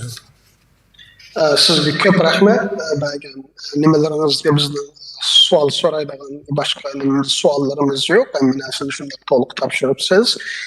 Demakchi bo'lgan yoki biz so'ranmay qolgan yoki o'zingizning nimangizda burun bergan guvolingizda tushib qolgan bir nuqtalar bo'lsa, shuni biz anglab baqsak. Tamam. Burunqa chiqib qolgan anglab chiqib qolganimda, meniki unutilib qolganimda, endi u balani yosh arliqqa to'shmay hammasi jiq emas, u planning sirti emas. Yosh arliqqa to'shmay 1 yosh, 2 yosh arliqda cho'qimda bolang ishga to'kishigani to'g'risa deb jine deb yo'l qo'yganda vaqtda yosh arliqqa to'shmaganlarni ashunda aldirib atgan.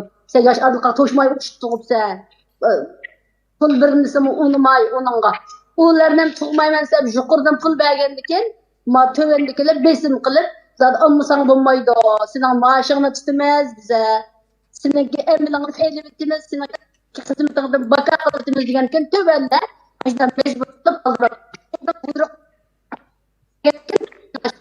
mecbur qilib yuqori o'qitmay anday elib ashuna qilib etgan. And just one thing I would like to emphasize here is that the abortion became a lawless matter, and also it became the incentive for local authorities from the top level. If local authorities pursued more abortions, there is kind of reward for them for the reason that they have done a good job. And for that incentive, the locals, even within the limit of their 2-child, still we have seen the examples of aborted children. So it became a widespread, and because of the government's incentives, encouraging local officials to pursue more abortions for the Uyghur women. That is, I would like that. Thank you. Mr. Interpreter, are you interpreting for the next witness? Yes, I do. In which case we will postpone thanking you until after that. Thank you very much for coming to give evidence. Ko'p rahmat, yaxshi gol berganingiz uchun. Sizning golingizni musharraf. Ko'p rahmat.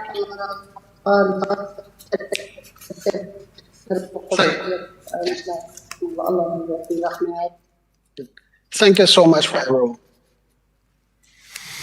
Mr. Sabi. Thank you, Mr. Chairman. Our last witness, who will also be testifying from the same base in Turkey, is Shamsinur Abdughaffar. Her testimony appears from page 229 in the book you have.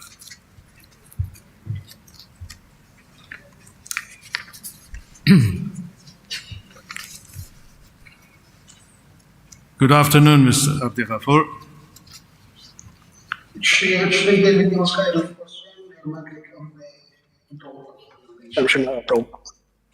The witness is a Chinese national of Uyghur heritage. She was educated at university in Uyghur medicine. She then joined the hospital, but because her qualification was in the traditional medicine, she was assigned as a nurse to operating theater. She worked in multiple hospitals and she saw many abortions and sterilizations. She also witnessed the birth of babies who were injected and then died. Not being able to continue with this practice, the witness then established her own clinic in 1994. The witness has also been personally subjected to an abusive surgical procedure to remove her womb. She estimates that about 70% of Uyghur females in the Khotan area had their wombs removed. The witness also testifies to the disappearance of her relatives in China. She left China in December 2010 and she resides in Turkey. Ms. Abdelghafur, thank you for joining us. I have a number of questions. You qualified in Uyghur medicine in 1992, and because you were not qualified as a full doctor, you were assigned as a nurse to the operating theater in the hospital. You witnessed... Go on. Okay, go ahead. Let me translate all of them. Siz 1992-yılı şu Uygur Milli Tıbbabetini bitirip ekansiz, lekin doktorlukka şartınız toşmaydı dep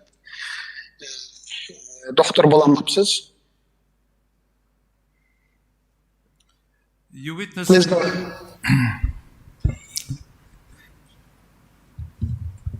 witnessed forced abortions and sterilizations during your service in the hospital.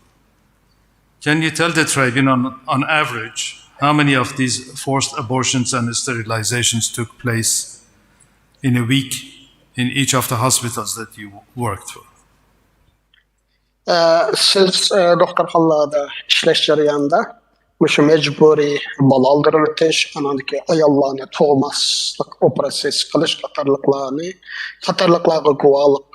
guvaçı bopsuz, şahit bopsuz. Siz bizge, siz işlegen doktor hallada her hepsi otra hesap bilen kançılık muşundak bal aldırıp öteş yaki toğmas operasiyası boluduğalığa kadar bir ma'lumot berelim siz. Hepsi bu. Yapırım inşallah. Yes, I do.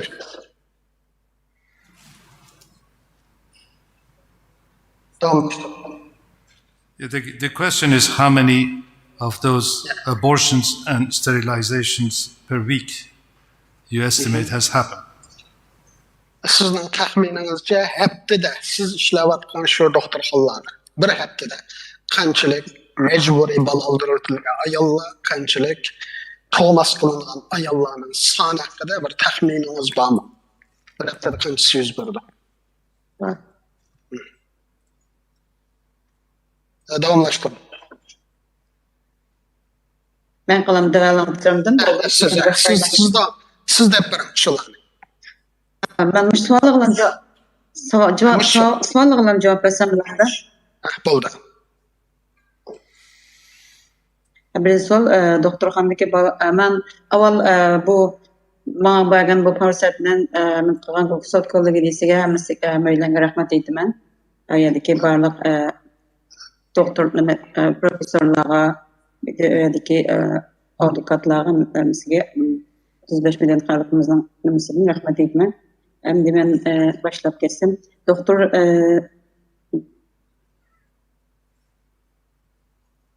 siz başlayalım sizga vaqtimizda mana 1992 yilda men shu nimaning Abdumrayillik Uyghur tibbobet Ali texnikum bitirdim ama ben normalde biz bir yerde okuyan vaxtımızda hem nimelik, garip tibabet hem nimede okuyorduk, beraber okuduk.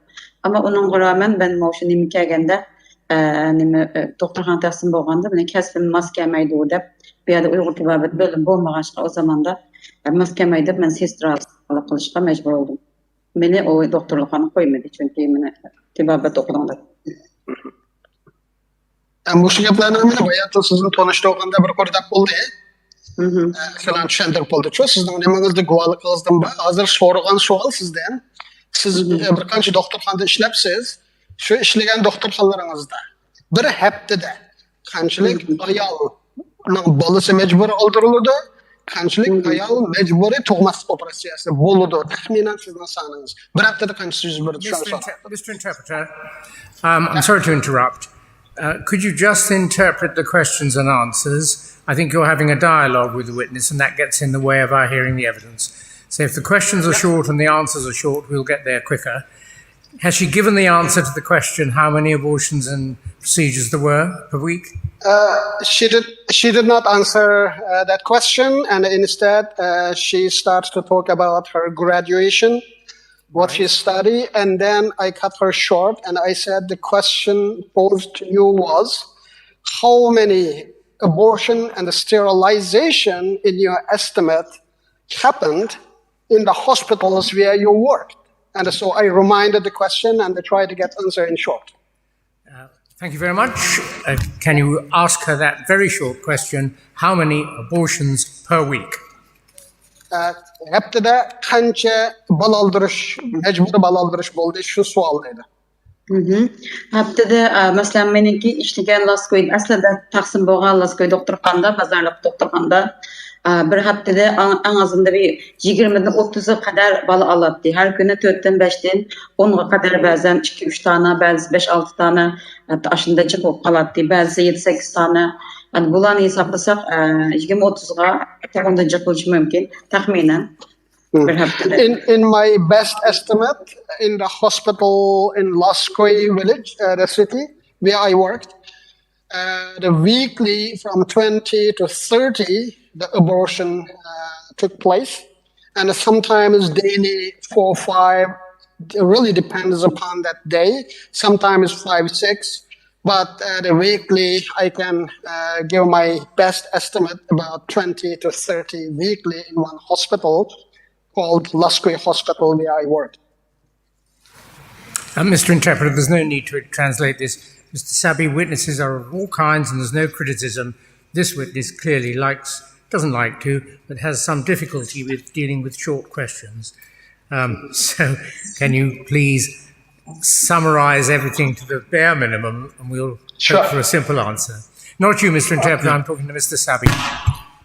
Thank you, Mr. Chairman. Mr. Abdelghafar, can you also testify regarding the number of the babies that you saw were born alive and then injected and consequently they died? How many per week? Yana savollarni qisqa javob bersangiz, texnik savollarni so'ra olamiz deydi. Anadagi yana siz o'sha ishlayotgan mezgilda qanchalik bovoq haftada tirik tug'ilib, keyin o'ltirilgan bovoqlarning soni haqida bir taxminingiz bormi deydi. Bir haftada. Nimada bir haftaning ichida masalan menda bir ish bor. Biz shu yangi o'qil urib aldaslata bu o'ltirib qilgan ekan odamning ichi chidamaydi. Buningga biz davomli qilib ba'zi joyda ularning ko'z o'tmay turib nim qilganlarimiz bor. Masalan, azroq ravona bir qilganlarimizda bir o'qil saldiganlar bor, uni qarab turamiz. Yoki bo'lmasa boshqa bir o'qilni selib tirik tug'ilganlarimiz bor. Ama tirik tug'ilganlarni ular yana o'tirib yutadi. Tirik chiqqanini bilib qolsa, shunda bo'lgan chog'da umuman oz emas, 15 dan 20 atrofida chiqadi. U chog'da biz yamanroq tug'dirishga ahamiyat berdik. O'tirib yetishdan amal va saqlanatdik. I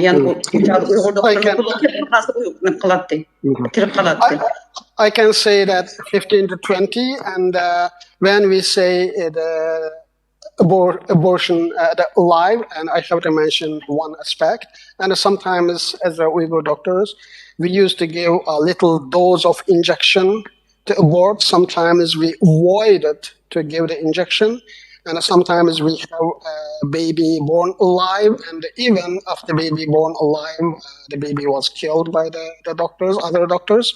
And so whether aborted or born alive and later on killed, I can say that weekly 15 to 20 babies killed each week. Thank you. Aygın aklap koy. Eğer de bu vaxtda öy ap ketip qalgan bolsa, halızın bulap yoki laqanim qilib, öym öy aqtırıp o tepilip qalsa, o adamni çoxum yoki aşı doktorun işini haydaydı, aşı adamның öylünü tündürüydü mesela. Abiyam abi ayal degan o'xshashlar. Öýni tatып aldı yoki onu yıqırdı degендek. And sometimes when the baby born alive and the family took the baby, left the hospital, and the police and the other authorities searched that house and confiscate their properties and put them in prison and apply all kind of punishments. In your witness statement, you refer to 4 tragic cases of forced abortions.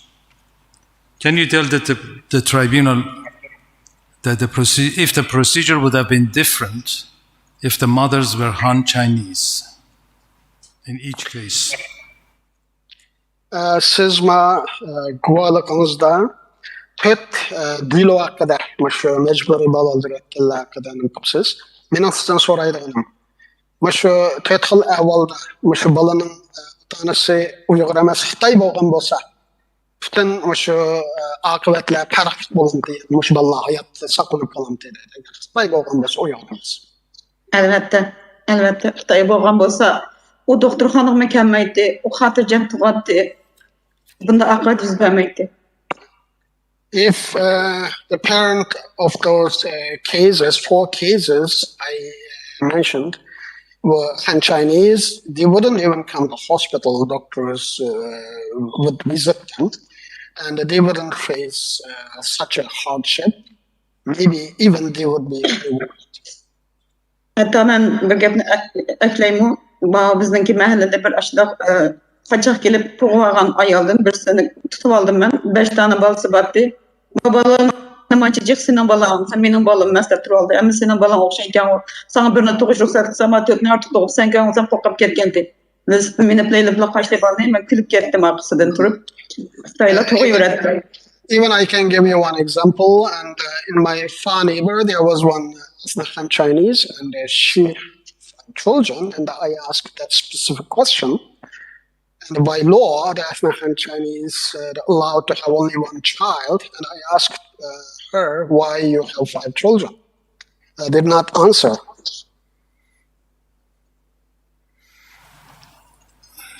Sorry, I'm afraid I did not get the answer. Can you repeat what answer she gave to the question?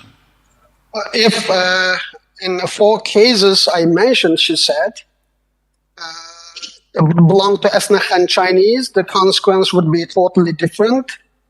And Han Chinese, the mother, the pregnant mother, she wouldn't see this kind of hardship or surgery. She would have that baby alive, born alive, and keep that baby. That's what she said. So even if the Han Chinese exceed the 2-child policy, the result would be different compared to an Uyghur woman exceeding the 2-child policy. Can you explain? Şuna bolganda Xitayla işkiden jok balı toğu dedeyle, and Uygurla işkiden balı işki balılıktan alıp ketdi deyle. Şuna bolganda bu yol koyduğun siyasetler tamamen fark tutmuyor yani Uygurlar bilen Xitayla deydi. Farklılık. O yada bir gapni qılalıdı bula yerlik siyaset divalıdı. Yerlik siyaset yapılan bizni aşımda bastırdı. Farklılık. Zaten bir balanın ağırlık bilen bir balanın ağırlığı olacak. Fark bolsa derhal onu evituda mesela bir balısı 20 yaşka 2 yaşka kaldı. Yani bir sağamıldır bu kalıp onu mu evituda? Farklılık hakikaten çok bekçik farkı var. Yeah, there is a huge difference for ethnic Han Chinese who has 2 child, and the Uyghur who has the similar situation. the policy is totally different, and the Chinese government covered up these policies under the name of local policy adjustments. And so the Han Chinese do not go through the same procedure as Uyghurs would go. And they have a special treatment, and they were allowed to have more children. Thank you. You were personally subjected to an abusive operation. You were scared of cancer, and when they removed your womb, you realized that it was a mistake. What did the translate, please, first. Sizning özüňizden beşiňizde müşündäk işler ötüpdiken, meselen baliyat konu öwretken, ondan operasiýa yapylgan işler barken. Go ahead, your question. My question is, can you explain to the tribunal what did the doctor who removed your womb told you when you threatened to sue him? Sizning baliyat konusyna öwretken doktoryna men seni erz kılaman dep nim kılgynyňyzda sizge kanda muamelede boldy? Nim kıldy kanda? O doktor Uygur doktordu. Ben onu az kılman dedim. O doktor bana katak yalvardı. Ben hazır bir yerde master yapıyordum. Bu nimemni birkaç kılvetmişsem benim işki balam var. Sana nim faydası var dedi. Böyle baksam bana hiç faydası yok. Hep oğlan balıyorduk. Okşaşken yeri kelmeydi. Yani birisi şu cennetten çıkardıgan aslında Kotenden Ürümçi'de Kaşgar'dan çıkardıgan nurgun keseller şu ayalının kodu bilen davalandı. Şu an ben bir Uygur'un yerde hep kılışını milletimiz için faydalı yetkisini oylap bundan keyin sen bunda kılmasan yaxşı bolady diye bana söz ber dedim. O men amal var kılmasga tirişmem dedi lekin söz bermedi ama şu gaplarni kıldım. Men o She was the Uyghur doctor with 2 children as well, and she begged me, and she had a master's degree, and she said that I would be in trouble if you sue me, and so I also considered it because she's the Uyghur doctor, and if she could help for other women as well. And I asked her to promise me not to do again, to repeat the same thing again. And she did not actually promise, but at least I thought that to have one doctor in the unit could help for other Uyghur patients down the road. And for that reason, the child is already, whatever happened already happened. For that reason, just I dropped everything there. Did he say that each doctor has to remove around 2,000 wombs a year? Sizge her bir doktor yılda 2000 ayağına baliyat kusini ilip etiş gerek degen gapni dedi mi? Dedi. Yes. Bizninki vazifemiz bu dep aşına dedi. Men söz versem men nim kılmayma desem mening vazifem sen onu men söz ver diyemeysen çünkü vazife ama ne üstümde az kısam men baribir bunu doktorlarnınki buyruğanlığını kılganımga başka faydası yok. Doktorlarnın buyruğunu kıldım dep cevap verdim.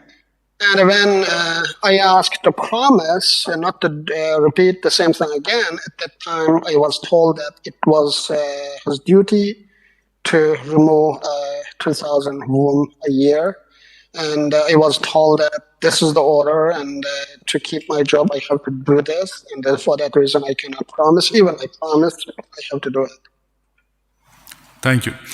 The tribunal may have some more questions for you. Başka satçılarının sualı buluş mümkün. Good evening. Merhaba.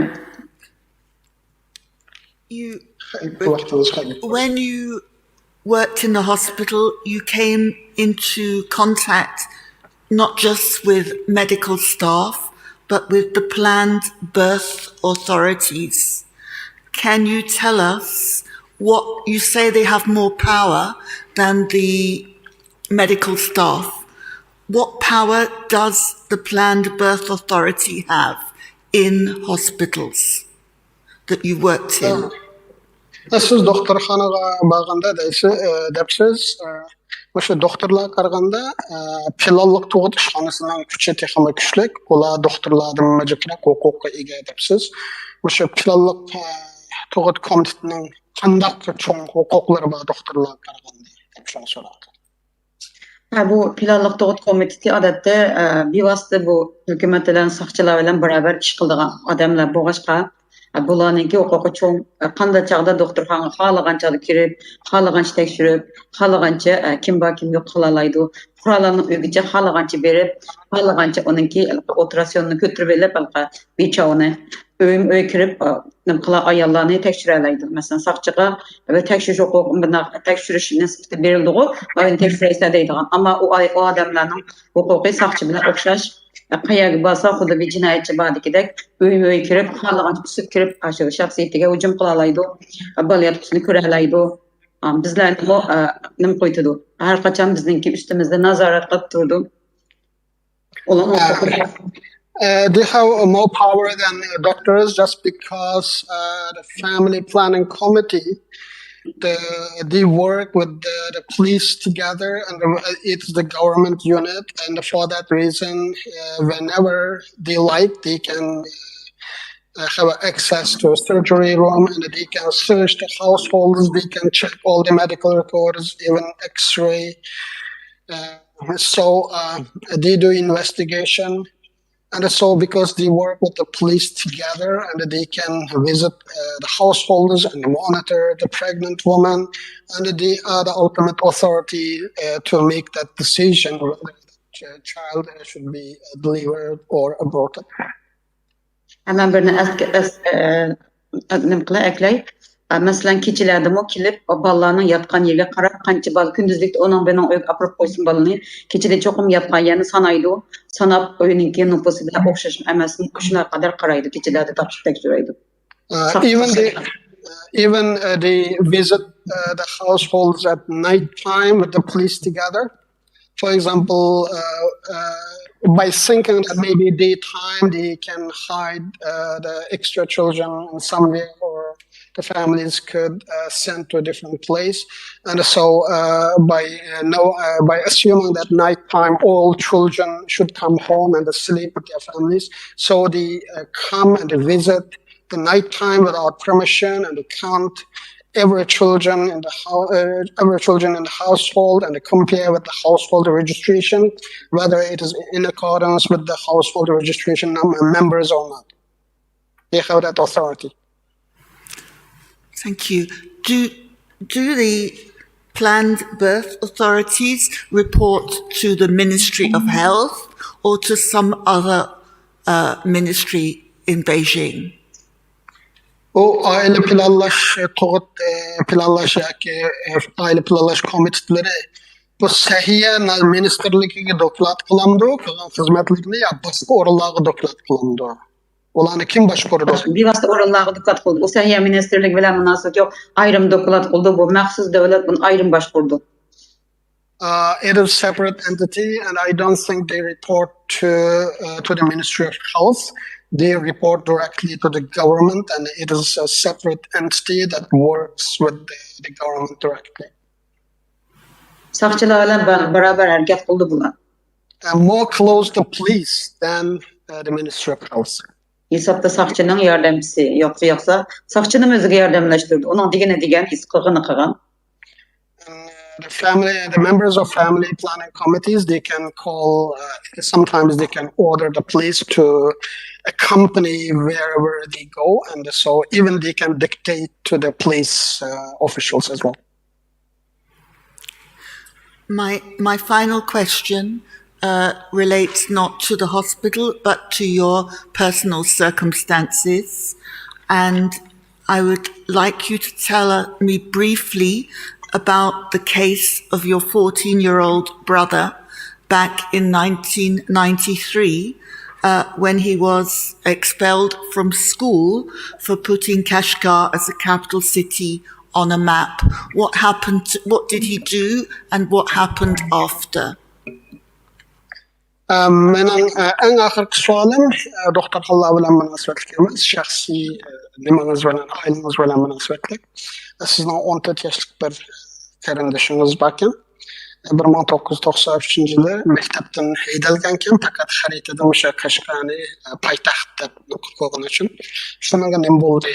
Masalan, nima ishlar bo'ldi, shuni so'radi. O chaqda bizning ailemiz bir eğitimlik bir aile bolganken bizning 49-njy ýyldan tatyp bizniki bulavatgan Xitaynyňki adam öldürgen nurgun tarihlaryny öýdeki ailemizden anlap bilgenip çoň dadalarymyzdan körep çoň bolduk. Hatta mening meşäge çykyp şu jasaratly buluşmagym şu çoň dadalarymyň aşularynynki awlatlarymyzdan ajdaplarymyzdaki maňa bergen bir ruh dep garaýman. Nurgun adam bege jasaratly çykanmaýdy okudy. Şu ruh şu inimde barken şu inim şu 14 ýaş wagtyda Hakikaten bizning beswagan ziminken özümizning ixtiyary erkin buluşumuz gereken degeni bilgeçke Kaşgarny yazlyk paýtaxt kılıp ýezip koýganda o 14 ýaş wagtyda goglunyp gitdi.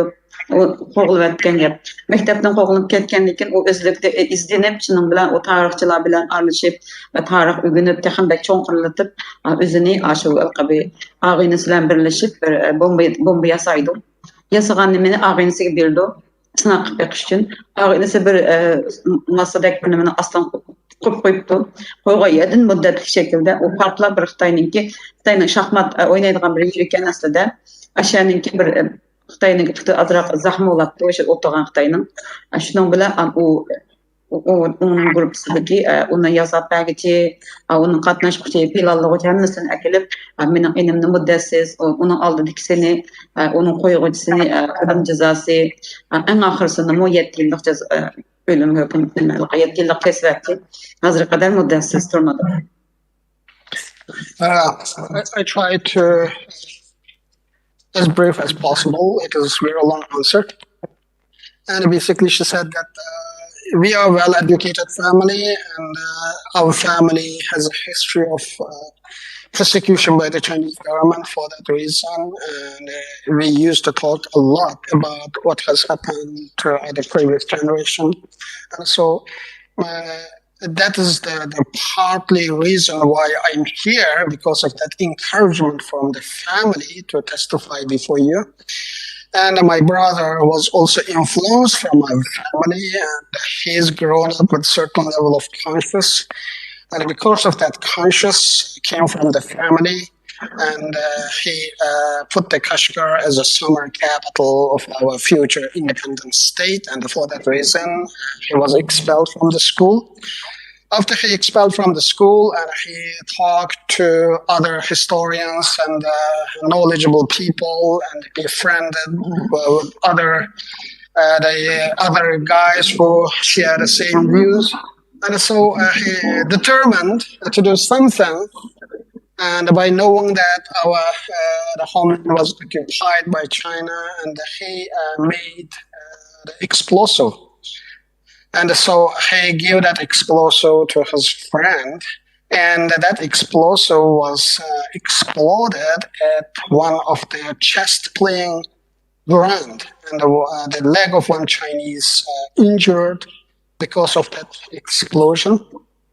And after that incident happened, my brother was sentenced for life, and many of his friends were sentenced for lengthy imprisonment as a collaborator and a supporter and a kind of charges. So this is the story of my brother. So a 14-year-old boy was given a life sentence back in 1993. Have you any news of what happened to your brother after that? Yani sizin 1993 yılda şu 14 yaş kirgen kardeşimiz mengölük müddessiz türme cezasına kesilipti. Onun için nim boğallığını bilemsiz kardeşimiz. Bilime azrak bir kürşe pratok örümceği bacağı oturma dedi. Ama hazır bilmeyim. Hazır katı bilmeyim. Uçakda turmada aşağıdakiler yardım kılıp, kıyırılarını kılıp, harvelip degene işlerini kılıp ettikten biraz katın kürüş degen boğan, ben örümceği oka vaxtımda kürüş gelme onun bilen. Ayda bir kürüşme, yılda bir katın kürüş durdu. Aldı da ayda eşki ayda bir kürüştürdü. Keyin yılda bir kürüştürdü. Hatta bir olay bir iş çıkmasa hiç kürüştürmeydi. Şu bir yılda bir katın kürüştürse bir kürüş yaptı. Ben bir kelgenden oldu hiç onun da haberi yok hazır. I don't have any updated information about my brother since I came to Turkey, and he used to be in one of the prison called Bacanhol prison in Urumqi. And when I was in Urumqi, and we were allowed to visit him sometimes once a year and once in a couple of months, depends upon his attitude in the prison. And when I visited, and I became known that he helped elderly and he was behaving nicely. But since I left motherland, I don't have any information. I don't know what is going on to him. Yani bir narsa tushuntirmoqchi istayman. Biz inimga shular debdiki, agar sizlar bir kashfiyot qilsanglar bir narsani, biz sizlarni shunda uyinglarni elib, sizlarni kechirim qilamiz debdikan, u bir sxema sizgan o'xshaydi. Sxemani sizibdi, yasig'il qo'yapti, uni modelini yasatib, uni ular bir rasmga tortib bo'lib, uni 6 yillik shu ko'rmaning ichida, ya'ni 6 yillik sütürmesinden bu ayrım cezalaş akırıp 6 yıl aşağıda taptıken biz hali uzun uç köreşmegen onun ki ben gelip çıktım bilmeyim kardeşim. Also, one information I knew about him was when I was in Urumqi, and I was told that because my brother has a brilliant brain, very intelligent young man, and the prison officials told him that if you came up with any in inventions or any good ideas, and we could reduce your sentencing. And so basically he came up with one project and successfully drawn the details of that project. After that, he additional 6 years put on his sentencing and put in water jail, and that is what I know. And others, except than this, I don't have any information about him. Mr. Interpreter, your voice is very, very hard to hear, partly because of the quality of transmission, partly because there is feedback from somewhere. If you don't know where the feedback is coming from, it could be that the witness's system should be muted when she is not speaking. It may be quite complicated to get that done, but before I ask Professor Lynch to ask questions, I'm afraid your answers are so hard to hear at the moment, they may be of little real benefit for us. Could you ask the witness if she has a machine that can be muted when she is not speaking? Don't translate it all to us, and just say to her if she wouldn't mind muting her device when she is not speaking, that would help.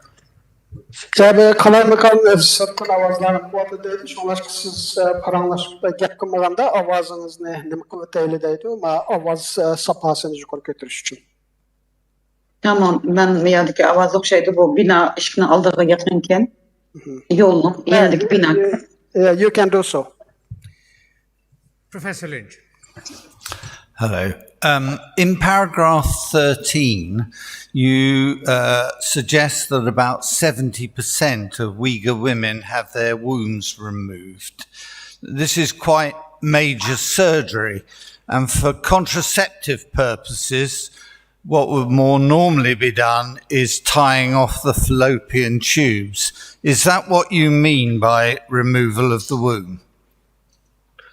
Siz malumunuzun guvalıkınızın 13. paragrafta 70% Uygur ayallarının bu bal yatkusu elinip ketdi, ilvitildi depsiz. Bunu aytı yukarı sanlık malumat. Tuğut çeklaş nimelerde hem de bu halebi murakkep bir nime bu operasyon. Yani muş san hakkada, yani muş 70% hakkada bir gap kıpır alamsız.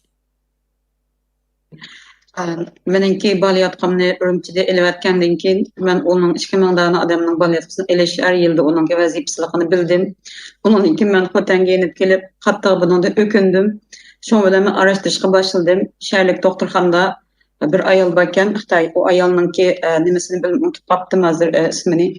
Bu Xitoy her qanda bir ayolninki kichkinam ismi olsun, kichkinam binasi olsun, hammani balatni elitishga borib ekan. O'z vaqtida keyin u planliq to'g'ri o bo'layotgan xizmatni keyin azlab ketdi. Hammadan balatchi bo'lmagan keyin o planliq to'g'ri ishlaydigan ishningmi nimasi azlab, asosan ular zirikki balayotgani alvasaklan bo'ldi ekan. Xalq sapaqdi, xalqning tepsida bola bo'lib qoldi. Bolani o'tugilab borib paqdi, Uyg'urlar qutqizib qoldi masalan, jixnaslarni.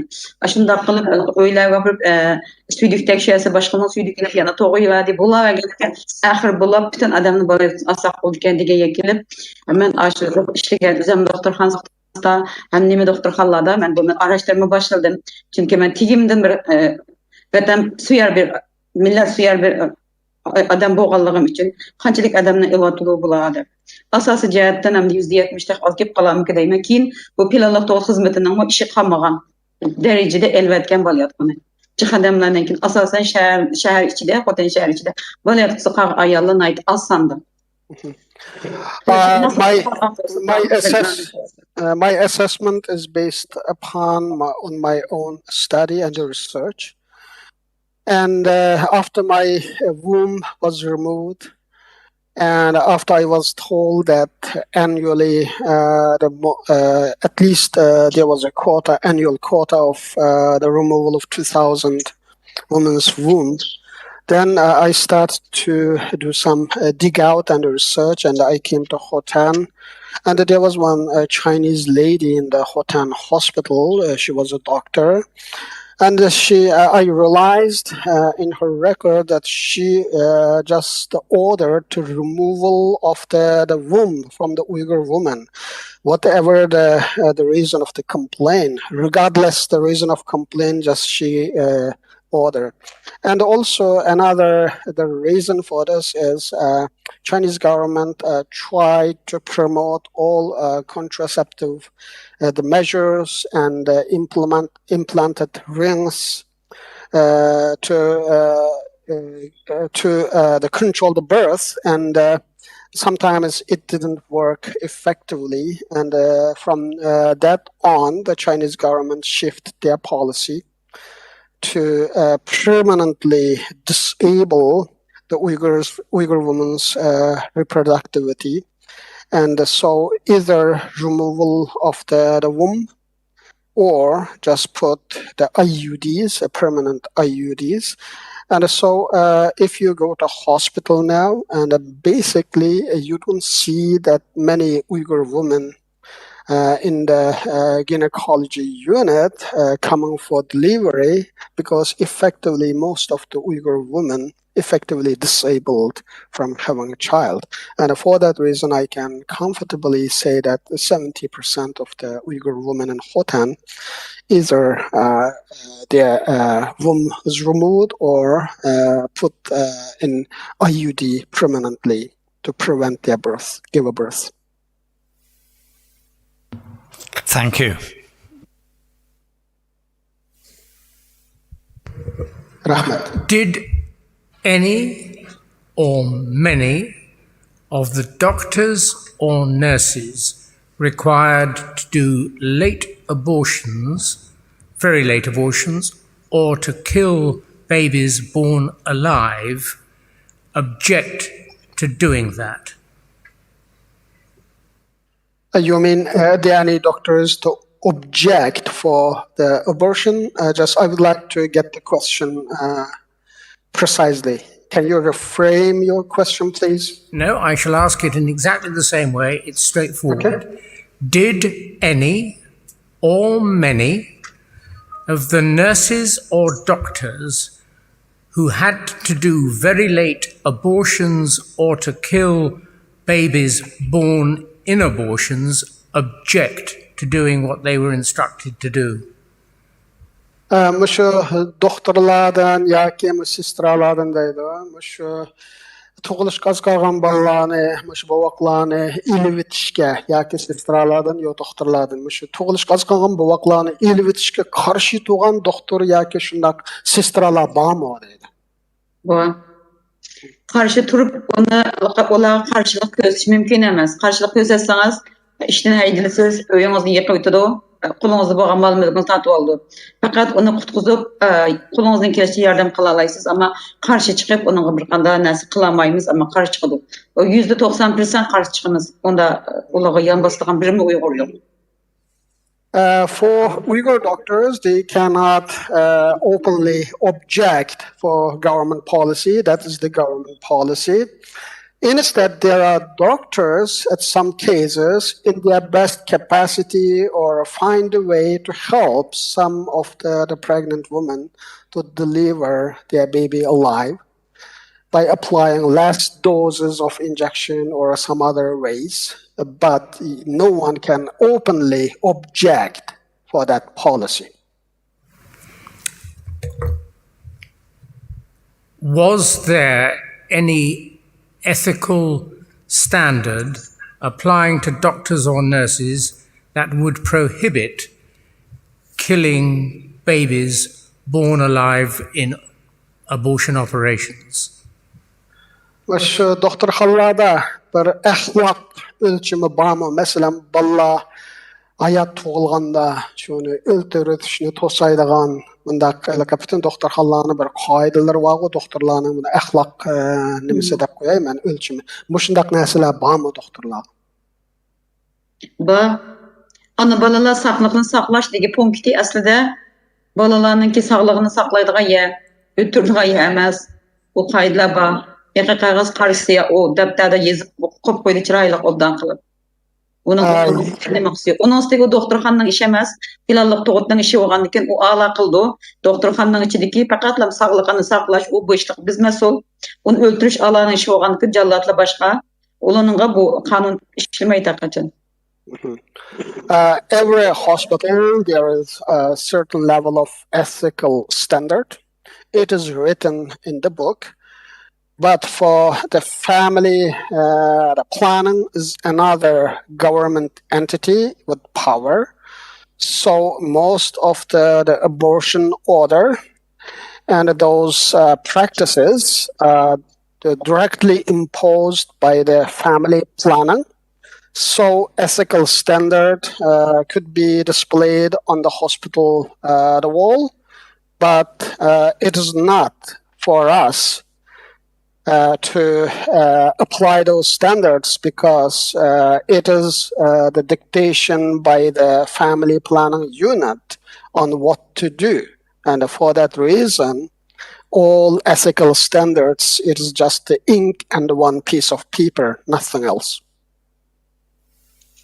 Bunun o kanun bilen ölçegen nesni o ahlakını ölçem kılmaydı o çağda. Balanın ki ikinci bal olap kaldı, yakı bolmasa balanın arlak kiçik bolup kaldı, yakı bolmasa halkın tepeden bolup kaldı. Muş balı bulap kalsa onun ahlak bilen ölçenmeydi. Fakat o kanun muşunda, kanun bilen başkurduğun devlet, kanun boyunca bu kanunga üsüp kaldı, kanunga amal kılmadan değil kanka. Bir ayal toğutqa vakti geldi, bir balsı 5 yaşka 3 yaşını açtı değil. Anda bolgan wagtda bir halkysyn aldyrdygan iş bolup kalsa, çokum doktorxananing 5-6 ýanyň tekşürütini nimesinden imzasyny elip, pelallyk toğutynyň imzany elip, bir batman iş kılgandan keyin an toğuşga ruhsat kılındy. Hatta toğuşga ruhsat kılınan ayaldy. Bunu alıp şu jada elinedi. Bolmasa o bir sagan halkyny mümkin emas, eliş mümkin emas. Keyin o elip etken takdirde şahsy doktorxanalarda hazır palyativ evetlen kutuldygan boldy. O ahlak bilen hiç ölçenmeydi olan. Ahlak degen So it doesn't go with the ethical standard when it comes to abortion. And it goes by the state policy. And that is the state policy that dictated by the family planning committee, and which family should have a children and which family shouldn't. And for example, if you have, for example, the one child and the 3 years old, you want to have another child, and you got already the ring was installed in your womb, and just in order to remove that preventative ring, you have to get the approval of number of government units, including the family planning committee. And you cannot just remove the ring in private hospital And so whatever the ethical standard written on the hospital wall, it doesn't apply here. It goes with the government policy and the policy of the family planning committee.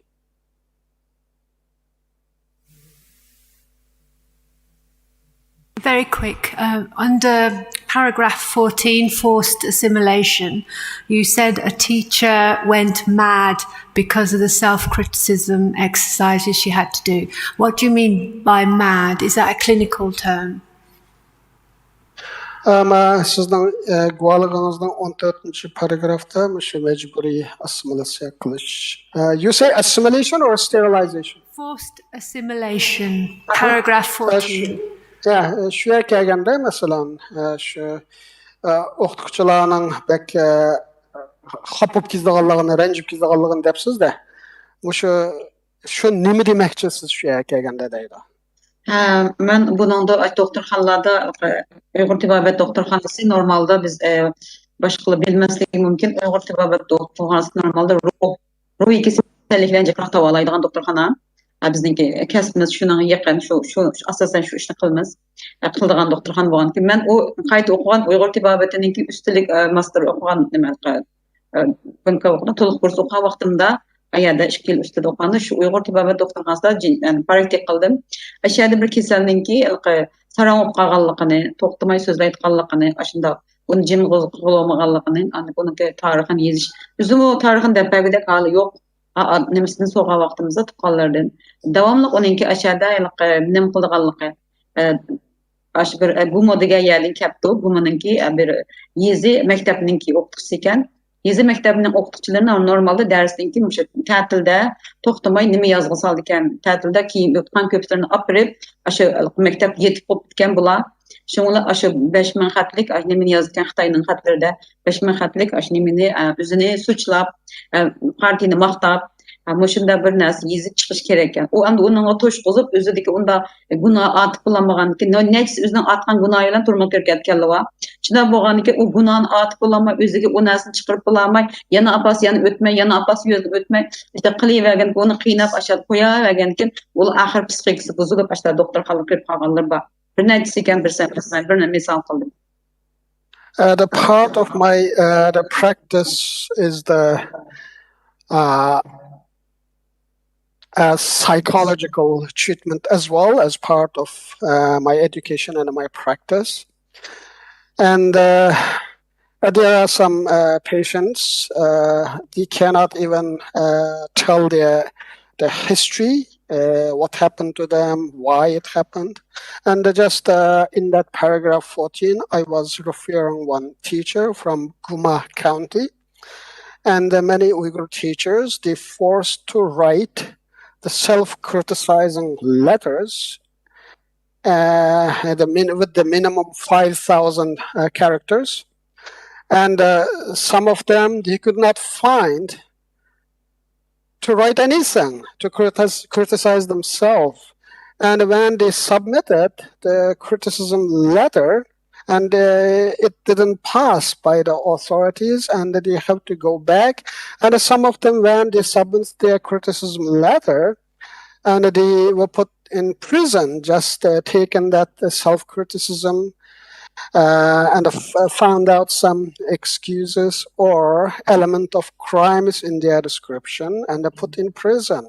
And so that teacher, he tried a number of times and they could not complete the 5,000 character to criticize himself.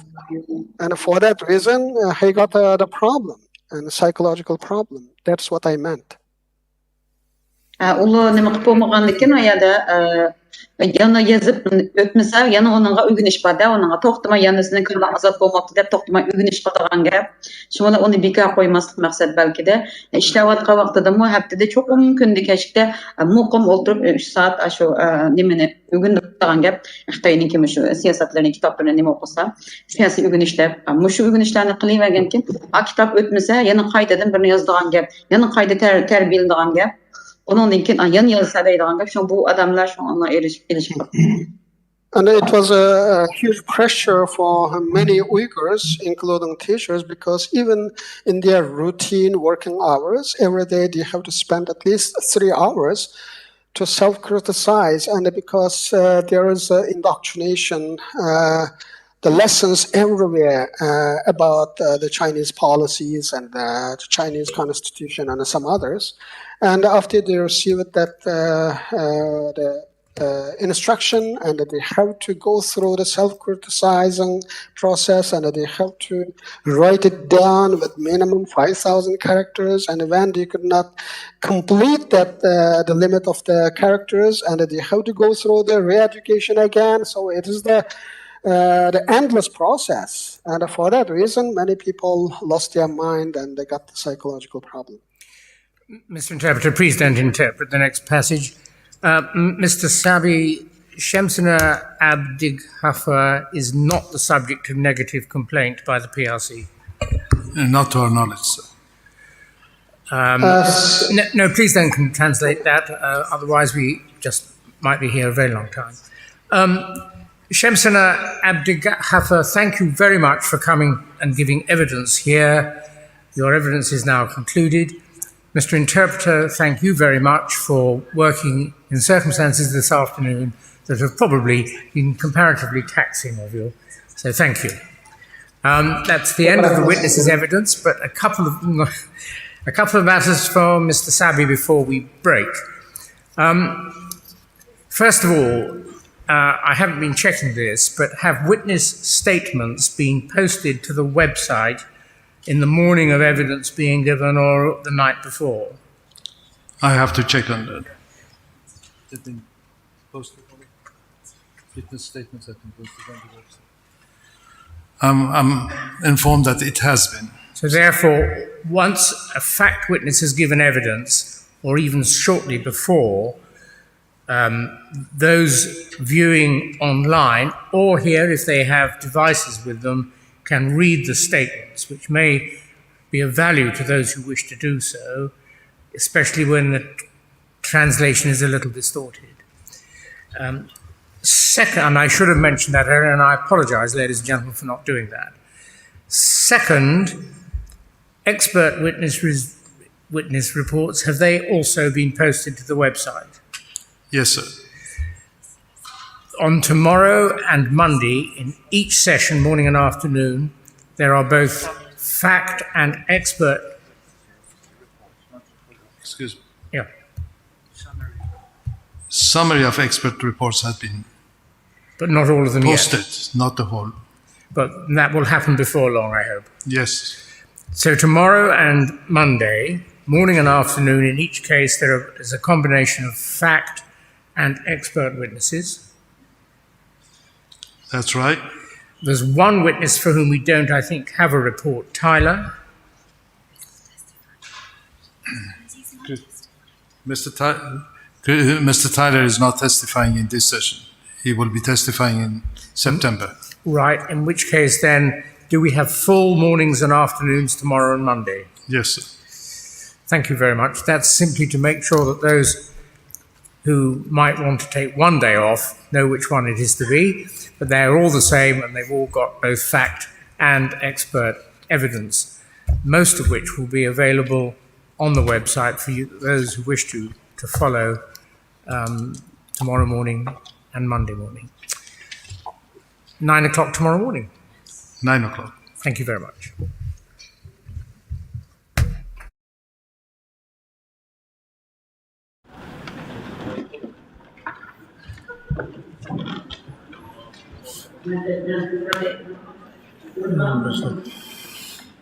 Assalamu alaikum. İkra aldıdaki Şark Türkistanlık aziz qarindoshlar.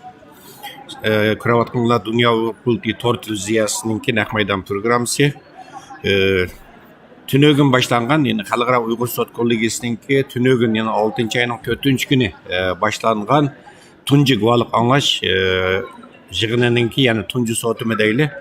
Sotning 2 günü bugün mana nishada oxirlashdi. Tunögün 11 saat davom qildi. Tunögün sot bugün 2 günü bo'lsa 9,5 saat, taxminan 10 saat davom qildi. Biz bu sizlarga bu sotning amaliy ahvolini bu sot ichilayotgan zaldın, naq maydandan taqışqa Baxtiyor Efendi bilan ikkimiz mas'ul bo'lgan. Biz her günü tünögünden başlap 13 saat Baxtiyor Efendi bilan ikkimiz bu yerda o'tiryapmiz aziz qarindoshlar. Sizlarninki savrichanlik bilan bu sotninki naq maydan ahvolini anglab berganingizga, ko'rganingizga alayda sizlarga tekrar rahmat aytaman. Buning o'zimi bir qo'llash, buning o'zimi bir madad deymiz. Shundaq Baxtiyor Efendi. Xo'sh aziz qarindoshlar, hatta davom qiladi sot 6 oyninki 7 kuni oxirlashida 4 kun davom qiladi. Hatta yana 10 nafar shohid guvohlik berdi. Bularninki 3 nafar chet ellik mutaxassis, 7 nafari Uygur, bularning ichida 3 nafar jazo lageri shohidi bor. Hatta sot bu London vaqti atigan soat 9'da jazo lageri shohidi Gulbahor Jelilova xonimninki bevosita, ya'ni sotda bevosita guvohlik berishi bilan rasmiy boshlandi. Bu ertalik sotda guvohlik beradigan lager shohidlar, jazo lagerlari shohidlaridan yana Mehrgul Tursun xonim bor va Fransiyadagi Gulbahor Xatovaji xonim bor. Uygur erkek tashkilotininki raisi hurmatli Roshan Abbas xonimmi ata guvohlik beradigan guvohchilar orasida. Aziz qarindoshlar, sizlarni hozirmayli, sizlarga tekrar rahmat. Shuning bilan bugungi naq maydon programmamizni mishada oxirlashtiraylik. Atlikka xudoyim bo'lsa sot London vaqti atigan soat 9'da boshlandi, ammo biz sizlarga ba'zi sot haqidagi ba'zi uchurlarni, yangi uchurlarni sizlarga yetkazish uchun biz taxminan yarim soat burun ata London vaqti 8:30larda taxminan bu naq maydon programmamizni boshlaymiz. At ko'rishaylik aziz qarindoshlar, ko'rishkichi omon bo'ling, xayr xo'sh. Bu sotda guvohlik beradigan bütün shohidlarimizga Allohdan madad tilaylik, Allohdan salomatlik tilaylik aziz qarindoshlar. Rahmat, xayr xo'sh. Ko'ryuzni bizga hamroh bo'lgan barliq qarindoshlarga rahmat aytamiz. Andan keyin naq maydondan yetkazish ba'zi texnik masalalar tufaylidan necha qatam buzilib qoldi.